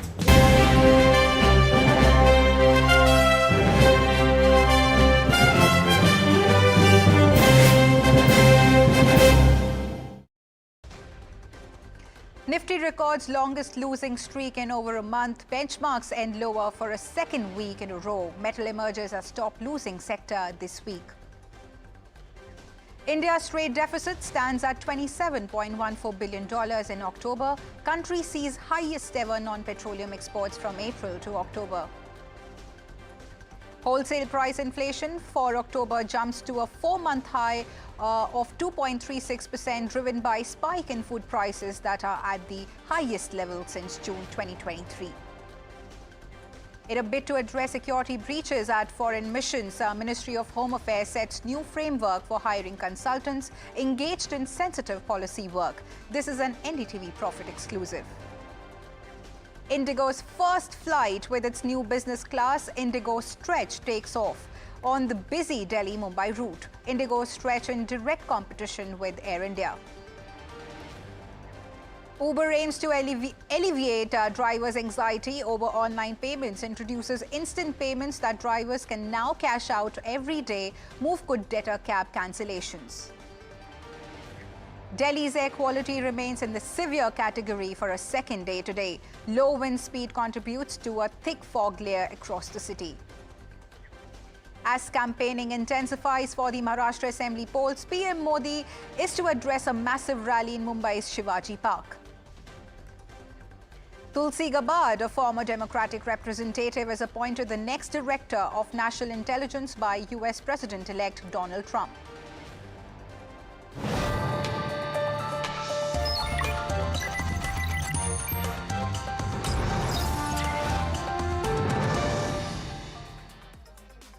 Hello and welcome. This is Profit 360 on NDTV Profit and I'm your host Himakshi Bahuguna.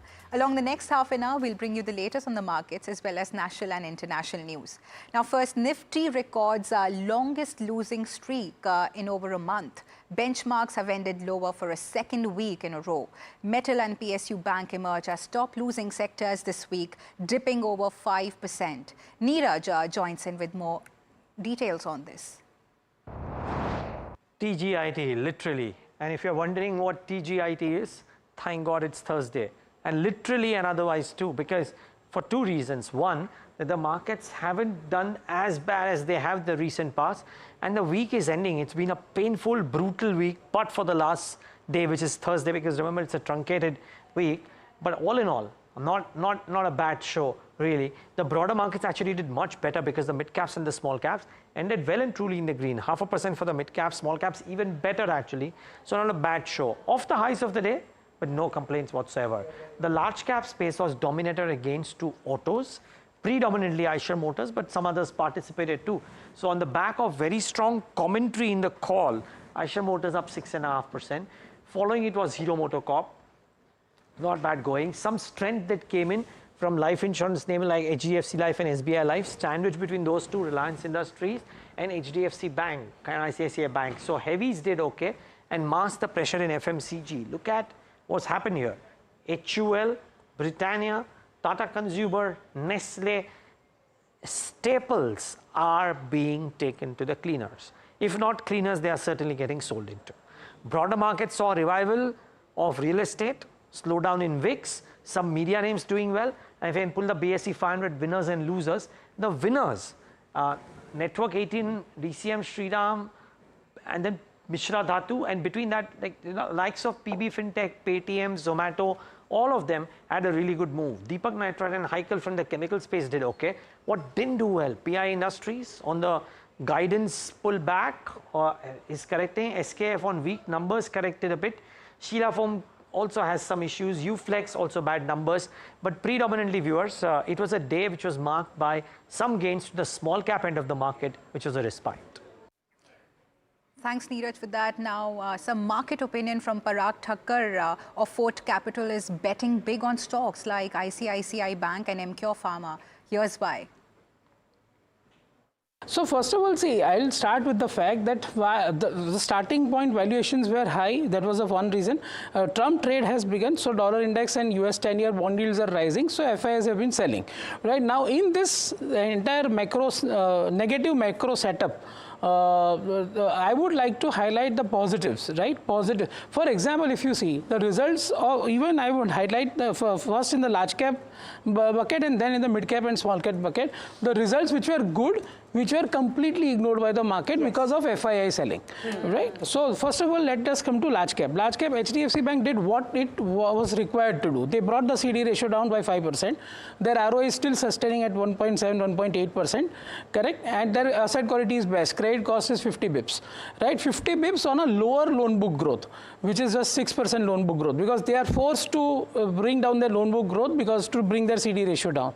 Their deposit franchise continues to be strong. They did 1,20,000 crore of deposits this quarter, so that was a good quarter. ICICI Bank, fantastic results. PPOP growth of 15%, which completely beat the market estimates, because now they have a new shot in the arm, which is OPEX. Now OPEX to asset ratio for ICICI Bank is coming down. Right, so I think ICICI Bank continues to consistently surprise market on the positive side, and rightfully so. Now it is trading at a significant premium to other banks, and they are sustaining their ROA about 2.2%. SBI, such a large bank and a proxy to Indian economy, credit cost only 50 bips. What more you want? Foreign investors remain net sellers for 33 consecutive sessions. But will the FPIs continue to sell? My colleague Mihika is here with more details on this. You know, something that's been adding pressure to our markets amid a very weak Q2 season across many sectors has been foreign portfolio investors, and they have remained net sellers, like you said, for 33 consecutive sessions. Now, this has led to a total outflow of 1.5 lakh crores from Indian equity markets. Now, 2 months of consecutive selling, when we see November 2024, we've seen 21,000 crores worth of outflows so far, and in October, we saw 94,000 crores of outflows from foreign portfolio investors. Now, why are FPIs selling? Well, 2 reasons. First is the China stimulus package, which triggered a tactical outflow from India, according to experts. And now, because of a fund reallocation, these funds are now being allocated to China from India. The second factor is the impact of the US elections. Now, the Republican win has led to rising US bond yields and the dollar, and better US market performance have been leading to emerging markets outflow. Now, investors are switching from Indian equities to US equities in anticipation of higher interest rates, and Trump's potential fiscal stimulus could drive up long-term interest rates as per experts. Now, when will FPIs continue to sell? Well, experts say that foreign investors are far from hitting the brakes from the selling spree and are unlikely to return to India in November. So we could see this sell-off continue till November, and India will continue to face continued capital outflows as the global sentiment around emerging markets continues to fluctuate. But fear not, the Indian growth story from a long-term view is still intact. According to Neelkant Mishra, the current price to earnings premium of 15 to 17% after the correction, when you compare to global peers, is now reasonable, and there is room for expansion. And optimism of experts comes around because of the 7% economic growth rate, despite the market volatility, and this optimism is led by factors like declining inflation and higher local investor participation, as retail investors are now realizing that the markets are from a long-term view.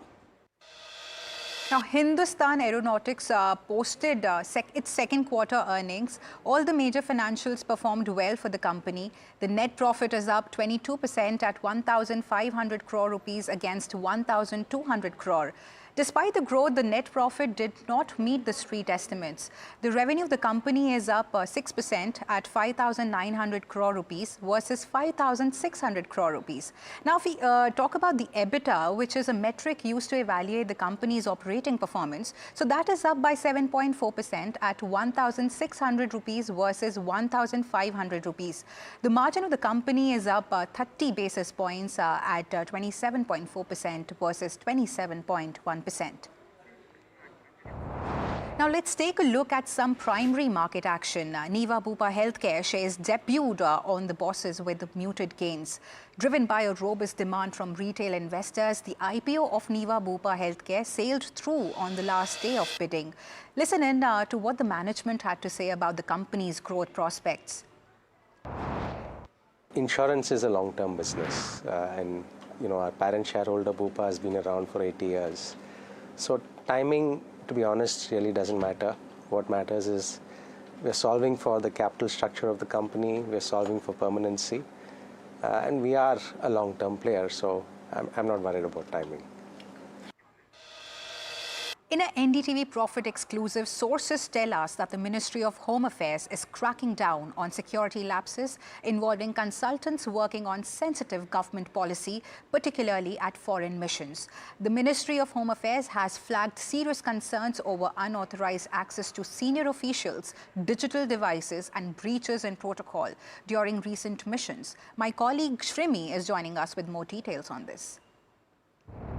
Ministry of Home Affairs in its recent communique to all secretaries of central ministries and departments said that you are supposed to vet the credential of all the consultants who are being hired for sensitive policy matters, including foreign mission. In fact, they put out the SOP for stricter compliance. They said that all the ministry themselves should vet these credentials of consultant, and in fact, those details needs to be shared with Ministry of Home Affairs beforehand. In fact, they said that if a retired government official going to be the part of such a mission or such policy matters should obtain the vigilance report of his or her respective department or ministries. They're also saying that there should be a 2-year cooling off period in case somebody has already worked with foreign mission. There has to be non-disclosure agreement should be there, needs to be signed by the consultant where they are mentioning all the terms and conditions. In fact, there has to be one proper security related briefing to all these consultants, and this is going to be mandatory for them, and there has to be do's and don'ts from the national security perspective. In fact, they are saying there has to be a clear, strict access control and need to know norms to be adhered by all the ministries and departments while giving access to all the internal documents, digital devices, even the internal deliberation to all these consultants. And in all these matters, MHA supposed to be in loop while engaging with these consultants. Thanks, Shrimi. That's indeed a great move by the Ministry of Home Affairs. Now, from markets to macro data, the wholesale price inflation for October has jumped to a 4-month high. The core inflation came in at 0.3% versus 0.1% in September. Speaking of subsections, manufactured products inflation ticked to 1.50% versus 1% in September, which is close to 2%. So the fuel and power inflation came in lower at 5.79% versus 4.05% fall in September. Now, if you talk about the food articles, a major basket was up to 13.5% in October versus 11.5% in September, whereas wholesale prices rose to 2.36% versus 1.84% in September. Now, after the WPI numbers, now let's move to the India's trade deficit that has stood at $27.14 billion in October from $20.78 billion in the preceding month, according to data from the Ministry of Commerce and Industry. The ministry also considered the April-October period as the best period with the highest ever non-petroleum exports from India. My colleague Rishabh Bhatnagar joins in with more details. We have the latest trade data coming in for October. We've seen that the trade deficit has widened.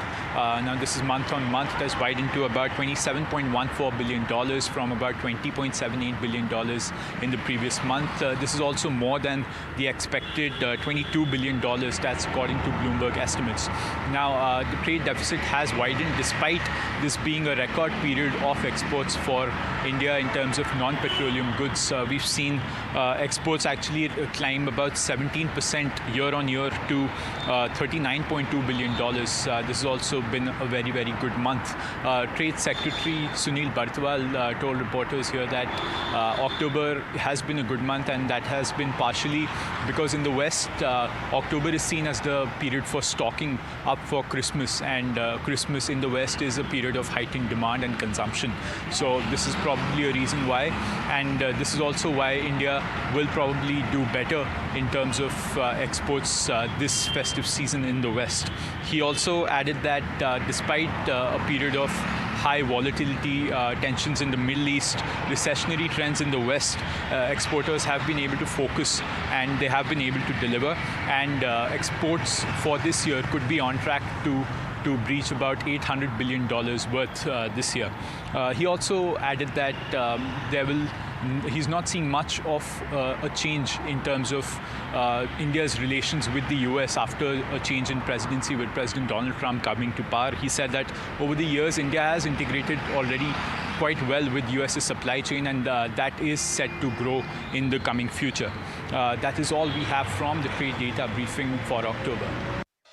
Thanks, Rishabh, for those insights. Now moving to the aviation space. Indigo's new business class flight, Indigo Stretch, took to the skies for the first time today. The new business class has only been launched on the Mumbai-Delhi route for now. Designed for India's highest demand business routes, Indigo Stretch offers hopes to target consumers who seek more premium flying experience at economical cost. Indigo Stretch will be a direct competitor to Air India and is looking to rope in customers with lower prices. For next 1 week, Indigo Stretch is offering the cheapest flights as compared to Air India. On to an NDTV Profit exclusive. My colleague Rishabh Bhatnagar caught up with Prabjeet Singh, president of Uber India and South Asia, and asked him about the new feature that Uber has introduced, which will be a relief for the drivers, allowing them to cash out money 4 times a day, relieving their anxiety over online payments. One of the interesting ones which I'm very excited about is instant payments. Now using the UPI infrastructure, which we're incredibly proud of what the country offers, we're able to now offer immediate cash out to drivers multiple times a day, where in less than 5 seconds, they're able to cash out and get their earnings. So for example, they're just on a cash trip, within seconds of the trip getting closed, they can actually cash out. And hence for them, it becomes, whether it's a cash trip or a digital trip becomes irrelevant. It also improves liquidity for them. It's a feedback which we got from drivers. Austria's KTM, a long-time partner of Bajaj Auto of India, has launched 10 premium motorcycles in India, expanding the partnership. These include motorcycles across 4 segments: naked sports, adventure enduro, and motocross. From 50cc to 1390cc, prices range from 4.75 lakh rupees to 22.96 lakh rupees. These motorcycles will be sold at new KTM dealerships in 7 cities, starting from Bengaluru and Pune. KTM first entered India in 2012 with the KTM 200 Duke and quickly followed it up with the segment defining KTM 390 Duke. Today, KTM sells 12 motorcycles in the country and soon 22.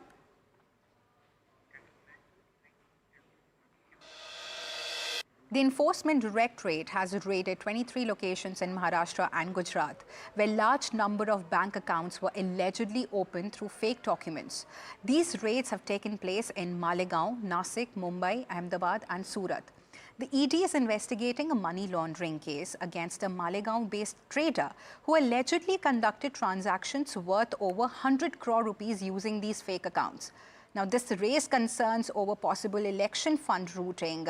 This comes days ahead of the Maharashtra Assembly elections also. So, now earlier in the day, Delhi residents woke up to severe air quality for the 2nd day in a row. This is a day after the national capital recorded the worst AQI in the country, with dense smog blanketing the NCR, reducing visibility. Low wind speed contributed to a thick fog layer across the city. Anushka Garg from NDTV sends in a detailed report. Well, certainly yesterday the CAQM chaired an emergency meeting wherein it was discussed about what all is happening regarding the AQI of Delhi. They referred to it as an episodic event and said that they are closely watching the situation, and if the need arises, if the AQI is not seen improving in the coming few hours, they will think about implementing the GRAP third. Now the meeting is about to be chaired by the Aam Aadmi Party Environment Minister Gopal Rai. Because of the deteriorating air quality, the people in Delhi are facing a lot of issues, a lot of challenges. Their health seems to be deteriorating quite, in a very, difficult manner. They are quite facing a lot of challenges. During this time, we are joined by some people also. आपका नाम क्या है? जिसकरण. Sir हम देख रहे हैं दिल्ली में जो एयर क्वालिटी है वो काफ़ी ज़्यादा ख़राब श्रेणी में पहुंच चुकी है, क्या क्या परेशानियां हो रही हैं इसकी वजह से? बहुत प्रॉब्लम्स आ रही हैं, जैसे शाम को ट्यूशन वगैरह जाते हैं तो आंखों में तकलीफ वगैरह होती है, और भी शाम के टाइम तो बाहर निकलना पॉसिबल ही नहीं है, बहुत पोल्यूशन हो जाता है शाम के टाइम तो। We can see here that the people are struggling to breathe. They are, saying that a lot of issues, are coming on their way while doing morning walk or while going outside of the home. They are using masks, and also because of this, deteriorating air quality index. Right now, also what we saw, the CPCB app, according to the AQI right now in Delhi is around 434. That is in severe category. With Maharashtra elections around the corner, Prime Minister Narendra Modi is all set to address a mega rally in Mumbai. The rally is part of the ruling Mahayuti alliance's final push ahead of the assembly election on November 20th. PM Narendra Modi's rally in Dadar is expected to draw a massive crowd and will also be attended by Maharashtra's Chief Minister Eknath Shinde, Deputy CM Devendra Fadnavis and several other top Bharatiya Janata Party leaders from the state. In fact, a traffic guideline has also been issued to prevent congestion and ensure a smooth road show. My colleague Jui Jadhav has sent in a report on this. Prime Minister Narendra Modi is all set to address a rally today in Mumbai at Dadar's Chhatrapati Shivaji Maharaj Park, and as you can see right behind me, the preparations for this rally is almost complete, and today evening at 6 o'clock Prime Minister Narendra Modi will address Mumbaikars, will address the entire Maharashtra today through this rally for the upcoming Assembly elections 2024. The Mumbai Traffic Police has issued an advisory for the day amid this tight security. Also, the rally is part of ruling Mahayuti alliance's final push ahead of the assembly election on November 20th. Prime Minister Narendra Modi's rally in Dadar is expected to draw a massive crowd and will also be attended by Maharashtra's Chief Minister Mr. Eknath Shinde and Deputy Chief Minister Mr. Devendra Fadnavis and several other top BJP leaders and other alliances leaders. Also, the 36 candidates who will be constituting from Mumbai will be a part of this rally, and Prime Minister Narendra Modi will be addressing this rally especially for these 36 candidates. So definitely this rally is drawing attentions because this rally is the last rally for Mahayuti and for Prime Minister Narendra Modi in Maharashtra. After this, on 20th, when the election dates are due, when the people will vote, at that time we will see the result that who the people have trusted, and will Narendra Modi's speech that he'll give and his presence today will influence Mumbaikars and Maharashtrians. Now on to some international news. Blasts rang out in Beirut this morning as Israel continued its airstrikes on the southern suburbs. The Lebanese Ministry of Health announced that these airstrikes resulted in the death of 78 people, leaving 122 injured. The Israel Defense Force claimed destroying dozens of rocket launchers in Lebanon. Israel's new defense minister said that the IDF will continue their offensive until all the Israel's goals are achieved. He made these remarks during a visit to the IDF Northern Command. Israel said that it was targeting Hezbollah facilities and interests after issuing evacuation warnings prior to the airstrikes. The conflict escalated beginning in mid-September. Israel has launched a widespread aerial bombardment of Lebanon that it said is intended to push Hezbollah back from the border. Now, Tulsi Gabbard has been appointed by the President-elect Donald Trump as the Director of National Intelligence for his second term. She will oversee the 18 intelligence agencies in the United States. She was born and raised in Hawaii and went on to earn a degree in business administration from Hawaii Pacific University and later served for over 20 years in Army National Guard. In politics, Gabbard broke barriers as the first Hindu and the first American Samoan elected to Congress. She was sworn into office with her hand on Bhagavad Gita. In 2022, Gabbard made the decision to leave the Democratic Party and endorsed Donald Trump, citing shared values and a commitment to change. Trump has praised Gabbard as a fearless leader, noting that her strong spirit and experience make her well-suited to lead the nation's intelligence community. Exciting news for Coldplay fans in India, as the band has now added a 4th show to their Music of the Spheres tour. This comes after epic concerts in Mumbai.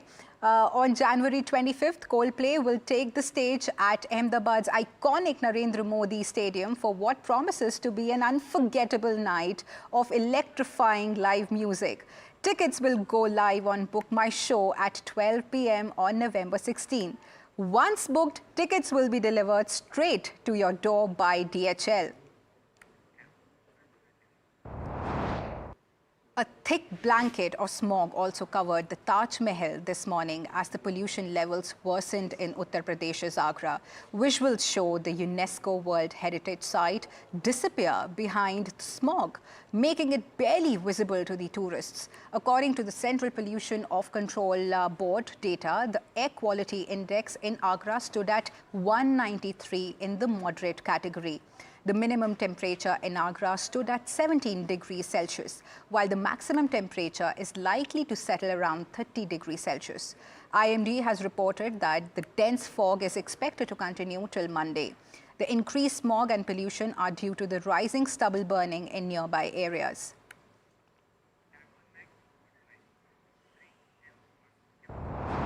Well, that's all the time we had on this edition of Profit 360. Stay tuned to NDTV Profit for more news and updates.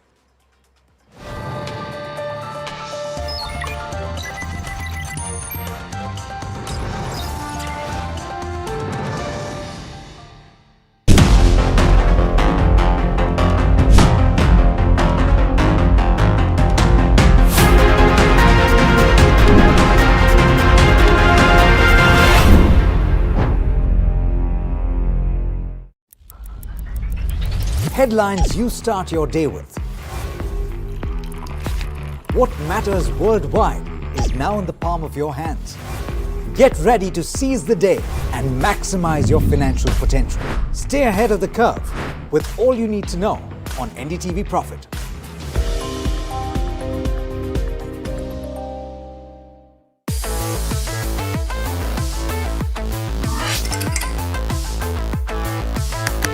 Listen to the voices of reason as they talk about corporate health and investing principles with me, Neeraj Shah, on my show, Talking Point.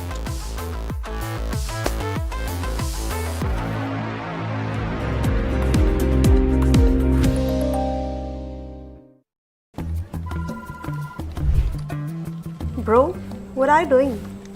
I'm trading FNOs. So, have you made any money? Oh, it's simple. If you think the market is moving upwards, just buy Nifty call option. But if you think the market could slide downwards, Simplifying futures and options trading. Don't worry about the future. We've got your options covered. Futures and options strategy that will help you move with the tide. An unmissable trade. If you want to be in the money.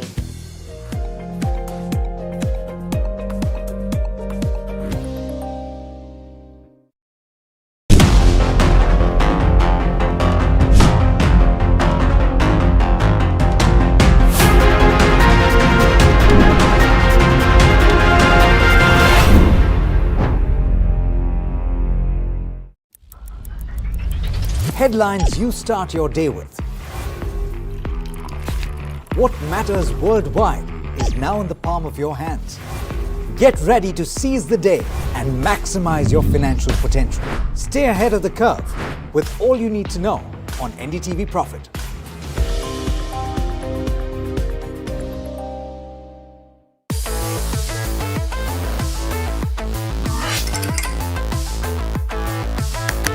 Listen to the voices of reason as they talk about corporate health and investing principles with me, Neeraj Shah, on my show, Talking Point.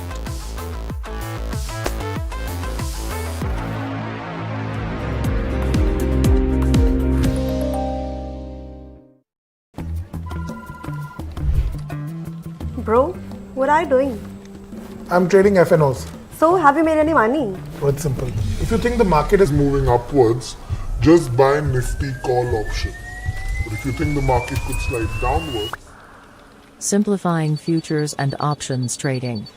Don't worry about the future. We've got your options covered. Futures and options strategy that will help you move with the tide. An unmissable trade. If you want to be in the money.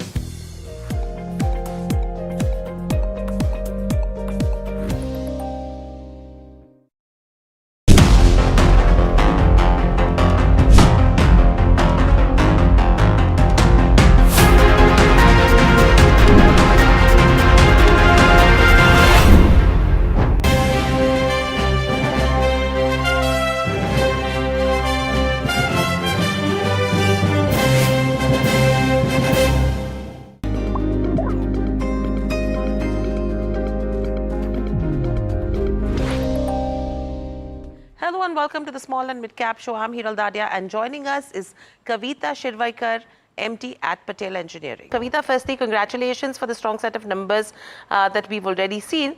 If you could help us understand, one, the revenue growth has been higher than what you had guided for. Margins are in line with the 14% guidance as well. Is this something that you think will be continued in the second half of the year, or do you think you will outperform these numbers as well? Hi. First of all, thank you very much. See, let me tell you, we are on track on execution. As you have seen, our revenue growth is 15% for the quarter. Our guidance was 12%. So let me tell you, we will be continue to, on track.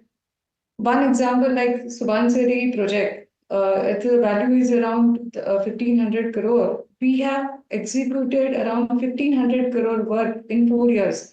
So let me tell you, we have a strong team of execution and we are on track. Hi Kavita, this is Anushri joining in. So firstly, you mentioned that 10% was what the guidance was for this year. Now, if we move forward to the next year, it's about 15 to 20%. Want to understand from you, what are the key growth drivers that you're looking at for which you're aiming for this higher revenue growth? And while the FY25 margins is at 14%, do you see a further uptick in this number? See, let me tell you, what are the growth drivers? As you know, we have a strong order book of 17,000 crore, 64% coming from hydro sector and around 20% from irrigation sector, where we are the pioneer. Like we have completed 87 dams. We are the pioneer of micro tunneling. So all put together, execution at the ground level, a strong execution team, and our vision. So that is the growth drivers for us. And over and above, as you know, we are consistently reducing the debt. Our debt last March, it was 2,000 crore. Now it has come down to 1,500 crore, almost all about. So we are continuously monetizing non-core asset and focusing on our core sector. So going forward also, we are fairly confident to maintain the growth and margin at the same level. Right. Kavita, a follow-up that I have on this is you mentioned about the debt reduction. What's the plan from here on? We are at almost 1,438 crores. Where would it be by FY25? And what's the target in terms of next year as well? And what is the monetization plan from here on, taking into consideration that you've already monetized around 330 crores worth of your non-core assets? So this year our plan was around 150 to 200 crore. But we have already achieved around 330 crores. Next half also we are expecting to around 100 to 150 crore. And next year onwards, we are saying that we will be, though we are targeting 15 to 20% growth year on year, but we will be able to maintain the debt level at the current level. Like our interest cost will not go up, but our revenue and margin will go up. So absolutely our net profit will increase. Okay, so the debt levels will stay at similar levels as that. Is that what you're implying? Yeah. Okay. Overall, over and above growth, our debt will remain at the same level. All right. And now coming to the order book, now you've mentioned about your order book which stood at about 17,000 crore. I want to understand, of this 17,000 crore, how much do you plan to execute in this next half itself, and what is the kind of pipeline that you're currently looking at? See, we have, first half, we have already achieved 2,200 crore. Our target for this year is 10% growth over last year. So balance also, we see around 2,500 crore next 2 quarters we are expecting to achieve. And next year, our target is to 15% year on year. Okay. And as regards order book, we have already started submitting the bids because projects, as expected last year, because of election year, order book was subdued. Now, post Q2, orders started coming for bidding. Bids are under evaluation already under 10,000 crore.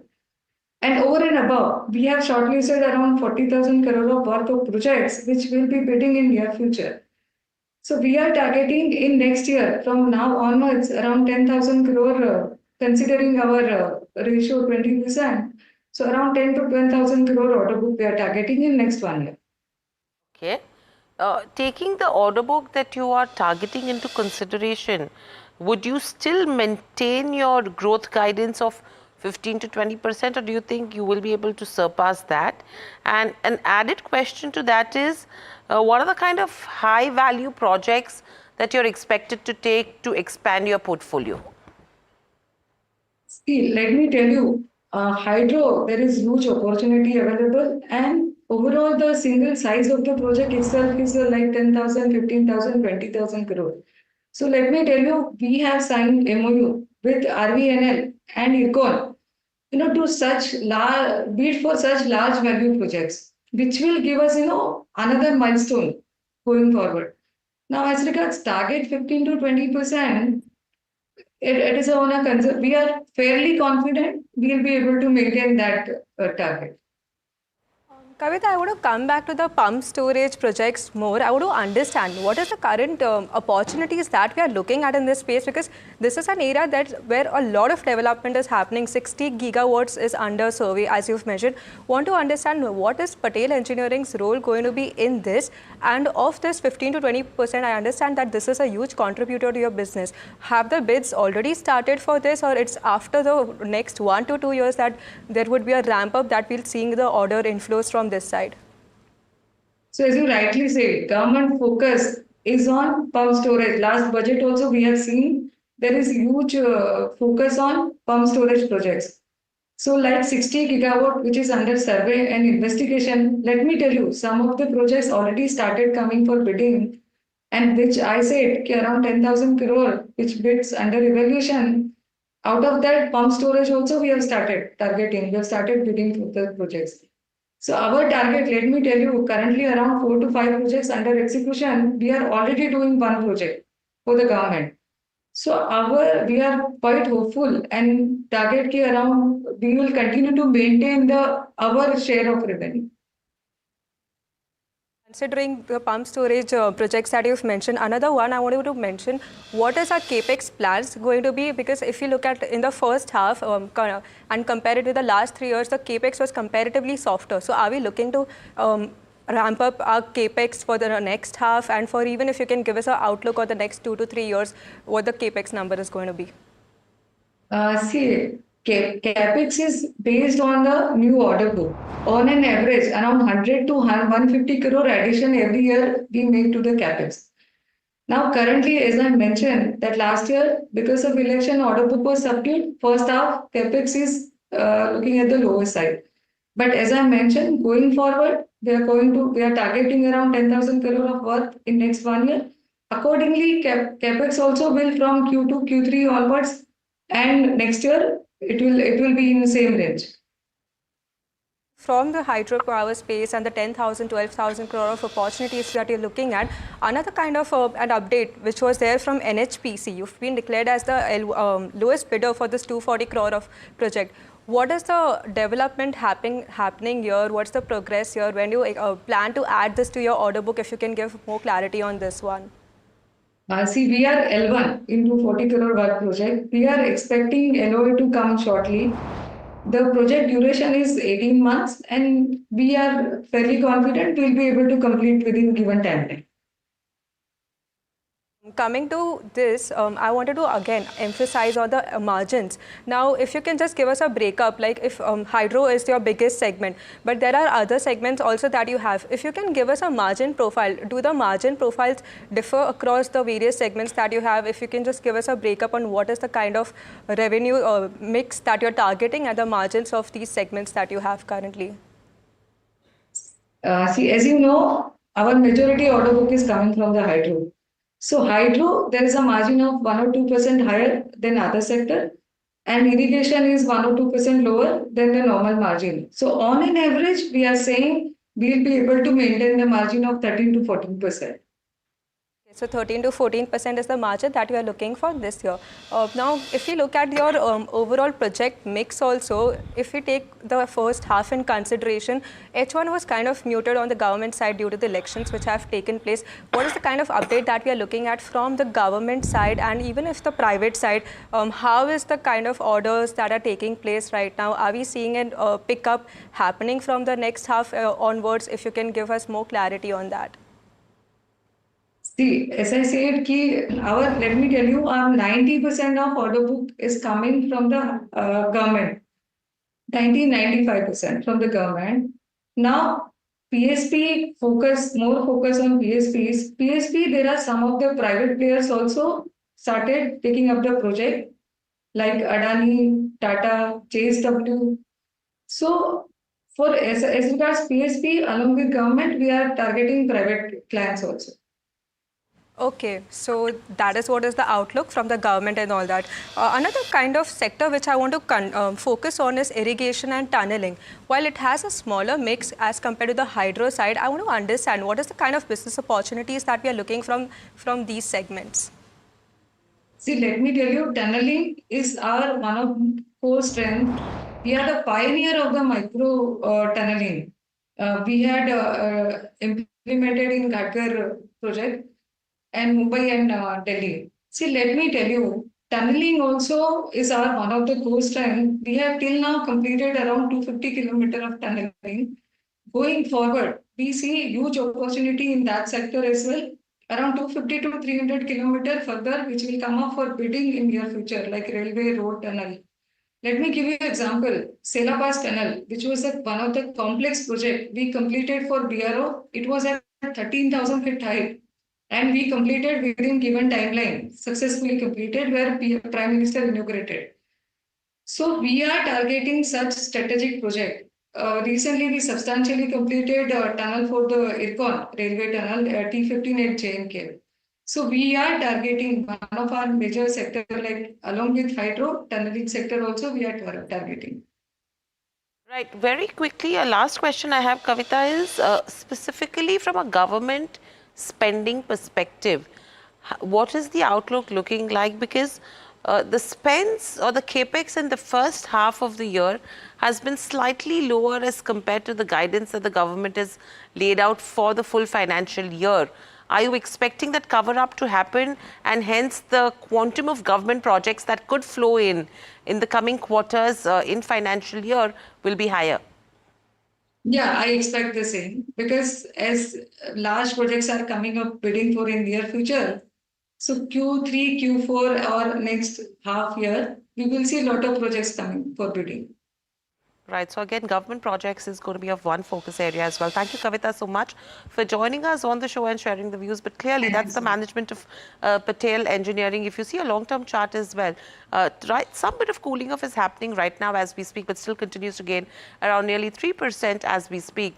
12 months, 9.5% is the kind of up move. You can see the kind of volatility that we've seen in this stock as well. It's hit a high of almost 76 and then cooled off to now levels of almost 45, 50 at the lows. So that's what is the range that we've seen with regards to where Patel Engineering goes. But moving on. KRBL, that's another stock to focus on. Let's quickly pull up the counter on the screens and see what the stock is doing in trade. 2.3% is the kind of up move that we've seen. Overall, you know, there has been some bit of an impact with regards to where gross margins are concerned, and that's mainly on the back of the input costs that have been higher in the Basmati segment. Your branded Basmati volumes have grown by around 10%. Overall, inflation carrying cost and volume of rice is one of the reasons for higher inventory. Let's welcome in our guest Ashish Jain, who is the CFO at KRBL, to understand more. Ashish, good morning and welcome to the show. Yeah, thank you. Good morning to you as well. Ashish, my first question coming to you is impact coming in with regards to where gross margins are concerned. Profitability has been slightly lower as well, around 32% is a downtick that we've seen. How are you looking at this quarter, and do you think we'll see some bit of a reversal in the second half of the year?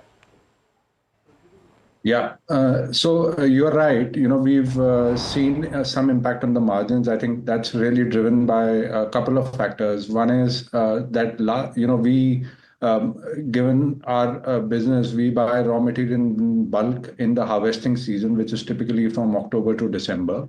So when we purchased our raw material in last year, the paddy prices were high. However, subsequently, both paddy and rice prices have declined. So because of which there is an impact on the gross margin. Looking forward, you know, the paddy season has opened up and the prices are lower.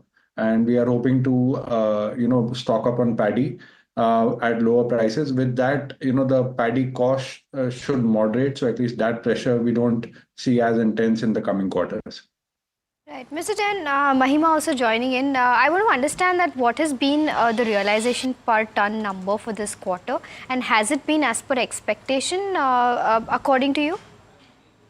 Yeah, so realization is in line with what we are seeing in the market. So if I look at our domestic realization per ton of basmati, it's around 77,000 per ton, while export is about 1.5 lakh per ton.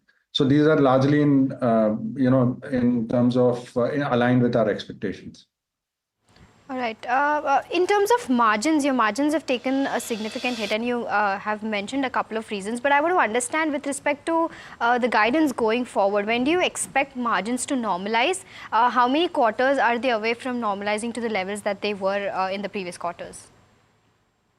Yeah, I'll share with you, the way we see the future unfolding. So I think a couple of things will happen. One of the factors that drives our margins is our export revenue, because that typically comes at higher margins. So that has seen a steady run rate of about 250 to 60 crores per quarter for the last, I would say, 4 quarters. We are putting in place some action plan where that export revenue should pick up. So that should have a positive impact in the margins. On the cost side, like I said, we with the current season, our paddy cost should recalibrate itself to lower levels, which will again be a positive. So difficult to comment on the timing in terms of the number of quarters, but we do see the margins restoring themselves. Right. Ashish, one question I have when you mentioned about exports as well, that is with regards to where basmati as a segment goes, right? Almost 4% of the global sales with regards to rice is from basmati, and the expectation is that a 9% CAGR growth is what you're looking at over FY 24 to 32. If that's the kind of growth that we are anticipating in the global markets for rice, basmati as a segment, how does that actually translate for the business like yours? No, you're right. So I think the whole world is looking up to basmati. There are parts of the world like Middle East where basmati has traditionally been a part of the diet. But in many other parts of the world, consumers are discovering the value of basmati, and the specific attributes that basmati brings over other varieties of rice. And that is driving the demand growth. From our point of view, KRBL with its India Gate and other brands is the largest packaged basmati exporter from India. Our products are currently sold in more than 90 countries. So, the trend of sort of increasing demand bodes well for us and also for the overall basmati export industry from India. Right. Mr. Jain, there has been a shift in terms of the way, the urban India is consuming right now. E-commerce has taken over general trade and modern trade for a lot of consumption companies. I want to understand because, in your presentations also you've mentioned that you're kind of democratizing your distribution network. So I want to understand as to what is the strategy that you're adopting? Will it be more skewed towards the e-commerce space because your e-commerce is rising at a rate of 40%? Sure. Yeah. So just from a broad distribution strategy, when we're saying democratizing, our endeavor here is to make basmati rice more widely available in the country. Just to give you some numbers, packaged basmati rice is sold in about 700,000 outlets across the country. We are by far the market leaders, and we have a presence in about 3.8 lakh outlets. So even we don't cover the entire market. So the first endeavor is to make basmati rice more widely available. A part of this is also to focus on tier 1 and two cities, which is the cities below the metros, because over the past, I would say 3 years, a lot of increase in basmati consumption is coming from non-metro areas. So that's the second target of our distribution expansion, which means how do we make it more widely available in non-metro cities. And third, like you mentioned, is really the MT and e-commerce. By MT, I mean modern trade. So these two channels are definitely growing faster than the traditional trade channel, although traditional trade continues to be important, still accounts for 70% of our sales. However, these two channels, which currently account for 30%, are growing far quicker than the traditional channel. And we are internally geared up in terms of having the capabilities to service the growing demand from these two channels. So overall, you should see wider distribution of our brands, focusing both on traditional trade as well as modern and e-commerce. Ashish, I'm going to jump back to the export side. I mean, we've always known KRBL with regards to basmati rice exports, right? However, good potential that has come up with regards to non-basmati rice as well. And this is post the kind of ban that has been lifted by the Indian government. Where are you seeing the opportunity? Because initially, I think you were already targeting around 100 to 200 odd crores from other countries. How are you looking at this? Because you did capitalize on opportunities that arose earlier in from China as well 2 years or 3 years ago, if I'm not mistaken. That's right. So non-basmati, typically accounts for around 5% of our revenue. Our focus is really on basmati. Having said that, we do non-basmati when the opportunity makes sense to us. So like you mentioned, a couple of quarters back, there was deficient supply in China. So we rose up, we'd made some supplies to China. Post that, the Government of India regime kind of made it difficult to get non-basmati out. However, the government has relooked at it, and I think that's a positive development.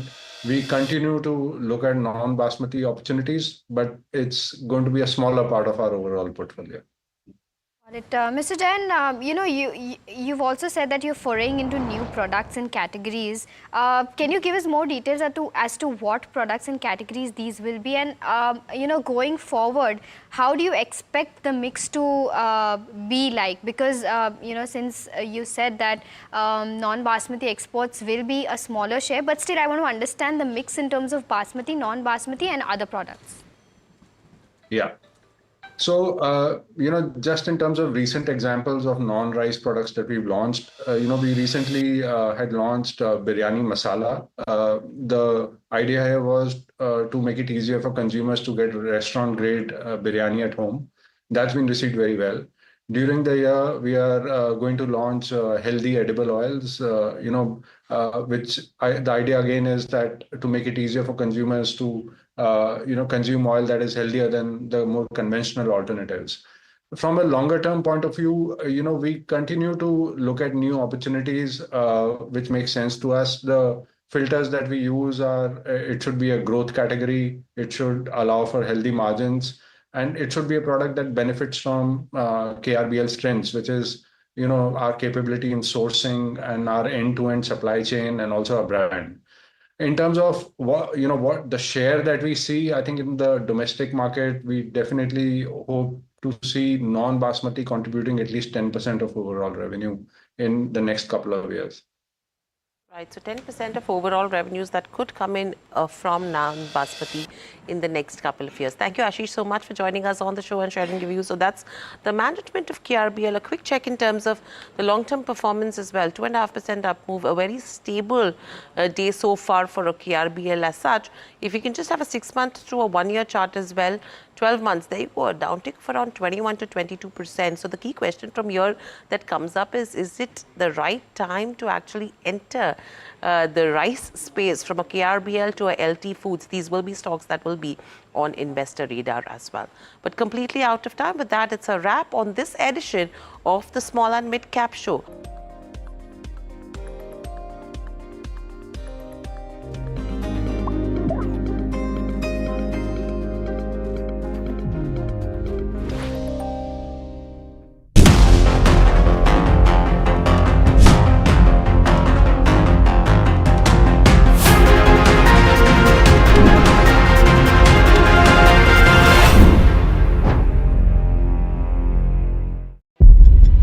When the whole day passes like a blur, the news just whizzes past, and you're trying to stay informed. It is our job to bring you news that truly matters. At Profit 360, we cut through the clutter, the Wall Street deals, finance and policy news that could shape your tomorrow. The newsmakers, the trendsetters, and the innovators. In 30 minutes, we've got you covered. So stay ahead, stay informed, and stay profitable with Profit 360.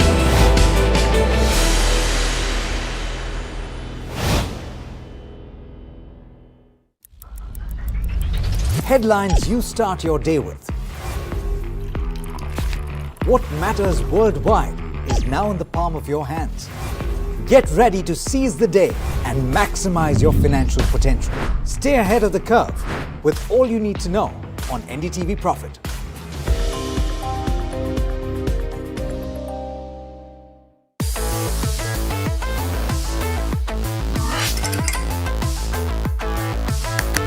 Listen to the voices of reason as they talk about corporate health and investing principles with me, Neeraj Shah, on my show, Talking Point.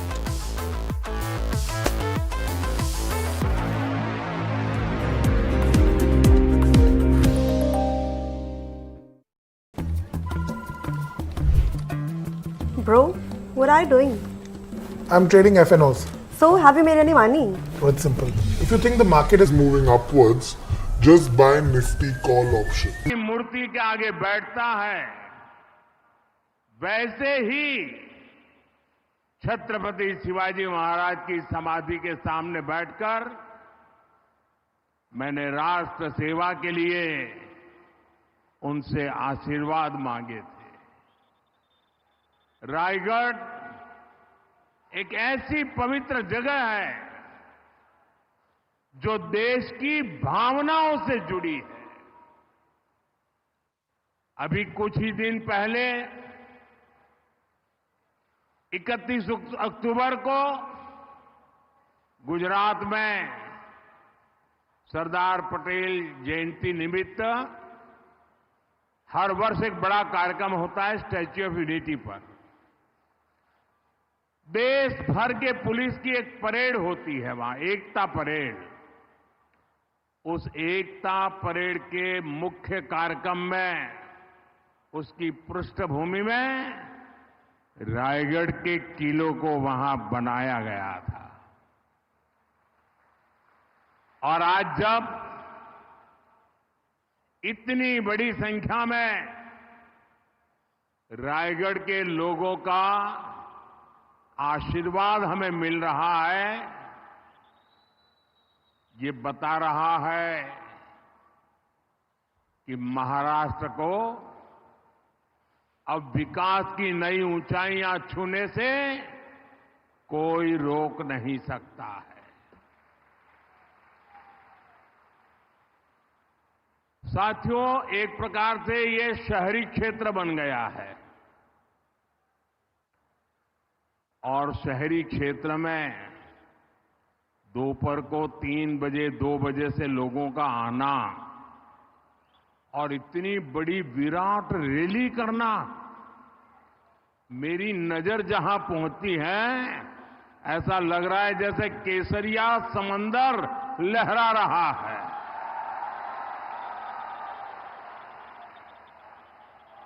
ये दृश्य अपने आप में 23 तारीख को नतीजे क्या आने वाले हैं इसकी गारंटी यहां दिखाई दे रही है।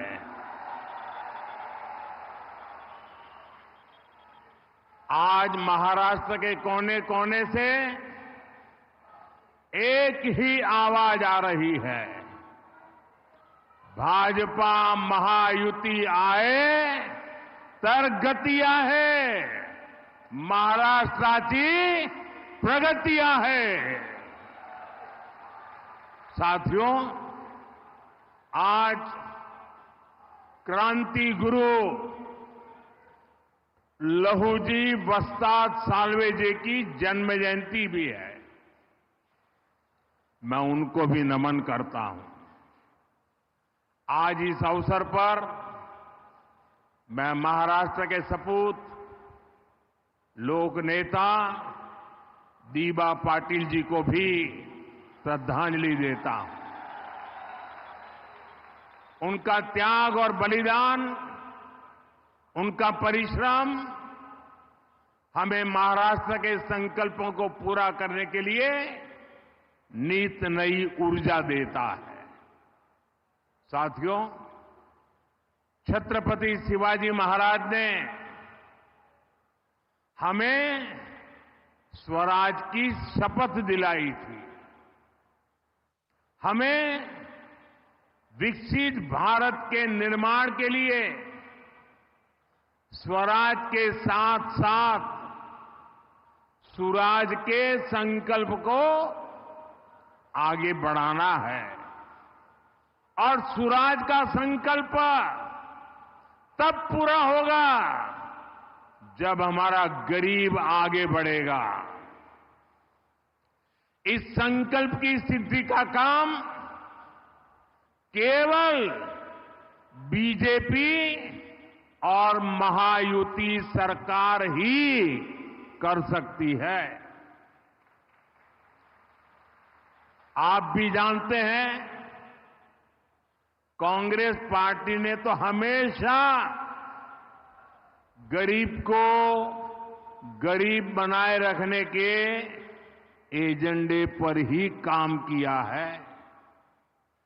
पीढ़ी दर पीढ़ी ये लोग केवल गरीबी हटाओ का झूठा नारा देते रहे, बोलते रहे, गाते रहे। गरीबी हटाओ के नारे के नाम पर कांग्रेस ने गरीबों को ही लूट लिया। इसलिए मेरा गरीब जिंदगी की मुश्किलों से बाहर नहीं आ पाया। रोटी, कपड़ा, मकान, आजादी के 70 साल बाद भी देश के ज्यादातर लोग इसी को पाने में जूझते रहे। पिछले 10 वर्षों में पहली बार ये हालात बदले हैं। पहली बार कोई सरकार 25 करोड़ लोगों को गरीबी से बाहर लाई है। हमने 4 करोड़ बेघर लोगों को पहली बार पक्के मकान का सुख दिया, सुरक्षा दी। हमने 12 करोड़ गरीबों के घर में शौचालय बनाकर उन्हें सम्मान से जीने का अधिकार दिया। जल जीवन मिशन चलाकर हमने 12 करोड़ घरों में पहली बार पाइप से पानी पहुंचाया। आज देश में करीब करीब हर व्यक्ति के पास अपना बैंक खाता है। रेहड़ी पटरी वाला व्यक्ति भी, एक मेहनत कश मजदूर भी अब मोबाइल पर यूपीआई से पेमेंट कर रहा है। गरीब अब खुद भी आगे बढ़ रहा है। देश को भी आगे बढ़ा रहा है। और इन योजनाओं का सबसे बड़ा लाभार्थी कौन है? इसका सबसे बड़ा लाभार्थी है हमारा दलित समाज, हमारा आदिवासी समाज, हमारा पिछड़ा समाज, हमारे वंचित समुदाय के लोग। महायुति सरकार की नीतियां आज शोषितों, वंचितों की ताकत बन रही है। भाइयों बहनों, जो काम 10 साल में हुए वो काम पहले भी हो सकते थे, लेकिन कांग्रेस की सरकारों की मंशा ही नहीं थी कि गरीब आगे आकर अपना हक मांगे। इसलिए आज भी कांग्रेस ऐसी हर योजना का जो गरीबों के लिए कल्याणकारी हो, जो नागरिकों के लिए सुविधा की हो, जो मध्यम वर्ग को सुख चैन की जिंदगी देने वाली हो, ऐसी हर योजना का कांग्रेस जमकर के विरोध करती है। आप देखिए, हम देश के 80 करोड़ लोगों को हर महीने मुफ्त राशन पहुंचा रहे हैं। हमारे यहां रायगढ़ में भी करीब 18 लाख लोगों को मुफ्त राशन मिल रहा है। अब मुझे बताइए भैया, इस काम से किसी का भी विरोध हो सकता है क्या? हो सकता है क्या? गरीब के घर में चूल्हा जले, हमें खुशी होगी कि नहीं होगी? मैं जरा आपसे पूछना चाहता हूं, खुशी होगी कि नहीं होगी? अगर गरीब का भला होता है तो आपको खुशी होगी कि नहीं होगी? लेकिन कांग्रेस पार्टी को नहीं होती है। कांग्रेस पार्टी क्या कहती है? कांग्रेस कहती है कि जो 25 करोड़ लोग गरीबी से बाहर निकले हैं, उन्हें राशन क्यों मिल रहा है? कांग्रेस चाहती है कि इन लोगों का खर्च बढ़े और ये फिर से गरीबी में चले जाएं। अगर अगाड़ी वालों को मौका मिला तो ये महाराष्ट्र में यही करेंगे। इतना ही नहीं, हमें तो सवाल पूछा जा रहा है कि गरीबों को मुफ्त राशन क्यों दे रहे हो? लेकिन आज कांग्रेस के एक नेता ने झारखंड में घोषणा की है, आप सुनकर के चौंक जाएंगे। उसने झारखंड में घोषणा की है कि वे सस्ते गैस सिलेंडर हिंदुओं को देंगे, मुसलमानों को देंगे, और आगे क्या कहते हैं, जो घुसपैठिए हैं उनको भी देंगे। आप मुझे बताइए भाई, ये जो घुसपैठियों की आरती उतारते हैं, क्या ऐसे लोगों को देश में कहीं पर भी अवसर मिलना चाहिए क्या?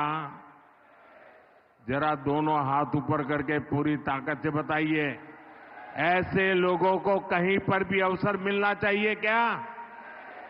खुलेआम उनका एक नेता घोषणा कर रहा है कि जो घुसपैठिए हैं, रोहिंग्या है, बांग्लादेशी है, उनको हम सस्ते में गैस सिलेंडर देंगे। ये वोट पाने के लिए देश के साथ आपके बच्चों के उज्जवल भविष्य के साथ कैसा खेल खेल रहे हैं, इसका ये उदाहरण है।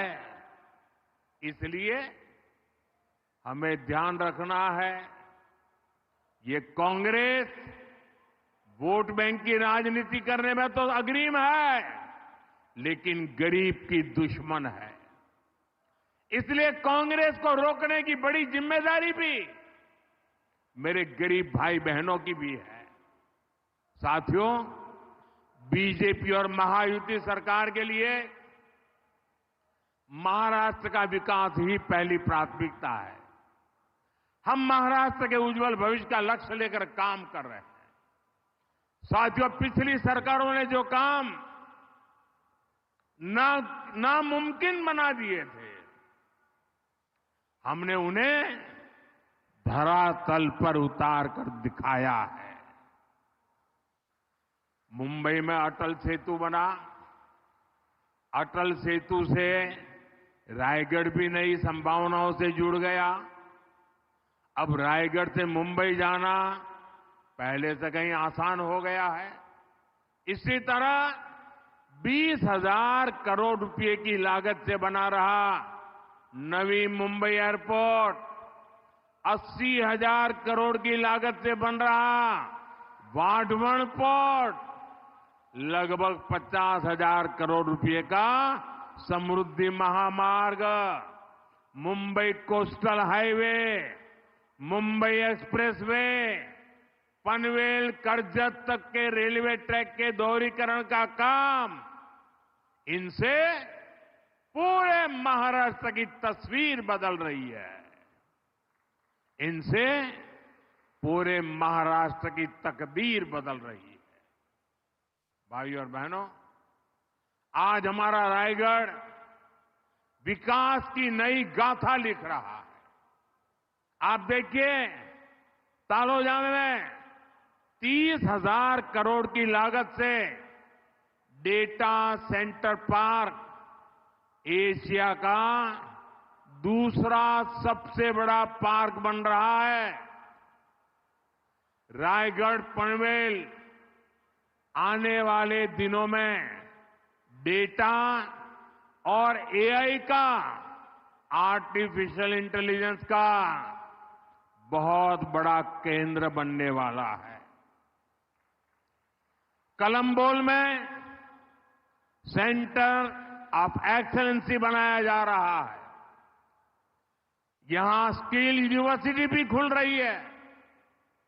पनवेल में सेमीकंडक्टर सेक्टर में भी बहुत बड़ा निवेश आ रहा है।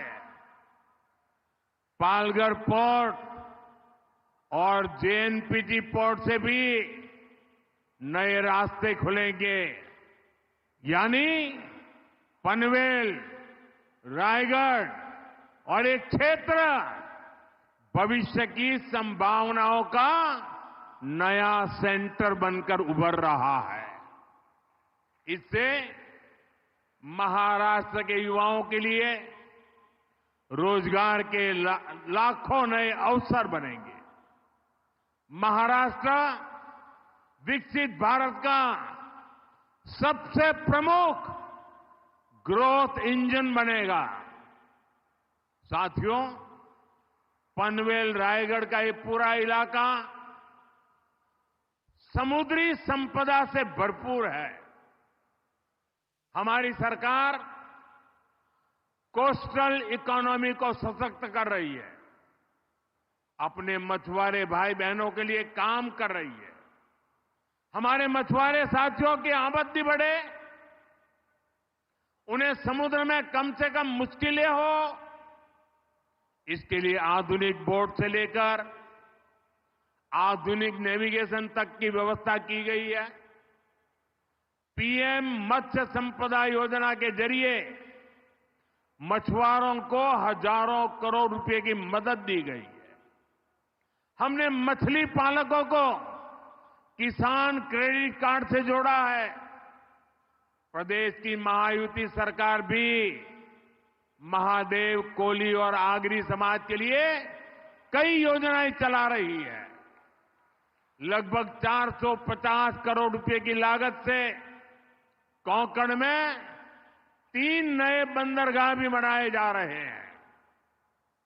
जीवना, हरणाई और सागरनाथे में बनाए जा रहे बंदरगाह हमारे मछुआरे भाई बहनों की आमदनी बढ़ाएंगे। इन सारे प्रयासों से ब्लू इकोनॉमी को भी बढ़ावा मिलेगा। साथियों, आज हमारा भारत हर क्षेत्र में प्रगति के नए रिकॉर्ड बना रहा है, क्योंकि आज देश में महिलाओं को आगे बढ़ाने वाली सरकार महिलाओं के सशक्तिकरण के लिए काम कर रही है। महिलाओं को आगे बढ़ाने वाली सरकार महिलाओं के सशक्तिकरण के लिए काम कर रही है। हमारी सरकार ने गरीबों को घर देने के लिए पीएम आवास योजना शुरू की। हमने तय किया कि इस योजना के तहत मिलने वाले घरों की रजिस्ट्री घर की महिलाओं के नाम भी होगी। हमने देश भर में शौचालय बनवाए। ये कांग्रेस वाले उसका मजाक उड़ाते थे, लेकिन आज वही शौचालय करोड़ों माताओं बहनों के लिए इज्जतघर का काम कर रहा है और उत्तर प्रदेश में तो उसको इज्जतघर के नाम से जाना जाता है। साथियों, हमारी बहनें देश की आर्थिक प्रगति को गति दे रही है। केंद्र सरकार की मुद्रा लोन योजना का लाभ भी करोड़ों महिलाओं को मिल रहा है। अब हम 3 करोड़ महिलाओं को लखपति दीदी बनाने की योजना पर काम कर रहे हैं। और 3 करोड़ लखपति दीदी बनने का मतलब ये वन टाइम नहीं है। हर वर्ष उस दीदी की वार्षिक आय 1 लाख रुपए से ज्यादा हो, ऐसी व्यवस्था, ये काम 3 करोड़ लखपति दीदी बनाने का सपना है मेरा। ड्रोन जैसी नई टेक्नोलॉजी आज हमारे देश में उसकी चर्चा है। इसका लाभ भी महिलाओं को मिले, इसके लिए ड्रोन दीदी योजना का काम चल रहा है। माताओं बहनों, महाराष्ट्र में महायुति सरकार महिलाओं को डबल लाभ दे रही है। इसका उदाहरण है महाराष्ट्र की माझी लाड़की बहन योजना। और इससे आपके खर्चों में मदद मिलती है, अपने काम को आगे बढ़ाने में मदद मिलती है। लेकिन कांग्रेस और अघाड़ी वाले बहनों के लिए ये जो योजना बनी है, इसका भी विरोध कर रही है।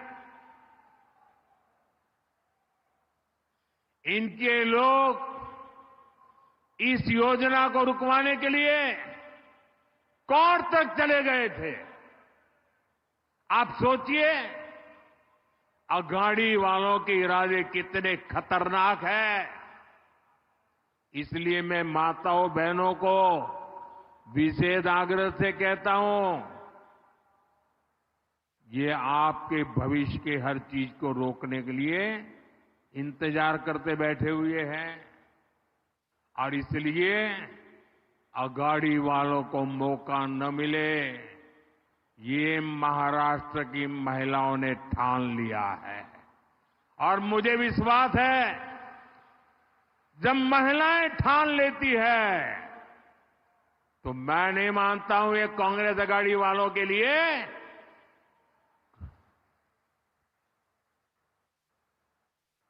किसी के दरवाजे तक पहुंचने की हिम्मत रहेगी। साथियों, देश अब कांग्रेस की सच्चाई को भली भांति जान चुका है। इसलिए अब ज्यादातर राज्य में कांग्रेस का वजूद तक खतरे में है। कांग्रेस अपना वजूद बचाने के लिए सत्ता पाने के लिए कुछ भी करेगी।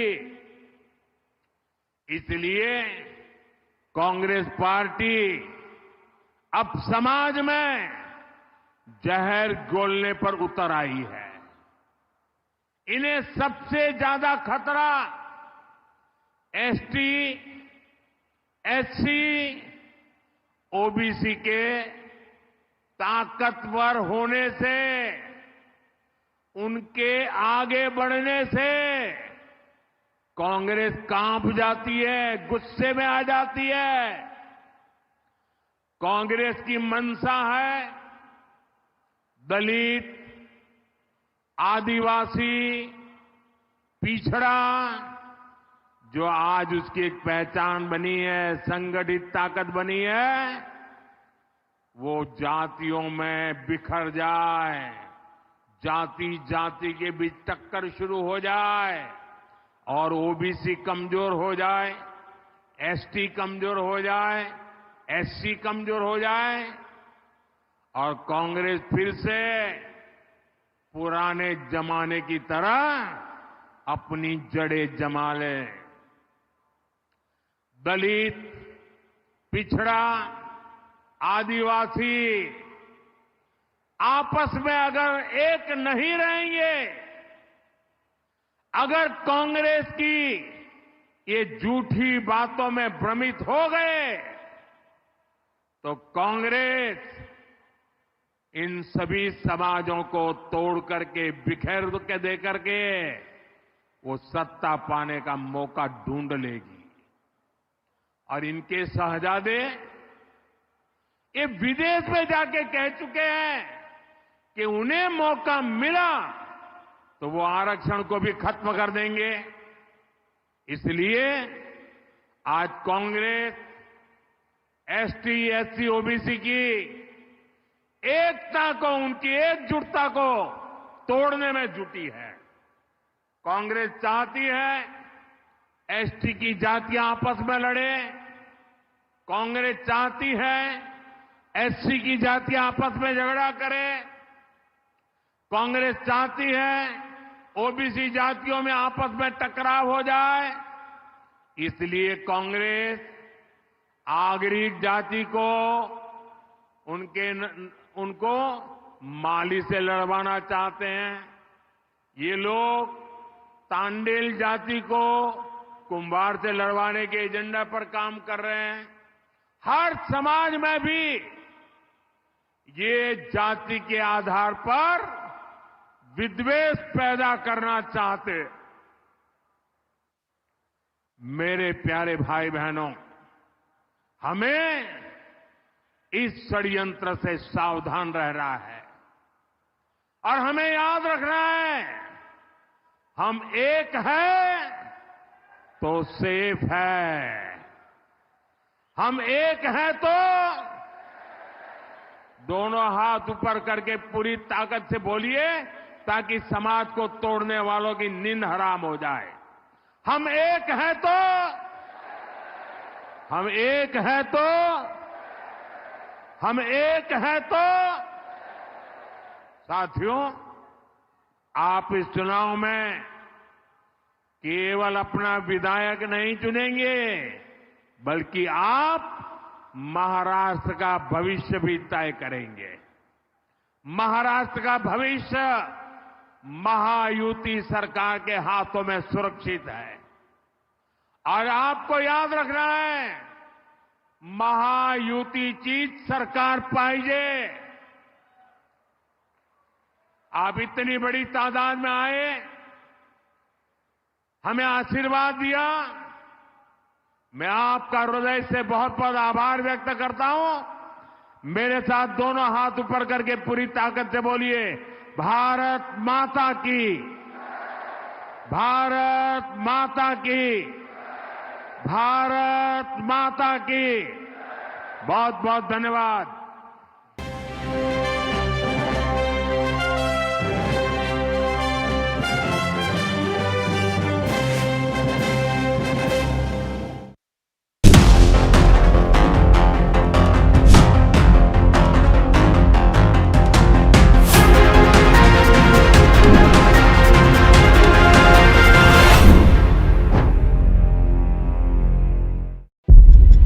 When the whole day passes like a blur, the news just whizzes past, and you're trying to stay informed.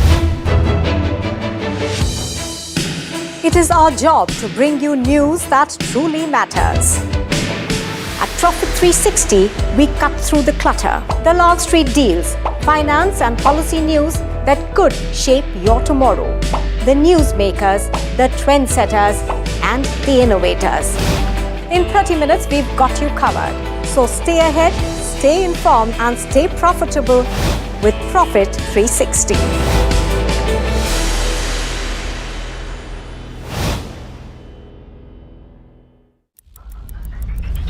Headlines you start your day with.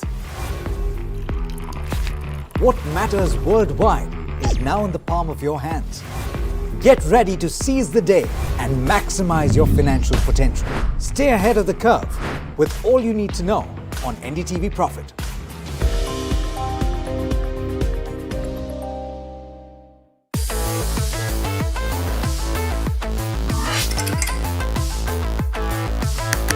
Listen to the voices of reason as they talk about corporate health and investing principles with me, Neeraj Shah, on my show, Talking Point.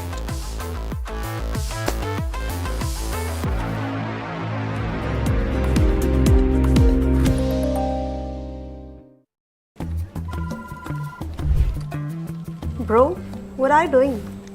I'm trading FNOs. So, have you made any money? So it's simple. If you think the market is moving upwards, just buy Nifty call option. But if you think the market could slide downwards, Simplifying futures and options trading. Don't worry about the future. We've got your options covered. Futures and options strategy that will help you move with the tide. An unmissable trade. If you want to be in the money.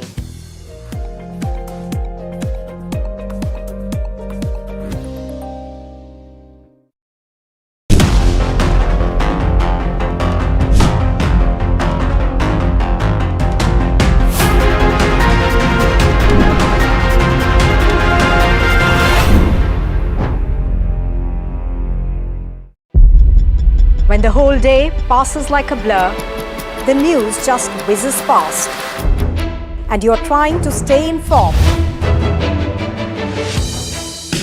It is our job to bring you news that truly matters. At Profit 360, we cut through the clutter, the Wall Street deals, finance and policy news that could shape your tomorrow. The newsmakers, the trendsetters, and the innovators. In 30 minutes, we've got you covered. So stay ahead, stay informed, and stay profitable with Profit 360.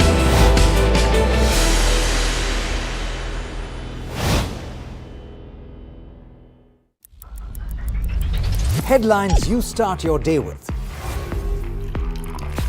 What matters worldwide is now in the palm of your hands.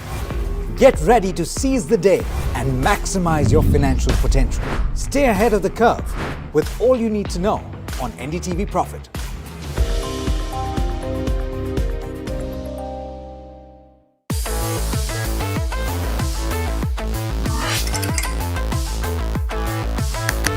Listen to the voices of reason as they talk about corporate health and investing principles with me, Neeraj Shah, on my show, Talking Point.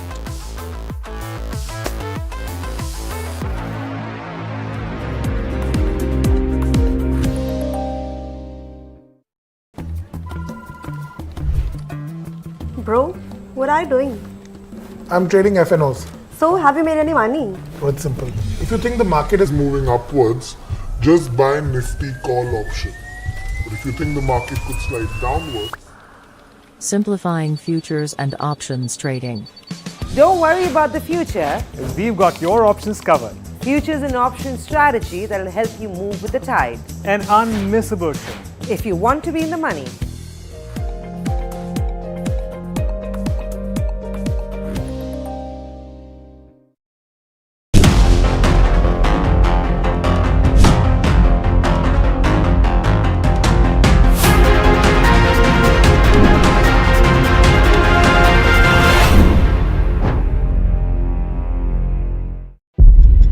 When the whole day passes like a blur, the news just whizzes past, and you're trying to stay informed.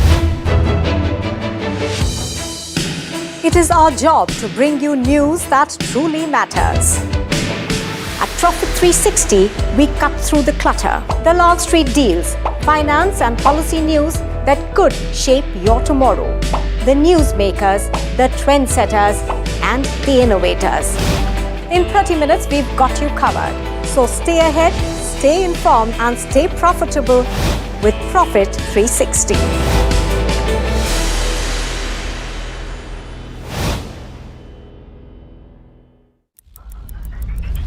Headlines you start your day with. What matters worldwide is now in the palm of your hands. Get ready to seize the day and maximize your financial potential. Stay ahead of the curve with all you need to know on NDTV Profit.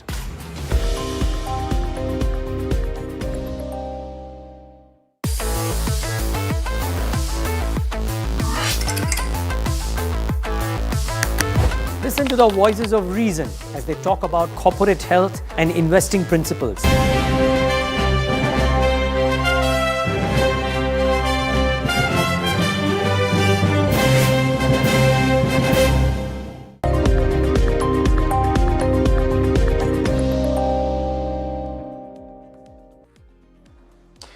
Hi, thanks so much for joining in. You're watching the Mutual Fund Show on NDTV Profit, and my name is Alex Matthew. Now, this show gets you actionable insight on everything mutual fund related. And by the way, if you've got questions for us, you can send them on that number that you see flashing on your screen. Before we get to the topic that I've chosen for today, I would like to talk about some data that has emerged from the portfolios of mutual funds at the end of last month. We've actually managed to compile them. Most of them come around the time of 13th or the 14th of the month. And there's some interesting talking points that have emerged there. The aggregate cash that has been held by actively managed equity schemes has fallen for the first time in this financial year in the month of October, but that needs to be put into a little bit of context. We've discussed in the past, and I would actually want you to pull the next slide up because that talks about October and the more recent data. We've actually seen an unprecedented amount of selling by foreign institutional investors in the past month and a half to 2 months, but that's more or less been matched by domestic institutions. That's been led, of course, by mutual funds.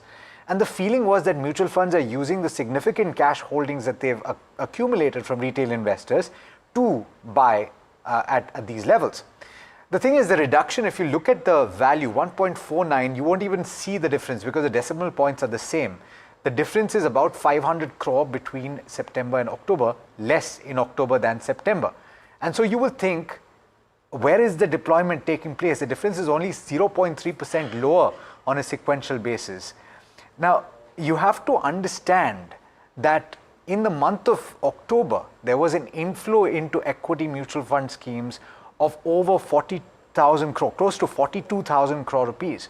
So mutual funds have deployed all of that and perhaps a little bit more. But the interesting part is this: they still have a significant amount of cash, or had at the end of October, because with the assets falling, the equity market itself falling, as a percentage of assets under management, that 1.49 lakh crore now stands at close to 5%, which is still the highest level in this year. So all of this does not mean that mutual funds have not deployed. What it means is that they've actually deployed quite a significant amount. And what is also interesting, what I found interesting is, you see those NFO flows. The flows at 13,000 odd crore rupees were actually a bit of a peak in this year. They have dwindled somewhat.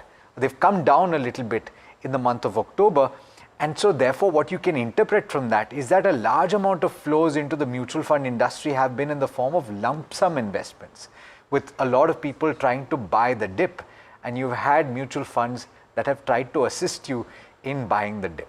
So you will likely see a lot of funds that had cash positions. We've spoken to a few of them over the last few weeks where they've started deploying, and let's see how that pans out in the month of November. It's going to be very crucial to watch that. We'll get into some more metrics on the portfolio side in just a bit, but I'd like to move now to the conversation that I've lined up for today, and that is in a fund category that you've probably been focusing on in the recent past. It is the multi-asset fund category. Particularly in the current context, it's a great idea to have a diversified approach to your investment strategy. So if you have, for example, had a large allocation towards small cap, you would likely have seen your portfolio drop more than maybe your neighbor who had an equal split between large, mid and small. But here we're actually talking about a multi-asset investment in one fund. But if you were to think of multi-asset as a category and think that all strategies are the same, it would be as problematic or as wrong as it would be if you were to think that all flexi caps are the same or all mid caps are the same. That certainly isn't the case, and that's because of the way that mutual funds have interpreted the rules set by the regulator to define their strategies. To talk about how this is constructed, I've got Manoj Jain, who is the product head of White Oak Capital AMC, in studio with me today. Manoj, thanks so much for taking the time. Pleasure having you in the studio. Thanks so much for coming by. Let's talk about how this is constructed, because you get into the brass tacks of it, the way that you constructed this in the making of this mutual fund. You had some thinking behind it. So first, let's define the broad tenets as defined by the regulator, and then find out how mutual funds have interpreted this differently. Sure. So first of all, thank you so much, Alex, for inviting me. So like you know that the regulator has said that if you are launching a multi-asset allocation fund, So minimum 10% has to be invested in 3 different asset classes. So let's say usually it is 10% equity, 10% minimum 10% debt, and minimum 10% commodity. Largely it is gold, but it can be silver also or any other commodity. So this is the guideline given by regulator, which means equity can be 10 to 80%. Gold can be 10 to 80%, debt can also be 10 to 80%. Within that, you have the flexibility of buying 0 to 10% REIT in InvIT also. Yes. So that flexibility also with all the asset management companies to pick and choose. And you also know, Alex, that as per the current taxation laws, if a mutual fund manager investing more than 65% in equity and equity related instrument, this scheme will be qualified as a equities oriented scheme, which means after 1 year of holding period, you will get long-term capital gain tax. Yeah. But if you are allocating, let's say, more than 35% but less than 65%, then again you will get taxation benefit. You are still eligible for long-term capital gain tax, but after 2 years. So many combination can be created depending on what is your objective. Okay, so let's talk about some of those objectives. And while we're at it, and I know that you're not going to specifically speak about your competition, but I want to pull that graphic up if we have it. I'd asked for us to pull this up because the way that, for example, an ICICI Pru multi-asset fund operates is that at the end of last month, they had equity allocation of over 70%. They didn't have gold and silver, and they actually had debt of about 13%. Let's see how that pans out for SBI multi-asset fund as well. They had 53.36% in equity, and they actually had about 37% in debt. Edelweiss had 28%, much lower and much more towards debt. In fact, that last value is how Manoj's product is also defined. So let's talk about why that is. You've got a much lower equity allocation than quite a few of your peers. What is the thinking behind that? So see, as I said, it all depends what is your objective and what kind of investor class you are targeting. So we have a view that if somebody is investing in hybrid category and not equity, that means that person is looking for slightly lower volatility. Otherwise, you know that over the long term, equity is a fantastic asset class, should generate better return, but it is very volatile. So you are dealing with an investor who is not okay with pure equity volatility. But then why that investor is not investing in debt? Because debt is more stable, but debt can generate only very moderate return. So our understanding is that if somebody is looking for hybrid category, those investors are basically worried about too much volatility. At the same time, they want a reasonable return, and obviously they want tax efficiency. Everybody likes tax efficient return. So this is our approach. Our approach is that we are targeting a certain level of volatility, that it should be closer to gilt, okay, over the 1 year period. Government bonds. Government bond over the 1 year period. Within that volatility range, within that targeted volatility range, what best we can do, how we can optimize return in most tax efficient manner. So basically, we strongly believe that various asset classes have a various degree of correlation with each other. Like, you know, gold has negative correlation with most of the asset classes. Debt and equity has low correlation. Within equity, domestic equity versus US equity has positive correlation but low correlation. So we can use this correlation to achieve this objective of minimizing asset allocation. Now, if we start with this precondition that our fund should have equity taxation, which means we are saying that at all point of time, come what may, whether it is recession or boom or whatever it is, we will invest minimum 65% in equity because that is what we have promised. Then in such case, let's say you are investing 67% in equity, another 2-3% in cash to manage redemption. Minimum 10% has to be gold or commodity, minimum 10% has to be debt. So you are left with only 10% to take benefit of varying or dynamic market condition, which we believe may not be the right way, because the right way should be you first decide what should be the best asset allocation basis on various parameters and then try to optimize for taxation. Okay, so help me understand the objective of your multi-asset fund as you've defined it. It's not maximizing capital gains, right? It is, in fact, to a larger extent, it would be protecting against capital loss or erosion while also trying to give you the benefit of investing in an equity. Is that the right way to look at it? Yeah, let me add one more point, but you are absolutely right. So like, as we speak right now, we have about 28-29% invested in equity. obviously we have invested another 8-9% in arbitrage, so that our total equity allocation, including unhedged and hedged, will be more than 35% to get the taxation benefit. Right. So let's say 28% equity, domestic equity plus foreign equity. Another 20% is gold. Now, both these asset classes over the long period of time should generate reasonable return. Like if I have to give you some number, over the last 13-14 years, both equity and gold has generated double-digit return, solid double-digit. So both of these asset classes are growth asset classes, and both these asset classes have negative correlation with each other. So first, by having almost 50% allocation to growth asset, you are giving some growth participation. So it is not that we are only focusing on reducing volatility. You have 50% assets which are growth asset, and another, let's say 45% assets are basically debt arbitrage, which is giving you stability and reasonable accrual income. So this combination, yes, you are right, will give you reasonable return, may not give you the highest possible return. I am of the strong opinion over the long term, equity is one of the best asset class, should give the highest possible return, but with lot of volatility, like the kind of volatility we are seeing from the last 20 years. So therefore, to drive home the point, your multi-asset fund should not be compared to an equity mutual fund. In fact, if anything, it should be looked at not as an alternative necessarily, but a lot of people have moved away from the traditional fixed income. And so therefore you're more tilted towards fixed income than equity. Correct. Okay. So, but let's talk about that fixed income component of the multi-asset fund that you operate as well. And in fact, what I've noticed is that the duration of the paper that you hold is actually on the lower end of the tenure. And so as a result of which, the potential for capital gains is not as significant as it would be if you were on the longer end of the spectrum. Why is that? Sure. So the debt portion, how we designed our product, we want to keep duration between 1 to 5 years, which means we want to run it as a short to medium term bond fund at most point of time. To your question, why not, let's say 10 years duration? Because again, it will add to volatility. As I said, our preference of between volatility, return and taxation is that first we want to target the volatility. Because our preference is volatility first, that we want to reduce volatility, hence we will keep duration under check.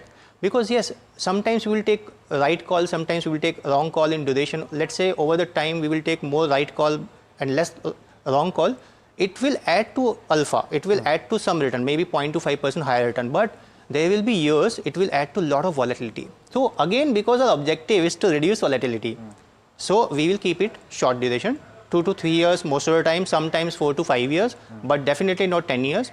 Lastly, within the credit quality also, we want to target very high end of the credit quality, which means sovereign bonds, government bonds, AAA, very, very high quality AA papers only. Again, because the objective is first reduce volatility, then see how best you can optimize return, and obviously in tax efficient manner.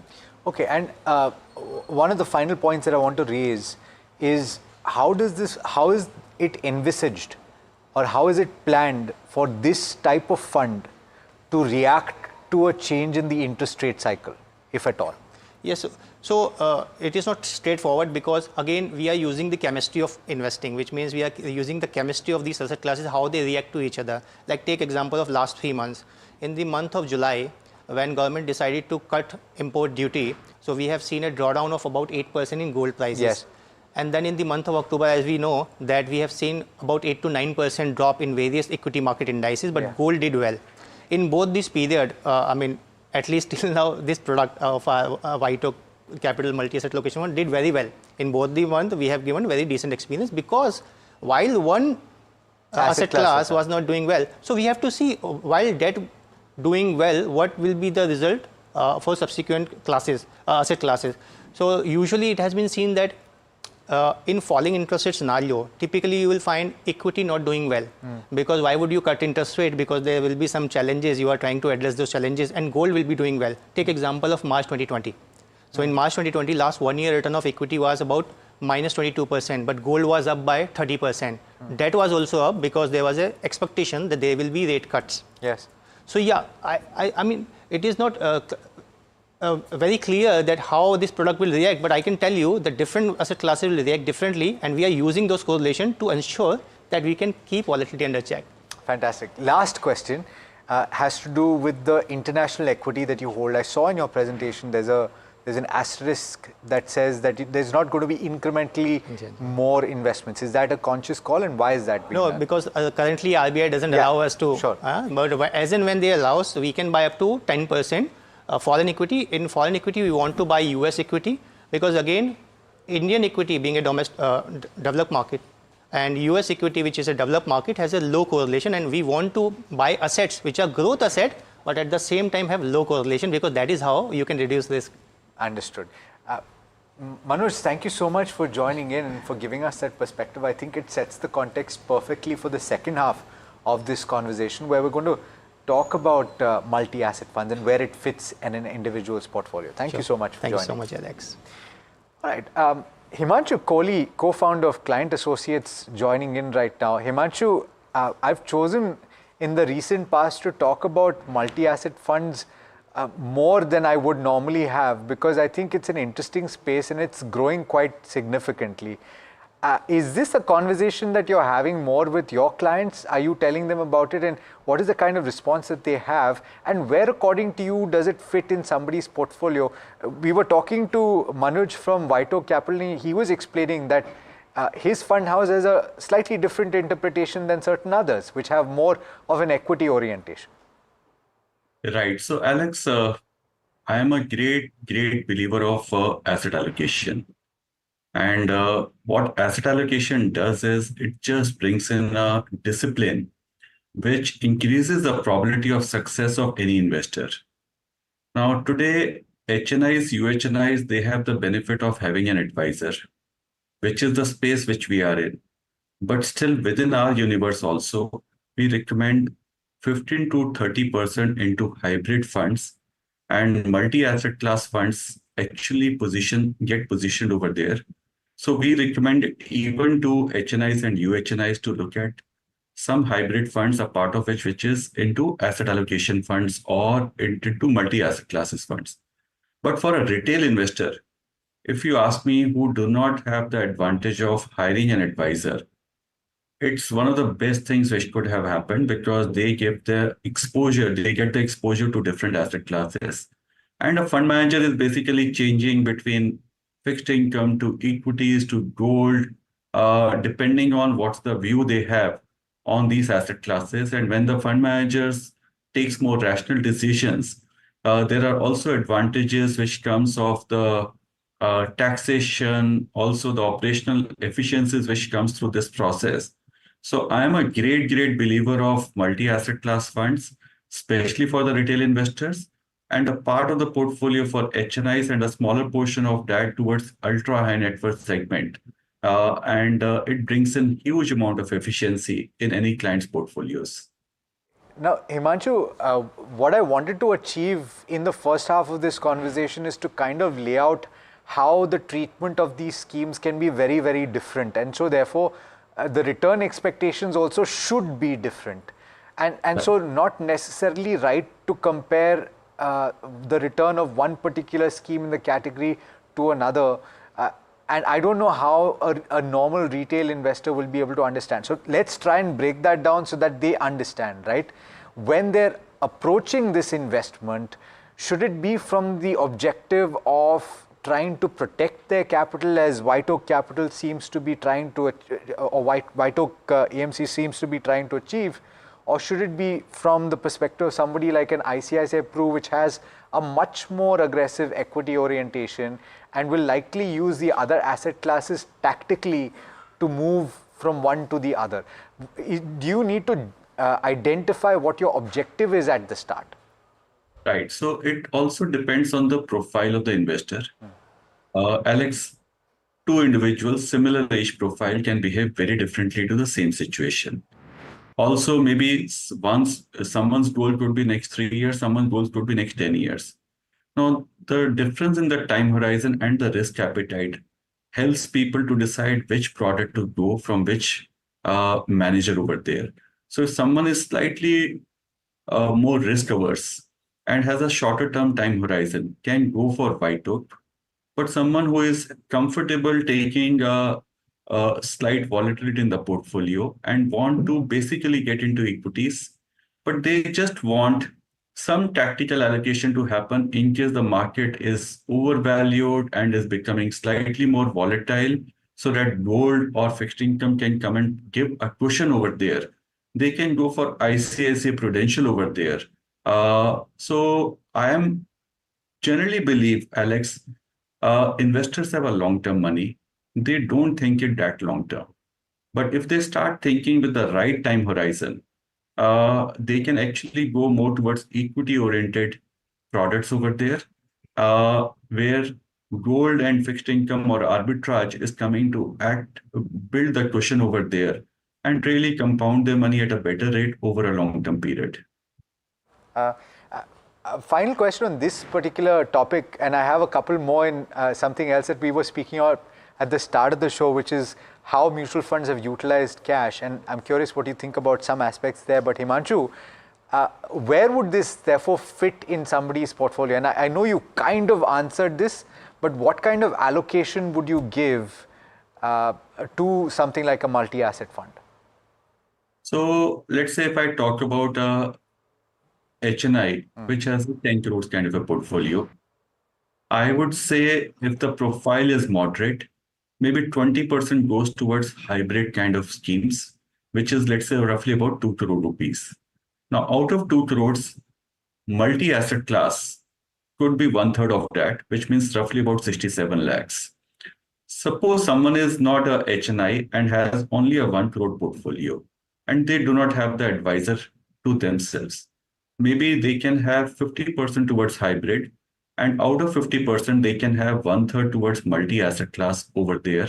So which could be roughly about 1 crore, 50 lakhs is hybrid, and 1/3 of that, which is 16-17 lakhs. So 16% of their overall asset allocation is multi-asset class.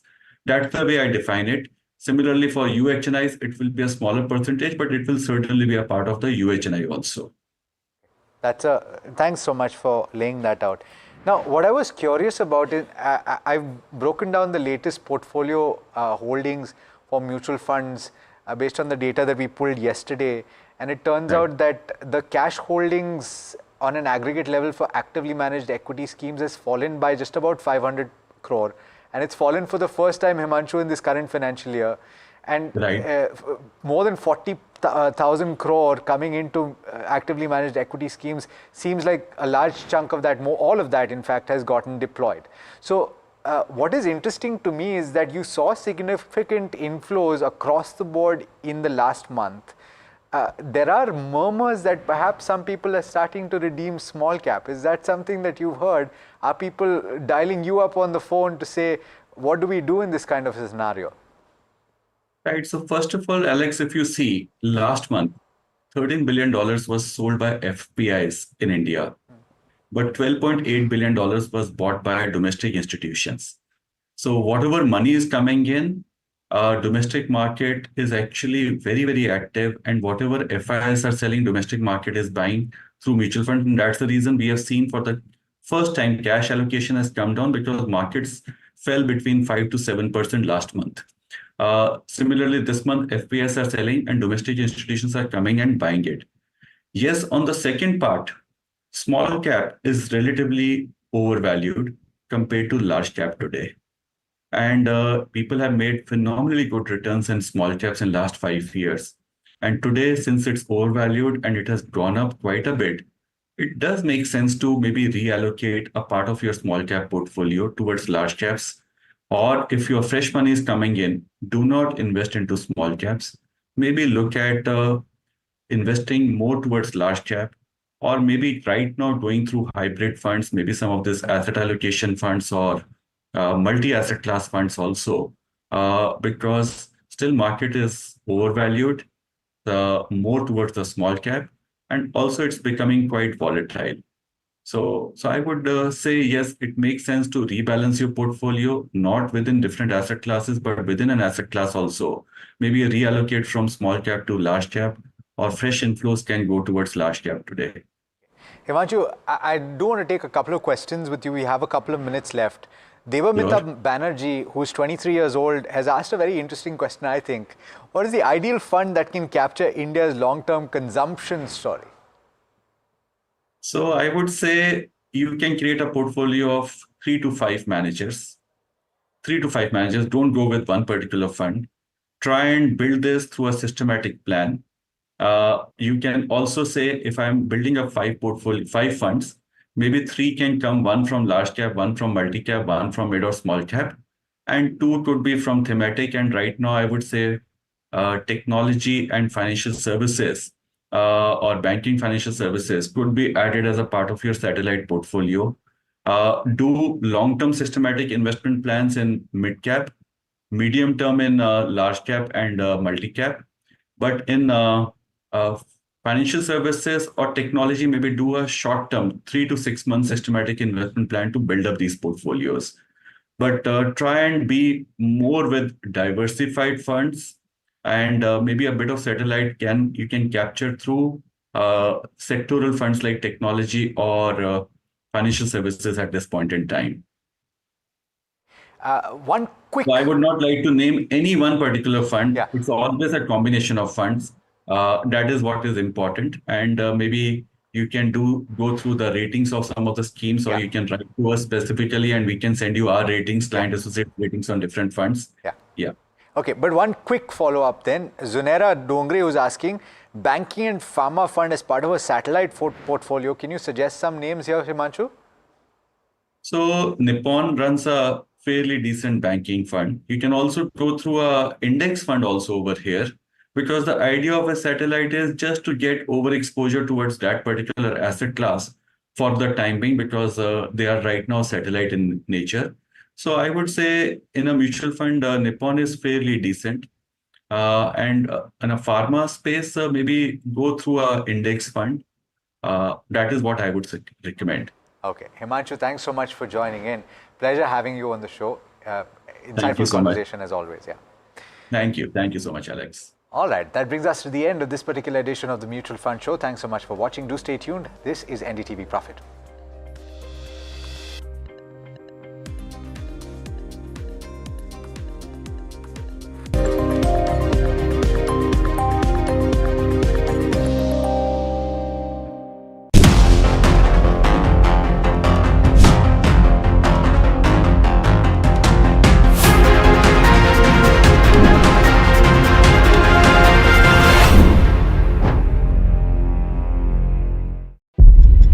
When the whole day passes like a blur, the news just whizzes past, and you're trying to stay informed. It is our job to bring you news that truly matters. At Profit 360, we cut through the clutter, the Long Street deals, finance and policy news that could shape your tomorrow. The newsmakers, the trendsetters, and the innovators. In 30 minutes, we've got you covered. So stay ahead, stay informed, and stay profitable with Profit 360.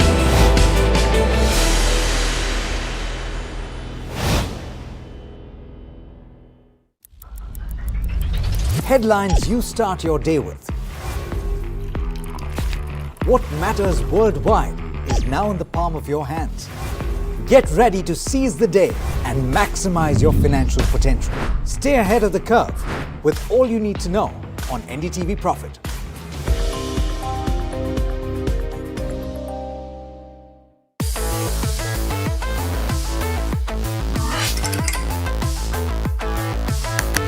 Listen to the voices of reason as they talk about corporate health and investing principles with me, Neeraj Shah, on my show, Talking Point.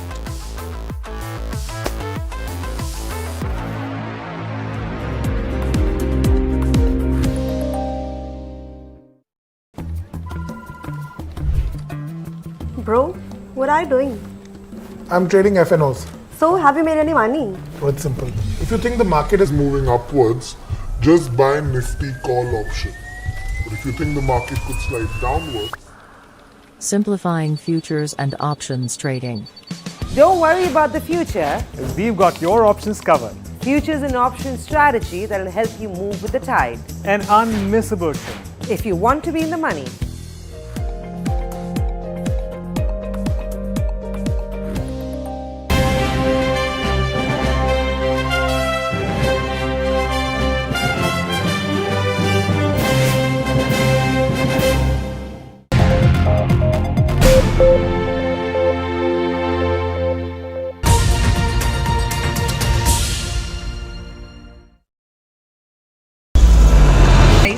Ajanta and Ellora caves located on its outskirts, Aurangabad, also called the City of Gates, is a thriving tourist destination attracting visitors from around the world. With its rich history, cultural significance and economic importance. This heart of Marathwada was once one of the fastest growing cities of Asia. Marathwada may be known for Maratha agitation, but it also has a very, very positive side, which is that it is almost like a pharma, fiber optics and breweries hub of the entire country, entire India. I am with this group of entrepreneurs who are running the chambers of commerce in Marathwada. And so let's talk to them and understand what are their issues in this election. It's a young team which has taken over. What was the need for ensuring that there is a young team which understands the, aspirations of India better? Aspirations of India, and we are all hungry to grow. We've been born and brought up in the city. We've studied here. All of us have done our schooling here, and we've all studied abroad or outside the city. We've come back, and what we felt was there is a need for transition. There is a need to grow, and that is what got all of us together. Our seniors promoted us that okay, it is the next generation now which needs to take over the chamber. So interestingly, there has been a generational shift, and you come from Pune. Yes, and that's one of the towns, famous towns of Maharashtra. What is the transition been for you from Pune to Aurangabad? Yeah, initially when I came, Aurangabad was not as developed as it is today. So rather my friends used to tell me, oh, you are going back in time. But then I kept my patience. The company for which I work for, Endres Hauser, a Swiss company, we had just one plant then. And today we are 5 and we are still hungry for more land and we are waiting for more expansion. So that's the phenomenal growth that we've seen, not only for Endres Hauser, but overall for all the industries. I guess 20 years back, we had just Waluj as industrial area. Now we have Auric and Bidkin, and then there are multiple industrial hubs which are developing. So that's the change. And you made an interesting point that every fiber optic of this country right now, which is being laid across India, has something of, Chhatrapati Sambhaji Nagar.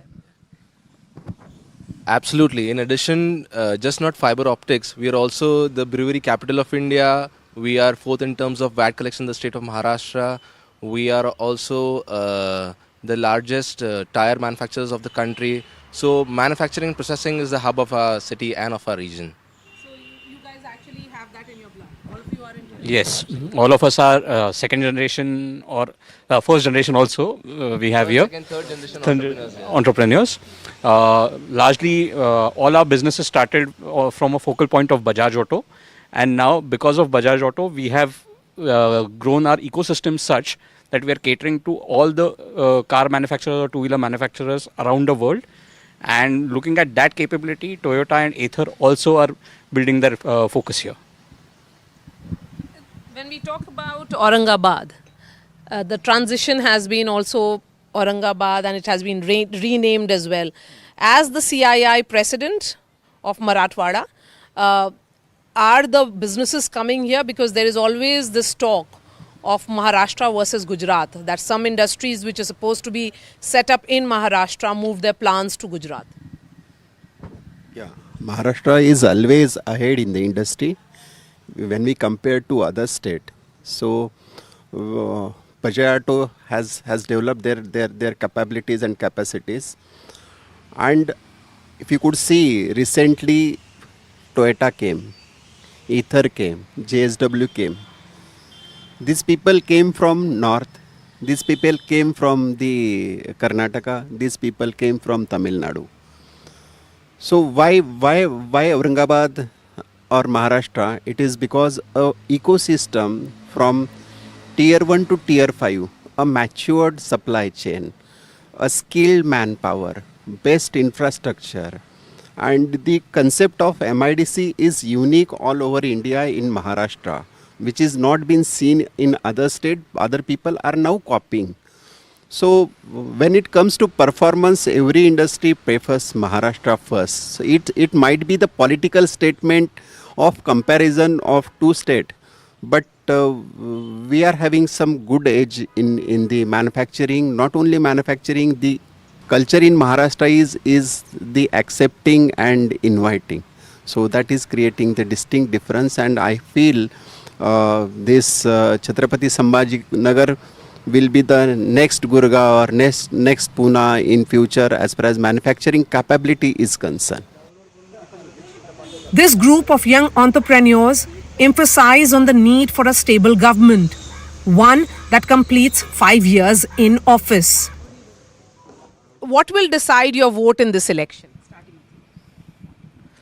For me, who brings stability to the region, who brings growth to the region, and their track record is what will decide my vote in this election. Whenever there are MLA elections or Vidhan Sabha elections, they are always on local issues.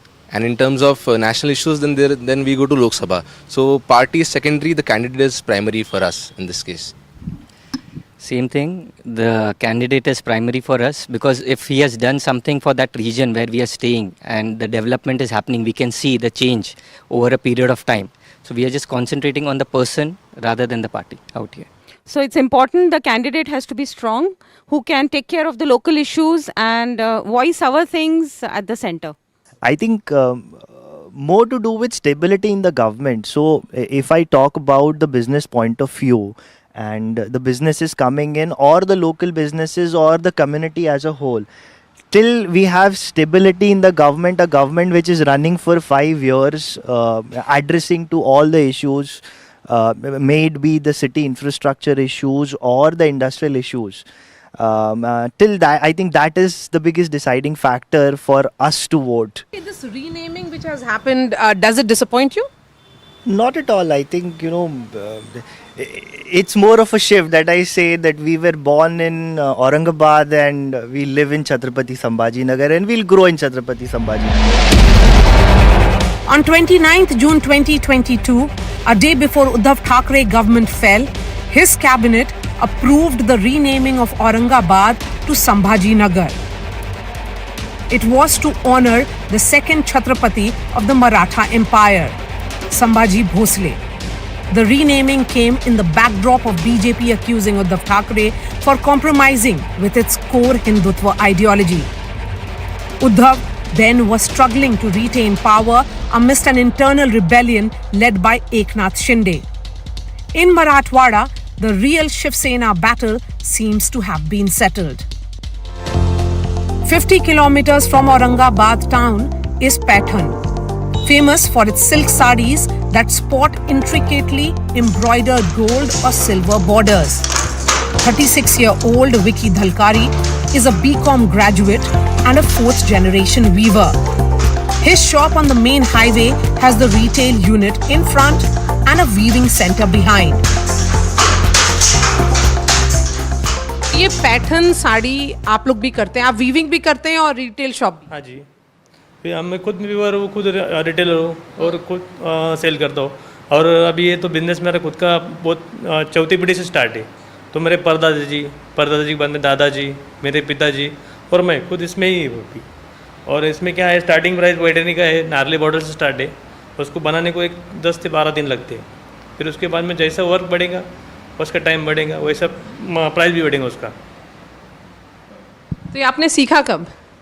क्योंकि आपने BCom किया है, तो ये weaving कैसे सीखा? नहीं, अभी तो घर में ही था, घर का ही बिजनेस था, तो थोड़ा थोड़ा करके हम तो 10वीं के पहले थोड़ा काम करते थे, लेकिन जैसे 10वीं हो गई तो पूरा इसमें आ गए। एक तरफ कॉलेज भी चालू था, उसको भी चालू था, पढ़ाई भी चालू थी और एक तरफ काम भी चालू था। फिर अभी तो फिर कैसा भी जैसे टाइम मिलता था हम सीख लेते थे। जैसे कॉलेज कंप्लीट हुआ पूरा इसमें आ गए, पूरा हम काम में। तो ये आपने क्या एडिशन किया है? आप 4th जनरेशन है, तो आपने कैसे उसको बढ़ाने की कोशिश की है? हमने अभी क्या है, अभी उसमें अपडेट किया, कुछ डिज़ाइन में चेंजेस किए।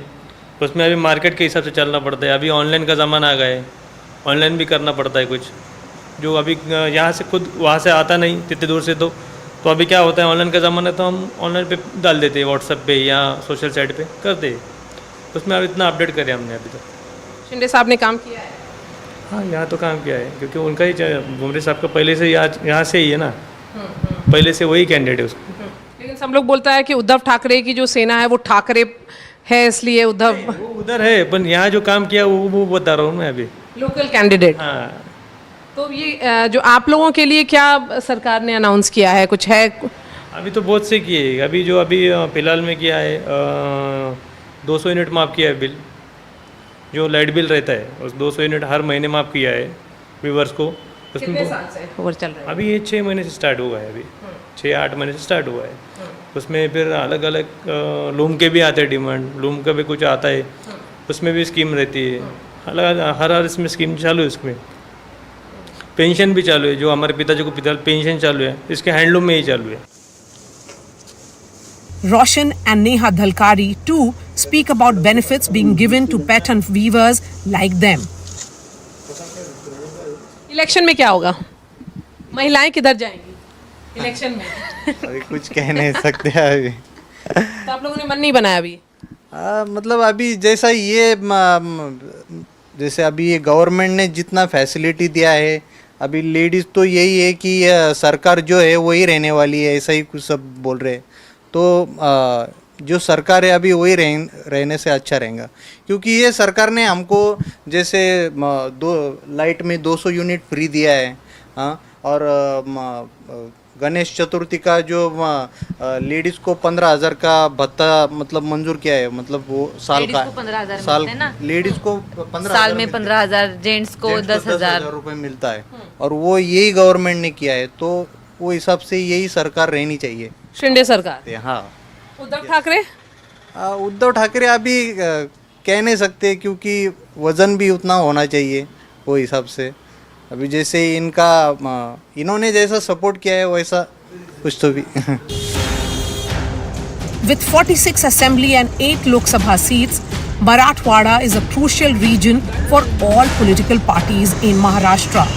4 chief ministers of Maharashtra, Congress's Shivaji Rao Patil, Shankar Rao Chavan, Vilas Rao Deshmukh and Ashok Chavan are from the region.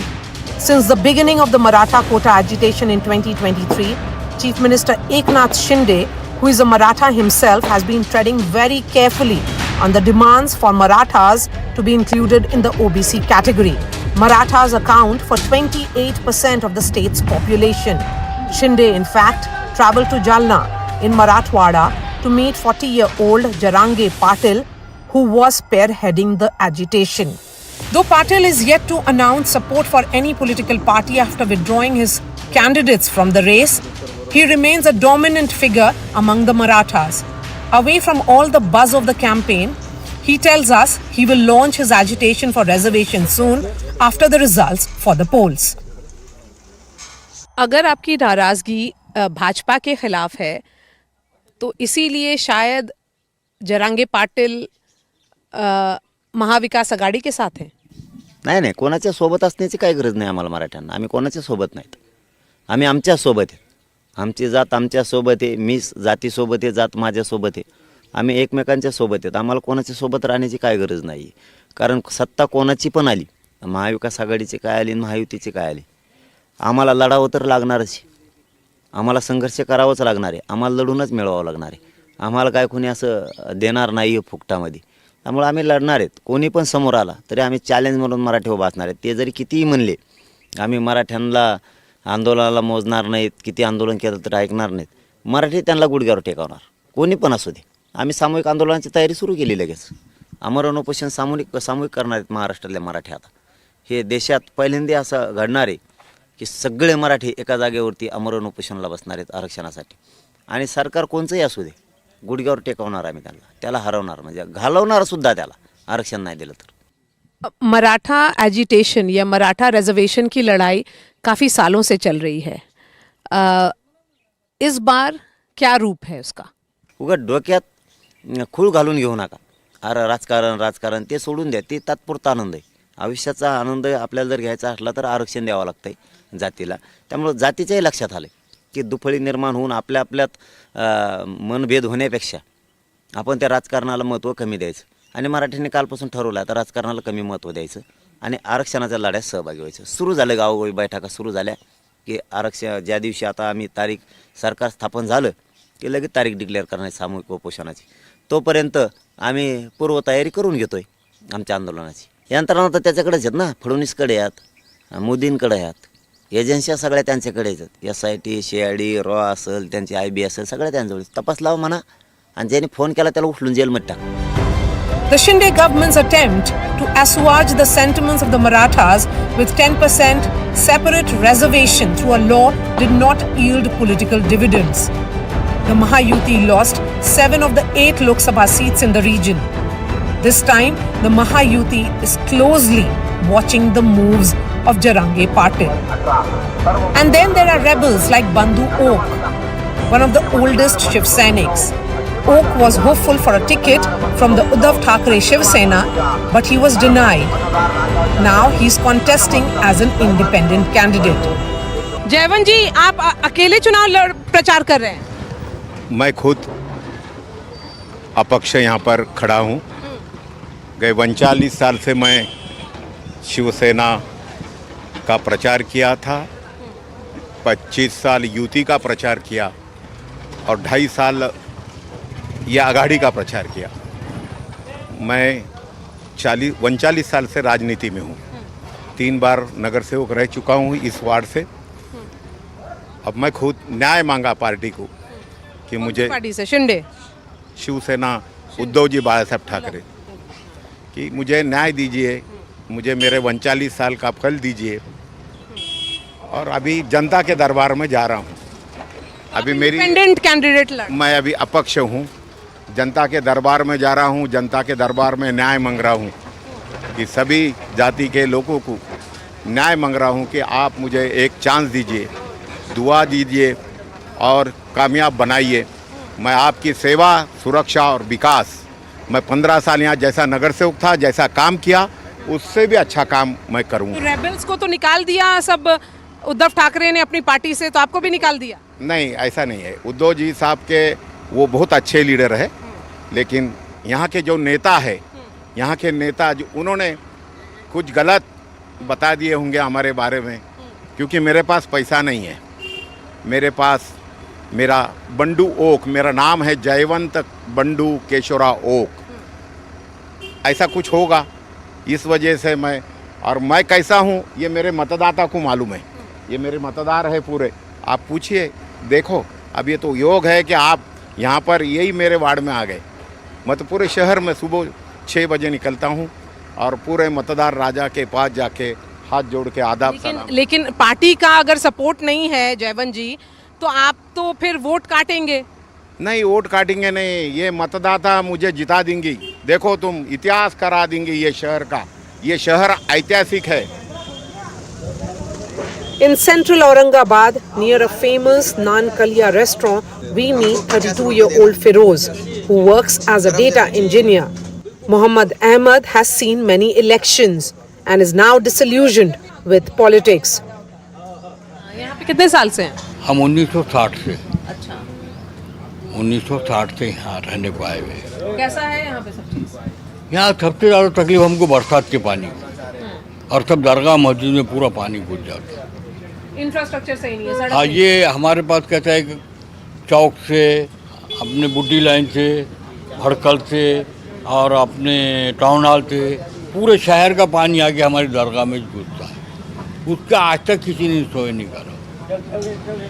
सियासत में क्या होगा? सियासत में बाजी अब तो कुछ मज़ा ही नहीं रहा है बात करने का। सियासत में जो आपने बोला मज़ा नहीं है, क्यों नहीं मज़ा है? क्योंकि सही बात कोई करता ही नहीं ना बाजी। कोई भी आदमी सही बात करने को लीडर तैयार नहीं कि हमारे लिए कुछ करेंगे पब्लिक के लिए, वो बात नहीं करता। वह आएगी बस मंच पे खड़े रह के अपना जो है इधर की उधर की यही बात है बस चल रही है। बस आप हमारे जैसा पुराने ज़माने में कि आपके लिए यहाँ शहर में ये तकलीफ़ है, शहर में ये होना चाहिए, आपको बहुत तकलीफ़ है। हमारे पुराने शहर में तो कोई देखता भी नहीं। Feroz, what are the issues of young voters like you? Okay, हमारा इशू इतना ही है कि जो है तो सही तरीके से जो है तो जब एजुकेशन में एडमिशन हो रहा है स्टूडेंट का, यंग बॉयज़ का, तो उसके बाद में जो है उनको गाइडेंस के लिए जो है वो सपोर्ट चाहिए गवर्नमेंट की तरफ से। तो अभी तो दिया है गवर्नमेंट ने, इसमें जो स्कॉलरशिप दिया है, उसके बाद में इंटर्नशिप दिया है, तो ये आगे भी ऐसे कंटिन्यू होना चाहिए, ये एक इशू है। और एक गाइडेंस मिलना चाहिए अच्छा तरीके से, क्योंकि अपना जो है अच्छा जो है अपना मराठवाड़ा जो है, तो इसमें बहुत एजुकेटेड जो है अच्छे है, लेकिन उनको सही तरीके से गाइडेंस नहीं मिलता है, तो वो आगे नहीं जा पा रहे। The restaurant, one of the oldest in Aurangabad, is run by a 22-year-old. Adil, a Virat Kohli fan, hopes to take the cuisine to online platforms like Zomato and Swiggy. Graduation के बाद ये करने को क्यों सोचा आपने?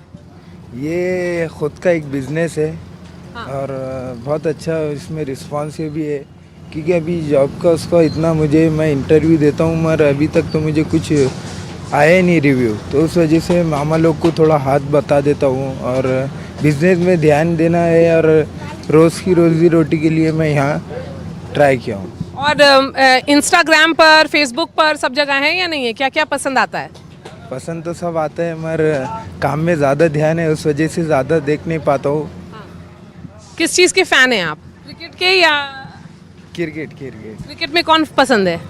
Cricket में विराट कोहली पसंद है। विराट कोहली के फैन हैं आप? अच्छा। और ये जो बिजनेस है उसके बारे में बताइए, नान खलिया क्यों इतना फेमस है ये पूरा मराठवाड़ा में? नान खलिया जो कि बहुत पुराना है, नहीं बोले तो 400 साल पुराना ये डिश पकवान है। ये मुग़लों के टाइम का है। तो ये डिश में क्या है? ये डिश में बोले तो मसाले डाल के बनाया जाता है और शादी ब्याह में और जो भी इवेंट्स में रस्म खाने में इसमें पकाया जाता है। ये एक्सपैंड करने का प्लान कर रहे हैं कि इससे और भी जगह जगह खोलेंगे? ऑनलाइन जाता है ये? हाँ, ऑनलाइन तो नहीं, जोमेटो स्विगी पर तो नहीं है, इंशाल्लाह आगे ट्राई करेंगे। अभी तो इतना ही है, बट और इससे आगे का सोचे है कि आज एक ही बिजनेस है तो और 2-3 खोल लेंगे अपन इंशाल्लाह। क्या करोगे? कहाँ पे खोलोगे? जहाँ भी अच्छा एक पॉइंट मिलेगा उस टाइम वहाँ पे खोलेंगे अपन। Muslims are an important voting bloc in Aurangabad town, forming nearly 30% of the total population. In 2014, Imtiaz Jalil, a former journalist, won as an MIM candidate. Jalil went on to represent the constituency in the Lok Sabha in 2019. In this battle for Maharashtra and Aurangabad in particular, Imtiaz Jalil, what is the role of parties such as yours? Of course, you have been chosen as a member of parliament from here, you were also an MLA. But in this election, when there are multiple political parties, splintered groups, what is the role of party of yours? See, this election is going to throw a fractured mandate. As of now, it doesn't look like anybody is going to get absolute majority. So it's smaller parties like us.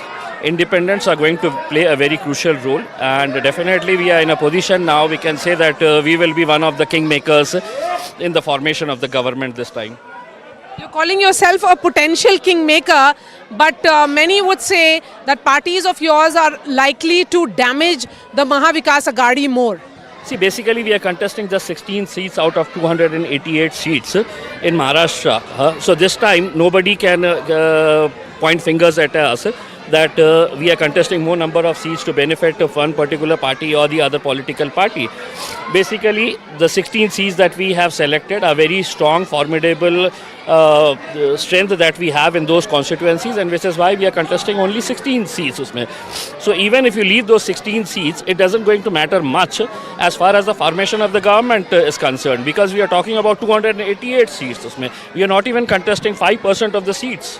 Okay, but Mr. Jalil, the larger question is that when you look at the battle which is playing out in Marathwada, for example, where we are right now, and it's throwing up surprises every day. The issues are changing every day. So what really is happening there? See, as far as Marathwada is concerned, this is going to be a very crucial election. We have never seen a caste divide as serious as we are witnessing this time around. And the entire credit goes to the BJP, Eknath Shinde and Ajit Pawar for playing this dirty game, because Maharashtra was always known as a state of Chhatrapati Shivaji Maharaj, Dr. Baba Saheb Ambedkar, Phule, Shahu. And unfortunately, because of the vested interest of the political parties, look at the situation we are in. Marathas are fighting against OBCs are fighting against somebody else. So it's entirely now caste-based election that we are witnessing, and no development issue is being talked about. So who's talking development then? Is it Mahavikas Aghadi which is talking development? Nobody is talking about development issues. Nobody is talking about the large number of farmer suicides that are taking place. In 2023, 2,813 farmers committed suicide in Marathwada. In just the first 6 months in Aurangabad division, 430 farmers have committed suicide. And here you are dancing all the way that, hey, we are giving 1,500 rupees to our ladli sisters, and you are just trying to make hay out of it. In 2019 assembly polls, the BJP and the Shiv Sena swept Marathwada. The Congress and allies could manage just 13. With multiple independents in fray, which way will this region go? We'll know about it only on 23rd November.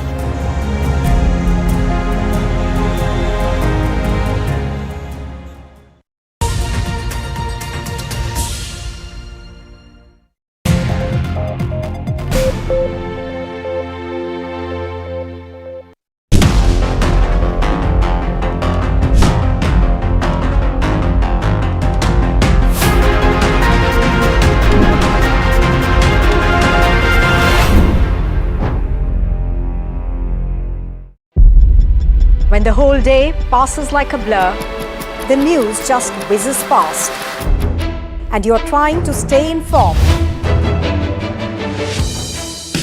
It is our job to bring you news that truly matters. At Profit 360, we cut through the clutter, the Lord Street deals, finance and policy news that could shape your tomorrow. The newsmakers, the trendsetters, and the innovators. In 30 minutes, we've got you covered. So stay ahead, stay informed, and stay profitable with Profit 360.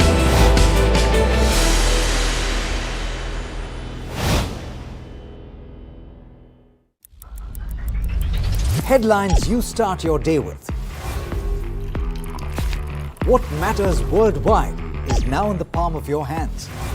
Get ready to seize the day and maximize your financial potential. Stay ahead of the curve with all you need to know on NDTV Profit.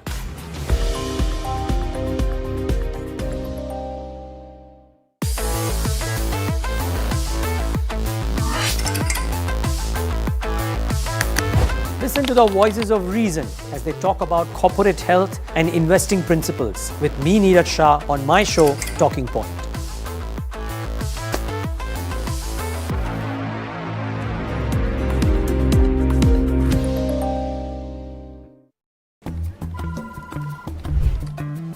Bro, what are you doing? I'm trading FNOs. So, have you made any money? Oh, it's simple.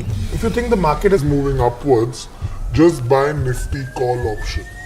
But if you think the market could slide downwards, Simplifying futures and options trading.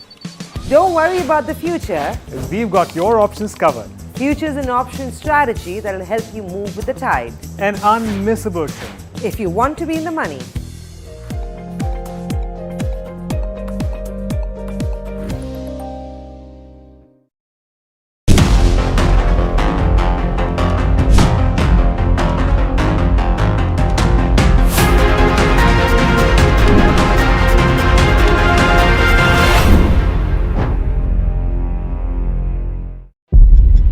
When the whole day passes like a blur, the news just whizzes past, and you're trying to stay informed. It is our job to bring you news that truly matters. At Profit 360, we cut through the clutter, the Lord Street deals, finance and policy news that could shape your tomorrow. The newsmakers, the trendsetters, and the innovators. In 30 minutes, we've got you covered. So stay ahead, stay informed, and stay profitable with with Profit 360.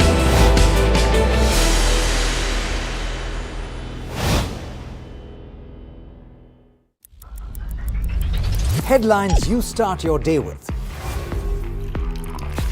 What matters worldwide is now in the palm of.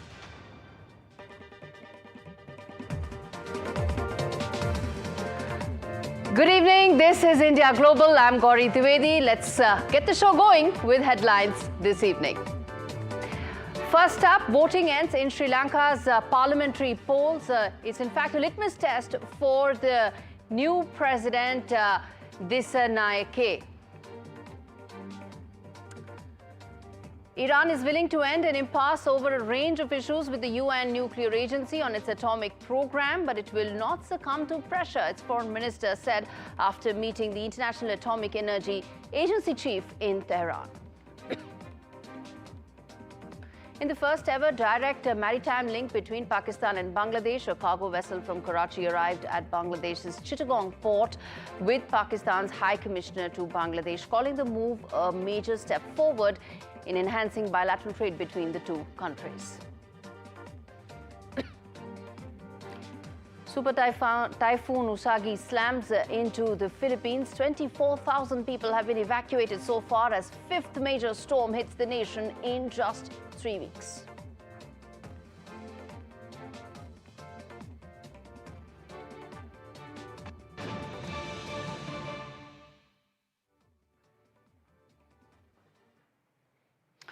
All right, on to some very important and breaking news coming in as we speak. Update coming in that the arrest of Khalistani terrorist has taken place in Canada. In fact, India has demanded that these terrorists be extradited. In fact, External Affairs Ministry has responded to reports of arrest which are suggesting that Khalistani terrorist Arshadullah has been arrested in Canada. MEA has said that India expects that Canada will extradite Arshadullah. And External Affairs Ministry has said that they will follow up on extradition requests. Let's get in my colleague Mohammad Ghazali to fill us in with the very latest on this. Now, this is very important, Ghazali, that's coming in, especially at a time when there's so much happening with regard to the Khalistani probe and efforts mounting from India's side to ensure that some of those Khalistani elements are brought to justice.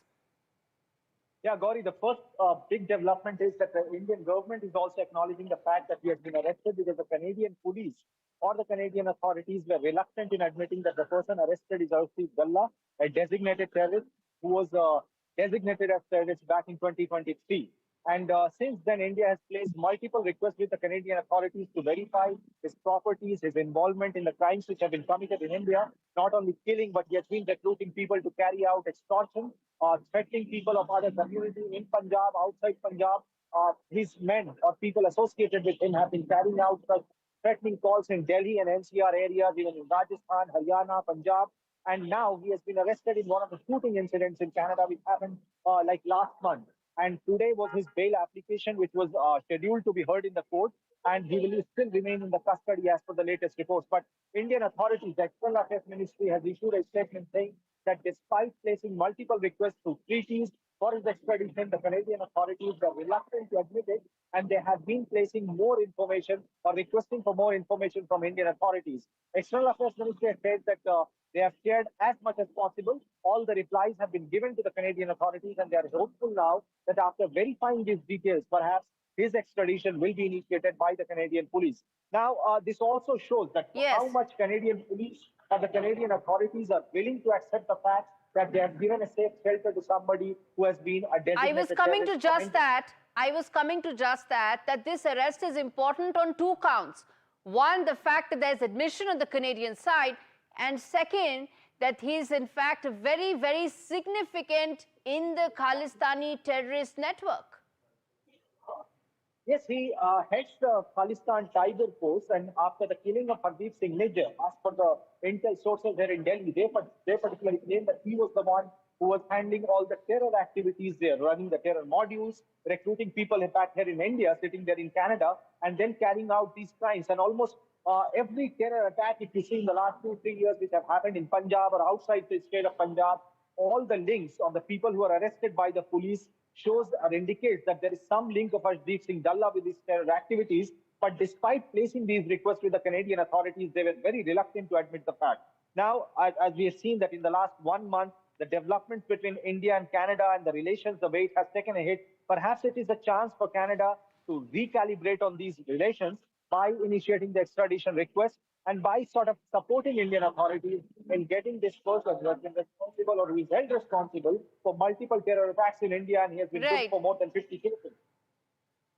All right, Kazali, thanks much for filling us in with those details. In fact, shifting focus now to the other big story that we are tracking right now, which is the snap polls in Sri Lanka. Parliamentary elections have taken place and voting has ended in these parliamentary elections.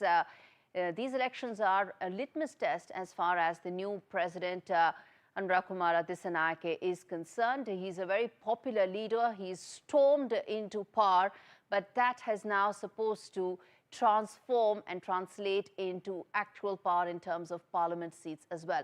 Sri Lanka polls have witnessed 50% in terms of the voter turnout that has taken place. 17 million, over 17 million Sri Lankans eligible to vote in these snap elections, and they were called by the new president Anurakumara Dissanayake. As I said, he had only 3 parliamentary seats till now, and he needed a majority to be able to really come out with authority and legislative work going forward, which is why these elections are so crucial.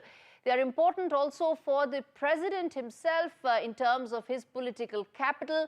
He's popular, he's caught the popular imagination, and now he needs to translate that into significant political heft. And in fact, he hopes that he secures majority in parliament, which will ensure that he will have a fresh and a more resounding mandate in terms of some of the reform agenda that he's spoken about in the past as well. On 24th of September, he had dissolved the parliament, and voters are electing 196 members to parliament, and 29 seats are to be elected by another vote as well. So all eyes on whether Dissanayake is able to get a majority in parliament or not. All right, on to the other big story that we are tracking right now, which is from Pakistan, where Imran Khan's final call for protest in Islamabad has happened. Remember, he made a clarion call earlier to his supporters. He's done so again as well. Jailed former Prime Minister has urged his supporters to descend on Islamabad, and his party has called for nationwide protests on the 24th of November. Now, what does this translate into? What does it add up to the political chaos that already has engulfed Pakistan's political establishment? Add to the fact that there is now Donald Trump set to be in office, who has a certain rapport going with Imran Khan and has a deep distaste for the deep state that operates in Pakistan. That's the big question that we are asking on India Global. All right, so we have both Imtiaz Gul as well as Imtiaz Alam joining me on the broadcast. Thank you so much, both of you gentlemen, for taking out the time.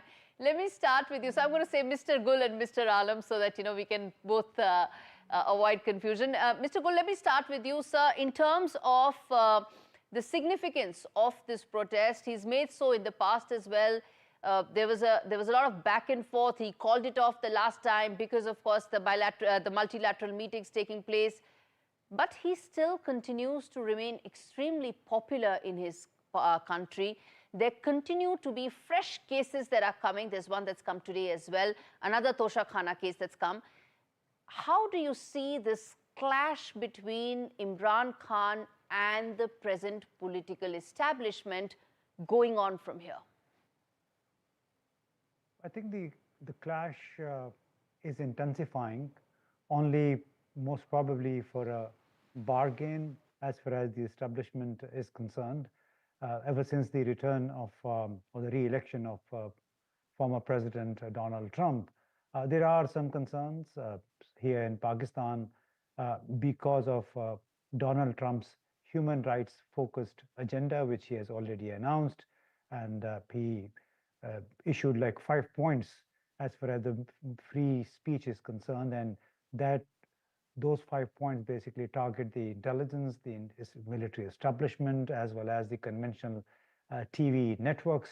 So if we were to look at that, this means if he is so keen about implementing his agenda within the United States, the same agenda probably would also guide his policy on dealing with Pakistan. So that's why there are some concerns. And there's no doubt about the popularity of Imran Khan, but how that popularity plays out actually in dealing with the military establishment is a bit questioned.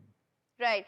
4th of October is when the last protest that was called on by him and his supporters didn't translate into the kind of action and result that they hoped it would on ground. But Mr. Alam, in terms of how you see this, the political climate in Pakistan, there is an looming economic problem. Add to it the fact that Donald Trump is set to be in Oval Office in about 2 months' time, a man who has a deep distaste for the deep state and a certain rapport going with Imran Khan as well. This is there are a lot of speculations about it, and there is a lot of optimism in the ranks of Pakistan Tehreek-e-Insaf, PTI, that perhaps there is some rapport between President-elect Trump and former Do you think that optimism is misplaced? I think it is overstated and there are over expectations. I don't think that Trump can release him from the prison. Pakistan is not very much close to US at the moment, nor it is seen somewhere in the US strategic view in the region.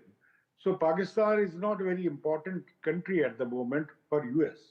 So why should he will have a lot of things on his plate, from Ukrainian war to Middle East, and from immigration issue and other issues, especially in the economic sphere. I agree with you on the fact that Pakistan, Mr. Alam, I agree with you on the fact that Pakistan is not high up on the strategic calculus of America. So why will Donald Trump invest an iota of his political capital on Imran Khan? I'm with you on that. But what I want to ask you is, in the backdrop of misplaced, misguided, overstated enthusiasm in the PTI cadre, do you see the flashpoint between PTI and Imran Khan and the government increasing going forward? I think Imran Khan has now built a capacity to stir the streets and to create an agitational atmosphere. Last time it was quite astonishing that PTI people reached at the center of Islamabad despite massive restrictions and hurdles.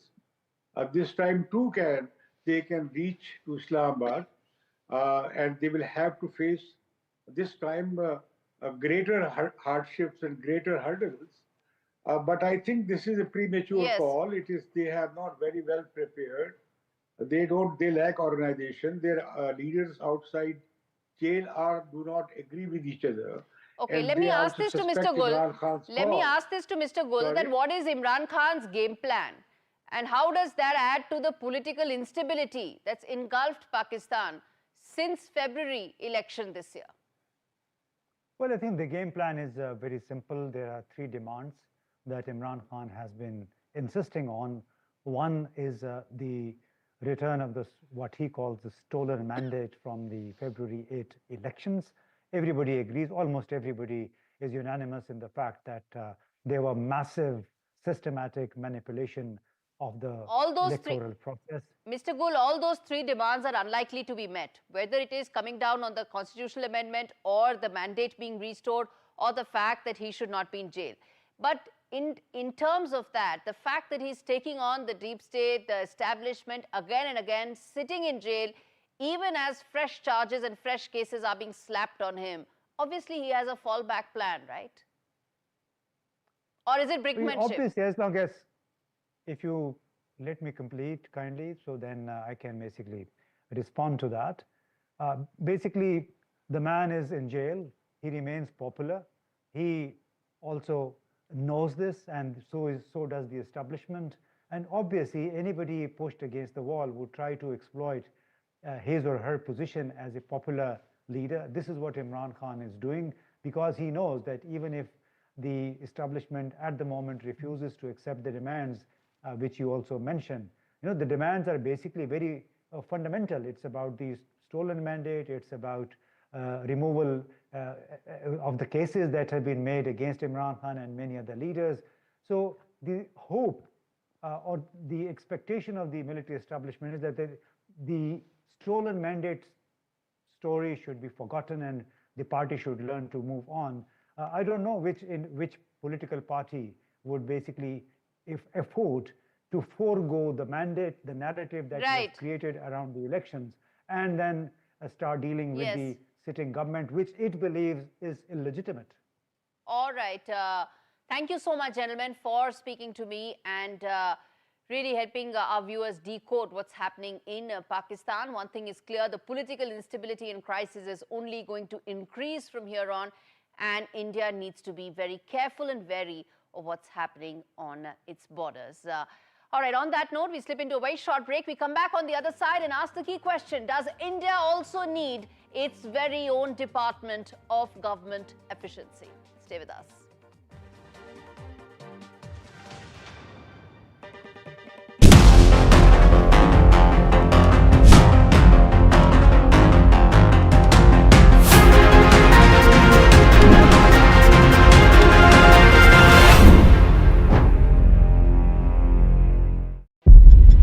When the whole day passes like a blur, the news just whizzes past, and you're trying to stay informed. It is our job to bring you news that truly matters.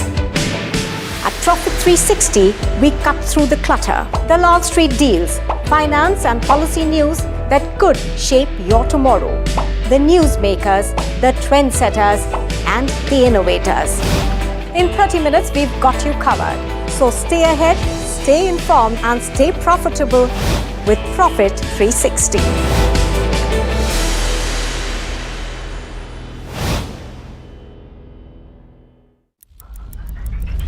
Headlines you start your day with.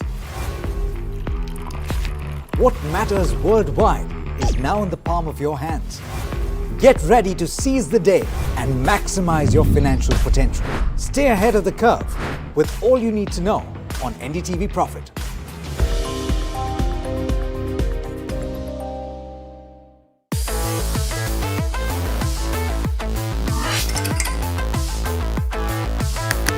Listen to the voices of reason as they talk about corporate health and investing principles with me, Neeraj Shah, on my show, Talking Point.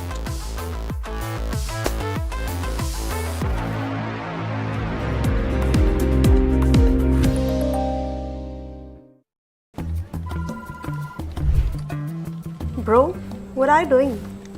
I'm trading FNOs. So, have you made any money? Oh, it's simple. If you think the market is moving upwards, just buy Nifty call option.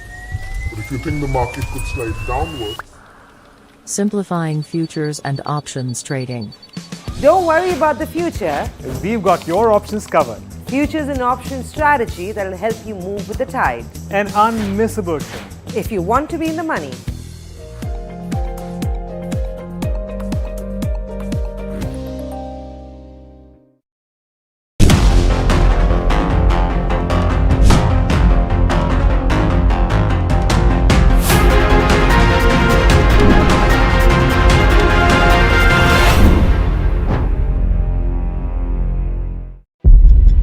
When the whole day passes like a blur, the news just whizzes past, and you're trying to stay informed. It is our job to bring you news that truly matters. At Profit 360, we cut through the clutter, the Wall Street deals, finance and policy news that could shape your tomorrow. The newsmakers, the trendsetters, This is India Global. The key story that we are now focusing on, well, the Trump administration, it has new faces, key faces, and some that we are going to keep a very close watch on. One of which is Tulsi Gabbard, a pro-India former congresswoman who is in Donald Trump's key network of people who will reshape or shape America, according to Donald Trump.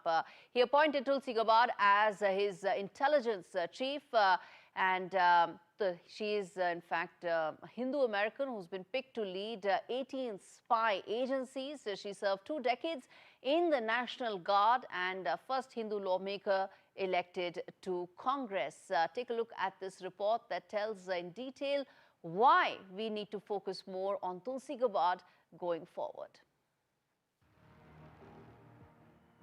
President-elect Donald Trump is on a hiring spree, and one of his most high-profile appointments after his big election win is Tulsi Gabbard. Trump has roped in Gabbard, who was the first Hindu American in US Congress, as the next chief of US intelligence. So who is Tulsi Gabbard, and how does she suddenly find herself at the top of the high-profile US intelligence community? I joined the Democratic Party over 20 years ago. I was 21 years old in Hawaii, and at that time, it welcomed people from all different backgrounds, different views, celebrated free speech, and actually defended those whose speech was being attacked, even if they disagreed with their views. It was a party that stood up for the little guy and represented our values of freedom and liberty in America. I left the Democrat Party because now it stands for the exact opposite of all of those things. Born an American,